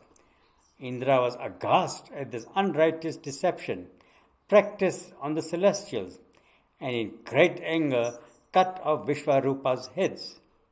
The head that drank the soma became Kapinjala, black cock. That which took liquor became Kalavinga, sparrow. And that which consumed food became Tittiri, partridge. By this act, Indra, though a powerful personage, had to incur the sin of a Brahma Atya, the killing of a holy man. At the end of a year, in order to rid himself of it, he transferred and partitioned that sin among the four, namely earth, water, trees, and woman. 1/4 portion of it was accepted by the earth in return for the boon that any pit dug on the grave will be naturally filled up. The deserts seen on the surface of the earth are the effect of that sin inherited by the earth. So, in such desert regions, the study of the Veda and performance of sacrifices are prohibited. The trees accepted another 1/4 portion of the sin for the boon that their branches would grow again, even if clipped. What is seen as exudation in trees when cut is a sinful expression of Brahma Hatsya. Women receive the 3rd quarter of the sun, accepting as boon that there will be no obstruction to their love life even in pregnancy. That sin expresses in them through the monthly menstrual flow. Water receive the remaining 1/4 of the sun on being given the boon that its addition to anything will swell its bulk. The bubbles and foam seen in water constitute that sun. So people take water only after removing the dirty portions that represents the sun. Vrita's appearance. Now, Twashtha, the father of the slaughtered Vishwarupa, was grief-stricken by the death of his son, and he began a sacrificial rite in order to produce a person powerful enough to kill Indra. O enemy of Indra, grow into mighty proportions and slay the enemy soon. So prayed Twashtha. Thereupon from the sacrificial fire, known as the Dakshinagni, a terrific being came out, like the all-consuming form of death, appearing at the time of the total destruction of the Pralaya. A being emerged from the Dakshinagni. Every day the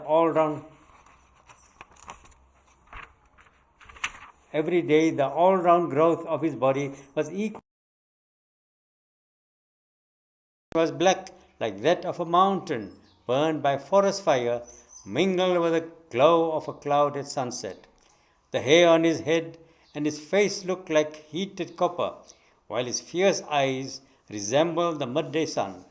He was wildly dancing to the accompaniment of tumultuous roars and earth-shaking threads, holding an uplifted trident with 3 dazzling points, as if he were lifting up heaven and earth impaled on it.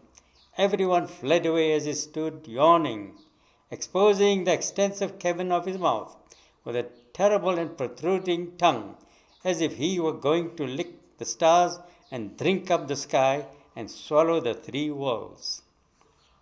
That extremely cruel and sinful being came to be known as Vritra because he, the offspring of Twashtha's mantra, was the very embodiment of tamas, covering the world with the darkness emanating from him. On seeing him, the devas, with all their following, rushed to him and struck him with their divine weapons. But Vritra swallowed up all these weapons. The devas, who were stunned at this, found simultaneously that they had lost their puissance. Overcome with grief, they became introspective and prayed to the Supreme Being as follows. The devas' praise of Mahavishnu. The devas said, "The time which swallows everything is the dread of us all, the 5 elements like air, sky, fire, water, and earth, the worlds formed by their combinations, Brahma, who directs the process, and we, the subordinates. In him, who is the dread of even that time, we seek refuge. He indeed is a simpleton who seeks the shelter of others, leaving aside him, the unconditioned, the self-satisfied, the passionate being. He who does so is a fool, like the one trying to cross the ocean with the aid of a dog's tail. Thou, the great fish on whose antenna Manu Vishwata tied his boat of the earth, and thus overcame the great danger caused by the universal flood, may thou save us, thy dependents, from the fear facing us in the form of Vritra. In the beginning of creation, Brahma found himself falling from the solitary situation in thy navel lotus amidst the limitless expanse of cosmic waters, rendered all the more forbidding by the furious winds that raged over it. May he who saved him in this dire situation be our Saviour too. He, the one Lord of all, who out of his Maya brought us into existence to carry on the creative activity by his blessing. He who even without us has all through been the creator of everything, though unperceived by us on account of our infatuated feeling of being mighty lords. He who saves us, his own people, whenever we are under the threat of enemies, by becoming incarnate among devas, rishis, men, and lower creatures, in spite of his being the eternal one. He who presents himself as our chosen deity in different aspects, though he is the supreme cause, who is both the Purusha and the Prakriti, who is transcendent, though manifest as the world. In him we seek shelter. May he, the Supreme Being, do what is auspicious unto us. Sri Sukha said, O King, as the Devas recited the hymn, the Lord, sporting the conch and the discus in hand, manifested himself in the heart or in the western direction. Seeing him with eyes resembling the petals of an autumnal lotus, accompanied by his 16 close associates who were exactly like him, except that they had no Kastuba or Shrivatsa, all the Devas were overcome with bliss and fell before him in prostration like so many rods. Hymn of the Devas. The Devas said, Salutations to him whose prowess is displayed through yajna, conferring heavenly felicity.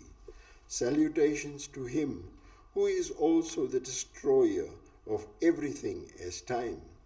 Salutations to him who releases the discus Sudarshana against the transgressors of the sacred law.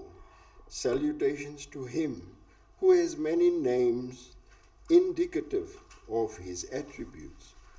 O Creator, thou hast brought into existence the three realms, the heavenly region, the earth, and nether worlds. Thy supreme state, which transcends all, is beyond the understanding of all of us who are subsequent to thy creative will, which brought us into existence. Only thy grace can help us know it. Om. Salutations to thee, Bhagavan, to thee, Narayana, the indweller of all, the three Vasudeva, to thee, Vasudeva, the support of all, to thee, the source of self-effulgence, self-consciousness, to thee, the original being, to thee, the supreme person, to thee, the home of all greatness, auspiciousness, goodness, and mercy, to thee, the pure being and the pure witness, to thee, the basis of the whole world phenomenon, its master and its direction. To thee, the Lord of Lakshmi, to thee, the pristine consciousness bliss that shines in the heart of Paramhamsas, from whom every trace of ignorance has vanished by the service of thy sacred feet with intense concentration derived by long practice. It looks as if this, thy cosmic play, will ever remain inscrutable. For without any aid, without a body, without anyone to assist, thou who hast both with attributes and without, dost create, preserve, and dissolve this universe, undergoing no change or transformation in thyself in the process. It is a mystery beyond our understanding whether thou art, like the jiva, involved in the evolutionary process of Prakriti, dependent on external factors, and subject to the good and evil fruits of one's own action, or whether thou art only the witness of the whole cosmic process, abiding in thy own bliss, actionless and overseeing.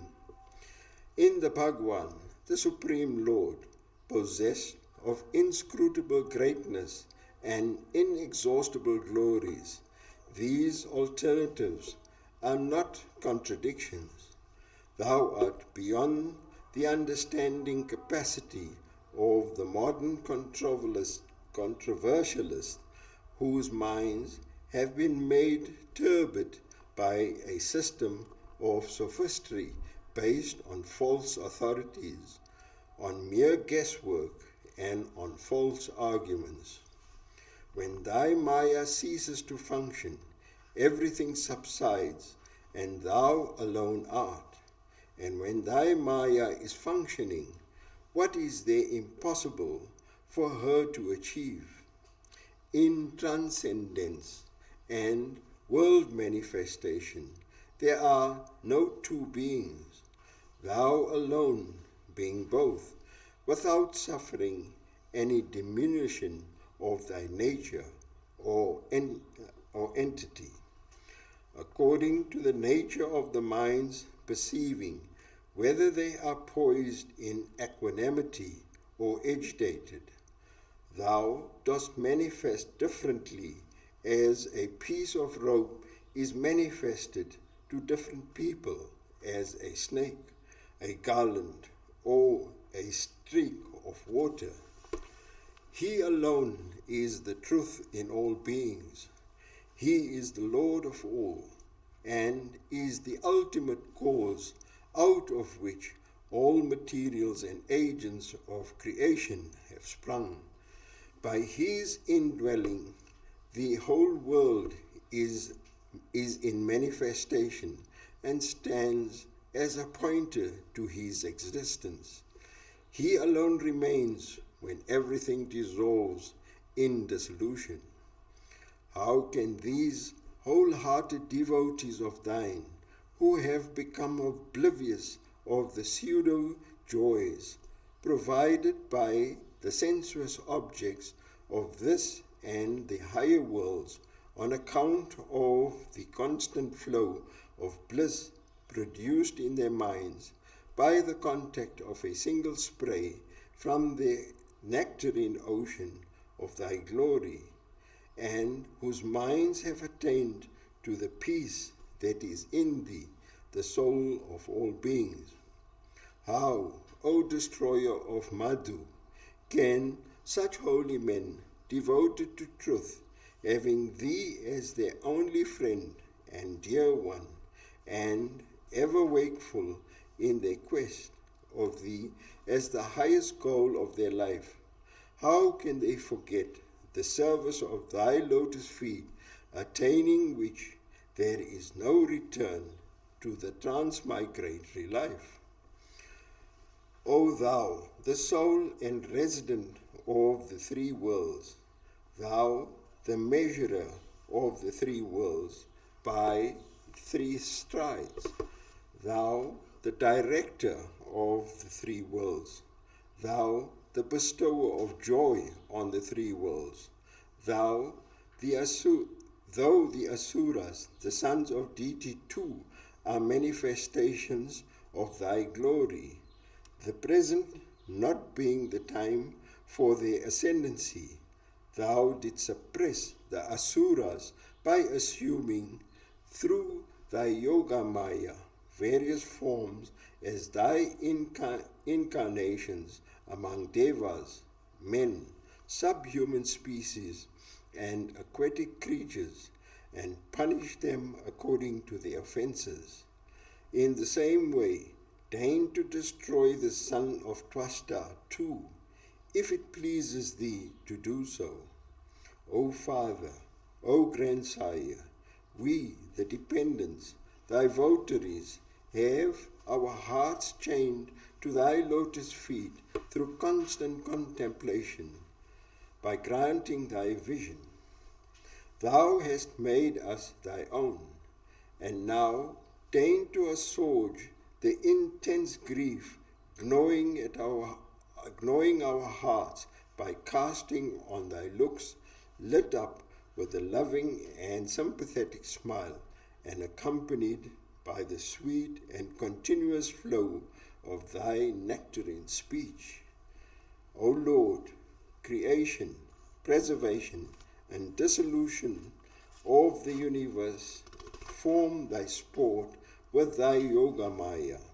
Within all beings thou art present as Brahman and as indwelling self, and outside as nature, Prakriti, and according to the requirements of time, region, and embodiment.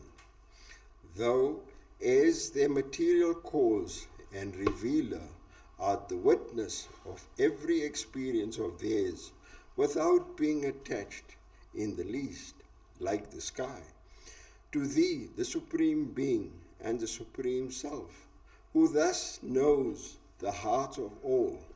What are we to represent, we who are standing before thee like sparks before a conflagration?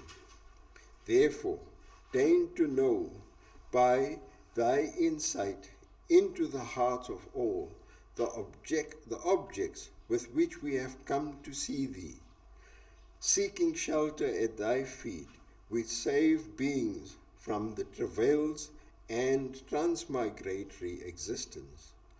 O Lord, deign to destroy this Vitra, the son of Twasta, who is consuming the three worlds. He has consumed our prowess along with our weapons. Salutations to Hari, the eternally pure, the resident in the sky of the heart, the witness, the existence, knowledge, bliss, the sun, undimmed fame, the eternal being, the one grasped by holy men as the support, and the divine goal which all beings involved in the travail of samsara ultimately reach. Thunderbolt weapon of Indra. Sri Sukha said, Sri Hari was propitiated by the fervent hymn addressed to him by the Devas, and he said to them, highly pleased. The Lord said, O leading celestials, I am pleased with you for having expressed the truth about my nature through your hymn. From your hymn, people will get an idea of my attributes and prowess, and the mind will be filled with a devotion for me. O great celestials, what is there difficult to attain if I am propitious? But a wholehearted devotee, a knower of the truth, hankers for nothing else but me. One who is involved with the sense objects is pitiable because he does not understand his own real good. Those who long for petty objects and those who grant it are both to be pitied. One who knows what constitutes the supreme good of man never induces the ignorant man to the path of desire-prompted karmas. A good physician will never allow his patient to take unwholesome food even if the patient likes to do so. Indra, may good befall you. Approach the great Rishi Dadichi. Tadyang, beg of him to give you his body, which has been fortified by meditation, vows, and austere practices. The sage Dadichi is a great knower of Brahman, the partless infinite. He taught the meditation on Brahman, known as Ashwasiras, to Ashwini Devas, which gained for them the status of immortals.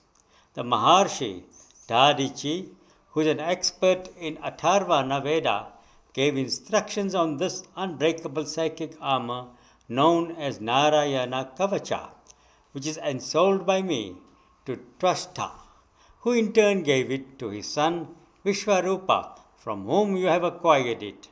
Sage Dadichi is a knower of the rules of Dharma.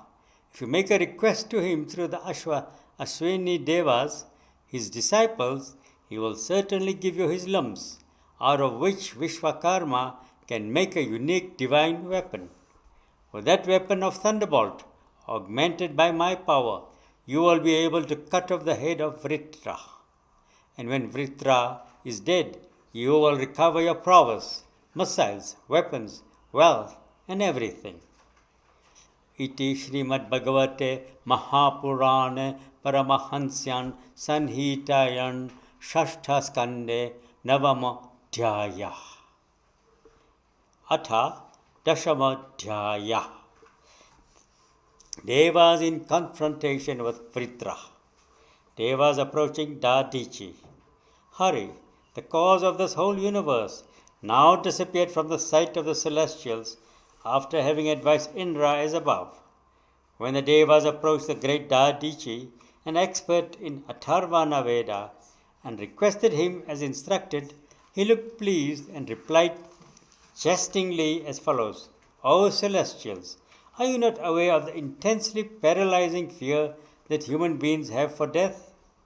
Jivas, in whom love of life is instinctive, cling to this dear body with passionate attachment. The Devas reply, O Great One, for personages like you, greatly reputed for holiness, for the nobility of your actions, and for your universal love, what is there too difficult to give away as gift? Men who are interested only in their own well-being never understand the sufferings of others. If they did, they would never beg in this way as we are doing. And one who has the resources and the inclination to make a gift would never refuse to oblige. The Rishi said, I refused your request at first in order to hear from you what is Dharma, the right cause. I shall now give up, for your sake, this body which one has to give up one day or the other. O Devas, those who do not strive for fame and attainment of merit through the sacrifice of this impermanent body, or one's love of living beings, are liable to be looked upon with pity, even by inanimate objects. The eternal path of virtue, followed by men famous for their holiness, consists in the feeling sorrow for the sorrows of others, and joy for their joys. It is indeed a tragedy, it is indeed a pity, that man fails to do good to his fellow beings with this body, which is ever threatened with death and is bound to be food for dogs, and with his wealth, children and others' resources which are transient and intrinsically worthless. Making of the thunderbolt weapon. Sri Sukha said, resolving thus, Dadichi united his spirit with the Supreme Lord, the Para-Brahman, and thereby left his body dead. With the senses, pranas, mind and intellect controlled, and with his consciousness concentrated exclusively on the reality, he broke all bonds through supreme yoga and left his body, without ever even being aware of his passing away. Next, Vishwakarma made the thunderbolt weapon with the bones of the great Rishi, and Indra, endowed with the power of the Lord, took it up. Armed with it and seated on his elephant Airavata, he shone amidst celestials and rishis who sang his praise, expressing the joy of all the three worlds. Confrontation of Indra with Vrita. Like Rudra rushing at Antaka, the god of death, Indra now charged violently at Vritra, who was surrounded by his army of asuras, in order to bring about his destruction.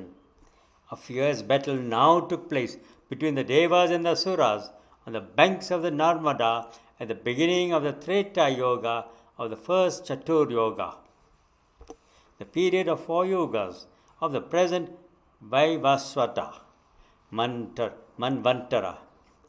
Great was the wrath of Vritra and of the other Asuras at the sight of the luminous form of Indra, the lord of Maruts, accompanied by the Rudras, Vasus, the Adityas, the Ashwini Devas, Pitris, Maruts, Ribus, Siddhas, and Vishwadevas. The army of the Asuras consists of leaders like Namuchi, Sambara, Anarva, Dvimurda, Rishabha, Ambara, Hayagriva, Sankusiras, Viprachiti, Ayomukha, Puloma, Vrishaparva, Praheti, Heti, Utkala, Mali, and Sumali, and a huge host of other Asuris, Yakshas, and Rakshasas. That Asura host, adorned with various decorations, unperturbed, and raising fierce war cries, caused great distress in the ranks of the formidable forces of the Devas by their steady and fearless charge, by their weapons like mace, clubs, arrows, prasas, hammers, and tomaras. They rained on those Deva chiefs volleys of weapons like tridents, battle axes, swords, satangnis, and busundis, covered by the vast number of arrows shot in such quick succession that each arrow touched the back end of the one in front. The Devas looked like the moon and the other celestial luminaries hidden by the gathering clouds in the sky. But the expert archers on the side of the Devas shattered the volley of arrows into bits even before it had reached the side. When all their arrows and other weapons were exhausted, the Asuris began to shower hillocks, trees, and boulders at the Devas, who pulverized them in no time as they did with the weapons. Great fear seized the Asuras, the followers of Vritra, when they saw that not even a scratch was caused on the body of the Devas by all the weapons, hillocks, trees, boulders, etc., darted at them. Just like the vulgar and harsh words used by silly men at high-souled spiritual personages, all attacks that the Asuras directed at the Devas recoiled ineffectively. The ungodly Asuras, who had no faith in Hari, now found that all the previous strength was absorbed by their enemies. Their lust for battle therefore subsided, and they got ready to run away from the leader and the battlefield, finding that all their struggle was in vain. The courageous and intelligent Vritra, on finding his defeated and terror-stricken followers ready to take to their heels, smiled and addressed them. Vritra addressed his men in words appropriate to the occasion and sweet to the ears of heroes. O Viprachiti, Namuchi, Puloma, Maya, Anarva, and Sambara, hear me. Death is sure and certain for one born as a mortal. There is no remedy laid down for it in any text. That being the case, who could not covet a death that would bring reputation in this life and happiness in the next? There are two types of death approved by the wise, but difficult to have. One being the exit from the body with the pranas controlled and the mind in equipoise and concentrated on Brahman, and the other, death in the field of battle without taking even a foot back from the enemies. Iti Shrimad Bhagavate Mahapurane Paramahansyam Sanhitayan Shashtaskande Indra Vritra Sura Yuddha Varnanam Nama Dashama Dhyaya. Athaika Dasho Dhyaya. Sri Shuka Uvacha. Excellences of Vritra.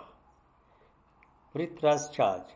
Sri Sukha said, the frightened and dispirited asuras who were on the point of flight refused to be moved by the words of right conduct spoken by the master. O king, finding his army in complete disarray, fleeing leaderless under the attack of the devas and the adverse influence of time, Vritra became desperate with grief and anger and railed at the devas. Thus, of what avail for you is this pursuit and slaughter of these fleeing asuras, who have proved to be the very dirt secreted by the mothers? For those who claim to be heroes, slaughter of a flying enemy contributes neither to fame here nor to the welfare hereafter. O mean cowards, dare to stand before me for a moment, if you are really warlike and courageous, and provided you have also had all your pre-death worldly cravings fulfilled. The powerful Vritra thus frightened the devas by his fierce form and his terrific roar, which shook and paralyzed the whole world. Like men struck by lightning, the devas fell down unconscious by the stunning effect of Vritra's roar. As an elephant in rut tramples over the groves of reeds, so did the irresistible Vritra dance and trample over the stunned bodies of devas with his trident held aloft in hand and causing tremors on the earth by his powerful strides.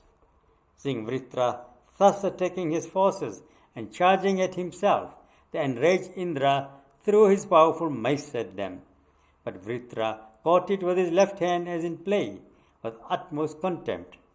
Fierce and courageous as he was, Vritra struck the elephant of Indra on his forehead with his mace, a feat for which, O king, both friend and foe alike acclaimed him. With Indra seated on him, his elephant Airavata, when thus struck with a mace, receded by a distance of 7 bow lengths, his face shattered and bleeding profusely like a mountain hit by lightning. The chivalrous Vritra, on seeing Indra discomfited and his mount disabled, did not strike again with his mace. In the meantime, Indra, by the touch of his nectar-raining palms, healed and resuscitated Airavata and stood ready for fight. Vritra's challenge. O king, Vritra, on seeing Indra, the cruel-hearted enemy responsible for the murder of his brother Vishvarupa, standing ready for battle, said as follows, with a mock laughter, in a mood of grief and amazement at the enormity of Indra's sin. Vritra said, it is indeed a piece of great good fortune that you, who are guilty of the slaughter of one so holy as my brother and a guru of yours to boot, should stand before me for battle.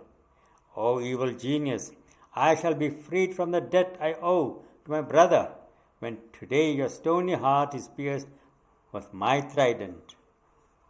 Just as a heaven-seeking ritualist decapitates a sacrificial animal, you, practicing a confidence trick, mercilessly cut off the heads of my brother, who was at once a holy man, your teacher, a sinless person, an observer of vows and a knower of Atman. Devoid as you are of modesty, grace, kindness, and a good name, the abomination of even cannibals, you shall, with your body, pierced easily by my trident, soon lie uncremated on the battlefield for vultures to tear open and consume. And whosoever there be ignorantly following your cruel-hearted self and showering weapons on me, their bodies too, with their heads chopped off with my sharp trident, shall be made an offering to the lords of the elementals and their following. But, O Indra, if however it is I, whose head happens to be chopped off with your thunderbolt weapon, then I would thereby be freeing myself from the bondage of karma and attaining to the realm of heroes after having offered my body as food to the birds and the beast. Vritra's devotion to the Lord. Vritra continued, O Indra, why do you hesitate to strike me, who am standing before you with your unfailing thunderbolt? Doubt not that it will be ineffective like the mace you used to strike with before, even as the prayer for favors addressed to a miserly person.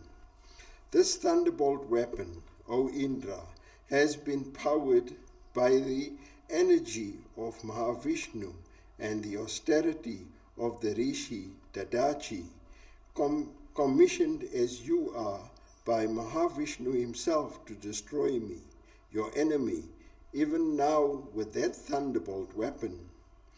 Wherever Hari is, there victory follows, and prosperity and virtuous too. As my chosen deity, Sankarshana, has commanded me, I shall hold on my concentrated mind at his lotus feet, and with all bonds of my body-generating karma, prarabdha, cut asunder with your thunderbolt weapon when you destroy my body.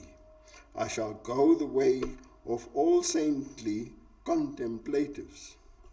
The Lord does not generally grant the riches and felicities of the heavenly realm, or of the earth, or of Rasatala, to the servants who have wholehearted devotion to him. For where wealth is, there also thrive animosity, fear, worry, pride, quarrels, grief, and tiresome toil.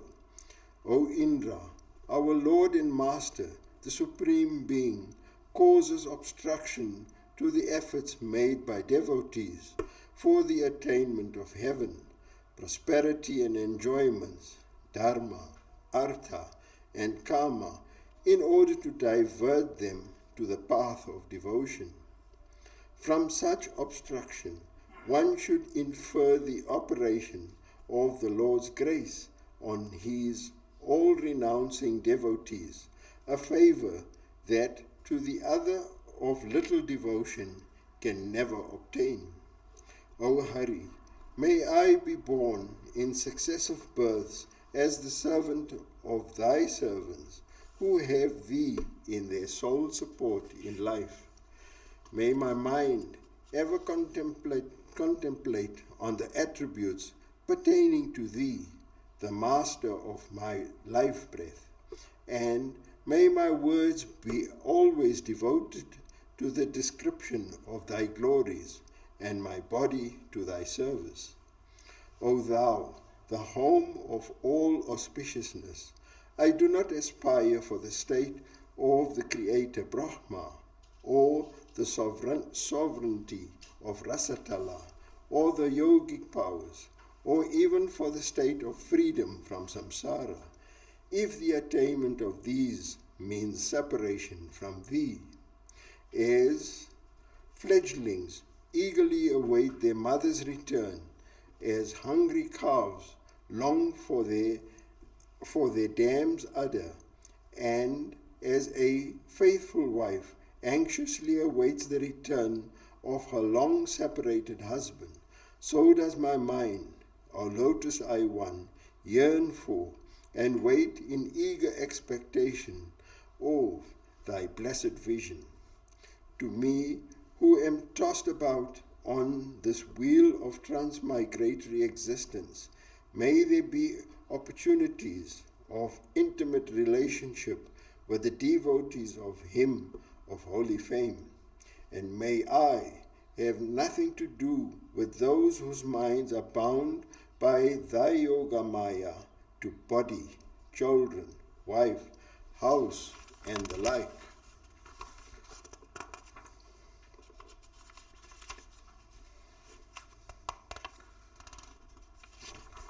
Iti Shrimad Bhagavate Mahapurane Paramahamsayam Sangitayam Shashdaskande Vitras Yendra Padesho Namaika Dashodhyaya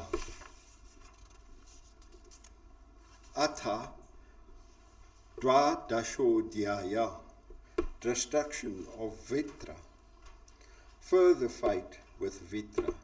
Sri Sukha said, O king, resolved in this way to embrace death in battle rather than to court victory as the more meritorious cause, Vritra rushed at Indra with his trident in hand, just as the Asura Kaitaba charged at Mahavishnu from the waters of cosmic dissolution. The heroic Vritra whirled powerfully his trident, whose tip was as fiercely brilliant as the fire of cosmic dissolution, and threw it at Indra, yelling out, Death to you, O felon! Unshaken by the sight of that weapon approaching through the sky like a planet or a brilliant meteor, Indra cut it with the thunderbolt weapon, having innumerable joints. Sata Parvana is also one of Vritra's arms, stout and fleshy like the body of the king of serpents. Though bereft of one hand, Vritra charged furiously at Indra with an iron club in the remaining hand, struck at the cheek of Indra, the holder of the thunderbolt, and at his elephant vehicle, Airavata. Hit in this way, the thunderbolt weapon fell from the hands of Indra. All the celestial hosts, Devas, Asuras, Charanas, and Siddhas acclaimed the wonderful skill of Vritra, but at the same time raised anxious cries at the predicament of Indra. A sermon on time by Vritra. Ashamed by himself, Indra hesitated to take up again the thunderbolt weapon that had fallen from his hand. Thereupon Vritra said, O Indra, take up your thunderbolt weapon and kill me, your enemy. This is not the time for regrets. No warrior fighting with weapons can expect victory always and never defeat. The fortunes of war vary, except in the case of the infinite being, the master of creation, preservation, and dissolution. The ultimate cause of the success and failure of human effort is the Lord manifested as time, within whose net all the worlds and their lords function in absolute subservience, like birds entangled in the fowler's net.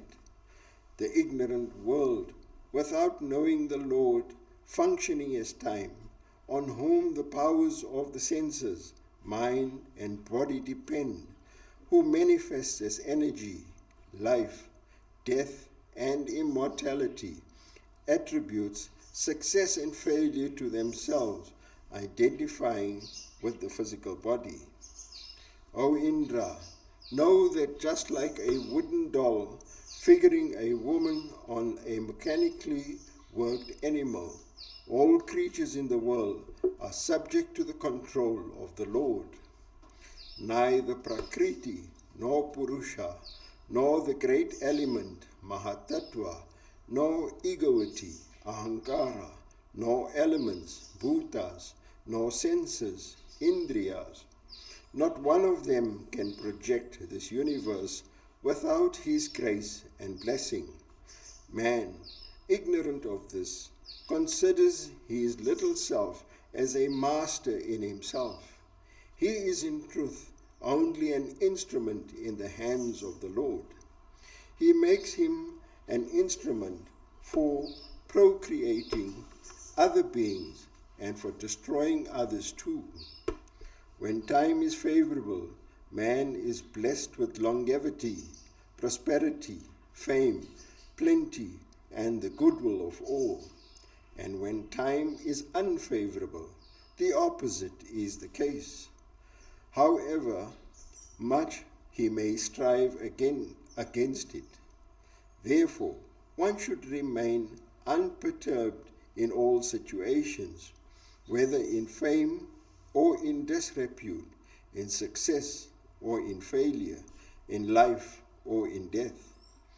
Sattva, Rajas, and Tamas, and all their effects pertain to Prakriti alone, and not to the Atman.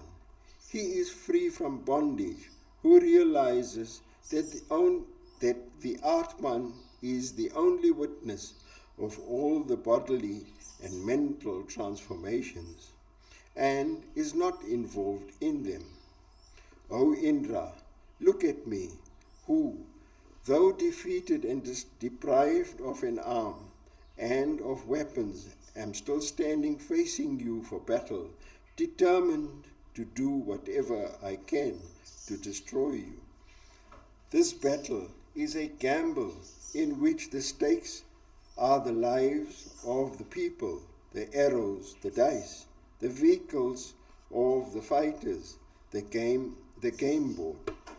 No one knows who will be victorious or who will be defeated in it. Sri Sukha said, Indra acclaimed these words of Vritra, free from any touch of hypocrisy, picking up the thunderbolt, and without being too much surprised at Vritra's attitude, he said, smiling. Indra said, O Dhanava, whoever has the outlook you have described has certainly attained to great spiritual eminence. What a great good fortune it is that you have taken wholehearted refuge at the feet of the Lord, who is the universal friend and master of all beings. You have indeed transcended the world-deluding yoga maya of the Lord, for you have discarded your innate nature and attained to the state of an exalted sage. It is indeed most surprising that a person like you, who is endowed with the Rajaguna of Prakriti, has developed firm and subtle devotion for the worshipful Vasudeva, the embodiment of pure Sattva and the Lord of all. What use is there for the dirty water of muddy pit for one who sports in the limitless ocean of bliss as a result of his having cultivated deep devotion for Vasudeva, the Lord of all and the bestower of liberation?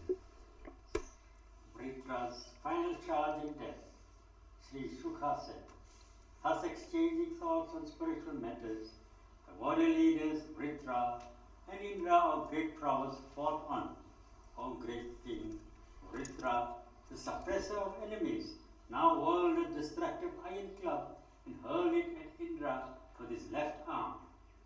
Indra thereupon cut with one stroke of his thunderbolt weapon of 100 joints both the club and Vritra's other arm, which was stout and strong like the trunk of an elephant. The Asura, with both his arms cut at the base and bleeding profusely due to Indra's stroke, looked like a mountain hurled down after its wings were cut. Possessed of a huge body and fangs resembling death itself, he looked as if he were going to swallow the three worlds. He moved like a mountain chief, causing tremors on hilltops and crushing the earth into powdery dust by the might of his strides. Opening his mouth so as to touch the heaven with the upper jaw and the earth with the lower jaw, he rushed at Indra with the wielder of the thunderbolt and swallowed him and his vehicle Airavata by his mouth as wide as the sky and a tongue resembling that of a serpent. Great in strength and in powers, he swallowed Indra as a python swallows an elephant. Prajapatis, Maharshis, and Devas raised a hue and cry and remained stunned with sorrow. Those swallowed by the Asuras, Indra did not perish in his stomach, as he was protected by the Narayana Kavacha and his own yogic power. The resourceful Indra cut open the abdomen of Vritra by force. Emerging from the Asura's body, he cut off his head as if leveling the top of a mountain cliff. The thunderbolt weapon of tremendous speed whirled round and round the neck of Vritra for a period of 1 year, the time required for the sun to traverse through the zodiac, before it severed and hurled the head of Vritra at the appointed hour on the exhaustion of his prarabdha. Thereupon, kettle drums sounded in the heavens. The heavenly choir, consisting of Gandharvas, Siddhas, and Charanas, extolled Indra with mantras highlighting the prowess he showed in the destruction of Vritra, and showered a profuse rain of flowers on him. O valiant king, all witnessed the spiritual effulgence emerging from Vritra's body and entering the realm that transcends all the manifested levels of existence. Iti Shrimad Bhagavate Mahapurane Paramahansyan Sanhitayan Shashtaskande Vritravado Nama Dvadadasha Dhyaya Atha Trayadasha Dhyaya. Purification of Indra. Indra's apprehension. Sri Shuka said, O generous king, all in the three worlds felt freed from their woes and were filled with joy, with the sole exception of Indra.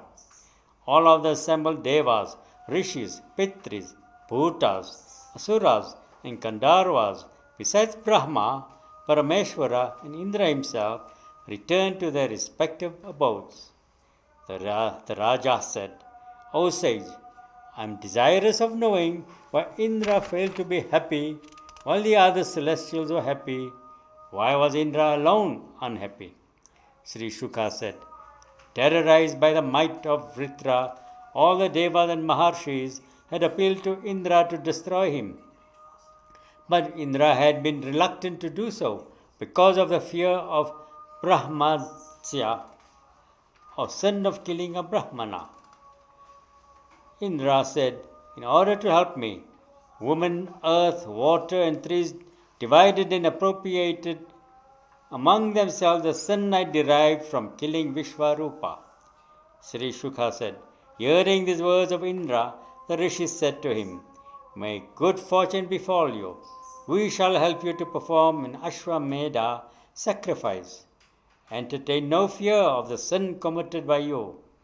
If you adore the Supreme Being Narayana, the Lord and Master of all, the soul of all souls, you will be free from the sin of slaughtering even the whole world.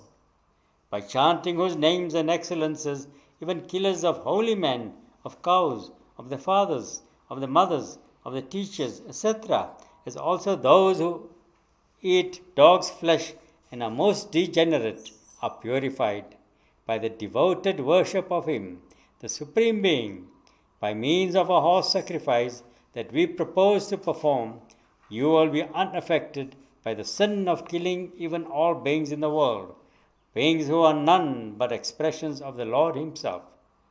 What then to speak of the slaughter of this cruel one? Indra under Brahma Hatya. Sri Shuka said, thus prompted by the rishis, Indra had killed Vritra, and now the son of Brahma Hatya overtook him.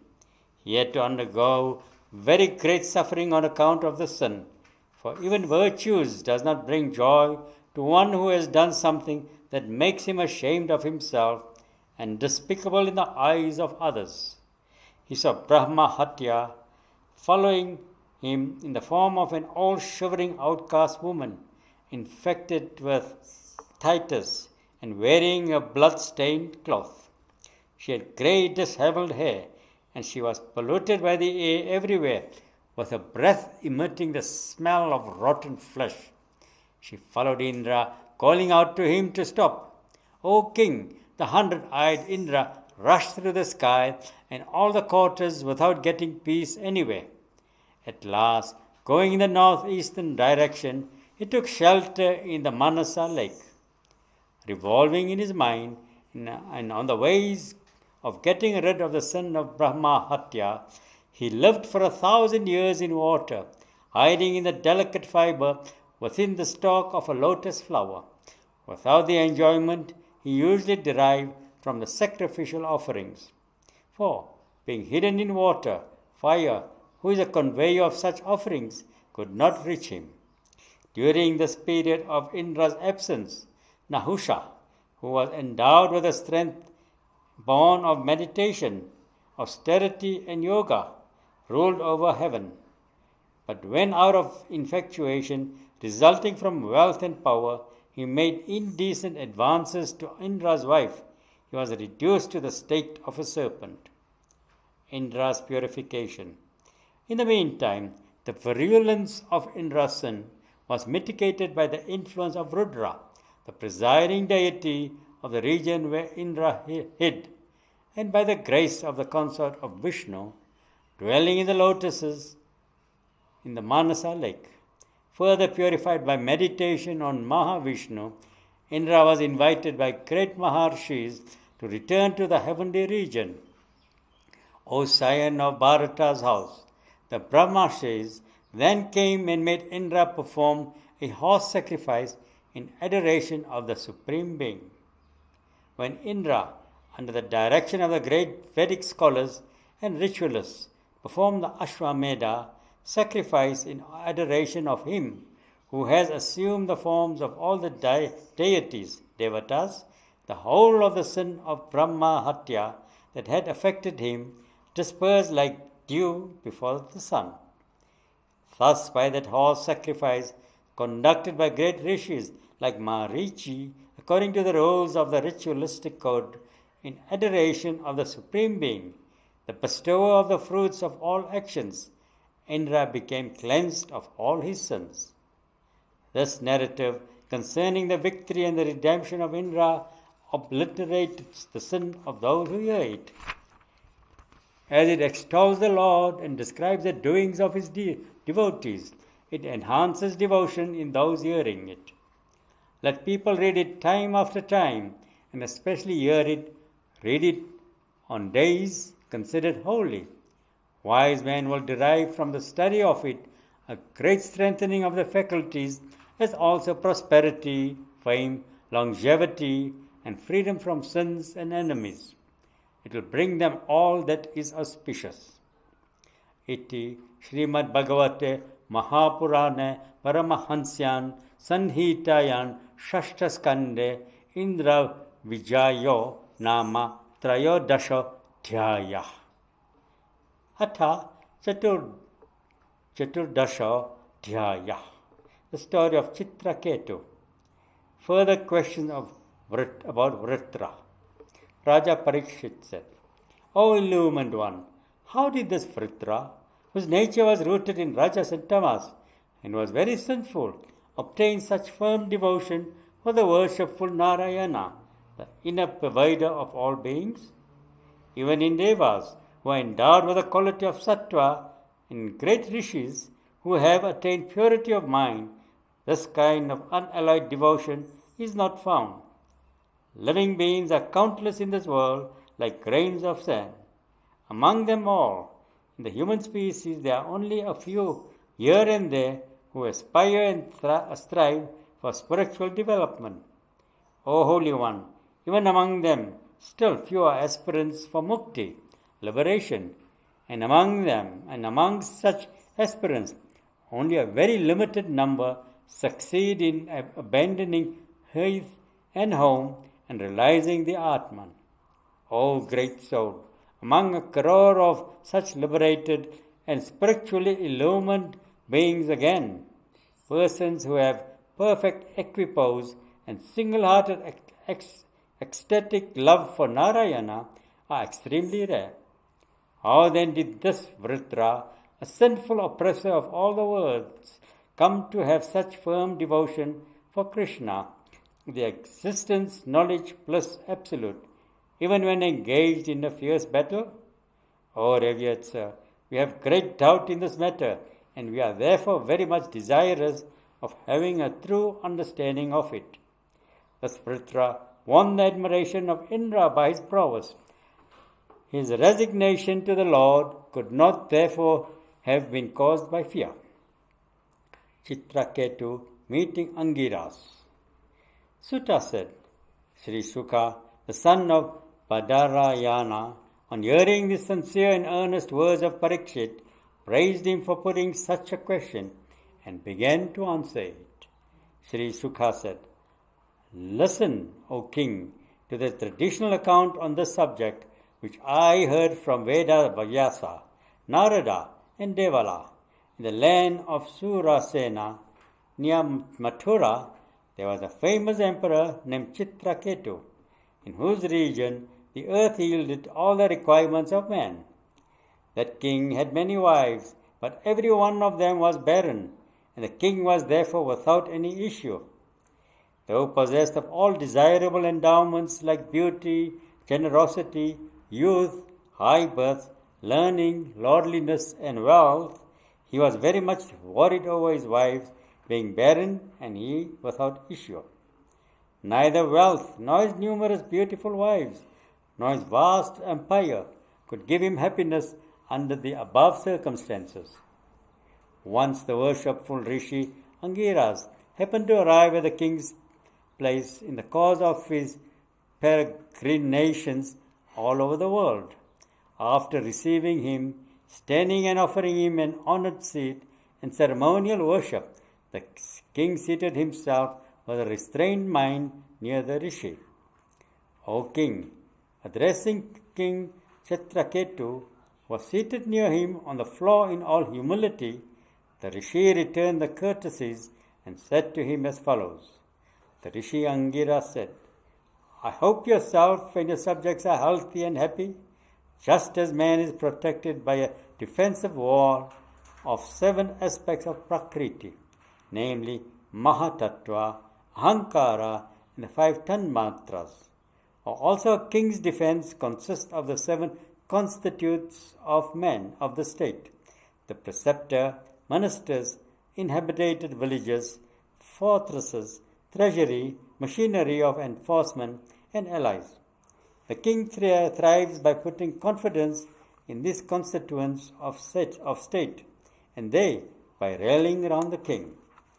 I hope all your household and state functionaries are obedient and faithful to you, your wives, subjects, ministers, executive officers, servants, vassals, and children.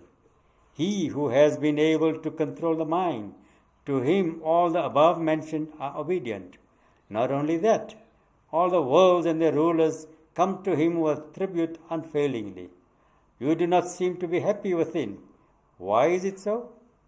Is it due to some internal worries or due to some extraneous causes that I see you as one with his cherished desires unfulfilled? Your face is overcast with worrying thoughts. O king, being thus questioned by the sage, who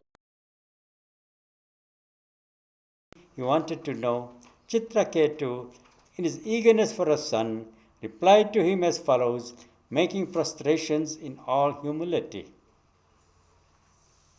King Chitra Ketu said, O all-knowing one, for yogins who have overcome all evil tendencies through austerity, knowledge, and meditation, what is there unknown about a person's inside and outside? You know the minds of all, yet since you have now put the question, I shall give out the cause of my worry, even though enjoying the powers and plenty of an emperor, unattainable even by the world's overlords, none of these pleases me, who am eager for an issue, just as a man hungry and thirsty is not satisfied with anything but food and drink. O great one, being issueless, I, along with my ancestors, will be consigned to hell. By helping us to have an issue, deign to save us from this fate. Birth of a son to Chitra Ketu. Sri Sukha said, the learned, merciful, and all-knowing Angiras, the son of Brahma, made the king prepare some sacrificial food offerings and perform a sacrifice to Twashta. O king, the Maharshi gave the sacrificial remnants to the seniormost of the king's wives, named Kritadyuti, to eat. Afterwards, the Maharshi Angiras, the son of Brahma, told the king that he would have a son who could be the cause of both joy and sorrow to him, and departed. The king Kritadyuti, by consuming that sacrificial remnant, bore a son from the seed of Chitra Ketu as the goddess Kritika, from the fire deity Agni. O king, the fetus that originated from the virility of the king of Surasena developed in Kritadyuti as the disk of the moon in the bright fortnight. When in due course the time for delivery arrived, a boy was born, bringing great joy to all inhabitants of Surasena who heard about the same. Rejoiced at it, Chitra Ketu took purificatory bath, put on decorations, got the blessings of holy men for the infant, and got its birth rituals, Jata Karma, performed. He presented them with gifts of gold, silver, cloths, ornaments, villages, horses, elephants, and above all, 60 crores of cows. As clouds shower rain, so the high-minded king made gifts very liberally to all for the prosperity and fame and longevity of his son. The king's attachment for son, whom he had obtained with such great difficulty, grew day by day, as miser's attachment for hard-earned wealth. The mother, Kritadyuti, too, developed towards her son attachment that verged on infatuation, while the grief of her co-wives for their childless condition also began to intensify. Chitra Ketu now ceased to have for his childless wife the same degree of love that he developed for the one whose child he could now fondle with affection every day. These co-wives suffered intensely from the combined effort of their envy towards Kritadyuti, their inferiority complex, their childlessness, and the king's neglect of them. Woe unto the woman who is childless, unfortunate, devoid of her husband's confidence, and looked down upon as a maidservant by her co-wife, who has become a mother. Maidservants who receive the recognition of their masters again and again for service have no cause to be aggrieved, but alas for us, unfortunate beings, who are like maidservants of a maidservant. So these co-wives grieved. Great was the fire of anger and jealousy generated in them at the sight of their co-wife's treasure of a child, while the indifference which the king developed towards them helped to fan the flame of the fire. Poisoning of the child. Deprived of all goodness and discriminative intelligence due to jealousy and animosity, and prompted by their intolerant hatred for the faithless king, these cruel-hearted women administered poison to the infant. Kritadyuti, unaware of the wicked act of her co-wives, was under the impression that the child was sleeping and kept herself busy with domestic work. But later, in the intelligent Kritadyuti, felt that the child was asleep for too long, a period, and so called her maid to bring the child. On approaching the child on its bed, the maid was shocked to see the infant with pupils turned up and its vital forces, senses, and mind not functioning. She fell down screaming. Alas, dead am I. Hearing the loud and piteous cries of the woman who was beating her breast, the queen Kritajuti went to her side, only to be shocked to see her child most unexpectedly lying dead. Immediately she fell down and swooned out overwhelming grief, her hair disheveled and clothes in disarray. Hearing the cries, men and women living in the palace all came to the spot and joined the others in crying with an equal measure of anguish and sorrow. Those responsible for the dastardly act also shed crocodile tears and joined the party of mourners.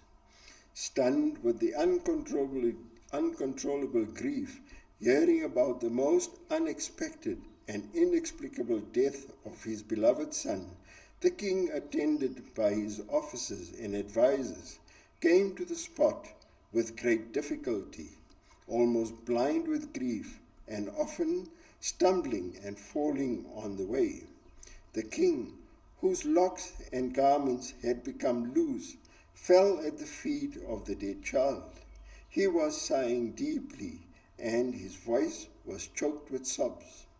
Seeing her only child dead and her husband overwhelmed with grief on account of that, the queen began to lament variously, recounting her woes and causing great anguish in the hearts of the ministers and other people.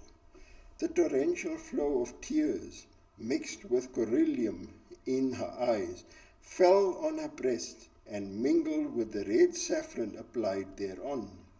With her hair dishevelled, the flower wreath falling, and garments in disarray, she began to moan aloud in a voice like that of a bird, Kuravi, osprey. O Creator, you who function contrary to your own creative activity, must indeed be unbelievably foolish. The death of a very young person, while old individuals are left behind, is an instance to this point. If you are doing this deliberately and not out of foolishness, as said before, you will be distinguishing yourself as an enemy of your own creatures. It is said that in birth and in death there is no such rule based on the age of individuals, they being determined by karma or of the jivas. Then you are cutting asunder the bond of infection which you have yourself generated for the multiplication of the species. For people will abstain from having children if such dire consequences attend on having them. O son, it does not befit you to desert me, your mother, afflicted and helpless. Look at your sorrow-stricken father also. With your help, we could have easily got over the hell which issueless people cannot cross. Do not go far away with the merciless Yama. Oh, my dear child, get up. Other children are calling you to play. You have been sleeping long and must be hungry now. So take food, have your feed at the breast, and comfort us, your near and dear ones. O son, my unfortunate self misses your face with its charming childlike and placid look. Have you been taken by pitiless Yama to that land from which there is no return? I am not able to hear your sweet, indistinct speech. Sri Sukha said, sorrowing with his wife, who was indulging in such words of lamentation. King Chitra Ketu burst forth into loud wails. All their relatives, men and women, gathered there, joined the couple in their wailing. Everything bore the impress of death. Seeing that group of sorrowing people, leaderless and reduced to the state of inertness, the two sages, Angiras and Narada, appeared at the scene. Iti Shrimad Bhagavate Mahapurane Paramahamsayam Sangitayam Shastaskande Chitra Ketu Li Bilapo Nama Chaturdashodhyaya Atha Panchadashodhyaya. Consolation of Chitra Ketu by the sages. Transitoriness of life. Sri Sukha said, instructing the king, who was lying like a corpse by the side of the dead body of his son, the sages spoke to him the following words of wisdom. They said, O great king, he for whom you are mourning, what is he to you? In this flux of creation, how are you related to the dead child in the previous birth, and what is to be the relation in future births? The idea is that these relations are never the same in different births.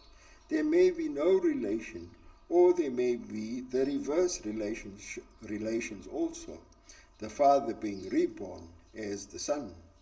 Just as grains of sand come together and separate in a current of water, so are living beings united and separated by the flow of time. Just as sprouts may sometimes grow from seeds and sometimes not, so do offerings come sometimes out of parents and sometimes do not, as dictated by the Lord's Maya. Parental relation need not be taken more seriously than that between seeds and sprouts. Just as I, you, and all these creatures did not exist before birth and will not exist after death, so they do not exist even now. The Lord of all, the unoriginated being, brought out by himself the created categories by the exercise of his inherent power. And with these categories that are dependent on him, he performs the work of creation, preservation, and dissolution of all beings held absolutely under his control. In creation, he has no object to gain as a child in play. O king, a man is born to the body of a father through the body of the mother, just as a seed is grown from an earlier seed. Thus, the body changes while the indwelling soul remains the same, like the causal categories in objects. Just as the distinction made between the universal and the particular is an assumption, so also the distinction between the spirit and the body and their coming together is an assumption. The soul alone is the abiding reality. The concomitance between the two is no proof that the spirit dies with the body. Response of Chitra Ketu. Sri Sukha said, thus comforted by the sages, King Chitra Ketu wiped his sorrow-stricken face and said, who may you be that have come here, disguised as bare-bodied wanderers, avadutas, but possessing the highest wisdom and deserving the first rank among those called great? Holy men, dear to the Lord, move about in the world, hiding their greatness under the veil of abnormal looks and ways, in order to bless worldly-minded persons like myself. Sanat Kumara and his group Narada, Ribu, Angiras, Devala, Asitas, Apantaratma, Vyasa, Markandeya, Gautama, Vashishtha, Parasurama, Kapila, Sri Sukha, Durvasas, Yajnavalkyas, Jatukarnyas, Aruni, Romasa, Chayavana, Dattareya, Asuri, Patanjali, Vedasiras, Bodhya, Panchasiras, Hiranyanaba,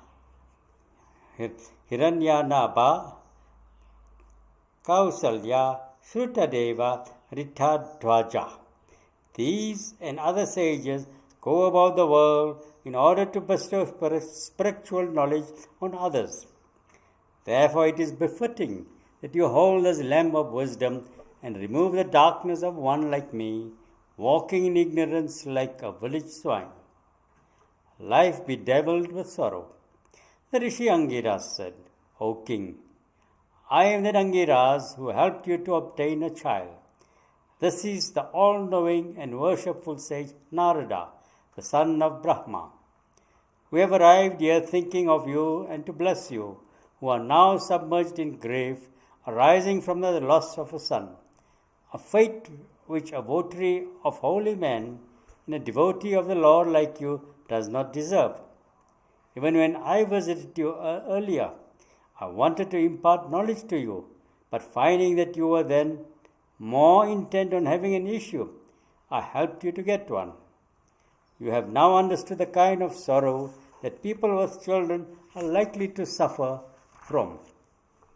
All other kinds of worldly relationships and attainments too, whether they be related to wife, houses, wealth, power, objects of enjoyment, land, kingdom, and its majesties, army, treasury, servants, ministers and allies, are causes of sorrow, pride, fear and worry.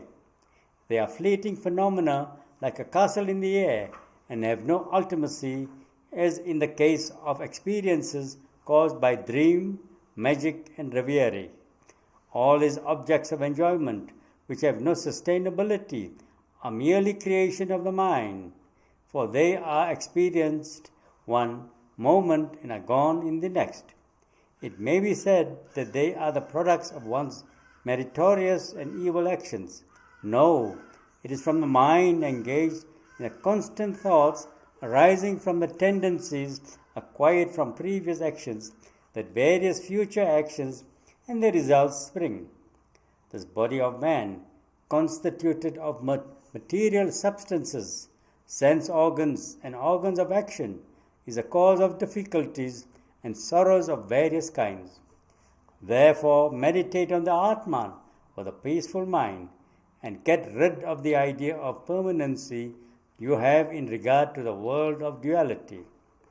Sri Narada said, Receive from me with one pointed mind the mantra that I shall impart to you.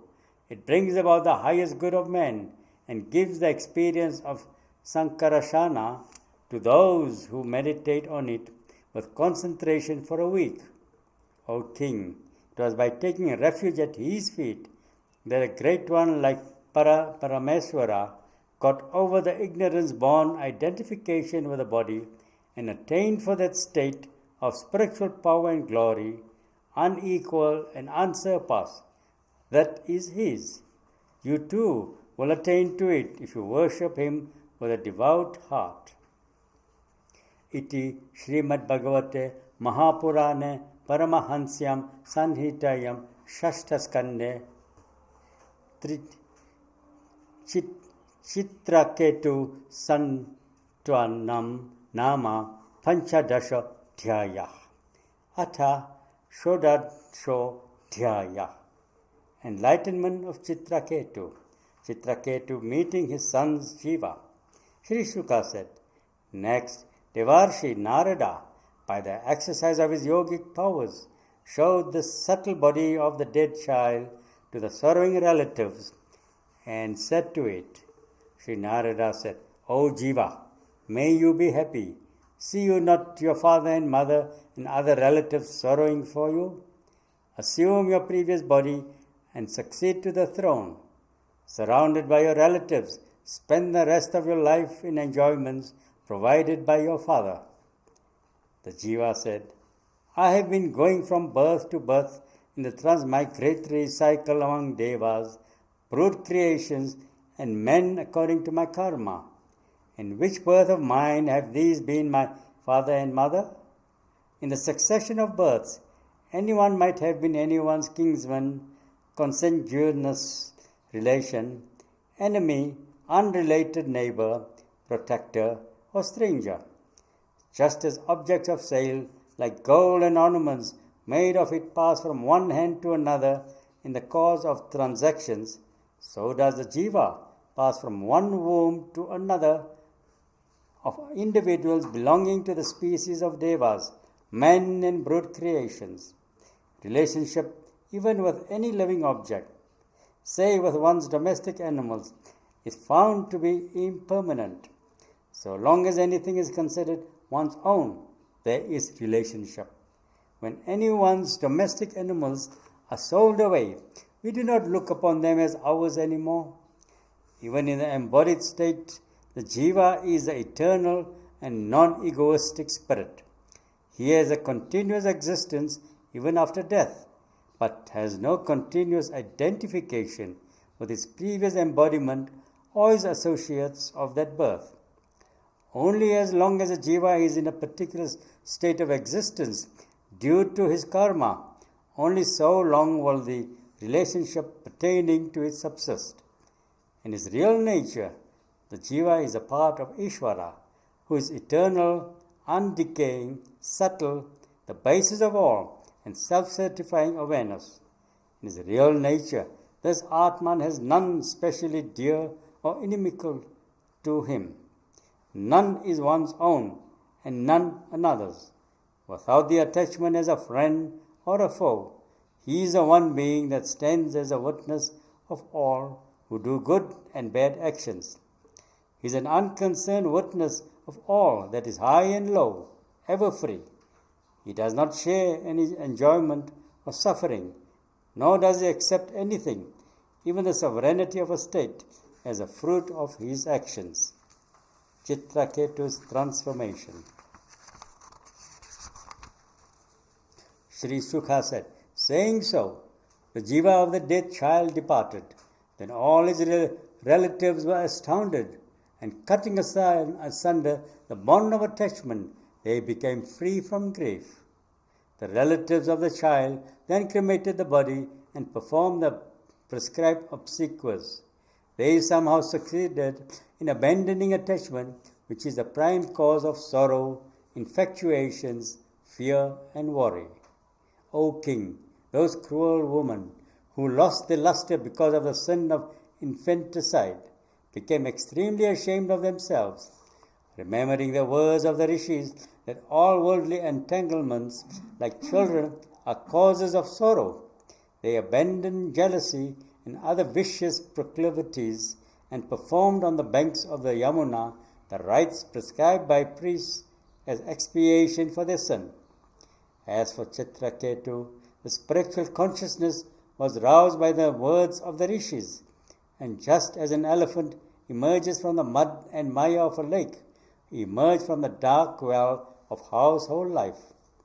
He took his bath in the Yamuna, performed the rites for the Pitris, controlled the senses through concentration on the Supreme Lord, and prostrated himself before the holy sages Narada and Angiras, both offspring of Brahma.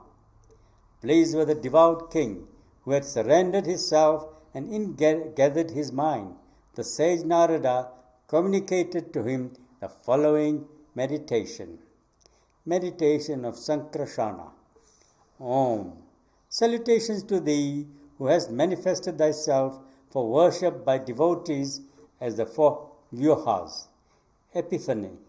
Vasudeva, Sankrashana, Pradyumna, and Aniruddha. O thou of the form of consciousness, O thou of the form of supreme bliss, O thou immersed in the inherent bliss, O thou the ever peaceful, O thou devoured of divisive consciousness, salutations to thee. He in whom bliss consciousness has abolished all materiality, passions and activities arising from Maya. He who is a great being that directs the power of all the senses, he of whom the universe is an expression, to him our salutations. When mind and speech, failing to reach the source, relapses, he, the pure consciousness, beyond name and form, shines. May he, the source of the dichotomy of cause and effect, protect us.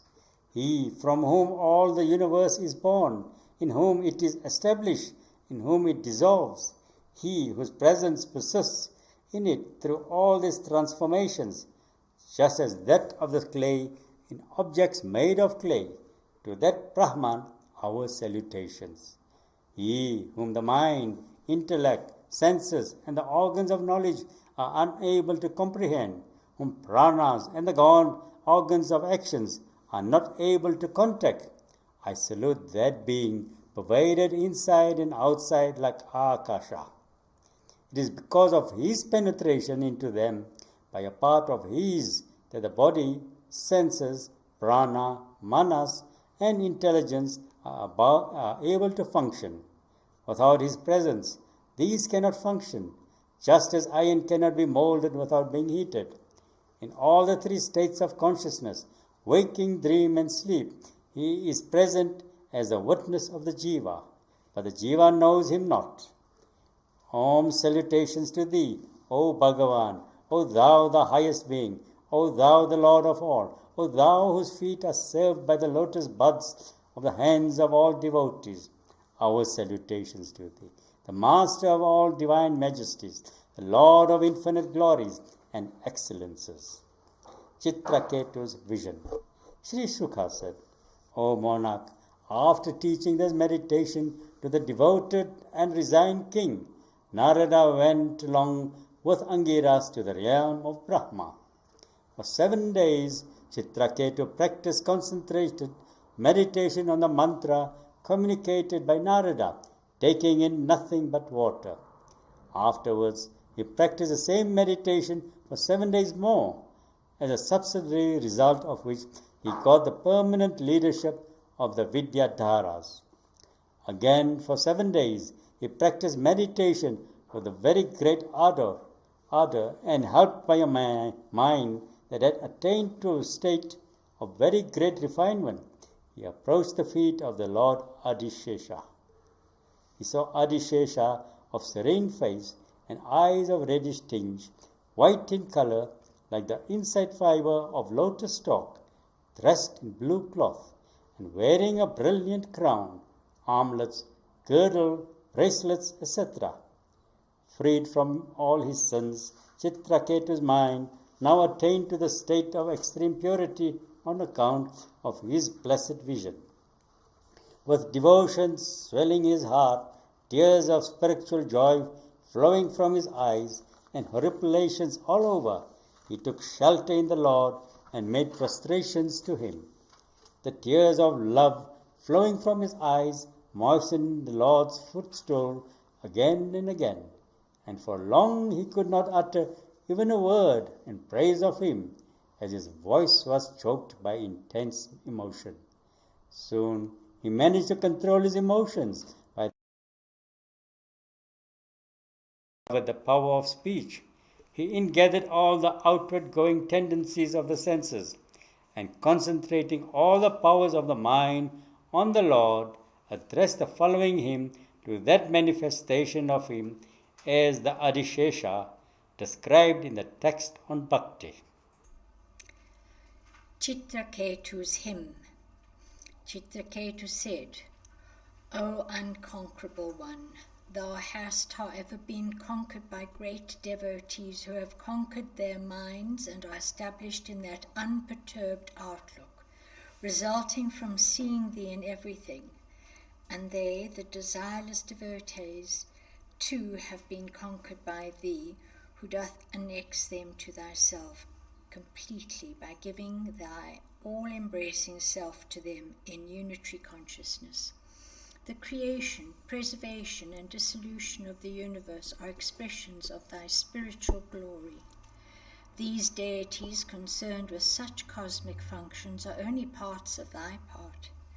But not understanding this and considering themselves independent entities, they struggle against one another in vain. Thou, the being without a beginning, middle, or end, art verily in the beginning, middle, and end of everything, of entities from atomic to cosmic dimension. What is persistently present is an entity at its beginning and at its end is only what exists in the middle also. This cosmos is encased in 7 sheaths of earth, water, fire, air, sky. I sense Ahankara and the great element Mahatattva, each succeeding sheath being 10 times vaster than the earlier one. Amidst countless such world systems, Brahmandas, this cosmic shell or world system of ours is whirling about like an atom in the infinite of thyself, the Ananta or the endless one.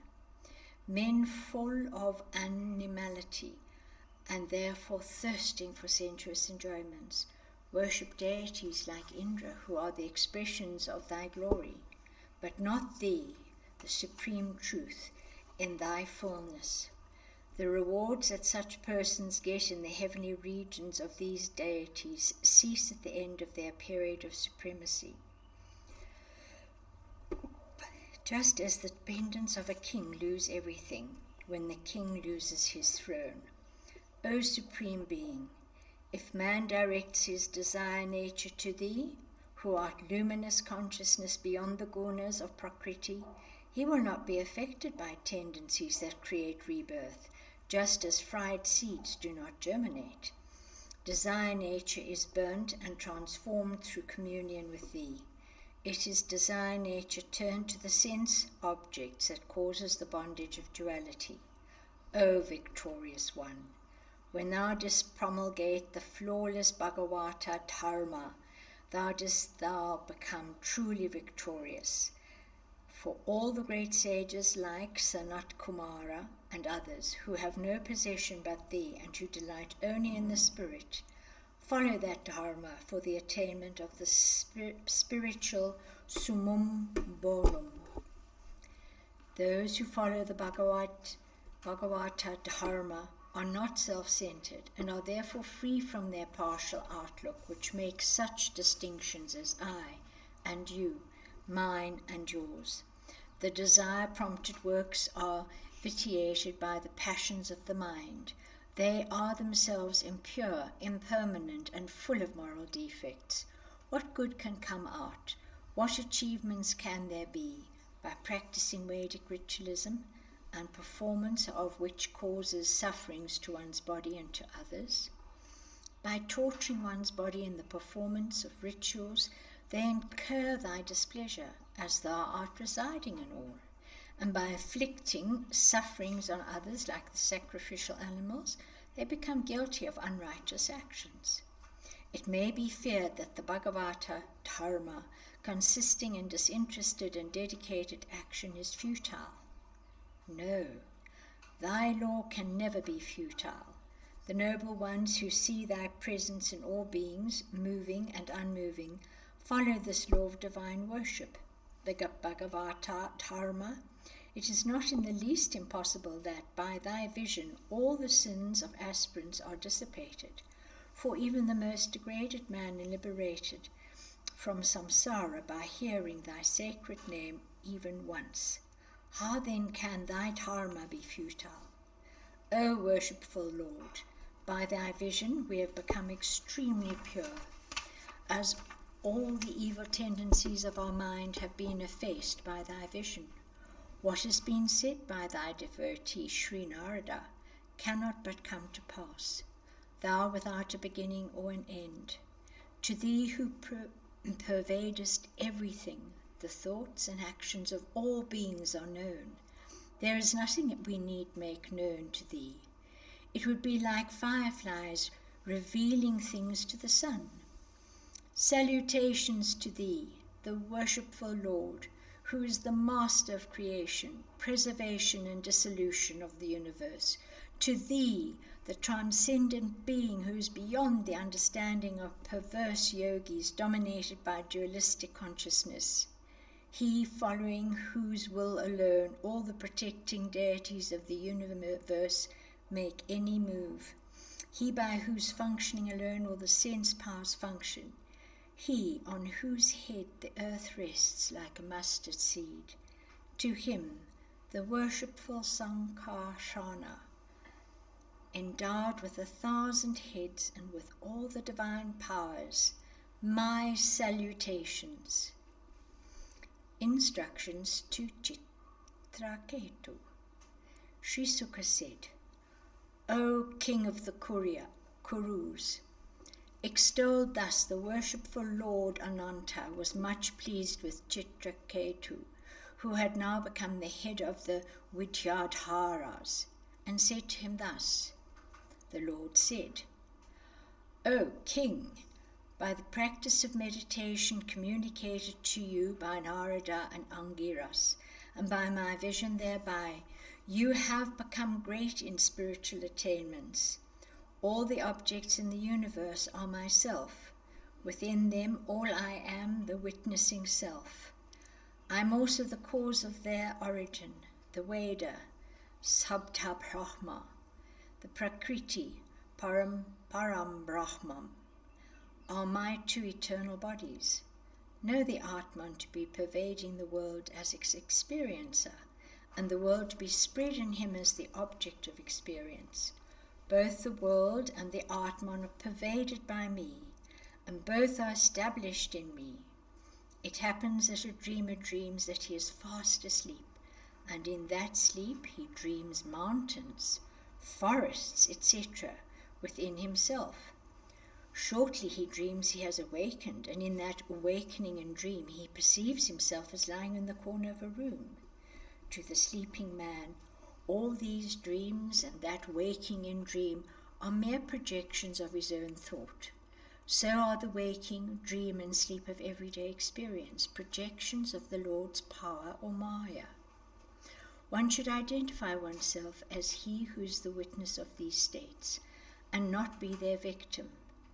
That consciousness by which a man who is fast asleep knows himself to be asleep, and experiences blissfulness and non-awareness of any object of which he has a memory afterwards, know that to be myself, the Brahman transcending the gunas of Prakriti. When one reflects on both the waking and the sleep states, one is aware of the persistence of the same principle of consciousness through both. From this one should draw the conclusion that this concomitant consciousness is the witness. Different from the states, it is identical with Brahman. When the spirit forgets its identity with me and lapses into the state of separateness, he becomes subject to birth and death in the transmigratory cycle. No peace can be had by one who, having obtained a human body, a state in which one can have intellectual knowledge and spiritual intuition, fails to make any effort in that direction. Seeing on the one hand the prospect of pain in worldly desires, and in work for their attainment, as also the temporary nature of the satisfaction they give, and on the other the way to peaceful and fearlessness, in the renunciation of desires and desire-orientated works, man should abandon resolutions based on desires, prompting him to work for the enjoyment of their fruits. Men and women undertake various kinds of work for the attainment of happiness and freedom from pain, but as a matter of fact they attain neither freedom from pain nor happiness. Observing the opposite results accruing to people who take pride in being wise and clever, knowing the subtle truth of the Atman as the witness of the three states of waking, dream and sleep, cultivating extreme detachment in respect of all experiences of the senses, and seeking satisfaction in the knowledge of the scriptures and in the realization of the truths they inculcate, man should cultivate supreme devotion to me. The realization of the Supreme Being as the one soul existence is a truth that should be known without any doubt by persons whose mind has attained to purity through spiritual communion. If you heed to these words of mine with serious attention, then you would before long become endowed with knowledge and realization. Sri Shuka said, Sri Hari, the soul of the world and the teacher of all, taught and consoled Chitra Ketu, in this way and disappeared as the latter looked on. Iti Shrimad Bhagavate Mahapurane Paramahamsayam Samhitayam Pancha Shashtaskande Chitra Ketu Paramatma Darshanam Nama Shodasho Dhyaya Atha Saptadasho Dhyaya. How Chitra Ketu became Ritra. Parvati's curse on Chitra Ketu. Sri Sukha said, Chitra Ketu, who had now become a Vidyadhara, travelled through the sky in the direction in which Adishesha disappeared after making salutations in that direction. Endowed with inexhaustible power of the body and senses on account of his great yogic attainments, and extolled by hosts of munis, siddhas, and charanas, Chitra Ketu, the great yogi, sported for several lakhs of years in the wish-yielding valleys of the Mount Mahameru, making his Vidyadhara woman sing hymns in praise of Sri Hari. Once in an aerial vehicle presented to him by Mahavishnu, he went to see Parameshwara, the master of the mountain, accompanied by a vast host of siddhas.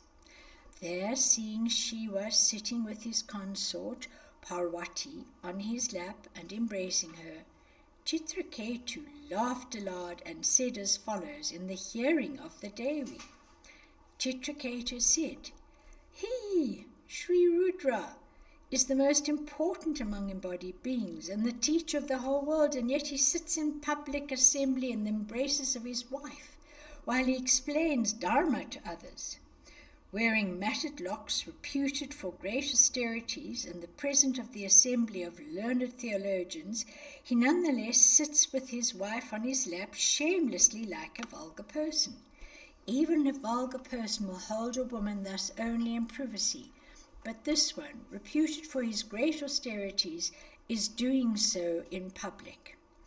Sri Sukha said, O king, Lord Ridru, whose mind was deep and unperturbable, only smiled at this a little, but remained silent.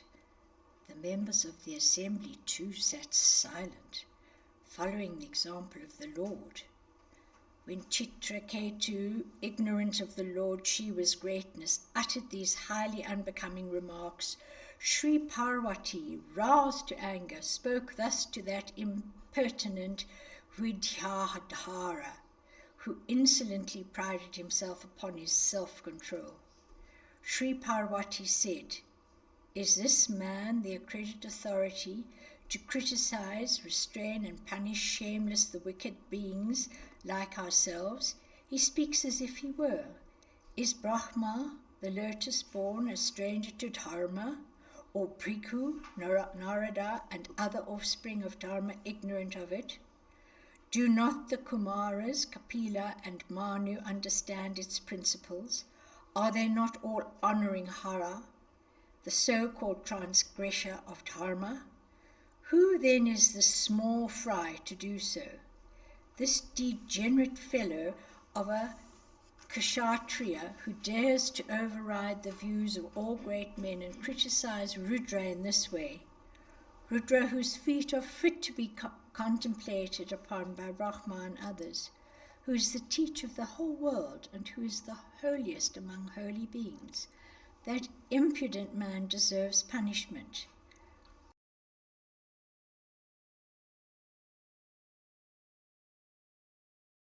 Of Vaikuntha, who is served only by persons of great holiness devoid of this kind of egotism. So, O arrogant one, you wanton child, may you have an evil embodiment as an asura, in order that you may not do this kind of offense to great men. His unperturbed reaction. Sri Sukha said, when cursed thus, Chitra Ketu descended from his aerial vehicle and humbly making protestations to Sri Parvati, tried to pacify her. Chitra Ketu said, O goddess, I accept your curse with both arms. Whatever divinities bestow on one, whether it be favorable or unfavorable, it is all the result of one's karma. The jiva, overpowered by ignorance and moving about in this cycle of transmigratory existence, enjoys pleasurable and painful experiences wherever he may be born. Neither oneself nor others are responsible for one's happiness and misery. The ignorant man alone thinks that himself and others are the cause. In this perpetual movement of Prakriti, that which is the place of a curse or a blessing, of pain or pleasure, of heaven or hell, they are all ephemeral. The impartible one, the Lord of all, creates everything with the power of his Maya and bestows on them joy and sorrow, liberation and bondage. No one is especially dear to him or inimical, one none specially related or friendly, none his own or alien. For him who is always unaffected and alike to all, there is no incentive for pleasure, much less for anger. Yet his Maya in the form of karma makes for pleasure and pain, bondage and liberation, birth and death. In fact, for the entire involvement of the jiva in the cycle of transmigratory existence. Therefore, O angry one, I desire to pacify you. But it is not for release from the curse you have pronounced. O great lady, it is for asking pardon of you if what I said was improper. She was advised to Parvati. Sri Sukha said, O subduer of foes, thus pacifying Parvati and Parameshwara, Chitra Ketu went away in his aerial car as all watched on in wonder. Then the worshipful Rudra said as follows to Sri Parvati in the hearing of all the Devas, Rishis, Asuras, Siddhas and attendants. Sri Rudra said, O handsome one, do you now see the greatness of even the servant of the servants of Sri Hari, of wonderful deeds, of those men who are great in their devotion and in the absolutely desireless state of their mind, whether it be in the enjoyments of heaven, the freedom of liberation, or the sufferings of the purgatory, these great devotees of Mahavishnu see him and him alone, and are free from every kind of fear. It is due to sportive action of the Lord's power that the jivas get bodies and all the contrary experiences of life, like birth and death, happiness and misery, curse and blessing. The distinction of objects as good and bad, desirable and undesirable, is a kind of valuation made in our minds on the basis of our ignorance. It is like mistaking a flower wreath for a snake. For those who have supreme devotion to the worshipful Vasudeva and are therefore endowed with the power of knowledge and renunciation, there is no need to depend upon anything in this world. The Lord is the support in all conditions. All of us, including myself, Brahma, Sanat Kumara, Narada and other offspring of Brahma, Indra and other Devas, are but parts of a part of Mahavishnu, the divine self. But being actuated by the feeling that we are by ourselves sovereign powers, we are not aware of his all-embracing will that is being worked out through us. Much less are we aware of his presence everywhere. For him there is none who is specially dear, an enemy or a stranger. Being the self in all beings, Hari is dear to all alike. This great man, Chitra Ketu, is a devotee who loves the Lord intensely. He is even-sighted everywhere, ever peaceful. Being myself a devotee of Mahavishnu, I feel no displeasure towards him. Therefore, there is nothing to wonder at in any matter connected with the peaceful and even-sighted devotees of Mahavishnu, for they are beyond all our calculation. Chitra Ketu becomes Ritra. Sri Sukha said, hearing these words of the Lord Shiva, the goddess Parvati was pacified and no longer wondered at the conduct of Chitra Ketu.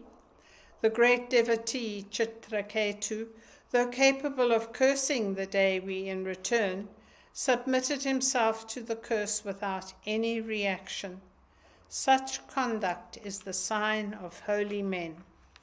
Assuming the form of an asura, but endowed with knowledge and devotion, this Chitra Ketu was born as Buritra in the Dakshinagni of Twashta, who sacrificed in it for creating an agent for destroying Indra. I have now answered your question on how Buritra, an asura, could have constant remembrance and love of the Lord. By hearing the holy story of this great devotee, Chitra Ketu, and listening to the great excellencies of Lord Vishnu's devotees, man is liberated from bondage. A man who gets up early in the morning and studies this narrative story every day with faith, self-control, constant remembrance of Sri Hari will attain to the highest spiritual state. Iti Shrimad Bhagavate Mahapurane Paramahastyayam Sanghitayam Shashtaktaskante Chitra Ketu Shapai Nama Saptadahasho Jaya Attashtadahasho Jaya. The birth of Marut. Other progeny of Aditi. Sri Sukha said, Prishni, the wife of Sawita, the fifth son of Aditi, gave birth to 3 daughters, who are the deities presiding over Gayatri, Vyahitri, and Veda, and to 9 sons who preside over the sacrifices known as Agnihotra, Pasu, Soma, Chaturmasya, and 5 daily obligatory yajnas, Pancha yajnas. O dear king, the wife of Bhaga, named Siti, gave birth to 3 sons, Mahima, Vibhu, and Prabhu. She also had a daughter of great beauty and virtue, named Arthis. Dahata, the 7th son of Aditi, had 4 wives named Kuhu, Siniwali, Raka, and Anumati, and in them he had 4 sons, Sayam, Dasam, Prata, and Purnamasa, respectively. Vidhata, the 8th son of Aditi, begot by his wife Kriya the 5 presiding deities of the 5 fires known as the Purishyas. Varuna, the 9th son of Aditi, had Charshani as his wife, and of her was born Brikhu, the offspring of Brahma reincarnated. The great sage Valmiki, reputed to have emerged from an anthill, was also the son of Varuna. The sages, Agastya and Vashishta, were sons of Mitra, the 10th son of Aditi and Varuna. Mitra and Varuna happened to emit their seed due to sexual excitement in the presence of the heavenly nymph Urvasi, and they deposited in a pot wherefrom were born the sages Agastya and Vashishta. Besides, Mitra begot by his wife Revati 3 sons named Utsarga, Arishta, and Pipala. We have heard that Indra, Aditi's 11th son, had by his wife Sachi, the daughter of Paloma, 3 sons named Jayanta, Rishabha, and Midhavan. The Lord, in his incarnation in the assumed form of Vamana, Aditi's 12th and youngest son, had by his wife Kirti a son named Brihatchaloka, who in turn had several sons like Saubhaka and others. About this incarnation, Vamana, born as the son of Kasyapi and Aditi, of his actions, excellences, and prowess, we shall describe in detail hereafter in the 8th skanda. Issue of Diti, mother of Asuras. Now I shall tell you about the issue that Kasyapa had by his wife Diti. It is in one of these lines that the great devotees Prahlada and Bali were born. Diti had 2 sons, Hiranyaksha and Hiranyakshasipu, who were respected by all Daityas and Danavas, and who became famous. In the 3rd skanda, their story has been narrated. Of these, Hiranyakasipu had by his wife Kayadhu, the daughter of Jambha, 4 sons named Samhlada, Anukhlada, Khlada, and Prahlada. They had a sister named Simika, who was married to Vitprachiti, by whom she had a son named Rahu. It was this Rahu's head that Mahavishnu cut off when Rahu slyly drank Amrita, the immortal drink. Samhlada had by his wife Kriti a son named Panchajana. Khlada's wife, Dahamani, had 2 sons, Vatapi and Khlawala. Of these, Ilwala is said cooked Vatapi to feed their guest, Agastya. Anukhlada had by his wife Surmiya 2 sons, Bashakala and Mahisha. Prahlada's son was Virochana, who had by his wife Devi a son, Bali. By his wife Asanaya, Bali had 100 children, including Bana. By worshipping Sri Parameshwara, Bana attained to a very high place among the devotees, and even to this day, Sri Parameshwara stands guard for the protection of his palace. Diti had, in addition to 49 sons, who are well known under a common appellation as the Maruts. They had no issue. Indra converted them into Devas. Destroy Indra. Raja Parikshit said, "O teacher, how did Indra change the Maruts, born as Asuryas, into Devas, transforming their nature? What merit had they to make themselves eligible for the same?" O Holy One, like me, all these assembled rishis too desire to be informed about this, so we request you to enlighten us on this theme.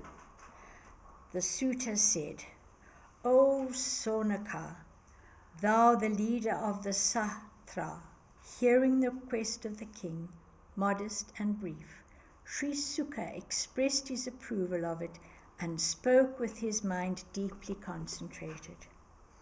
Sri Sukha said, on Diti's offspring, Hiranyakapshu, Hiranyakapsha and Hiranyakasipu, being destroyed by Mahavishnu, the ally of Indra, she, Diti, thought as follows, burning with anger, "Why shall I sleep soundly after effecting the destruction of this Indra, sensuous, cruel, hard-hearted, and guilty of fratricide?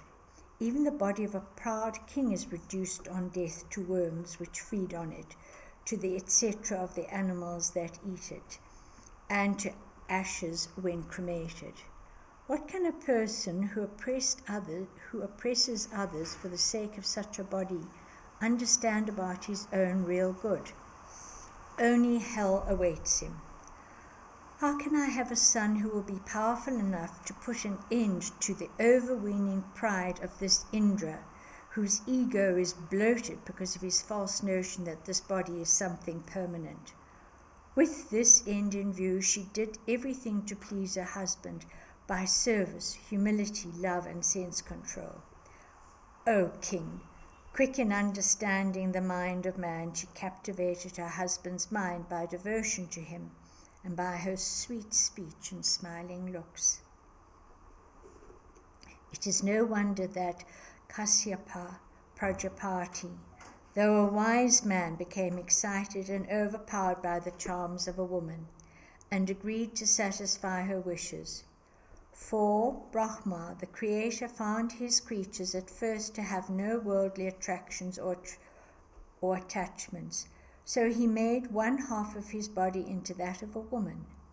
Woman thus began to draw the mind of man powerfully. O king, pleased very much by Diti's faithful and devoted service, the worshipful Kasyapa appreciated her very much and said to her, smiling, Kasyapa said, O handsome and noble lady, I am very much pleased with you. Seek whatever boon you want. When the husband is pleased, what is there, here or hereafter, that a woman cannot achieve? The husband has been declared as the deity for woman.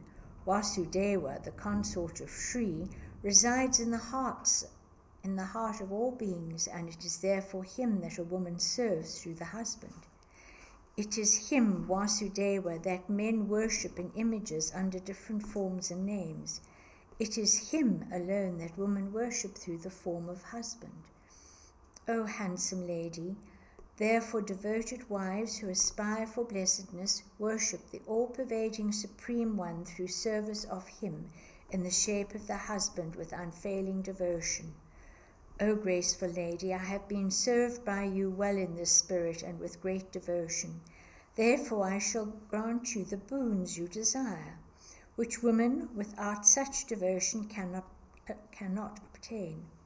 Diti said, Childless as I am, I seek, if you are pleased to give me a boon, the birth of a son, free from death, who will be able to destroy Indra, who has been the cause of the destruction of both my children. The Prajapatis regret. Hearing this, the Prajapati became very much repentant. He said to himself, Alas, I am guilty of great transgression today. Alas, for allowing myself to be infatuated by Maya in the shape of a woman, and for delighting in sensual pleasures. I shall be consigned to purgatory. In this matter, the woman who is only following her nature has no fault. It is I, who have been thoughtless about the great purpose of life, that deserve condemnation, for I have become a slave of my senses. None can know the intention of a woman. Her face may be smiling like an autumnal lotus. Her words may be sweet to hear, but her heart can nonetheless be sharp as a razor's edge. For a woman who seeks her selfish ends, none is really dear, and love is a mere pretense. For her selfish purpose, she can kill or bring about the death of anyone, husband, son, or brother. He further thought, my promise should not be falsified. Indra too should not be killed. O king, thinking thus, Kasyapa felt annoyed with himself and said a little angry, Instruction on Pumsavaya. Kashyapa said, O good lady, if you sincerely follow the practices and vows I give you for observation for 1 year, you will have a son capable of killing Indra. But if you break the vows, the son born will be a friend of Indra and the Devas. Deti said, O learned one, I shall observe the vow. Please tell me what are allowed, what are prohibited during its observance, and what are neutral and therefore not leading to a break in the vow. Kashyapa said, No injury shall be done to living creatures. No curse should be uttered on anyone. No untruth should be spoken. Nails and hair should not be cut. No unclean thing should be touched. One should not take a dip in running water. One should not get angry. One should not speak with wicked people. Unbleached clothes should not be worn. A garland once worn and rejected should not be worn again. One should not eat the leavings of another. The offerings made to Chandika should not be eaten. Meat preparations and food brought by a low-born man should not be taken. Food seen by a woman in her periods should be avoided. Water should not be drunk from palms cupped. The following rules must be observed, especially when one goes out of the house. The mouth should not be unwashed after taking food. The hands and feet should be washed. The hair should not remain disheveled in the evenings. One should wear jewelries and the like. One should be controlled in speech. One should be properly dressed. One should not go to bed with feet unwashed and undried, with mind uncontrolled, naked, with another in bed, or with head towards the north or west. One should not be sleeping in the morning and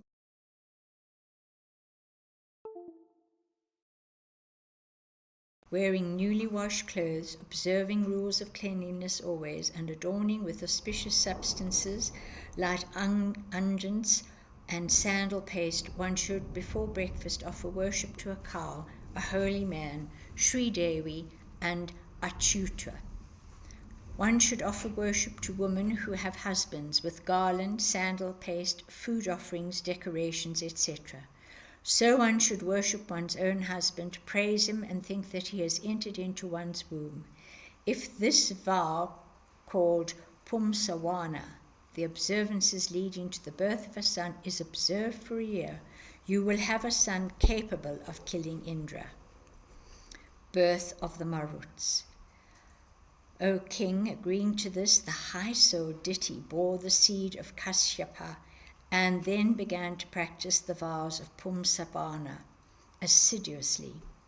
Now Indra, hearing soon about the resolution of his aunt Diti, came to her hermitage and took upon himself the duty of serving her during the period of her vow.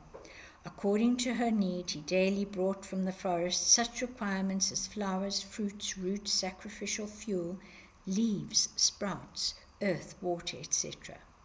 The cruel-hearted Indra, who was intent on causing a breach of her vow, continued to serve her, disguising his real intentions, just like a hunter who has put on an animal's form as a camouflage. O king, Indra was not able to bring about any break in Diti's vow, despite all his keen interest to effect it. So he began to think very seriously about the ways and means by which he could preserve himself. In the meantime, as destiny would have it, Diti, who was very much weakened by the observance of the vows, fell asleep one day at the evening twilight when her mouth, hands, and feet were unwashed after meals. This was a breach of the vow, and taking advantage of it, Indra entered into the abdomen of the sleeping Diti by his yogi power and cut that golden-coloured fetus with his thunderbolt weapon into 7 pieces. The 7 pieces of the fetus then began to cry, whereupon Indra, as if he were going to pacify them, told them, "Do not cry," and cut each of them into 7 again. O king, all these cut pieces cried out to Indra in all humility, "O Indra, why do you want to kill us? We are Maruts, your brothers. Indra thereupon told them, "Do not be afraid, as all of you are indeed my brothers and are to be my exclusive attendants." Though they were cut into pieces, the fetus in Diti's womb did not perish, owing to the grace of Mahavishnu, the abode of Shri, just as you, Parikshit, were yourself saved by him from the missile of Aswatthama while you were in your mother's womb. By adoring him even once, man attains salvation. Diti had, however, been worshipping him for nearly 1 year, so she was bound to have his protection. These Maruts became 50 in number, including Indra. By the Lord's grace, their Asura nature, derived from the mother, was erased, and they were made fit to drink soma like the Devas. Purified by worshipping the Lord, Diti, on awakening, was very much pleased to find her children fire-like in splendor in the company of Indra. She said to Indra, "Dear one, I undertook this difficult vow, desiring a son who will be a terror to all the offspring of Aditi. I desired for only one son. How is it that I have now got 49 of them? Please tell me the truth if you know it. Do not prevaricate."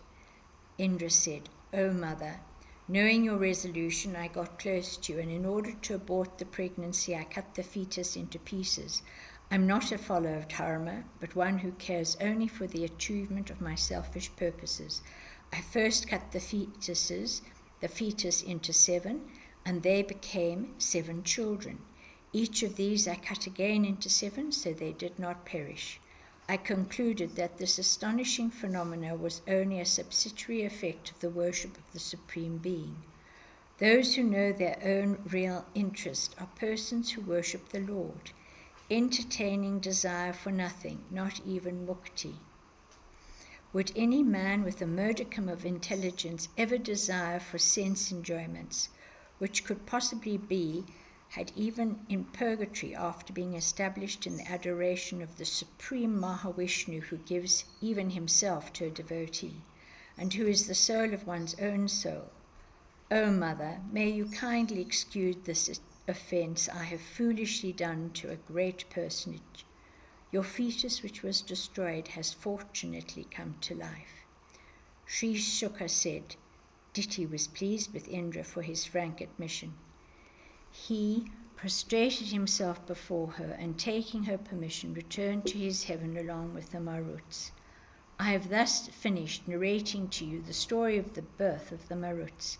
Is there anything more that you are interested to know?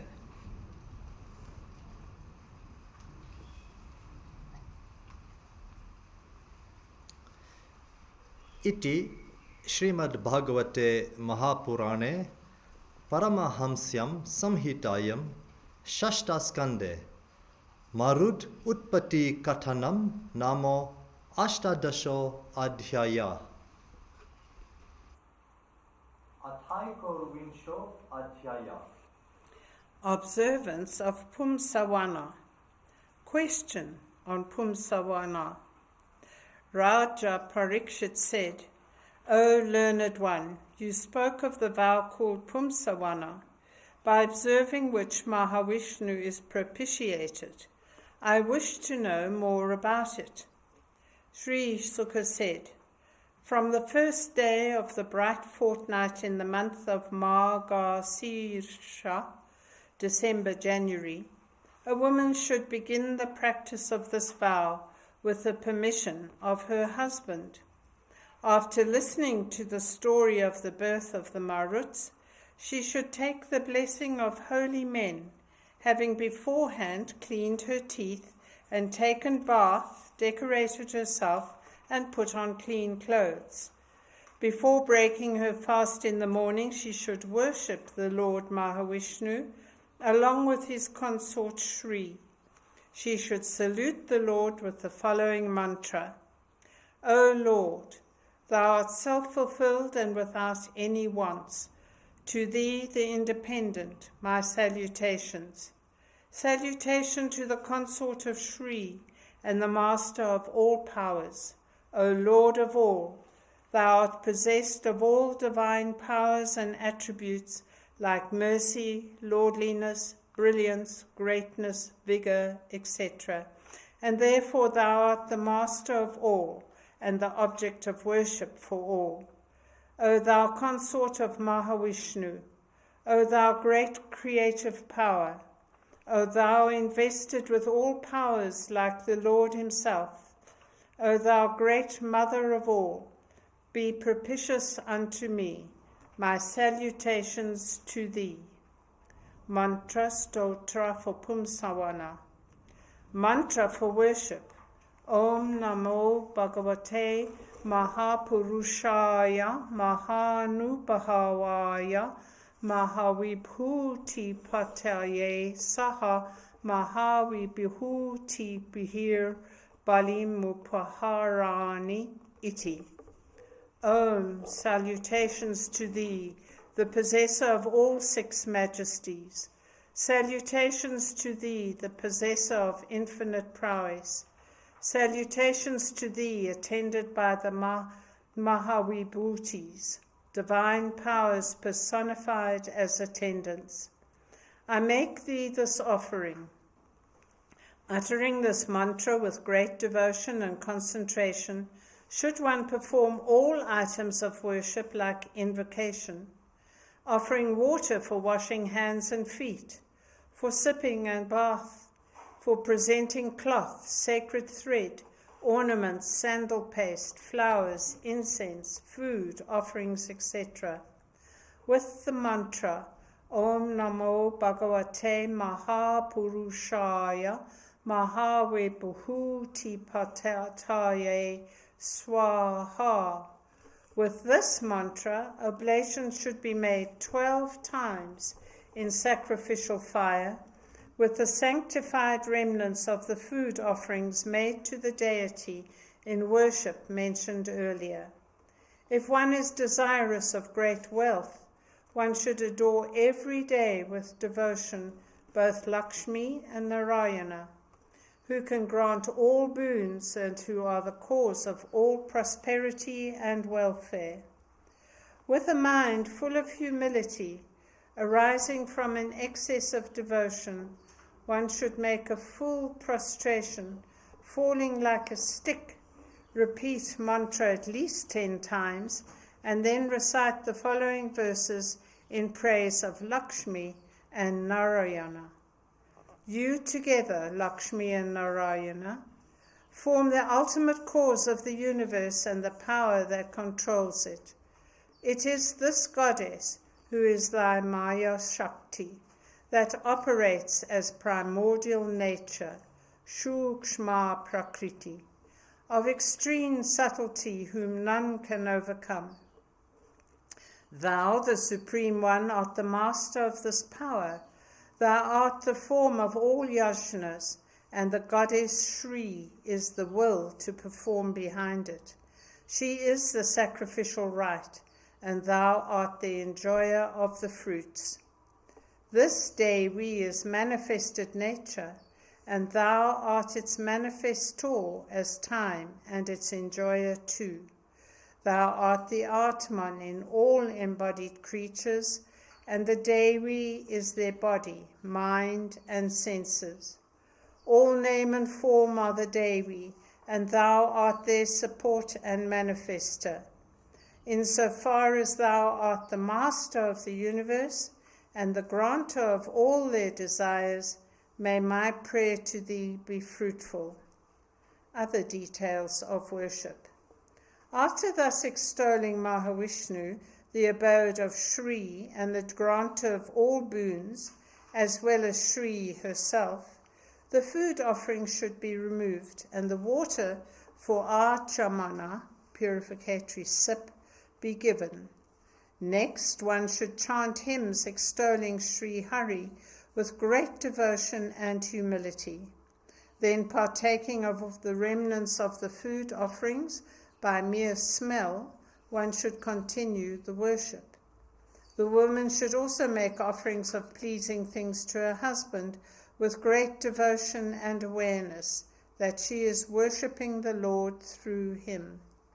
The husband too should be loving towards her and be giving her cooperation and support in the performance of all the ordinary and special rites. Between couples in what one does, the other becomes a sharer. So when the wife is incapacitated to do a rite, the husband should do it with great attention. One who adopts this vow of worship of Vishnu should perform it every day without break. That person observing it must offer daily with great devotion garland, sandal paste, food offerings, and decorations to holy men, women with husbands, and to the Lord himself. The deity should then be put back in his abode, and afterwards one should partake of the food offered to him along with others for the purification of the mind and the fulfillment of all prayers. A pious woman should adore the Lord in this way for full 12 months of a year, that is, excluding intercalary months, and at the close fast on the last day of Kartika. Early next morning after the fast, she should bathe and worship the Lord Krishna as before. Her husband should then make 12 oblations of rice, cooked in milk and sprinkled with ghee, according to the procedure offered for Pakar Yajna, cooked food offering. He should receive the blessings of highly pleased holy men, making humble prostrations to them, and take his food with their permission. Afterwards, he should stand in silence with all relatives before the Acharya and give the remnant of the sacrificial offerings to the wife to consume for her happiness and the birth of worthy children. Results of worship. By observing this vow properly, a man will have the fulfillment of all his wants. A woman observing it will be blessed with good fortune, prosperity, progeny, good reputation, a comfortable home, and a long-lived husband who would survive her. An unmarried girl will get a worthy husband. A childless widow will get over all her sins and attain moksha. A woman whose children have died will get long-lived issue. One wealthy but unfortunate will be attended by good fortune. An ugly woman can hope to have a seemly appearance. A sick man will be free from even a severe ailment and gain a healthy body with powerful senses. If one studies this account at the time of auspicious rites, he will have the blessing of the Pitris and the Devas. By reciting this at the end of the Homa, the sacred fire, Sri Devi and Sri Hari will be pleased and grant all that one desires. O King, I have narrated to you now the sacred account of the birth of the Maruts and the austere discipline that Diti observed. Iti Shrimad Bhagavate Mahapurane Vayasikyam Ashtadasho Sahastrayam Paramahamsyam Samhitayam Shashtaskande Pumsavanam Vrata Kathanam Naumeko Nam Vingsho Dhyaya Iti Shashtaskanda Samapt Hari Om Tat Sat.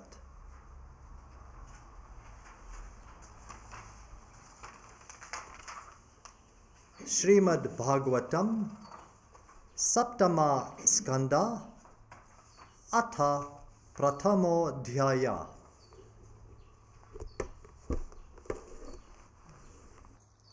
The Lord as free from partiality. The Lord favors none. Raja Parikshit said, O learned one, the Lord is the same to all. He is the dear one and friend of all. Then why did he act like a partial person? Why did he kill the Asuras in order to favor Indra? For the Lord, who is ever blissful, There is nothing that is to be achieved through Indra and the Devas.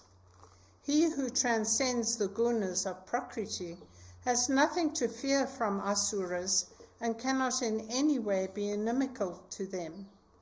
Love and hatred are to be found only in those who identify themselves with the products of Prakriti, root matter. How can these be in one who is above the gunas?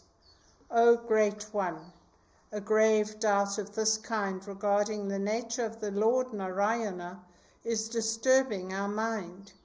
Please be gracious enough to clear this doubt. Sri Sukha said, O King, you have put a very relevant question about the Lord's wonderful sport, for in it is involved the greatness of his devotees too. After making obeisance to sage Vyasa, I shall narrate to you these deeds of the Lord, which bring out the greatness of devotees like Prahlada, extolled by Narada and other sages, and having the power of enhancing devotion in its listeners.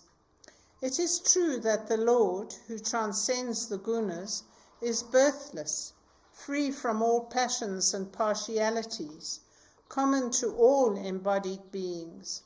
But he assumes his yoga maya, or power of manifestation, with which he manifests as the two opposing forces, the attacker and the attacked, the thesis and antithesis. Sattva, Rajas, and Tamas are the qualities of Prakriti, and not of the Atman. And Prakriti, though she be his power, cannot affect him by her transformation, he being the omnipotent spirit. So the Atman is not affected by the modification of the gunas of Prakriti, O King. The dominance and decline of these two forces do not take place simultaneously, but one after the other, as regulated by time. When Sattva is dominant, he is found to favor the Devas and the Rishis.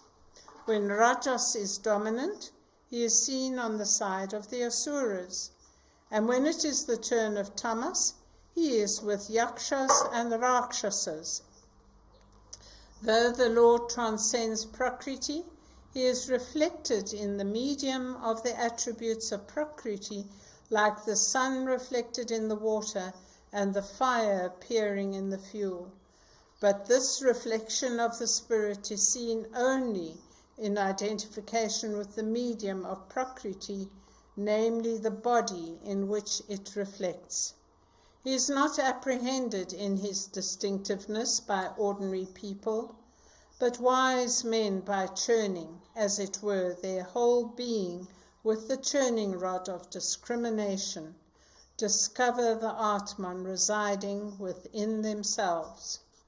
When the Supreme Being desires to create bodies in order that jivas may enjoy the fruit of their actions, then he augments the Rajas aspect by his yoga maya. When he wants to sustain the creation and delight through playful manifestations, then he augments the sattva. And when he goes into his cosmic slumber, he favors the domination of tamas. Thus he is the master of the gunas, not they of him.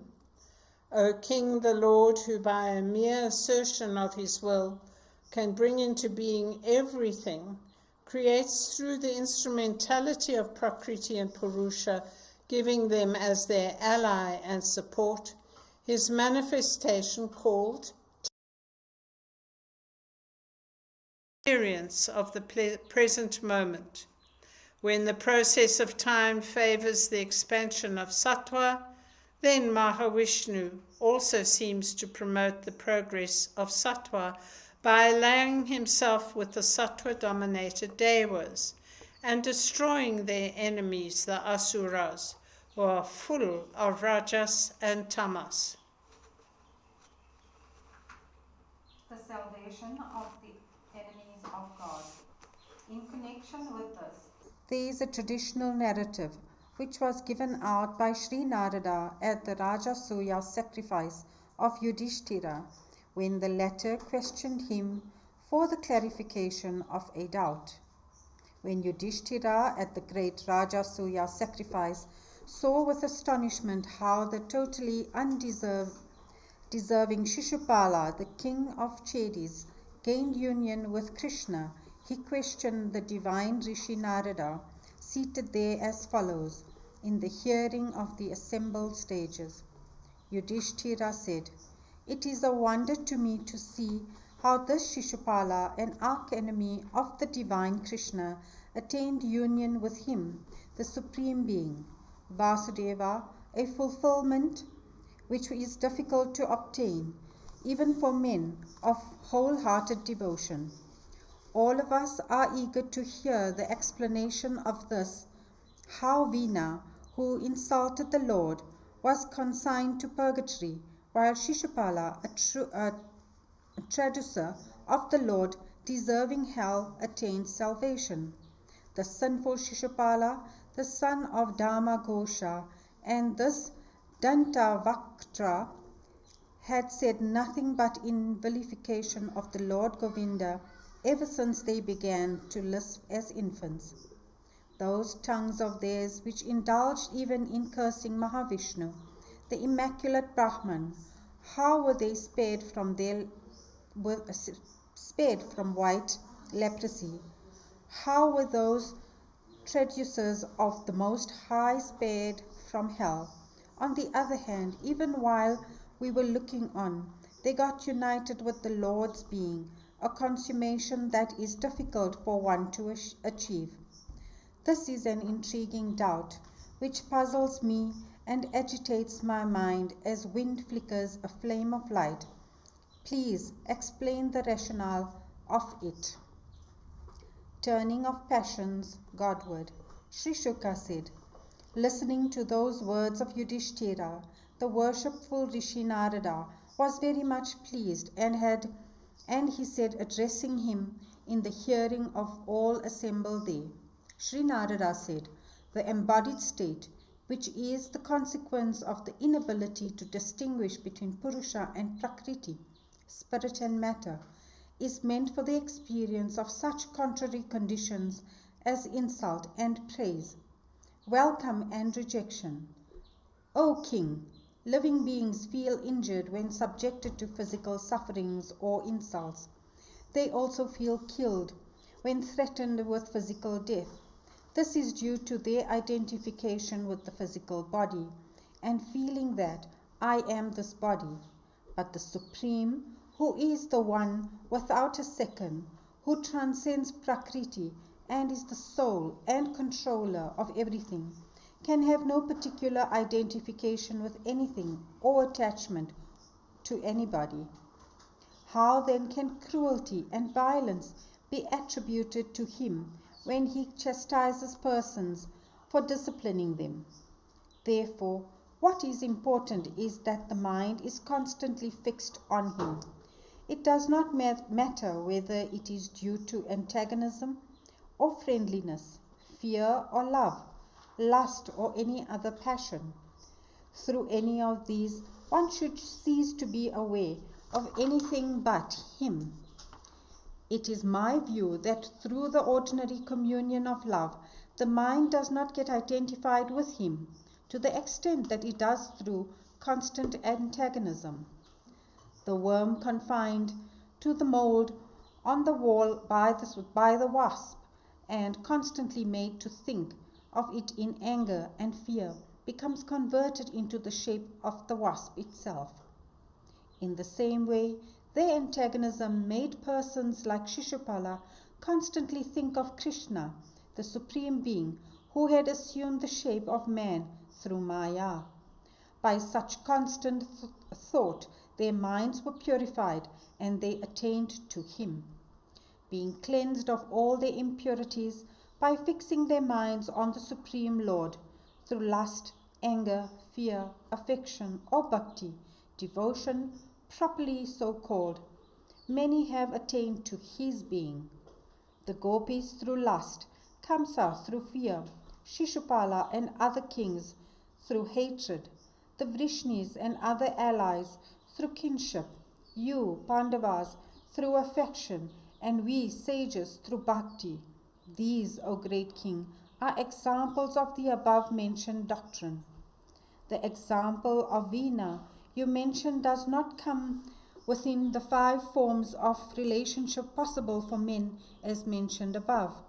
His was in the indifference of a skeptic, and his mind was in no way fixed on the Lord. O son of Pandu, this Shishupala and Dantavaktra, the sons of other mothers' sisters, were originally the attendants of Mahavishnu in Vaikuntha, who happened to fall from their exalted place by the curse of sages. Antecedents of Hiranya. Yudhishthira said, "Who gave this curse, and of what nature was it, that it should affect even the servants of Sri Hari? It is unbelievable that such devotees with wholehearted devotion to him can ever get involved in the transmigratory cycle. The residents of Vaikuntha have no material body, senses, or pranas. How then would they get embodiment? This requires explanation." Narada said, "Once the great sages Sanaka, Sanandana, Sanatana, and Sanat Kumara, the sons of Brahma, in the course of their peregrinations through all the spheres of the universe, happened to go to Vaikuntha, the divine realms of Mahavishnu. These sages, more ancient than the most ancient, looked like children 5 or 6 years old. They were sky-clad, absolutely nude. The gatekeepers of Vaikuntha did not let them in, taking them to be mere infants. Angry at this, the sages cursed them, saying, 'You do not deserve to stay in this realm of Mahavishnu, which is of pure sattva, devoid of the touch of rajas and tamas. So you too will soon have a downfall and will be born in the species of asuras.' But feeling pity on these attendants, faced with degradation from that exalted place, the sages also gave them a blessing that they would be fit to come back to their original state after 3 births in lower regions. They both were born as asuras in the womb of Diti, the mother of the asuras. The elder one was known as Hiranyakasipu, and the younger as Hiranyaksha. They commanded great respect among all grades of asuras.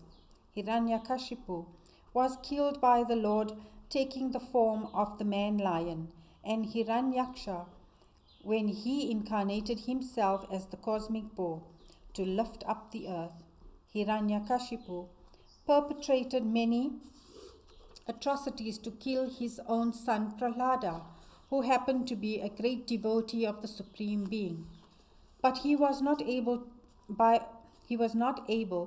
all his efforts to kill Prahlada, who was established in the perception of Brahman in everything, who had become one with the soul of all beings, who was full of peace, and who was permeated by the power of the Lord.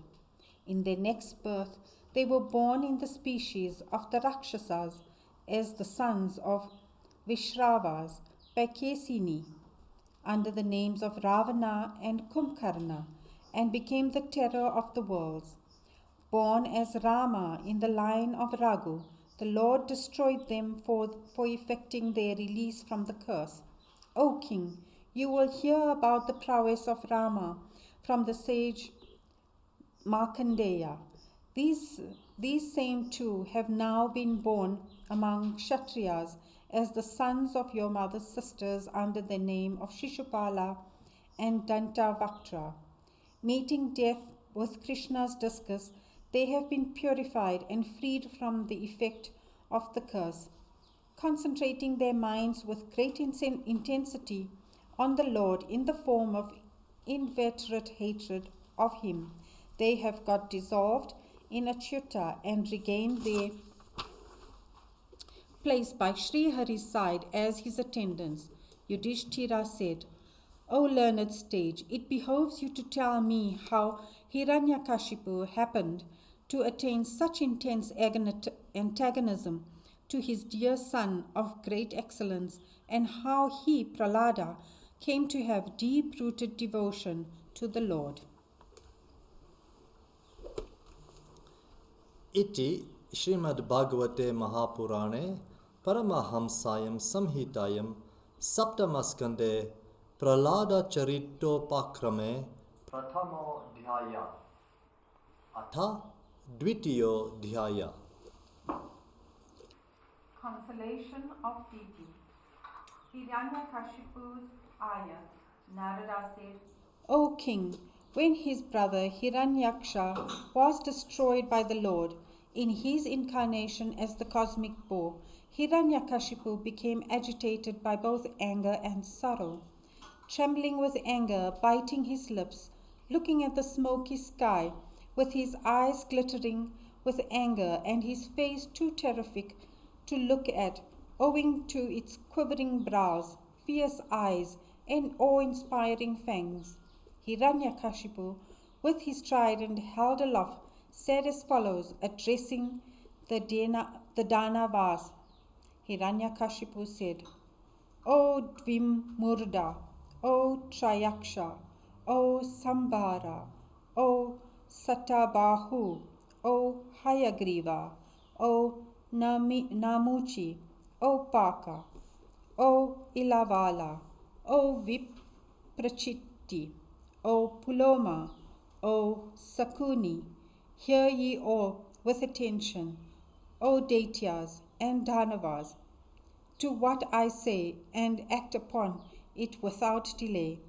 My unworthy enemies, the Devas, have brought about the slaughter of my dear and loving brother, with the help of Hari, who though in himself impartial, has been placated and won over by these Devas, by their prayers and offerings.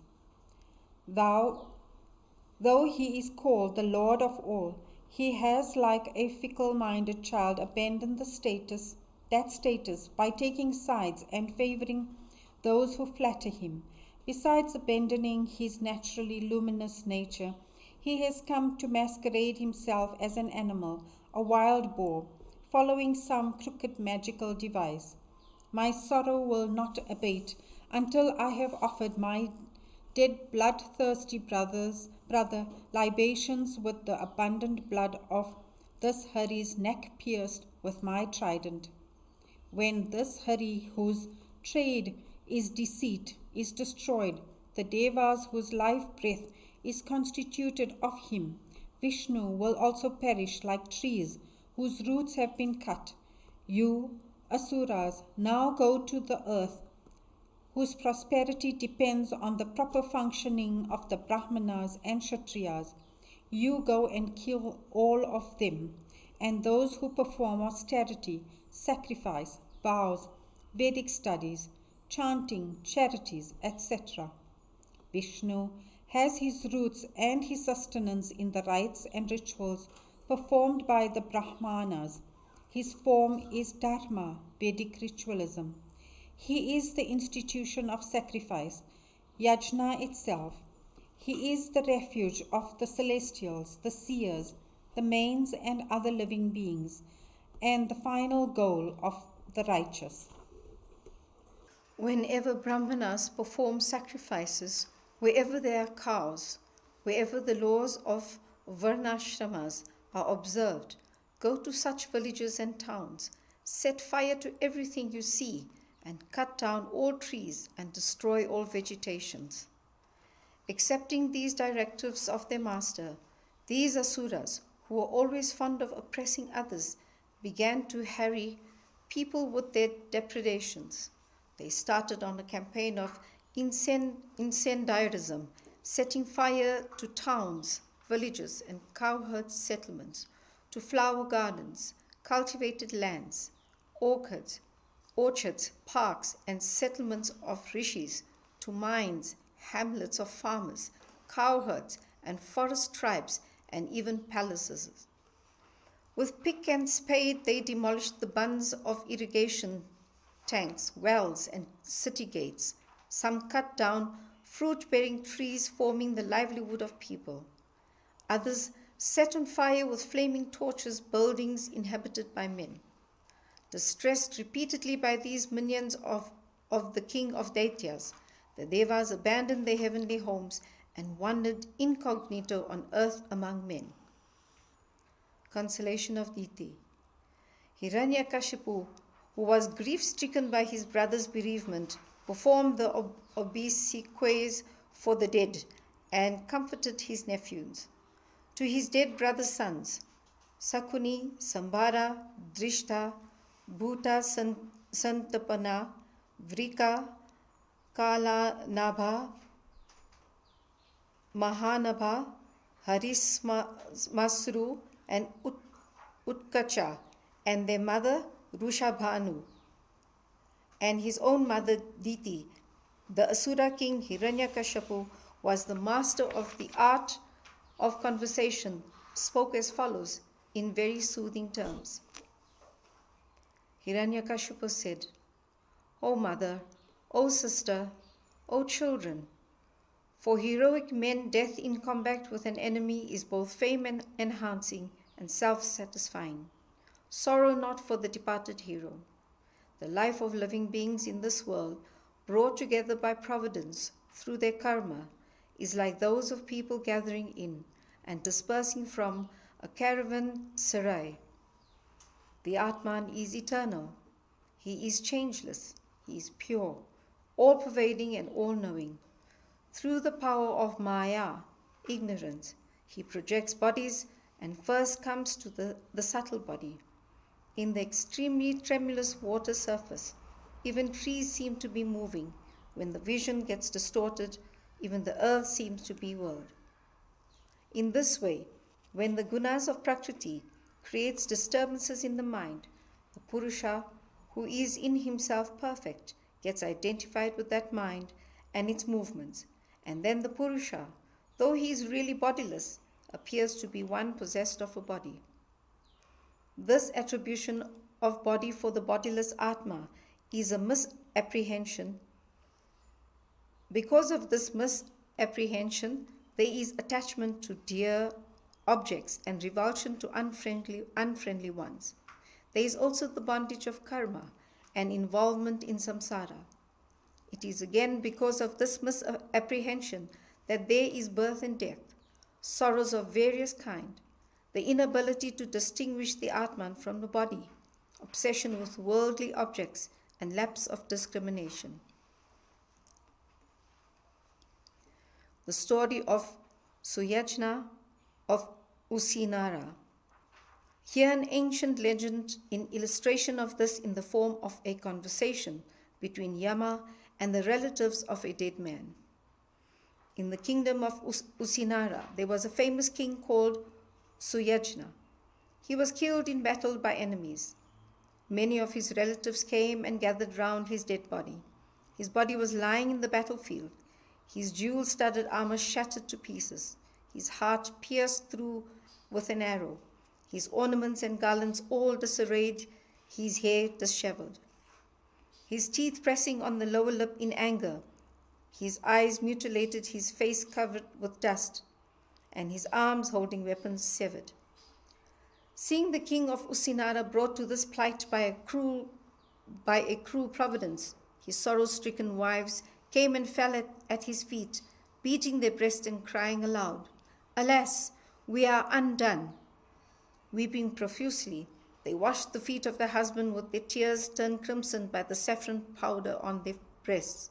With their hair and ornaments in disarray, they wept and wailed aloud, stirring pity in the minds of men.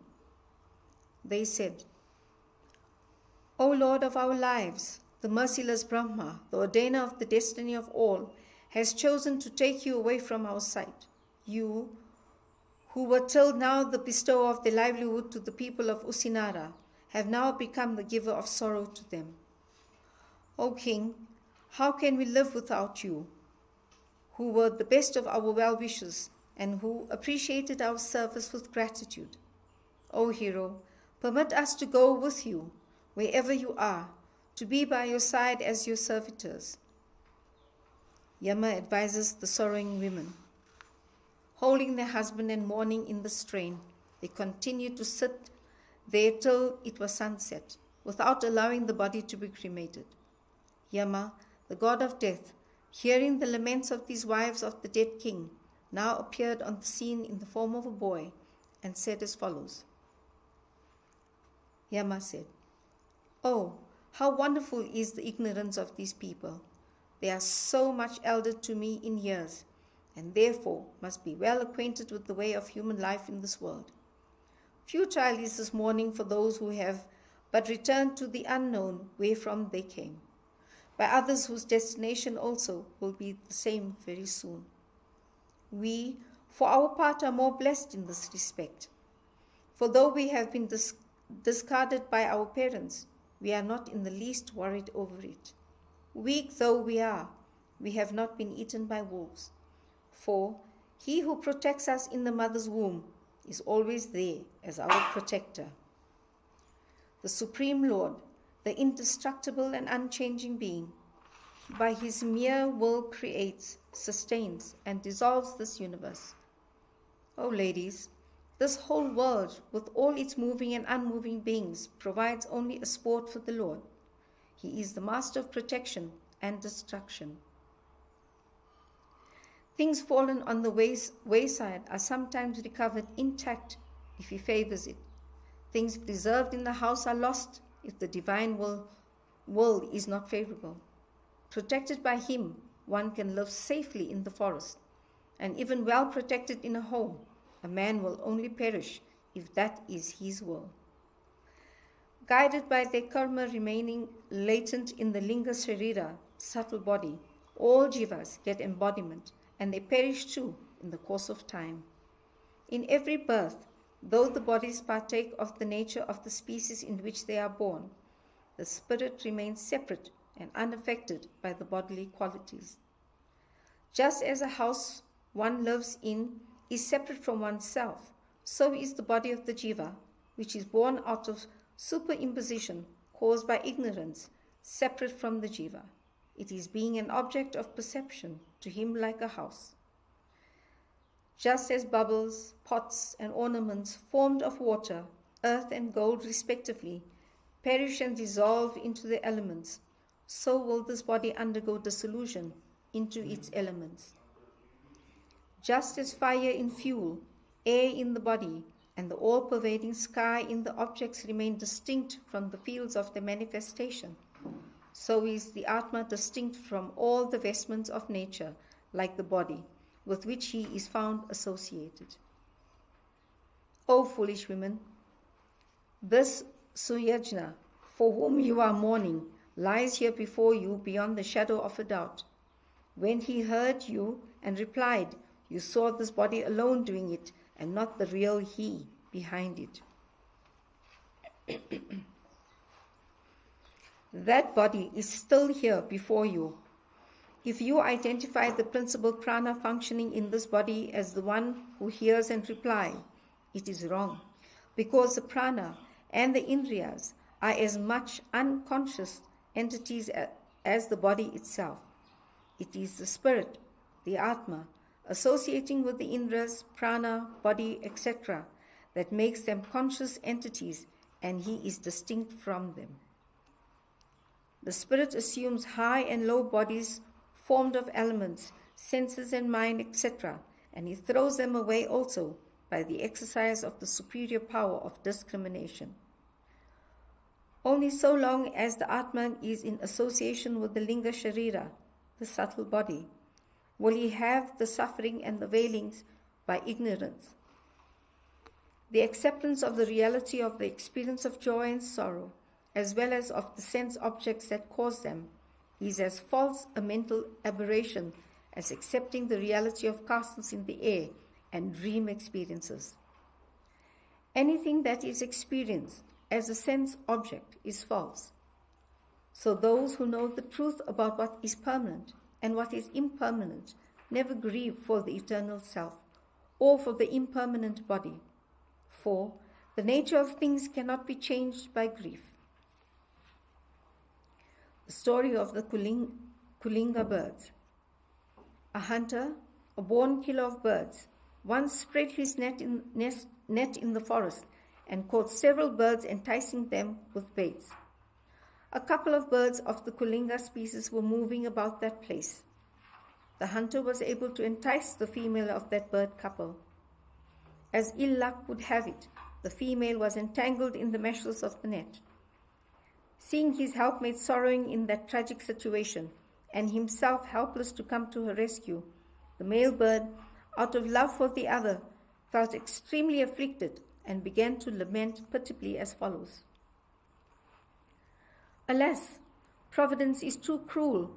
What will he, who holds the destiny of all in his hands, get by depriving the life of a poor and pitiable female bird that is lamenting for me? Let the god of death take me away too. For why should I live on, deprived of my wife for the rest of my life, and sorrowing for her with half of my body cut away as it were from me? How will I bring up my unfledged young ones, motherless as they are? Those hapless chicks of mine will be awaiting the arrival of the mother in the nests. As the Kulinga male bird was thus bemoaning the separation from his wife, the hiding hunter, prompted by the spirit of time, shot an arrow from a distance and killed it. So, without any awareness of your own end, you are foolishly mourning over your dead husband. Even if you do so for 100 years, it shall be in vain. Hiranyakashipu continued. When they heard the boy speaking like this, the king's relatives were astonished, and the awareness of that everything in this world is fleeting and therefore unreal dawned on their minds. After instructing them like this, Yama disappeared from sight. The relatives of the king Suyajna then performed his funeral and the obsequies connected with it. Therefore, you should entertain no sorrow about yourself and others. Apart from the ignorance-born sense of distinction made by creatures between self and others, who in reality is the self, and who the other, who is really one's own, and who of the others. Narada said, hearing these words of the Daitya king Hiranyakashipu, Diti, along with her daughter-in-law, gave up the grief for her dead son and fixed her mind on spiritual verities. Iti Shrimad Bhagavate Mahapurane Paramahansyan Sanhitayan Saptamaskande Diti Shoka Panayan Nama Dvitiyo Dhyaya.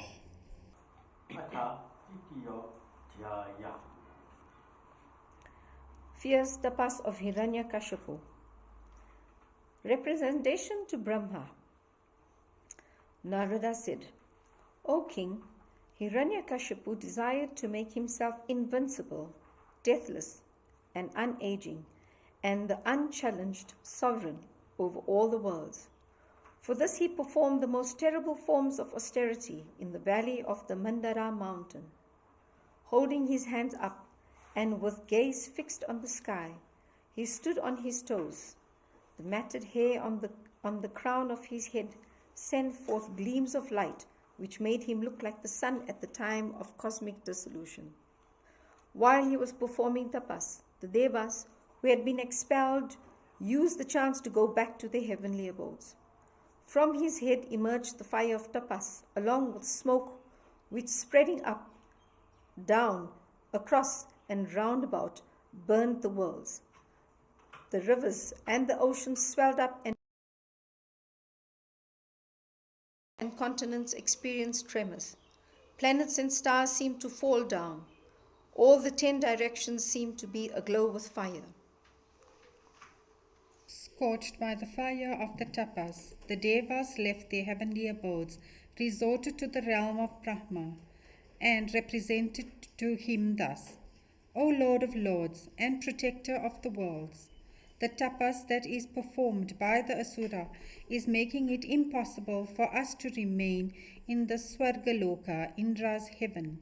If you want to save the worlds and its inhabitants who offer you tribute, be gracious enough to do so before it is too late, before they all perish in the fire of the Asura's tapas. Why he is performing this kind of fierce and difficult form of tapas is not a matter unknown to your all-knowing self. Yet you be pleased to hear the following representation of this object. Having created this whole universe of moving and unmoving beings, by this tapas, the spiritual power, Brahma, is residing in the first and most superior of the regions he has created, namely Satyaloka. That region I will gain by the power of my tapas, communion and concentration.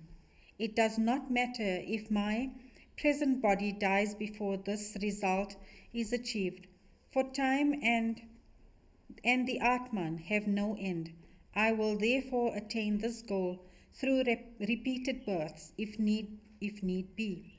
By my power I will transform the whole world order from what it is today, by making it topsy-turvy, making celestials into asuras and asuras into celestials, virtue into vice and vice into virtue. What is the use of attaining to perishable realms like those of Dhruva related to Vishnu, which will meet with dissolution at the end of the Kalpa? We have heard that it is with such determination that he is performing this extreme form of tapas. It is better that you, who are the Lord of all three worlds, take steps sufficiently early to meet this situation. It will indeed be a pity if he overruns your realm of Satyaloka, for it is the refuge of all holy and innocent jivas, a place where they can have happiness, prosperity, welfare, and progress. On being supplicated thus by the Devas, the worshipful Brahma, the self-born, accompanied by sages like Bhrigu, Daksha, and others, went to where the Asura was performing tapas. At first, the Asura, who was, as it were, burning the world by the tapas, could not be seen, as his body, of which a great part of fat, skin, muscles, and blood had already been eaten by ants, was hidden beneath a mold of ant hills, grass, and reeds. Catching sight of him on careful observation, like the sun behind the clouds, Brahma, the swan vehicle deity, was astounded and said, smiling. Brahma's revelation. Brahma said, O son of Kashyapa, your tapas has come to its fulfillment. You may abandon your austere posture now. I have come here ready to give you whatever boon you ask for. Choose the boons you want. I am astonished at your wonderful determination, because of which, even when ants have eaten away all the flesh of your body, you are still sustaining your vitality, prana, on your bony skeleton. No rishi in the past practiced such austerity, nor can anyone today, who can retain life for 100 divine years without taking even a drop of water. I have been conquered by you on account of the tremendous determination you have displayed, which no sage is disciplined mind can rival. O leader of the Asuras, I am therefore ready to grant you everything you want. The vision of an immortal like me shall not be in vain for a person like you with a limited span of life. Narada said. Saying so, Brahma, the first of all beings, who possessed powers that never fail, sprinkled the celestially potent water from his Kamandula water pot on the ant-eaten frame of Hiranyakashipu. The Asura immediately rose up from the mold of earth, a young man in full mental and physical vigor, with all organs intact and the body as hard as adamant. Like fire emerging from fire sticks, he emerged from the bush of reeds and earth with the glow of molten gold. When he saw Brahma in the sky seated In his swan vehicle, he fell down in prostration before him in great joy. Shedding tears of joy and saluting him with folded hands, he began to extol Brahma in a hymn with his voice faltering and hair standing on end. Hiranya's hymn to Brahma.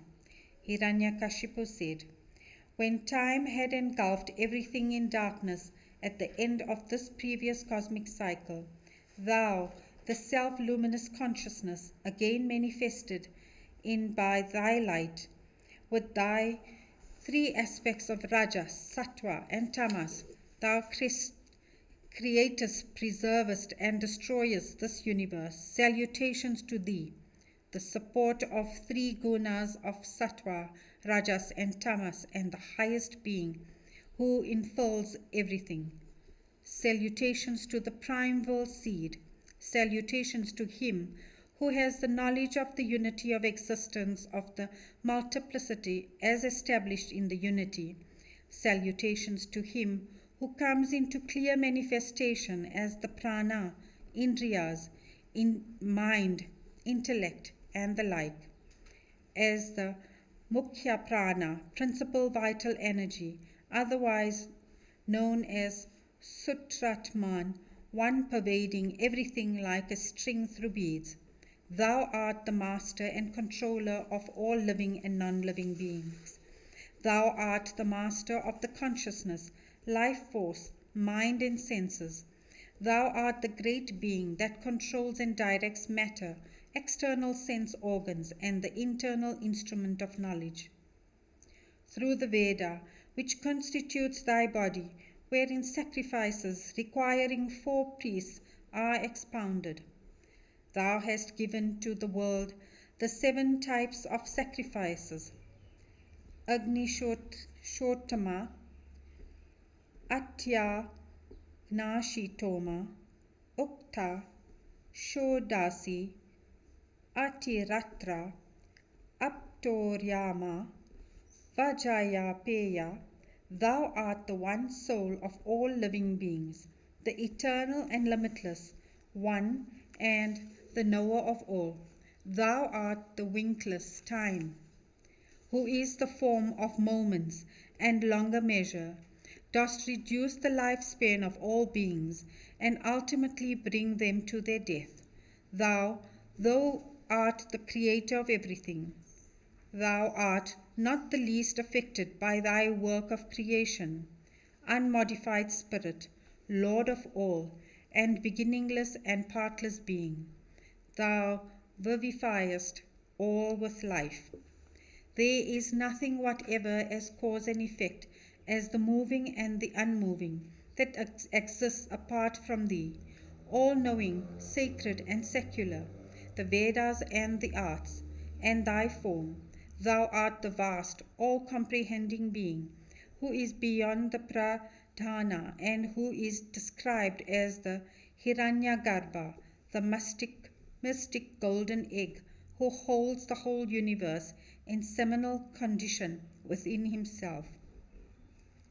O Great One, this universe with which thou enjoyest the functions of the senses, pranas and manas, remaining at the same time in thy transcendent realm, is thy gross body visible to the eye, while as the indweller in all and the eternal being, thou art unseen. He who pervades all this by his limitless and imperceptible presence, to that being having matter and spirit as his 2 powers, my salutations.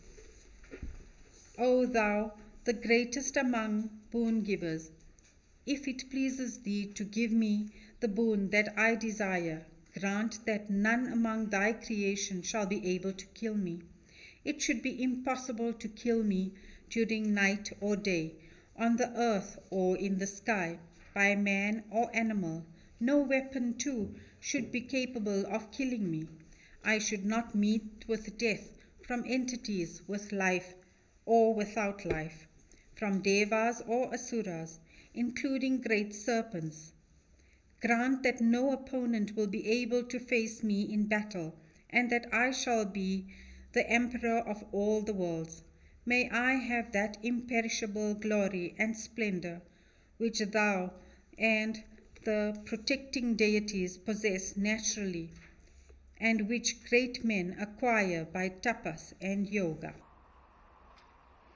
Iti Shrimad Bhagavate Mahapurane Paramahansyan Sanhitayan Saptamaskande Hiranyakashipo Ko Vayana Chanan Nama Tritiyo Dhyaya. Atha Chaturtha Dhyaya.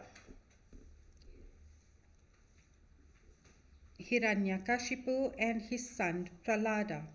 Oppressive rule of Hiranya.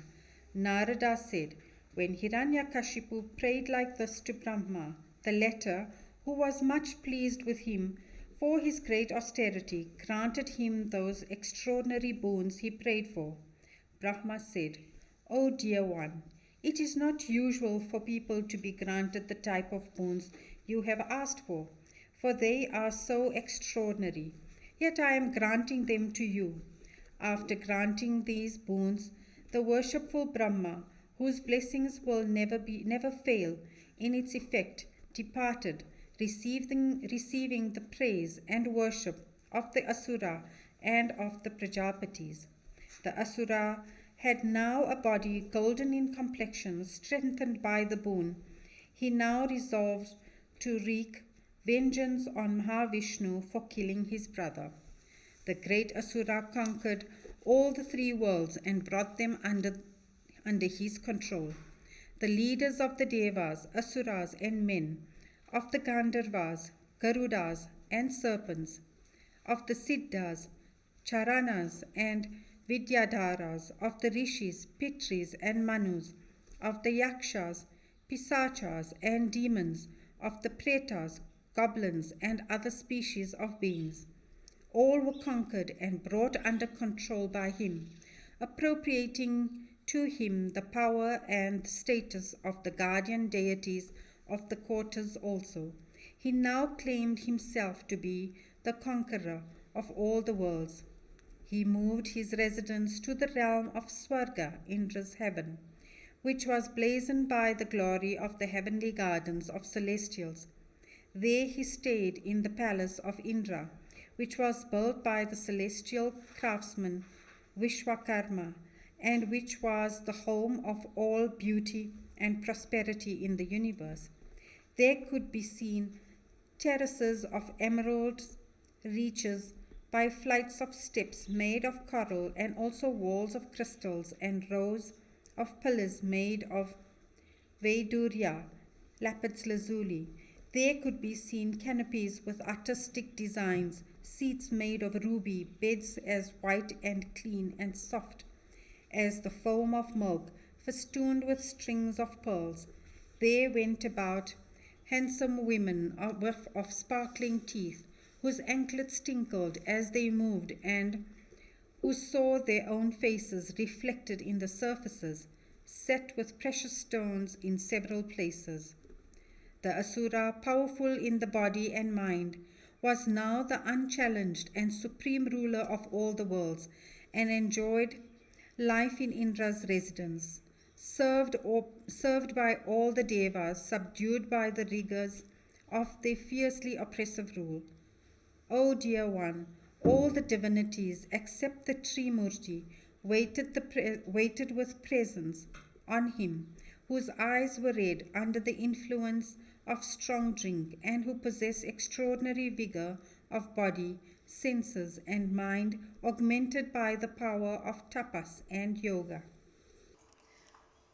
O scion of Pandu's line, on him who had thus occupied the seat of Indra by the virtue of his power, we sages, like Vishvasu, Tamburu, and myself, sang panegyries. So did Gandharvas, Apsaras, Siddhas, Vidyadharas, and other species of beings. He began to be worshipped by the followers of the Varna ashrama dharma, Vedic social system. by sacrifices in which great amounts were paid as dakshina, sacrificial presents. By his power he appropriated for himself the sacrificial portions set apart for various deities. The earth, with its 7 continents, began to yield him all her products without any agricultural operation. So also the heavens gave plentiful showers of highly desired rains, and the upper regions of air revealed many kinds of wonders. The rivers and the 7 oceans of salt water, liquor, ghee, honey, curds, milk, and pure water all brought tributes of precious gems with their wavy arms. The mountains prepared the caves for his sports. The trees yielded flowers and fruits in all seasons. He took upon himself all the powers of the guardian deities of the quarters. Devas in quest of relief. Thus he conquered all the worlds, and he became the suzerain over them all, but he failed to conquer his own senses. Consequently, though indulging in every form of pleasure, he felt no satisfaction. Infatuated with wealth and power, arrogant, and a law unto himself, in complete transgression of all scriptural injunctions, he attracted on himself the curse of all holy men, but nonetheless ruled the world in this way for more than 71 yugas. Writhing in agony under his oppressive rule, all the worlds with their rulers at last took refuge in Achyuta, the indestructible being, having failed to get relief from any other quarter. They prayed, salutations to that realm where the all-pervading Hari manifests in a form, and attaining to which there is no return to samsara for holy men of great purity and tranquility. Praying like this with a pure and concentrated mind, with the senses under control, and giving up food and sleep, they invoked Mahavishnu, the master of the senses. While they were so hymning, they heard all of a sudden a disembodied voice, deep and reverberating like the sound of thunder, which evoked joy and confidence in the minds of all good people. The voice said, O leaders of the celestials, do not entertain any fear. May you be happy and prosperous. May my communion, through sight or hearing, works for the all-round good of beings. I am already aware of the wickedness of this most degenerate asura. I shall curb him, but you have to wait a little more. When anybody comes to entertain hatred towards celestials, Vedas, holy men, innocent creatures, dharma, God, etc., know his ruin to be near at hand.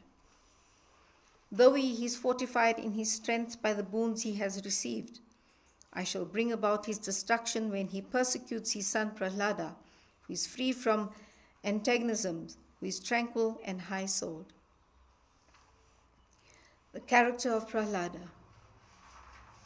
Narada said, after they had received the Lord's message through this disembodied voice, the celestials made prostrations and returned without any more fear, as they felt that the asura was as good as dead now. Thus Hiranyakashipu had 4 sons of extraordinary nature. Of these, Prahlada was noted for his great virtues. Devoted to the holy and the learned, exemplary in his conduct, truthful, and having mastery of the senses, he was as dear to all beings as their own selves, and everyone found in him his closest friend. He attended on wise and holy men like the servant. He was loving to the poor and the afflicted like a parent. To his equals he was like a brother, and he viewed his teacher as God himself. Though endowed with learning, wealth, beauty, noble birth, etc., none of these swelled his ego or filled him with pride. Being intensely aware of the transitoriness and the hollowness of all enjoyments, Prahlada could remain unmoved in difficulties, free from aspiration for any attainment in this world or the next, devoid of sexual desire, and established in the control of the senses, prana, body and intellect. He was an asura without any of the qualities of asuras. O king, the great qualities of Prahlada are extolled again and again by wise men. Just like the excellence of the Supreme Being, his virtues are remembered even to this day. In assemblies for recitals on great and holy personages, even devas, the natural enemies of asuras, cite Prahlada, the asura, as a glorious example of a great personage. That being the case, men like you will surely appreciate his greatness. All his numberless virtues noticed above do not exhaust his excellence, but are a mere indication of his indescribable greatness, for he was one whose mind naturally flowed towards the worshipful Vasudeva. Even as a child, like one insensitive and dull, he evinced no interest in toys, as his mind was absorbed in the Lord. Like a man possessed by Krishna, his mind remained so absorbed in him that he saw not the external world as we do. As he was ever in the embrace of Govinda, he was like an automaton, unconscious of his own physical activities like sitting, walking, eating, drinking, lying, etc. Sometimes he wept, his mind overpowered by the love of the Lord. Sometimes he laughed, being reminded of his sportive actions, and sometimes he sang in great joy, his mind filled with the memory of his excellences. Sometimes he loudly chanted the names of the Lord. Sometimes he danced about without any bashfulness. Sometimes, infilled with him through imaginative identification, he would imitate the sportive actions of the Lord. Sometimes, being steeped in the thrilling joy of divine contact, he remained speechless in complete absorption, his hair standing on end and his half-closed eyes shedding tears stimulated by the inward bliss of unshakable love for the Lord. He gave peace even to the minds of the persons distressed on account of evil worldly associations by the spiritual joy he radiated, the joy which he derived from the service of the Lord, the same reward which he got for keeping the company of holy men devoid of any worldly possessions. O king, it was on this son of his, a devotee of the highest excellence and a truly great and fortunate soul, that Hiranyakashipu inflicted cruel tortures. Yudhishthira said, O great ascetic, I would like to hear from you why Hiranyakashipu practiced cruelty on a son so noted for his purity and holiness. Even loving parents are, no doubt, seen to threaten and reprimand their rebellious children to bring them round to the path of virtue, but no one behaves cruelly like an enemy even towards them. O learned one, it is needless to say, therefore, that no parent will in the natural course practice such cruelty towards a son who is obedient, free from desire and hatred, and serves the parents as the representatives of the divine. How could a father, even though angry at his son, go to the extent of planning to kill him? Iti Shrimad Bhagavate Mahapurane Paramahansyan Sanhitayan Saptamaskande Prahalada Charite Chaturtha Dhyaya Atha Panchamo Dhyaya. Persecution of Prahlada. Hiranya examines his son. Narada said, It is well known that the Asuras had chosen the sage Shukra as the chief priest. Shukra's two sons, Sanda and Amarka, had their residence near the palace of Hiranyakashipu, the king of the Daityas. The Asura king put his son Prahlada of acute intelligence under these teachers for instruction in what he considered fit for him to learn along with the other Asura children.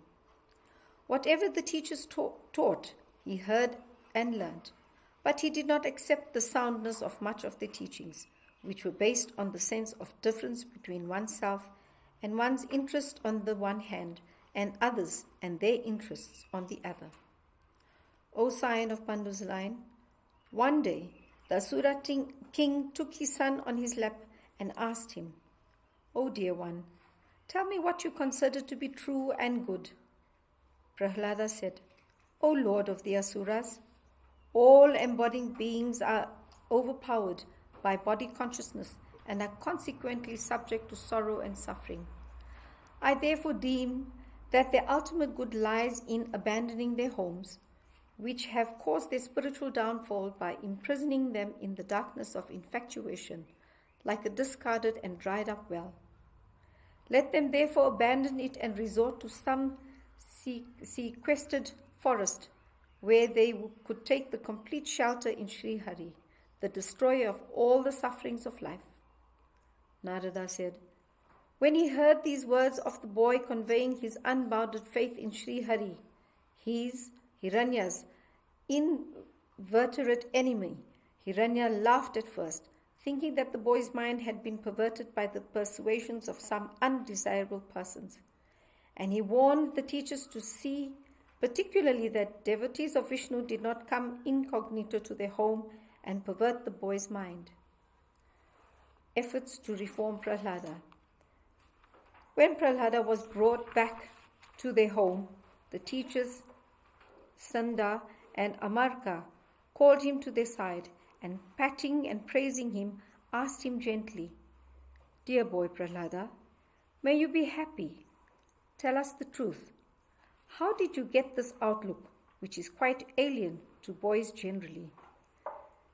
Is this contrary way of thought inducted into you by someone, or is it natural to you? Oh, the delight of your tribe! Tell the truth about it to us, your teachers, who are keen to know the facts.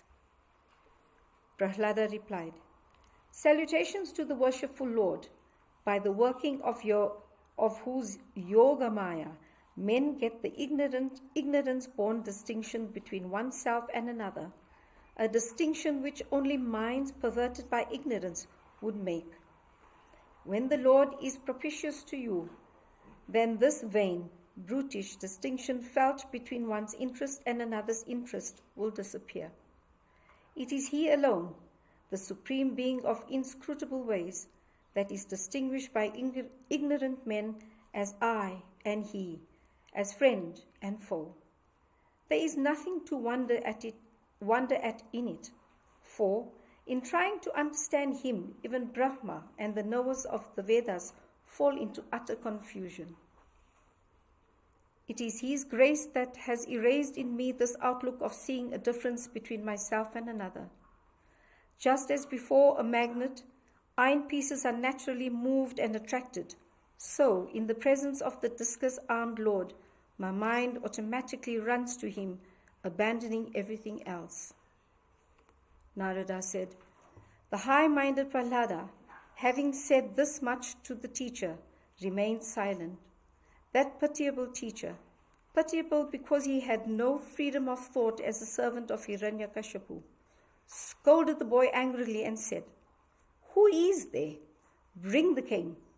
This boy is going to bring us disrepute, a dangerous firebrand to our tribe, and evil-minded to the core. Nothing but corporal punishment can do for him. In the sandalwood forest of this Asura's race, this boy is a thorny tree. For Mahavishnu, the axe that cuts down the tree of the forest, this boy has become the veritable handle. Brandishing threats, dealing with the three ends of life, namely Dharma, Artha, and Kama. Hiranya's second examination. Sometimes, after when the teacher was sure that the body had mastered the four divisions of diplomacy, conciliation, subsidy, internal dissension, and force, he took him to Hiranyakasipu, bathed well-dressed and well-decorated by his mother. The Asura lifted the body, who prostrated himself at his feet, embraced him for long, and enjoyed the highest bliss thereby. O Yudhishthira, seating the body on his lap, kissing him in the crown of his head, and shedding tears over him, the Asura said with blooming face. Hiranyakasipu said, O Prahlada, dear boy, may you be long-lived. You please tell me about the best lessons from the vast body of instructions you must have been receiving from your teachers during these days. Prahlada said, hearing about Vishnu, singing about him, remembering him, serving him, worshipping him, saluting him, being his servant, being his comrade, and surrendering oneself in everything that is one's own to him. These are the 9 aspects of bhakti, or God love. If man could be trained to practice devotion, characterized by these 9 features, that indeed would be the highest education he could have. That is what I have understood. Hearing these words of his son, Hiranyakasipu said to his teacher's son in great anger, his lips trembling in emotion. Hiranyakasipu said, You unworthy and perverse teacher, how is it that taking the side of an enemy, you have totally discarded me and put absurd ideas into my boy's head? There are wicked men in this world who approach you in the disguise of friends. Just as disease takes time to afflict sinners, is as the wages of their sins, the evil wrought by enemies in the disguise of friends like you will take time to manifest clearly. The preceptor's son said, O thou, antagonist of Indra, what your son is saying has not been taught to him by me or anyone else. This bent of his mind, O king, is natural to him. Please be good enough to control your anger and not to charge us with this offense. Narada said, when the teachers said like this, the Asura asked his son again, O evil fellow, if it is not from the Guru's instruction, how did you come to have this perverse outlook? Prahlada replied, for lack of control over the senses, jivas go round and round in the wheel of samsara, chewing the cud of the same enjoyments and suffering again and again without satiation. Their thoughts are ever confined to their homes, property, and other domestic concerns. They can never develop this devotional proclivity of mind towards Krishna, the Supreme Being, either naturally or through the teaching of others, or from mutual influence. People of impure nature, whose minds are always outward going because of their domination by the notion that what is true and what is enjoyable lies outside, are never able to know Mahavishnu, who is apprehended only by the inward-going, introspective vision. Those introverts immersed in Vedic ritualism are like a group of blind men led by another such group by a rope. This is the thick rope of Vedic ritualism, to which these introverts are bound by several thin strings of practices, rituals, beliefs for the fulfillment of desires here and hereafter, as cattle are to main rope of several tethered ropes. So long as one is not able to bathe his head with the dust of the feet of his great devotees, who has no possession of any kind except him, the mind of man does not take a serious turn towards the feet of the Lord, and the cessation of samsara does not come about until the mind is thus turned towards him. Persecution of Prahlada. Saying this, Prahlada stopped. Hiranyakasipu was mad with terrible anger on hearing these words of his son. Immediately he pushed him from his lap to the floor. Moved by irresistible anger, he exclaimed with bloodshot eyes, O you Rakshasa, O you Rakshasa gods, he deserves to be executed. Take him away from here. Kill him without any delay. This fellow, who has rejected all of us, his own friends and well-wishers, and seeks to be a servant attending on Vishnu, the killer of his own uncle, must himself be considered that killer. Such an untrustworthy fellow like him, who even at the age of 5 could break and throw overboard the natural and unbreakable affection for parents, of what good can he be even for Vishnu? Even an unrelated person can be considered as one's son, if like a medicine he serves your interest well. One who does the opposite must be considered a disease, even he be one's son, born of one's own body, and he has to be eradicated like a disease. When a limb of a body is diseased and becomes a threat to the whole body, that limb has to be cut off for the safety of the rest of the body.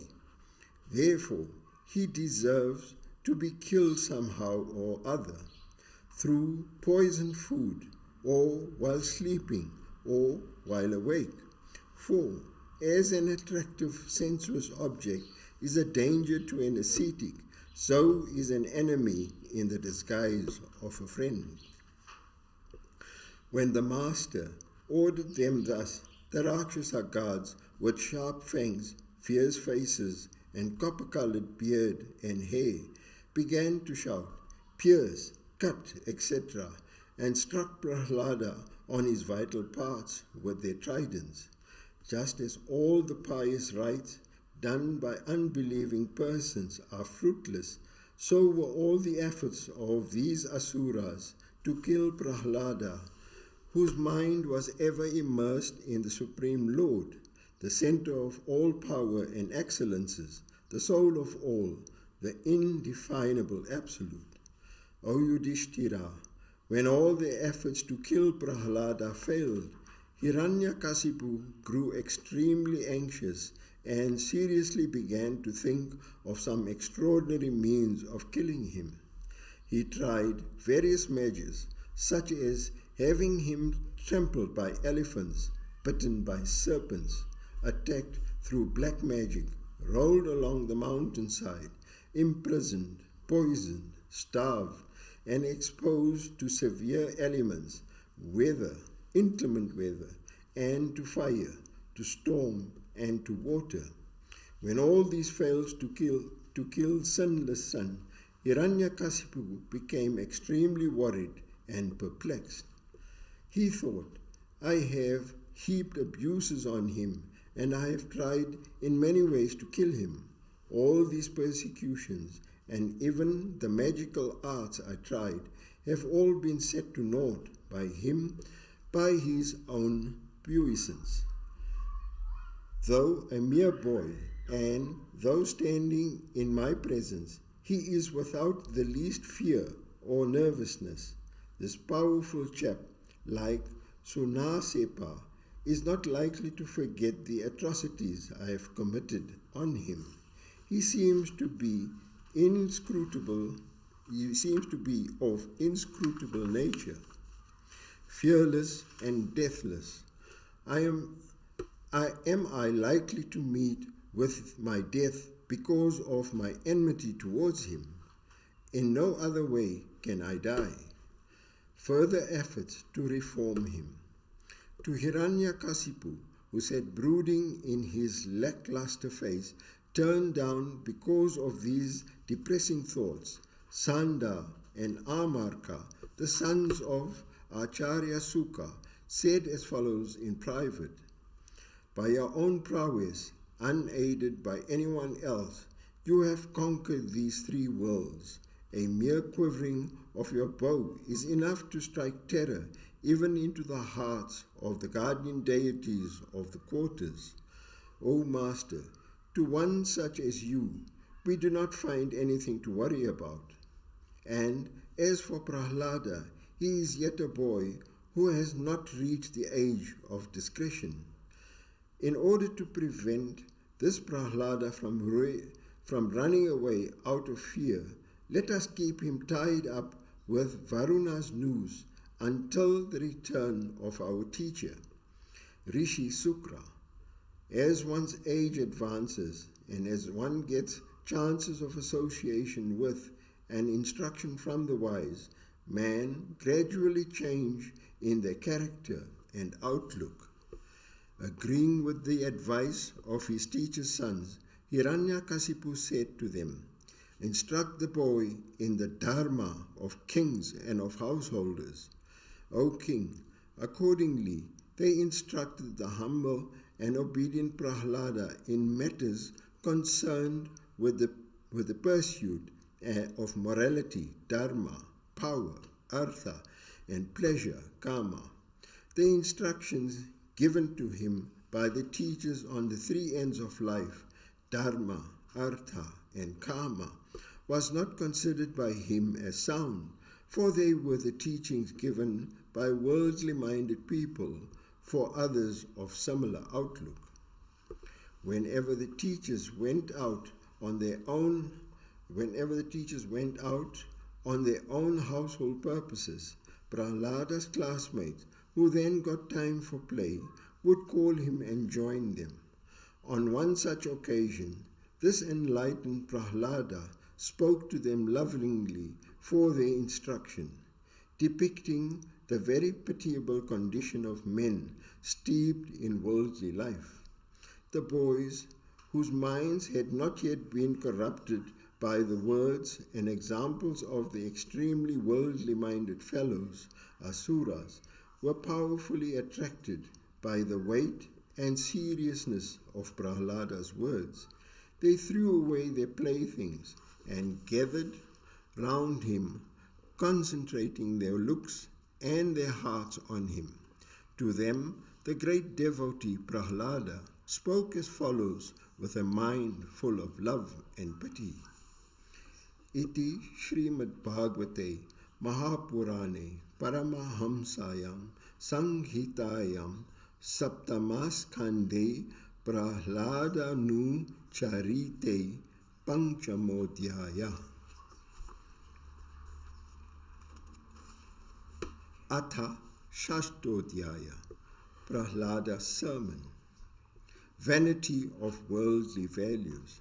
Prahlada said, wise men should begin the practice of devotional disciplines, Bhagavata Dharma, from their very boyhood, for human birth, in which alone devotional disciplines can be practiced, is extremely rare, and it is uncertain how long life lasts. The highest and noblest act for a man to do in life is to surrender himself at the feet of the Lord, for he is the dear one, the soul, the master, and the friend of all beings. Just as all creatures having a body experience naturally a measure of sorrow, happiness also accrues to them naturally without their effort. The prarabdha, or the karma that has brought the body into being, yields them both these types of experience, and no special effort is required for them. Beyond existing's lifespan, nothing is achieved by efforts put forward for the attainment of pleasure and the avoidance of pain. A man full of desires never attains to that state of bliss which one who serves the Lord attains. Therefore, one entangled in the fearful state of samsara, if he is really intelligent, should in every way strive for the attainment of the divine before the fall of the short-lived human body, even while it is in its full vigor and power. Man lives for 100 years at the most. Of this span of life, if a man is of uncontrolled senses, half is wasted in sleep at night, when he is in state of darkness and inertia, almost like that of a dead body. Of the remaining half, the first 20 years are spent in the ignorance of childhood and the playfulness of early youth. Another 20 are spent in the discrepitude of old age, which reduces man to a helpless condition, chained to a domestic life and oblivious of the ultimate purpose of his existence. The rest of man's life, too, is wasted in the pursuit of insatiable sexual enjoyments and under the domination of overwhelming infatuation. Exhortations to renounce. Where is the man among those attached to their homes, enslaved by the senses and bound by the strong cords of affection to their near and dear ones, that can make even an effort to liberate himself? Who can give up the hankering for wealth, which is dearer to man than his life itself? Wealth for earnings, which thieves, servants, merchants, and others pawn their very lives. How can a man renounce the intimacies he has been having with his dear wife in privacy, as well as her loving prattle, his close friends, and his lisping infants, to whom he is bound by cord of affection? How can he renounce his sons, daughters, brothers, sisters, and sickly and pitiable parents, his attractive furniture and other household articles, houses, cattle, servants, and hereditary vocations, when powerful memories of them are attracting his mind? Unsatisfied with enjoyments and imprisoned by greed in the cocoon of bondage-generating works, a man considers indulgence in sex and gluttony as the main purpose of life. How can a man in this condition, overpowered as he is by such an increasingly infatuated outlook, practice renunciation? Therefore, if a person is to tread the path of devotion, he must practice renunciation from early life, before all kinds of tendencies and entanglements have become finally established.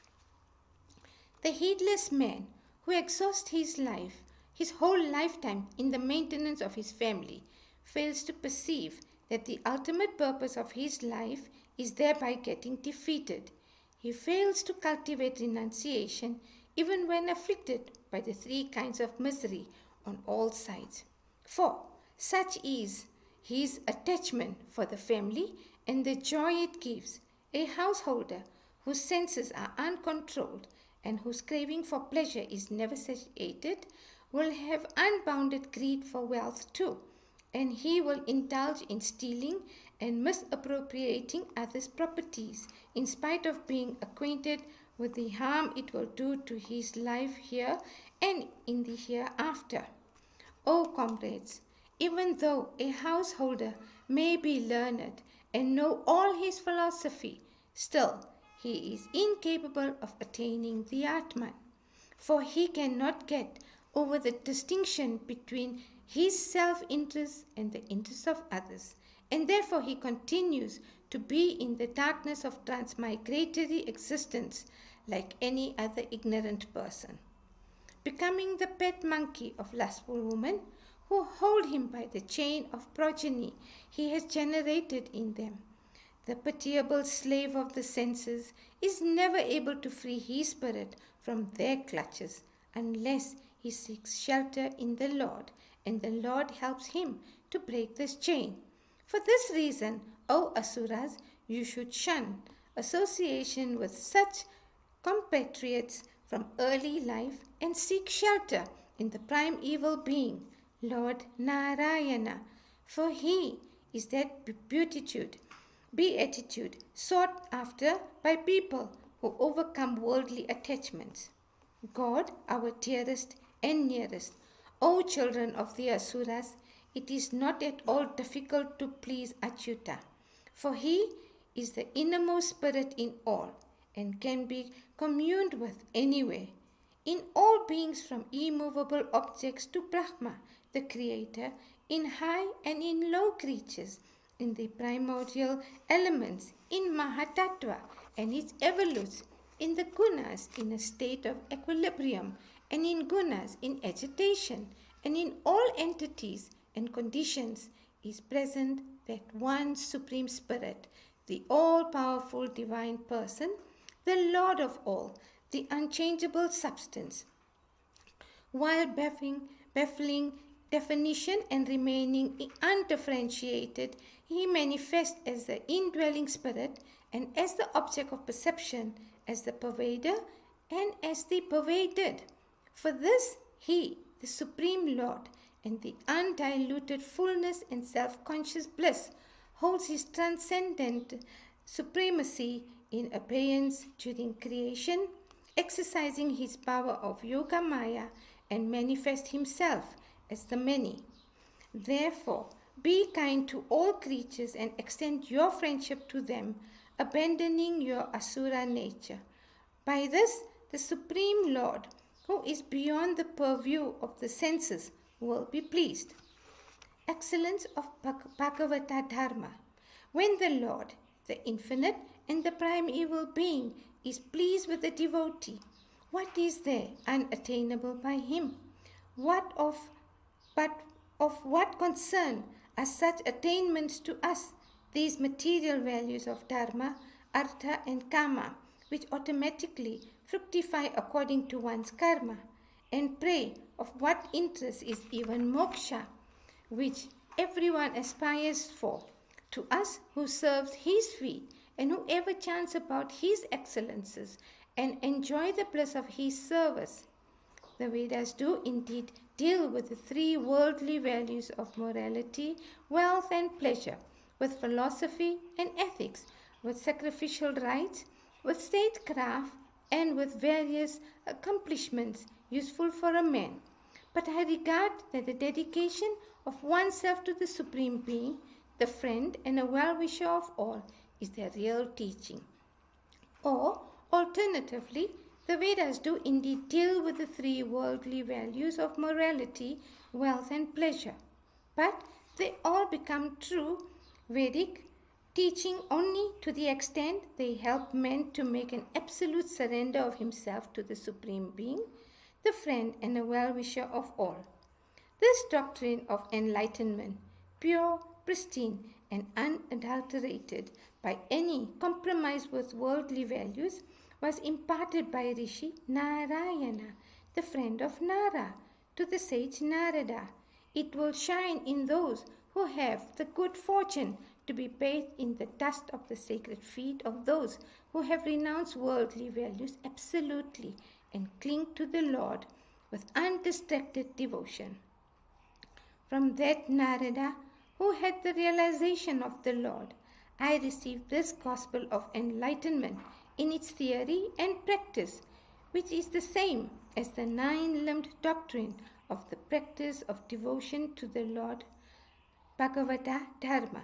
The Asura boy said, O Prahalada, neither you nor we have had any other instructors than these sons of the Guru of the Asuras. These are our sole masters and custodians, and we have no access to anyone else. It cannot be that when you were still in the women's quarters before coming here, you had contact with any great soul.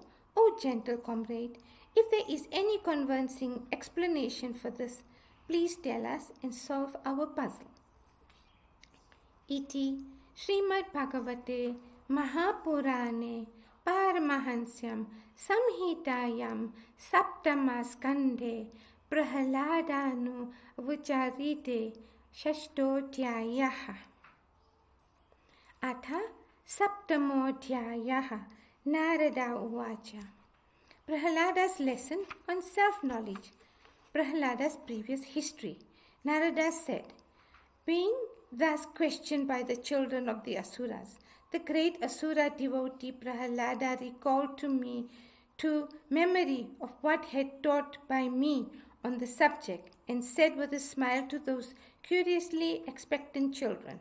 Prahalada said, when my father went away to Mandara mountain to perform tapas, the Devas thought, by the Lord's grace, that wretch is dead, as ants eat up a serpent.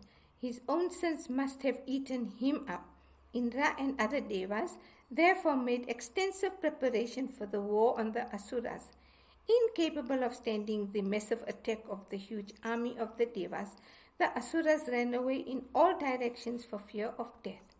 Afraid for their own lives, they fled in hot haste without any thought for the protection of their kith and kin or properties, their wives, children, relatives, friends, animals, households, equipment, and the like. In the flush of a victory, the Devas pillaged the royal palace, and Indra even took away my mother, the queen, as a captive.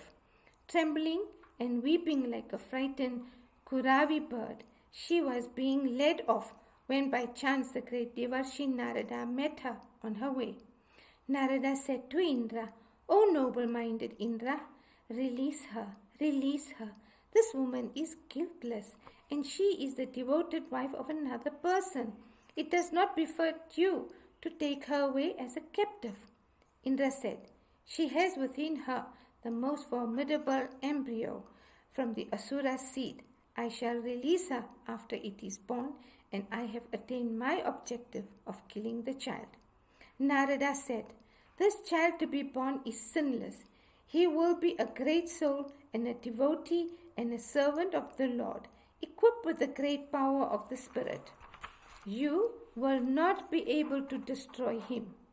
Indra thereupon released my mother, honoring the words of the celestial Rishi. Out of his devotion to the Supreme Being, Indra circumambulated my mother because I, the Lord's devotee, was within her, and then departed to his heavenly abode. The Rishi then took my mother to his ashrama, comforted her, and said, "Dear daughter, until your husband returns, you may stay on here." So free from all fear, she stayed under Narada's protection till the return of the lords of Asura from his tapas. That devoted wife spent this period of her sojourn there serving the Rishi with great devotion and praying in her heart for the health and welfare of the child in the womb and for its delivery only when she wished. Having me also in his mind, the merciful Rishi of great spiritual power imparted to her instructions regarding the flawless path of devotion and the enlightenment conveyed by it. My mother forgot those instructions, partly due to the lapse of a very long period of time, and partly due to her inherent incapacity to retain them. But owing to the blessing of that Rishi, those teachings have ever remained green in my memory. Separateness of Atman and body. If you listen to my words attentively, you too will gain that deep faith that dawned on me by the Rishi's instructions. Faith will generate, even in women and children, as in my case, that discriminative wisdom which puts the end to the travails of samsara. By the action of the Supreme Being as time, 6 kinds of transformations come to the body naturally, these being origination, existence, growth, maturity, decay, and destruction. They affect only the body and not the spirit embodied in it, just as the changes undergone by the fruit do not affect the trees to which it is attached. In contrast, the Atman is eternal, undecaying, sullied by the matter and its attributes, the one distinct from the body, for whom the body is an object and field of expression, the support of everything, pure consciousness without volition, the changeless being, self-conscious awareness, the cause of all, the pervasive, the unattached, and the uncircumscribed.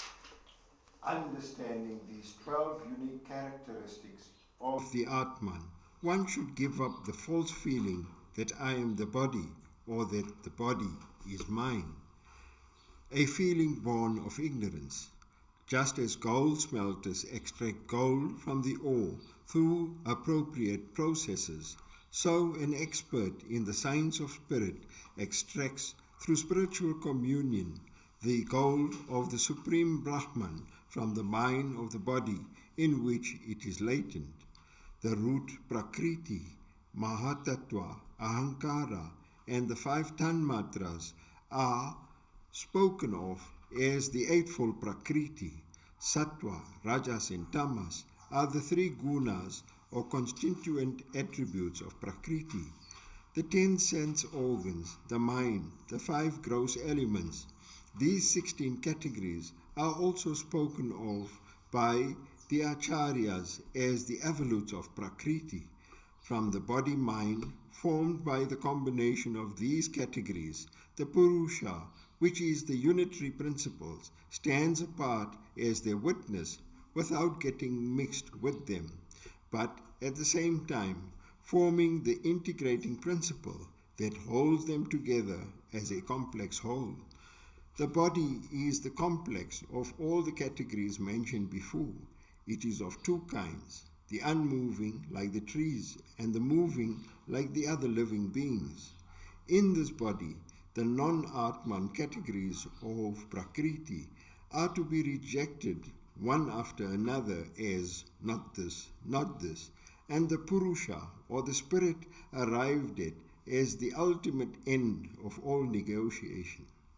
The observing the subsistence of the bodies, observing the subsistence of the body when the consciousness is present, and its decay when consciousness departs, men should carefully investigate the truth of the Atman by discrimination, by purification of the mind, and by the scriptural texts on creation, preservation, and dissolution. The states of waking, dream, and sleep are the 3 modifications of the buddhi, intellect. The awareness with which stands aloof from these states as their witness is the Atman. These 3 states, born of the 3 gunas of Prakriti and rejected as not pertaining to the spirit, are the result of karma. They do not contact or contaminate the Atman. As the Atman is seen to run through all these states, he is to be understood as the pervader, distinct from them. He is just like the wind, which carries odor, appearing to be one with the odor, without being really so. Thus, this samsara is based on ignorance, producing the false identification of the Atman with these modifications of buddhi, which are the product of gunas of Prakriti, and with actions caused by them. Being based in ignorance, it is like experiences of the dream state without substantiality. Direct or immediate experience through intuition is needed for this enlightenment. Mere intellectual understanding will not do. Therefore, what you have to do is to destroy ignorance, the seed which manifests as the multi-branched tree of karma, actions. Yoga consists in destroying the seed of ignorance and thus calming the flow of the mental modifications. Devotion as the easiest path. Of the numerous ways of achieving this, the easiest is the path prescribed by the Lord Himself, the practice of virtues that stimulate deep devotion to Him. The path of devotion consists in the cultivation of these disciplines, practice of reverence to the Guru, through devoted service to him, dedicating all one possesses to the Lord, keeping intimate contact with the devotees, leading a holy life, performing worship of the Supreme Being, having faith in the spiritual import of the accounts of his sportive manifestations, extolling his excellences and actions by recitals and hymns, practicing meditation on his sacred form, seeing and adoring his divine emblems in the form of body of holy saints and holy images, and supplying all beings with their needs according to one's capacity. with the attitude that the Lord dwells in all of them, and all that he is therefore the recipient through all his creatures.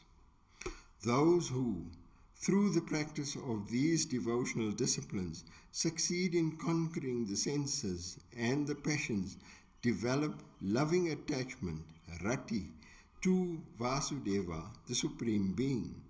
When, on hearing about the Lord's exploits in his divine incarnations and about his unparalleled excellences, a devotee gets excessive joy, resulting in horripilations all over, in tremulous voice, and in ecstatic singing, weeping and dancing, when, like one possessed, he sometimes laughs, sometimes cries, sometimes meditates, sometimes salutes all as the Lord, crying aloud, O Lord Hari, O Lord of all, O Narayana, to the accompaniment of deep breath and utmost unconcern for what the world thinks of him. Then is that man liberated from all bondage. Then does he become identified with the Lord in mind and body, in the state of ecstatic contemplation of his divine play.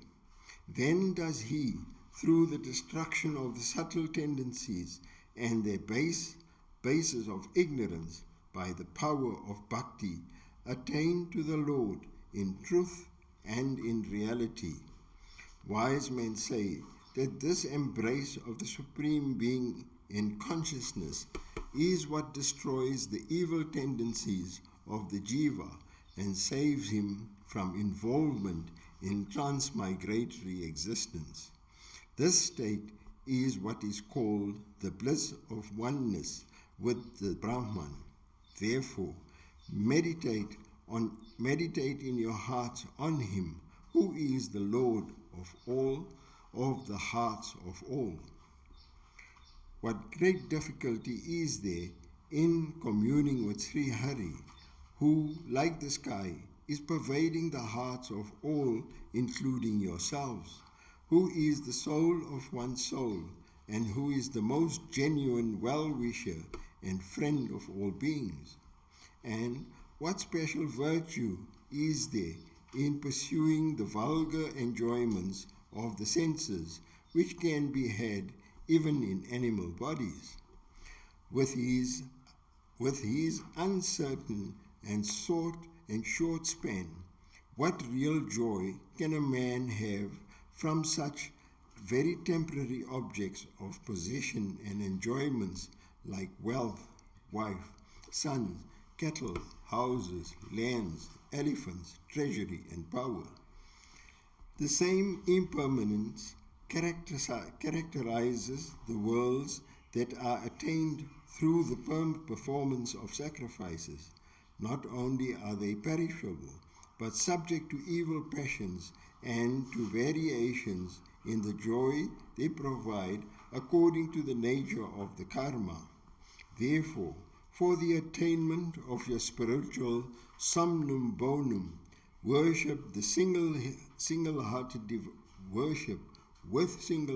devotion the Supreme Lord, who is free from any blemish, seen or heard of, fleeting worldly values. With whatever resolve a man with pretensions to wisdom might perform actions, they all become counterproductive, bringing him opposite results. All work with the idea of warding off pain and attaining happiness. But it is seen that he who has always been doing actions in order to ward off suffering lands himself actually in sufferings, whereas previously, when he was doing no such works, he had been happy. This body, for the satisfaction of which man goes after objects of enjoyment, is ultimately the food of dogs and jackals. It is extremely fragile and is seen to be here today and gone tomorrow. How much more Transitory are sons, wife, house, wealth, kingdom, treasury, elephants, ministers, servants, confidants, etc. All that men consider as their possessions and as their own, but are nonetheless different from themselves, unlike the body with which one is in identification as one's very self. For of what use are all these fleeting, trifling, and dangerous objects, including the body, to the eternally blissful Atman, in spite of their apparently enjoyable nature? O children of Asuras, just reflect what real joy can, after all, be derived through these so-called enjoyments by the jiva who is suffering from the time of conception to death from the effects of his past karmas. The jiva engages himself in actions with the body that is now at his disposal. As a result of the works, karma, he performs now, he gets a new body after death. Both the body and karma are the effects of ignorance, ajnana, in that short span of time between birth and death, which is called life. How is enjoyment possible? Sri Hari, no doubt, is the support of all worldly values like dharma, artha, and kama, and he will bestow them on votaries who desire them. But pray, without caring for these worldly fulfillments, serve him without any desire. He, the self of all and the Lord of all. Universality of bhakti. Sri Hari dwells as the Lord and beloved in the bodies of all beings, formed with the primordial elements of his own creation. Blessedness is the reward for anyone. He, be he Deva, Asura, man, Yaksha or Gandharva, who serves the feet of Mukunda, just as in the case of my humble self, in spite of my being an Asura. Children of Asuras, merely being a twice-born one, or a Deva, or a Rishi, one cannot win the favor of Achyuta, nor is mere adherence to moral rules, nor vast learning adequate. Neither charity, nor austerity, neither sacrifices, nor purificatory rites and vows are sufficient to please him. He becomes pleased by pure bhakti, by loving devotion without any ulterior motive. All other practices are an empty show. Therefore, O Asuras, practice devotion to Sri Hari, the soul of all, and the Lord, seeing his equal presence in all others as in yourself. Asuras, Yakshas, disembodied spirits, Rakshasas, women, Sudras, Gopas, birds, animals, and sinful men have all attained him through devotion. The supreme object of human life consists in the cultivating exclusive, one-pointed devotion to Sri Hari and saluting his presence in all objects. Iti Shrimad Bhagavate Mahapurane Paramahamsayam Sanghitayam Saptamaskande Prahlada Nucharite Chaityayutra Nu Sashanam Nama Saptamodhyaya. Atha Ashtamodhyayaha Narada Uvacha. Destruction of Hiranyakasipu. Hiranya's angry reaction. Narada said, those Asura boys, being pure-minded, accepted the instructions given by Prahlada, and not those by the teachers. The teacher now saw how the minds of the boys were becoming more and more prone to contemplation in solitude. They were very much frightened to note this development and to avoid blame falling on them, reported the whole matter to the ruler Hiranyakasipu.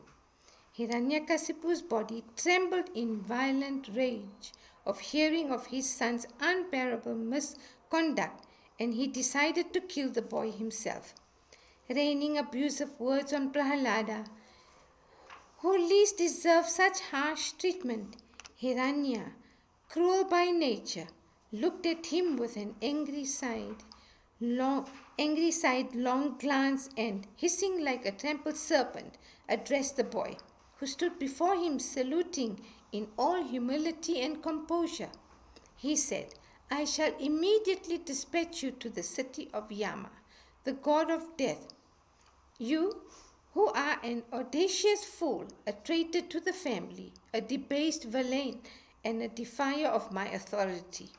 What is that source of strength depending on which you fearlessly flout the command of one like me? My angry looks are sufficient to cause trepidation in the hearts of all the guardian deities and generate tremor in all the three worlds. How dare you flout me? Prahalada's advice on Hiranya. Prahalada said, O king, not only for me, but even for all considered strong, including yourself, the source of strength is He, the Supreme Being, who controls, like His servants, all beings, high and low, from Brahma down to the blade of grass. He, the Supreme Lord of world measuring, strides is time. He is the strength of the senses, of the mind, and of the body.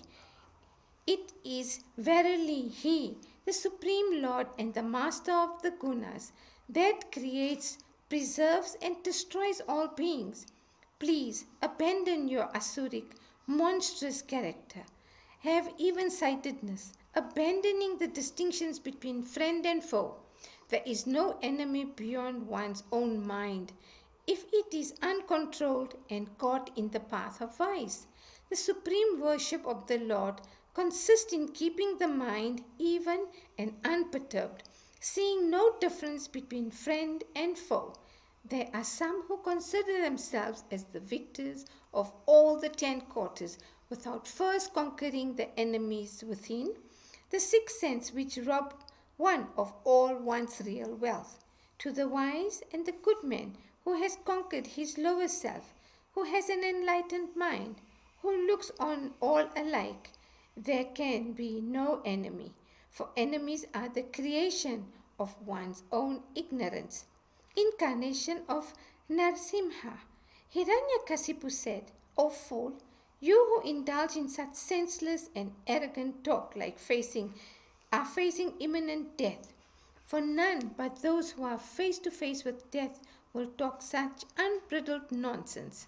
Continuing, Hiranya asked, O hapless fellow, where is that Lord of the worlds of whom you speak, if there is any such other than me?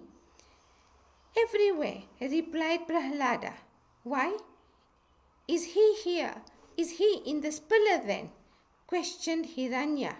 I see him there too, replied Prahalada, looking at the pillar. I, the master of the universe, am now going to sever your head. O you impertinent prattler, let Hari, of whom you speak as the shelter of all, protect you if he can, said Hiranya. Castigating his highly pious son with such angry and abusive words, the powerful Hiranyakasipu jumped up from his throne, sword in hand, and delivered a blow with this very strong fist on the pillar wherein Prahalada had said he saw Sri Hari. Immediately, a terrific sound arose from that pillar. That sound was so loud that it seemed to crack the cosmic shell. Hearing it, Brahma and other deities thought that the doomsday of the world, including their spheres, had come. Thus, while Hiranyakasipu was making a determined effort to kill his son, he was wonderstruck to hear a strange and terror-inspiring sound. whose source he could not trace anywhere in the assembly, in order to make true the words of his devotees that he saw Sri Hari in the pillar too, and also to demonstrate that he was immanent in everything. The Lord was seen as emerging into the assembly from the pillar in a form that was neither of a beast nor of a man. The Asura, who was looking around for the source of that sound, now saw that form emerging from the pillar, a wonderful form which was neither a whole man nor a whole animal, but lo, a man-lion. While Hiranyakasipu was questioning himself anxiously within, there stood before him that very fierce form of the man-lion, having glowing and fearful eyes resembling the color of molten gold, and a face surrounded by brilliant matted locks and mane. His fangs were terror-inspiring. His tongue was sharp and quivering like the sword. His curved eyebrows gave a frightful look to his face. His ears stood erect and high. His open mouth and nostrils looked like strange mountain caves, while his cleft cheeks added ferocity to the face. His body touching the sky had the neck that was short and thick, a chest that was broad, and the abdomen that was slender. With hair resembling the rays of the moon covering his body, he had innumerable arms set on all sides with claws that looked like weapons. The form that stood before Hiranya was so formidable that none could approach him, and the Daityas and Danavas also fled away in every direction before his special Sudarshana discus and other weapons. Then seeing him, Hiranyakasipu thought, this is perhaps a stratagem thought out by that Hari, the master of all magical arts, to encompass my death. But let me see what this Hari can do against me. Destructions of Hiranya. Soliloquizing like this, the Asura, armed with a mace, rushed at the man-lion, yelling, like the moth rushing into the fire. The Asura was thereupon engulfed in the luminosity of the man-lion and became invisible. There is nothing extraordinary or astonishing about this in the case of Mahavishnu, the pure being of radiant sattva, who at the end of the pralaya neutralizes that world engulfing darkness of tamas by his own brilliance. Approaching the man-lion, the great Asura delivered a mighty blow on him with his powerful mace. Just like Garuda catching a serpent, the Lord caught the attacking Asura in his claws, but the Asura freed himself from the hold of the sportive man-lion as a serpent from Garuda. O descendant of the Bharatas, the Devas and the lords of the quarters, who had all been deprived of their realm by the Asuras, and who were now watching the scenes from behind the clouds, considered it a calamity that the Asura had escaped from the hold of the Lord. The Asura too interpreted this episode as the proof of his opponent's fear of him. Soon, without any sign of strain, he approached the Lord again for battle, sword and shield in hand. The fierce Asura, whose eyes were dazzled by the brilliance of the man-lion, was yelling and moving up and down with the speed of a falcon according to the tactics of combat in order to save himself from falling into the clutches of his opponent. But he was soon caught again by the Lord with a resounding roar. Desperately struggling as the Asura was to free himself from the distressing hold of the man-lion, as a mouse from that of a serpent, the Lord laid him on his thigh, sitting on the threshold in the assembly hall, and as Garuda tears apart a snake, he playfully tore open the Asura's body at the time of sunset, the body on which even a scratch could not be made by Indra's thunderbolt. The man-lion, form of the Lord, then appeared forbidding to look at, because of the fury reflected in his eyes, with his tongue licking the two corners of his wide open mouth, with the mane of his face and neck reddened by the drops of blood, and with a loop of intestine hanging on his neck, the Lord as the man-lion presented a formidable appearance, even as a lion that had slain an elephant. He now attacked the followers of Hiranyakasipu. Throwing aside the body of Hiranya with the heart torn out, the multi-armed man-lion went around attacking and killing in hundreds with a stroke of his nails the numerous followers of the Asuras who were standing with uplifted weapons in readiness to strike. The clouds were shattered by the movements of these men. The luminaries in the sky, like the sun, lost their luster in the abundant glory released from his eyes. His breath agitated the seas, and the elephants of the quarters trumpeted in fear, hearing his terrific roars. The heavens with the aerial cars of the celestials that shattered by his mane, and the earth trembling under the tread of his feet, were both stirred to their depths. Under his powerful impact, the mountains were tossed up, while the luster emanating from him drowned the brilliance of the sky and the quarters. Afterwards, he seated himself on the royal throne in all his splendorous glory. None dared to approach that all-powerful being of terrific face, which bore marks of anger because there were no more opponents to be confronted.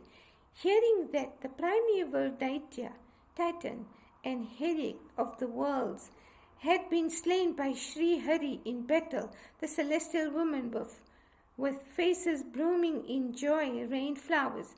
The sky was crowned with aerial cars of celestials who gathered to see the happenings. The Devas then sounded their big drums and the kettle drums, which the leading Gandharvas danced and the women sang. Then, O dear ones, the assembled representatives of all species of beings, Brahma, Indra, Parameshwara, and other divinities, Rishis, Pitris, Siddhas, Vidyadharas, great serpents, Manus, Prajapatis, Gandharvas, Asuras, Charanas, Yakshas, Kimpurushas, Vetalas, Siddheshwaras, and Kinnaras, as well as the Lord's attendants like Sunanda and Kumuda, all these standing at a little distance away, with palms joined in reverential salutations, began to extol the Lord, one after another. Hymn of Narsimha. Brahma said, "Salutations to thee, the boundless being, who art limitless in power, whose prowess is wonder-evoking, whose support actions are of such sanctifying nature that those who hear accounts of them are purified immediately, and whose sports in the creation, preservation, and dissolution of limitless universes with thy Prakriti power, without, however, undergoing any change or diminution of thyself, or Satchit Ananda in the cause of all the cosmic manifestations of thy nature." Sri Rudra said, "O friend of devotees, the time of cosmic dissolution is the time for thy fury. Besides, this insignificant being of an Asura has already been killed. Therefore, deign to give shelter to thy devotee Prahalada, who is standing by thy side." Indra said, "O Supreme Being, in affording us protection, thou hast but recovered the sacrifice. Offerings offered to us apparently are really to thee, the residence of the hearts of all, lotus of our hearts, which was thy residence and which was taken over by the Asuras, has been reoccupied by thee, and it has begun to bloom again. O Lord, for those who are engaged in thy service, of what use are these felicities of the three worlds, liable to time depredation? They do not take care even for moksha, liberation. What to speak of then of other attainments?" The rishis said, "Thou hast imparted to us instructions about tapas, which constitutes an expression of thy glorious prowess. For it is by tapas, and thou didst bring out the vast and variegated universe into existence. But our practice of tapas was obstructed by this asura. O Saviour of refugees, thou who hast assumed a form for the protection of Dharma, hast now again re-established the practice of tapas. The Pitris said, this asura had forcibly appropriated to himself the offerings made by our ascendants at the ancestral rites, Shraddha, as well as the libations of water with offerings of sesame seeds that are made while bathing in sacred waters on holy occasions. Thou hast recovered all that from this abdomen by tearing out the omentum with thy claws. Salutations to the Lord as the man lion, the protector of all Dharma. The Siddhas said, we salute the Supreme Being who tore open the trunk of this proud and oppressive asura who had deprived us of our psychic powers through the strength of his concentration and austerities. The Vidyadhara said, we always salute the Lord who had assumed the man-lion form and has slain this asura like an animal. The asura who had grown so proud and haughty on account of his strength and courage that he obstructed and prohibited our exercise of yogic powers, which we had acquired through practice of concentration on different objects in different ways. The Nagas said, the sinful asura had deprived us of our crest jewels as also our jewels of woman. Salutations to thee, O Lord, who hast by tearing open his chest bestowed on these women continuing happiness through effecting their release. The Manus said, O Lord, we, your servants, were helpless inasmuch as this asura had broken all norms of virtue and good conduct by destroying the social order based on varna and ashrama. Now that he has been slain, order us, thy servants, what we are to do in thy service. The Prajapati said, O Supreme Ruler, we who have been created by thee as the progenitors of living beings have ceased to function as such due to the obstructions caused by this asura, who now lies dead with his chest torn by thee. O embodiment of Sattva, thy incarnation has brought about the good of all the worlds. The Gandharvas said, we who are thy dancers and musicians at entertainments have been enslaved by the courage, power and prowess of this asura, who has now been brought to this state at thy hands. Can good ever befall a man of unrighteous conduct? The Charanas said, O worshipful Lord, we take refuge at thy lotus feet, which can save man from the transmigratory cycle. Thou hast now destroyed this asura who had been an oppressor of holy men. The Yakshas said, we who have become thy principal servants by virtue of meritorious works have been made this palanquin bearers by this asura. O thou Lord in the form of man-lion, thou the master of 24 categories, knowing as thou dost his atrocities against the three worlds, thou hast now been gracious enough to slaughter him. The Kimpurashas said, we are only Kimpurashas, petty beings. Thou art the Lord of all, the Mahapurasha, or the Supreme Being. We are therefore incapable of extolling thee adequately.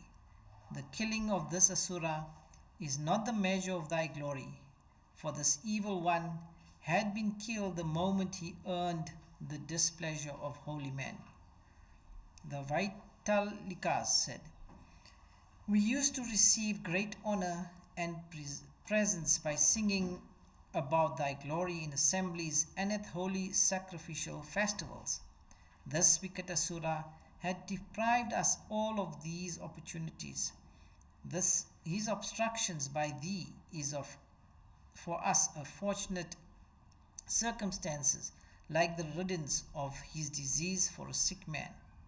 The Kinara said, O Lord of all, we, thy servants, were made by this Asura to work as his servants without any wages. O Hari, thou our master incarnate as man-lion, that evil one has now been destroyed by thee.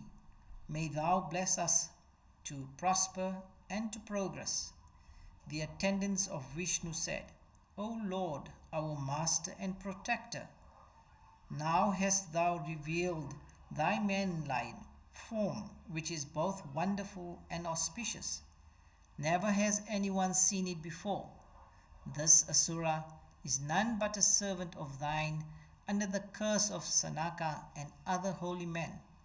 Thy sport of his destruction is only a blessing bestowed on thy attendant.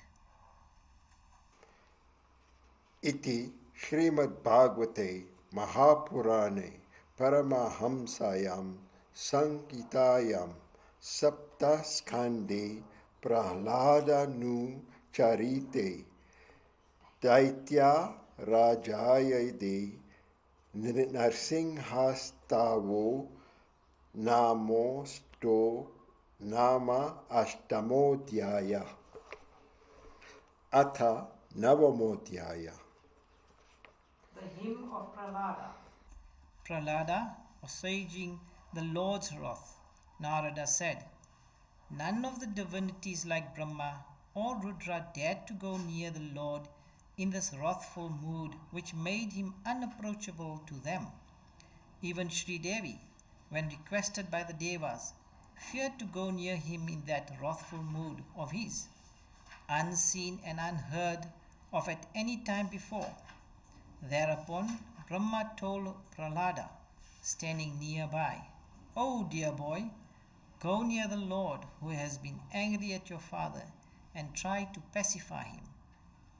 Agreeing to do so, that great lover of the Lord, Prahlada, advanced slowly towards him and with palms joined in salutations, prostrated full length on the ground before him. When he saw the boy lying in prostration before him, the Lord was bathed in an upsurge of tender feelings. He lifted him up and placed on his head those divine palms of his, which offer shelter to those who are frightened by the threat of the serpent of time. The touch of the Lord's palm at once dissipated all traces of ignorance from Prahlada's heart and filled it with the clear presence of the Lord. Overflowing with bliss within, his heart melted in love. His hair stood on end, and tears streamed from his eyes. His heart and eyes fixed on the Lord, his mind peaceful and concentrated. He now began to extol Sri Hari in a voice tremulous with love. Birth, no inhibitions to Lord's grace. Prahlada said, even Brahma, Munis, and personages of high spiritual attainment, whose minds are naturally devoted to matters of a sattvika nature exclusively, have not been able to adore thee adequately and please thee even till today, in spite of the flood of words proceeding from them about thy excellences. Can I, born as I am in the race of Asuras, with a fierce tamasic nature, then ever hope to win thy favor?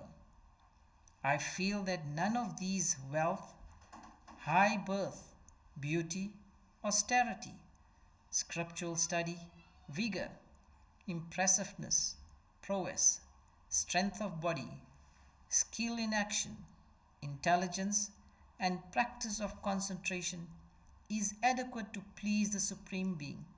For by mere devotion, the Lord was pleased with the lordly elephant who had none of these qualifications. I consider even a man of very low birth, a man born in the caste of dog-eaters, who has offered his mind, words, hopes, objects of desire, and vital energy to the Lord, as immensely superior to a brahmana, possessed of the 12 qualifications mentioned above, but is still indifferent to the Lord's holy feet. For the former purifies even his tribe, while the latter has only pride at his asset and not purity. The Lord is self-fulfilled. By his own inherent bliss, does not solicit the worship of ignorant men for any purpose of his own. He accepts it only out of concern for the welfare of the worshipper. For whatever offerings are made by people to the worshipful Lord return as blessings to themselves, just as the beauty that a face derives from adornments only goes to beautify its reflections in the mirror. Since all can worship the Lord without any consideration of qualifications, I, freed from all hesitation due to my low birth as an asura, shall extol the Lord's majesty to the best of my capacity. Such praise of the Lord is itself the way for the purification of oneself caught in the transmigratory cycle created by the Lord's Maya.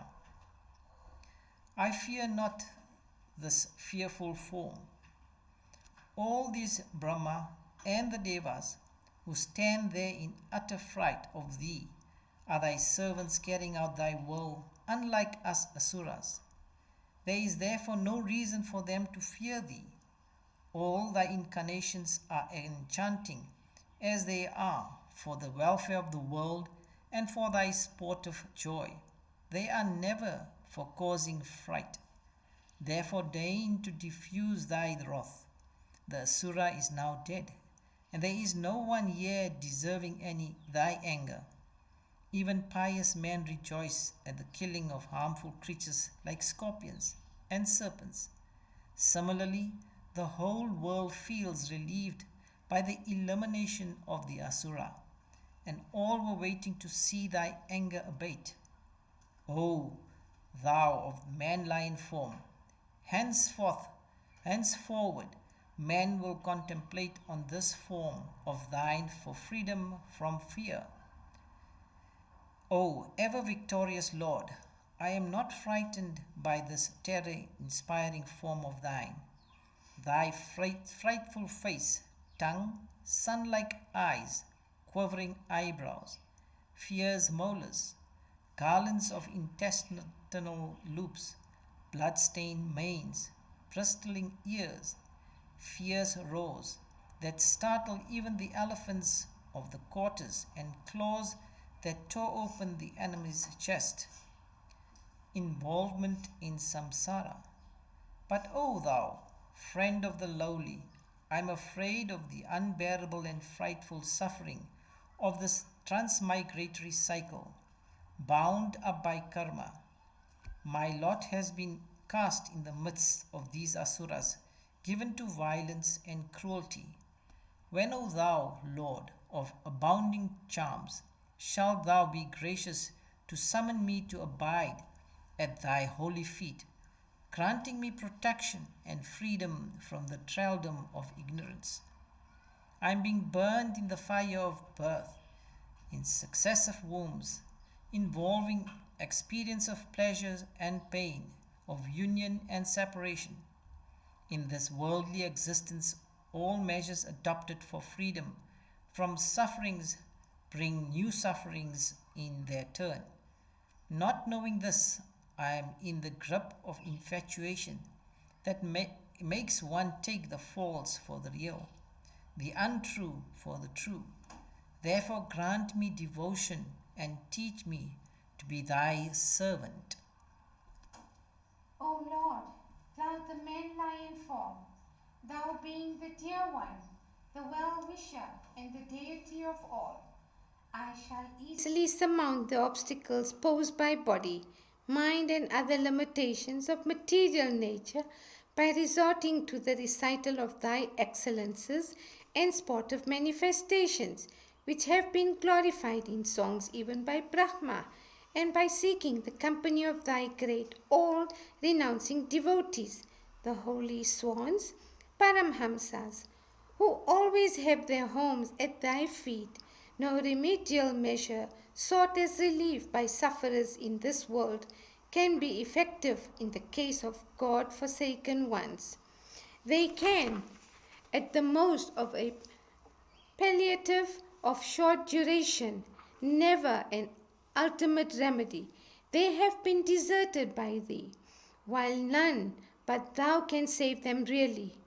For, O Narsimha, thou all-pervading one, a child cannot be protected by parents, a medicine cannot cure a patient, a boat cannot save a drowning man, if they are all not supported by thy will. Whatever agents, high or low, be it one's own parents or the creator Brahma, constituted of the qualities of sattva, rajas and tamas, brings into existence under any command anything new or creates any modification in anything old, that agent and what he accomplishes are in essence thyself. Thou art the only existence and thine the only will. The Lord's Maya. Thy power Maya, when her triune guna is stirred into activity by the prompting of time, creates under the blessings of thyself as Purusha, the Linga Sarira, or the subtle bodies of Jiva, which persist from birth to birth. They are the products of the latent effects of the karmas of all the previous births. The hold of mind, the principal constituent of this subtle body, has its roots in desires, which are confirmed and strengthened by Vedic ritualism. Mind is verily the wheel of samsara, having for its spokes 16 types of modifications generated by Maya. O Eternal One, none except those who seek refuge in Thee can overcome it. O Lord of all, Thou omnipotent being, self-luminous, consciousness as Thou art, Thou transcendest all the gunas of Prakriti and their products. Thou art manifest as time, which controls and regulates all objects, entities and forces, entangled by Maya, thy power, in the transmigratory wheel with 16 spokes. I am being crushed like a piece of sugar cane. Deign to draw this refugee of thine away from this wheel towards thee. Vanity of worldly pleasures. O Almighty Lord, what man usually aspires after long life, wealth, and the resources of the guardian deities of the heavens. I have seen enough of these. All these attainments of theirs were dissipated before the mere movement of the brows of my father when he laughed aloud in anger at these deities. And that father of mine, surpassing all these deities in prowess, have been destroyed by thee. Of what worth are these facilities and powers coveted by people?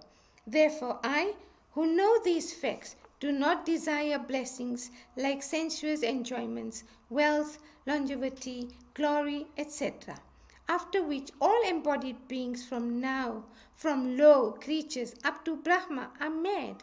Not only these, I care not for any state or felicity that is subject to destruction by thee as time.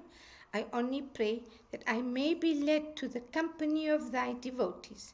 Look at the nature of these worldly pleasures, which are very attractive to hear about, but insubstantial in actual experience, like water in a mirage. Look at those. Look at also these bodies through which the enjoyments are had, a hotbed of every kind of disease, and yet there are learned men who know all this, but instead of feeling an abhorrence for such a life, vainly attempt to extinguish this flame of desire with a tiny honey drops of pleasure acquired with great difficulty. The Lord of Kalpataru. O Lord, where am I?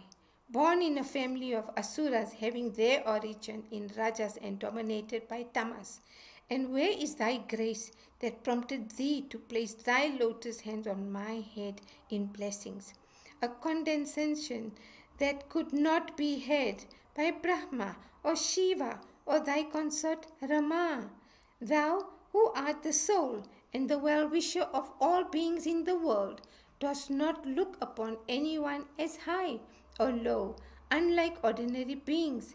Yet, just as the heavenly wish-yielding trees, the Kalpaka Vriksha, gives one's objects of desire only when one goes under it and prays for what one wants, and thy grace too is bestowed on men through the service of thee.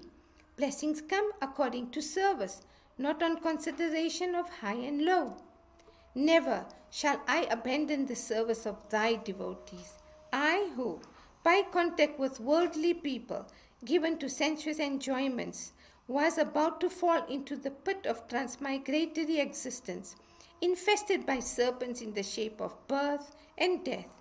It was Narada, a holy man, who took me as his own and lifted me up from that predicament. How can such a person like myself abandon the service of thy devotees? O infinite being, I believe that it is in order to prove the truth of the words of rishis like Sanaka, Sanandana, and others who are thy devotees and servants, that thou didst come forward to save me and destroy my father when the latter, with the evil intentions of beheading me, took up the sword and challenged, saying, "Let me see if there is any power, Ishvara, other than me to save you. I am going to take off your head." Divine eminence and transcendence, it is thou, the one existence, that has manifested as the universe. Before its manifestation thou wert, and its dissolution also thou wouldst exist as before. So in the middle, when the changeful universe is seen in the state of manifestation, thou must have existed uninvolved. By thy inherent power, Yogamaya, thou manifest this manifold universe through the transformation of the gunas of Prakriti, and abidest in it uninvolved and unaffected. O Lord, thou art verily this universe, both in its causal and manifested conditions.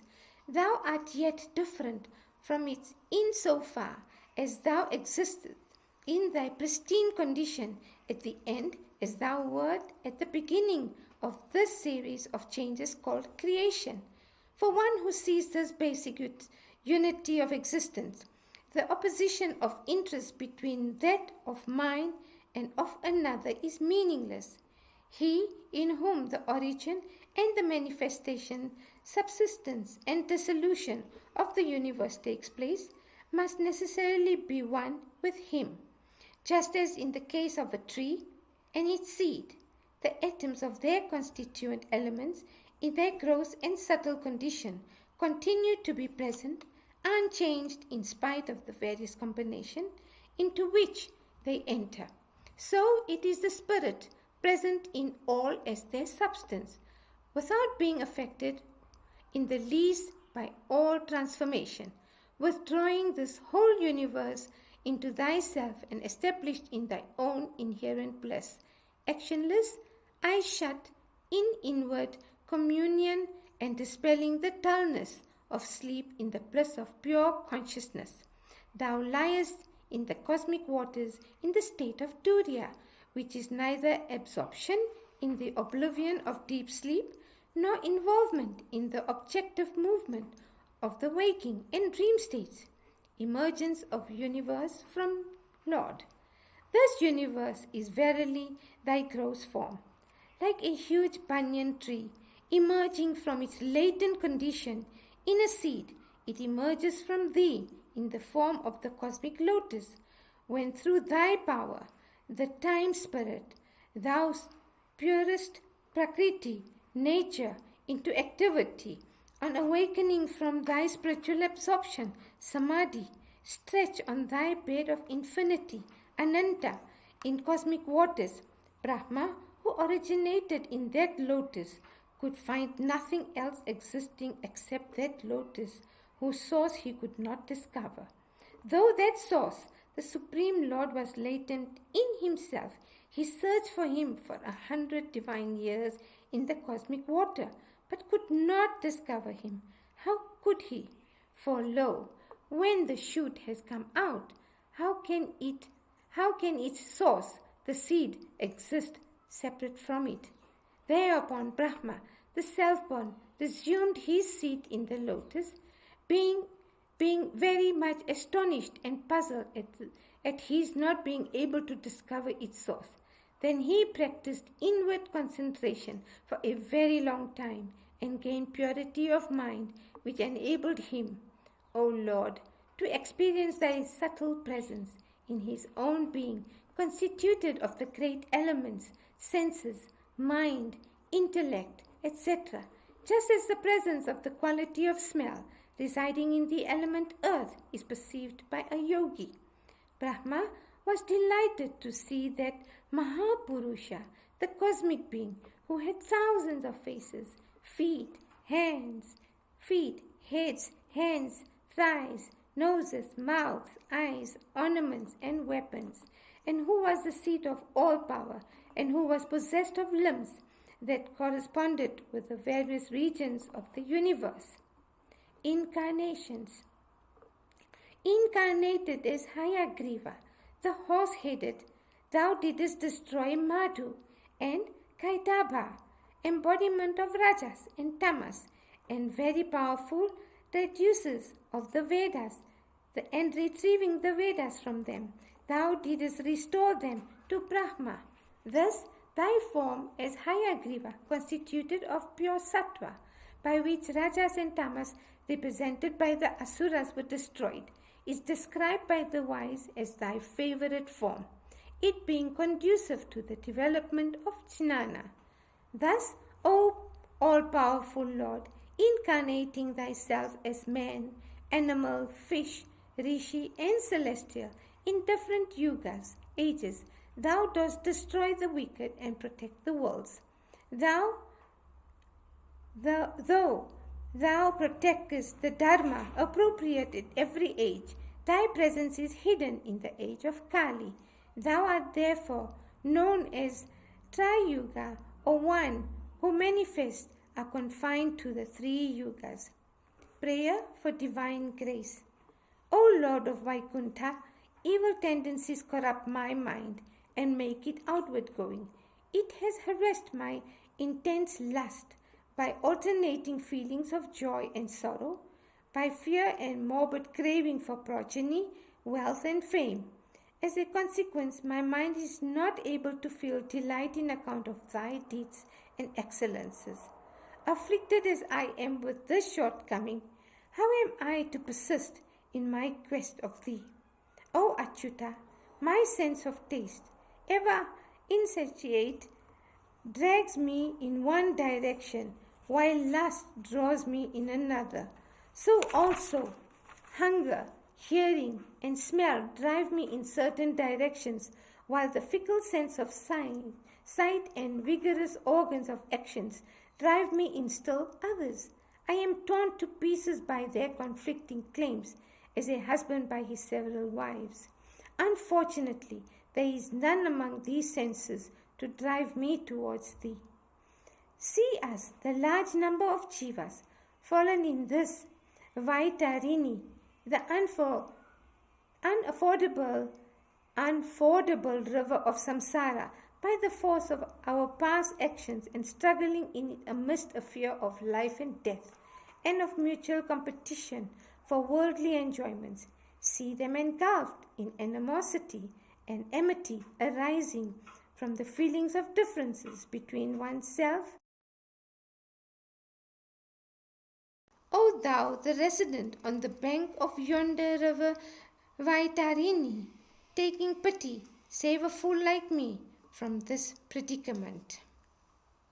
O Father and Teacher of all, for thee, who by thy mere will art effortlessly carrying on the creation, sustentation, and dissolution of the whole universe, what difficulty is there in lifting up thy creatures from samsara? Not only there is no difficulty, it is but proper, too, For, O friend of the afflicted, thou art reputed to be very gracious to the ignorant. It is no good to say that this grace is confined to those of us who serve thy dear devotees and thread the path of devotion shown by them. There is virtue in grace only if it is bestowed on the least deserving. Prayer for universal salvation. I do not mind, O Lord, even if I am consigned to the Vaitarani, the river of hell, as my mind is ever immersed in the ambrosial ocean of the recital of thy divine attributes and sportive deeds. I am sorrowing for the ignorant person who eschew the path of devotion and for the sake of petty and short-lived pleasures of the senses shoulder the great burdens of worldly life. O Lord, sages generally concern themselves only with their own salvation. They strive for it in solitude, without any thought for the salvation of others. But I do not desire salvation for myself alone, abandoning all other creatures to their miserable conditions. I find no shelter other than thee for these creatures caught in the travails of samsara. So if thou art pleased to save me from samsara, I am willing to accept it only on condition that all my fellow sufferers too are saved. Mastery of senses and salvation. The pleasures of sex life and other fulfillments available in household life are very petty. As a leaf sought by scratching an itching hand only adds a new form of suffering to the old one. These satisfactions only go to enhance the intensity of desire. Still, these pitiable victims of sexual desire are never found to get satiation in spite of many sufferings arising from it. A wise man here or there may overcome sexuality, as a man sometimes escapes the temptation of the itch to scratch oneself, but that is achieved only through thy grace. O Lord, for those who have no mastery of the senses, all the reputed means of spiritual attainment like silence, vows, scholarship, austerity, study of the Veda, discharge of duty, teaching, living in solitude, repetition of mantras, and practice of concentration get reduced to a mere show for earning a livelihood. It is doubtful whether such hypocrites success even in this. The supremacy of devotion. The Vedas reveal thee under two conceptions like the seed and the tree, the causal condition in which thou art the source of the manifold, and the effect condition in which thou art the indweller of the manifold. In no other way canst thou, the formless, be comprehended. As one fire stick is rubbed with another to bring about the fire latent in the sticks, so those who seek thee practice communion with thee in these causal and effect conditions through devotion and concentration. There is no other way. Thou art the fire, air, earth, sky, water, subtle elements, 10 mantras, vital energy, senses, mind, chitta, ahankara, and all the deities. All that is gross and subtle art thou. Nothing that thought, think, or words ascribe is outside thee, O praiseworthy Lord.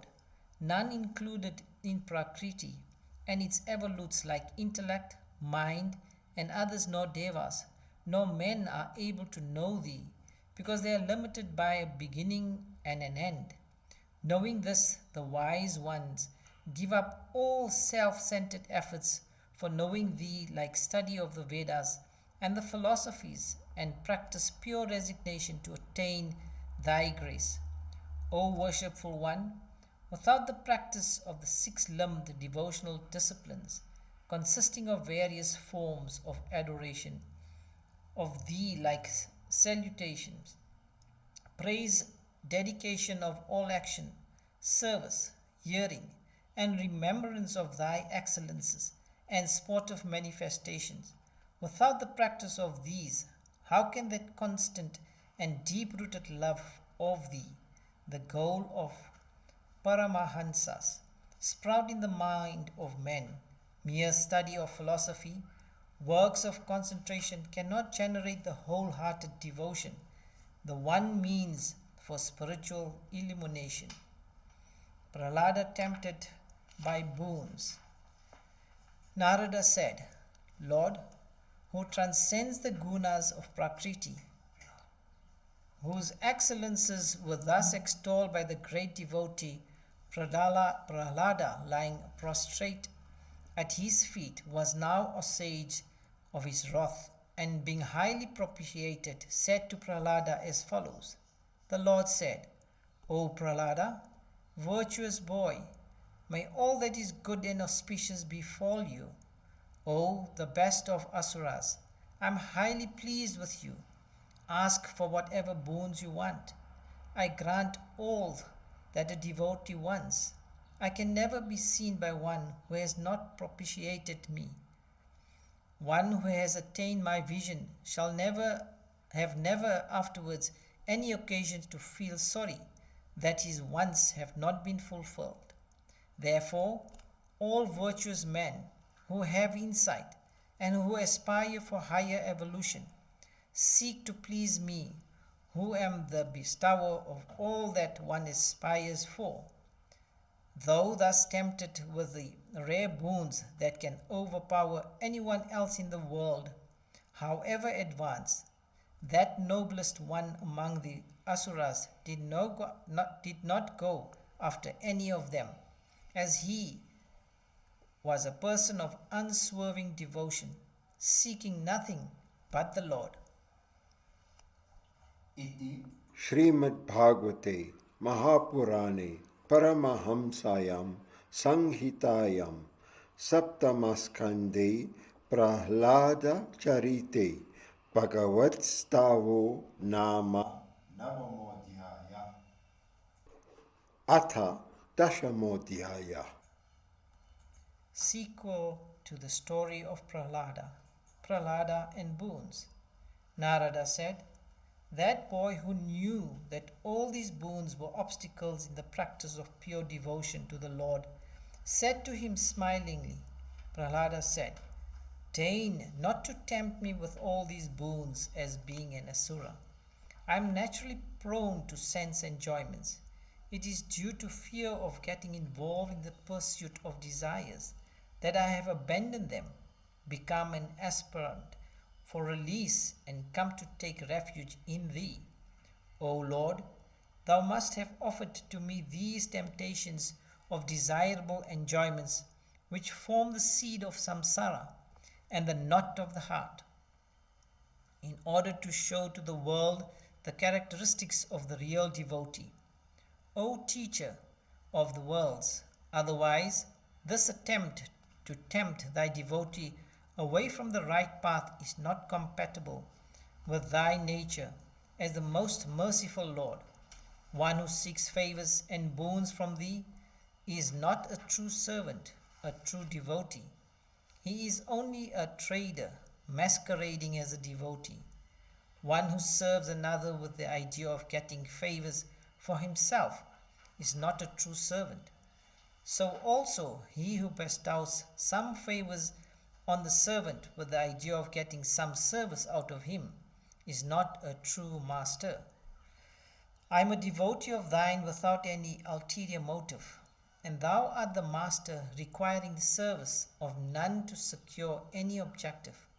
We both have no interdependent purpose to gain by coming together, unlike in the case of a king and his servants. O Lord, O the greatest of boon givers, if thou art very particular about giving a boon fulfilling any desire of mine, deign to grant the boon that no desire for any boon shall arise in my mind.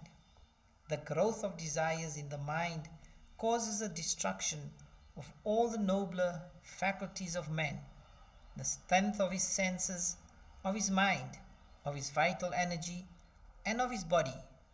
With the sprouting of desires in the mind, man loses his sense of righteousness, determination, understanding, good fortune, modesty, prowess, memory, and adherence to truth. O lotus-eyed one, when a man abandons all desires of the heart, then alone he becomes fit for liberation. Salutations to the worshipful Hari in this wonderful form of the man-lion.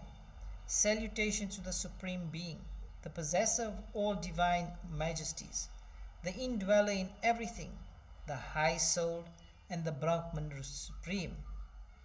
Narishma said, wholehearted devotees like you do not long for any enjoyments here in this world or in the year after.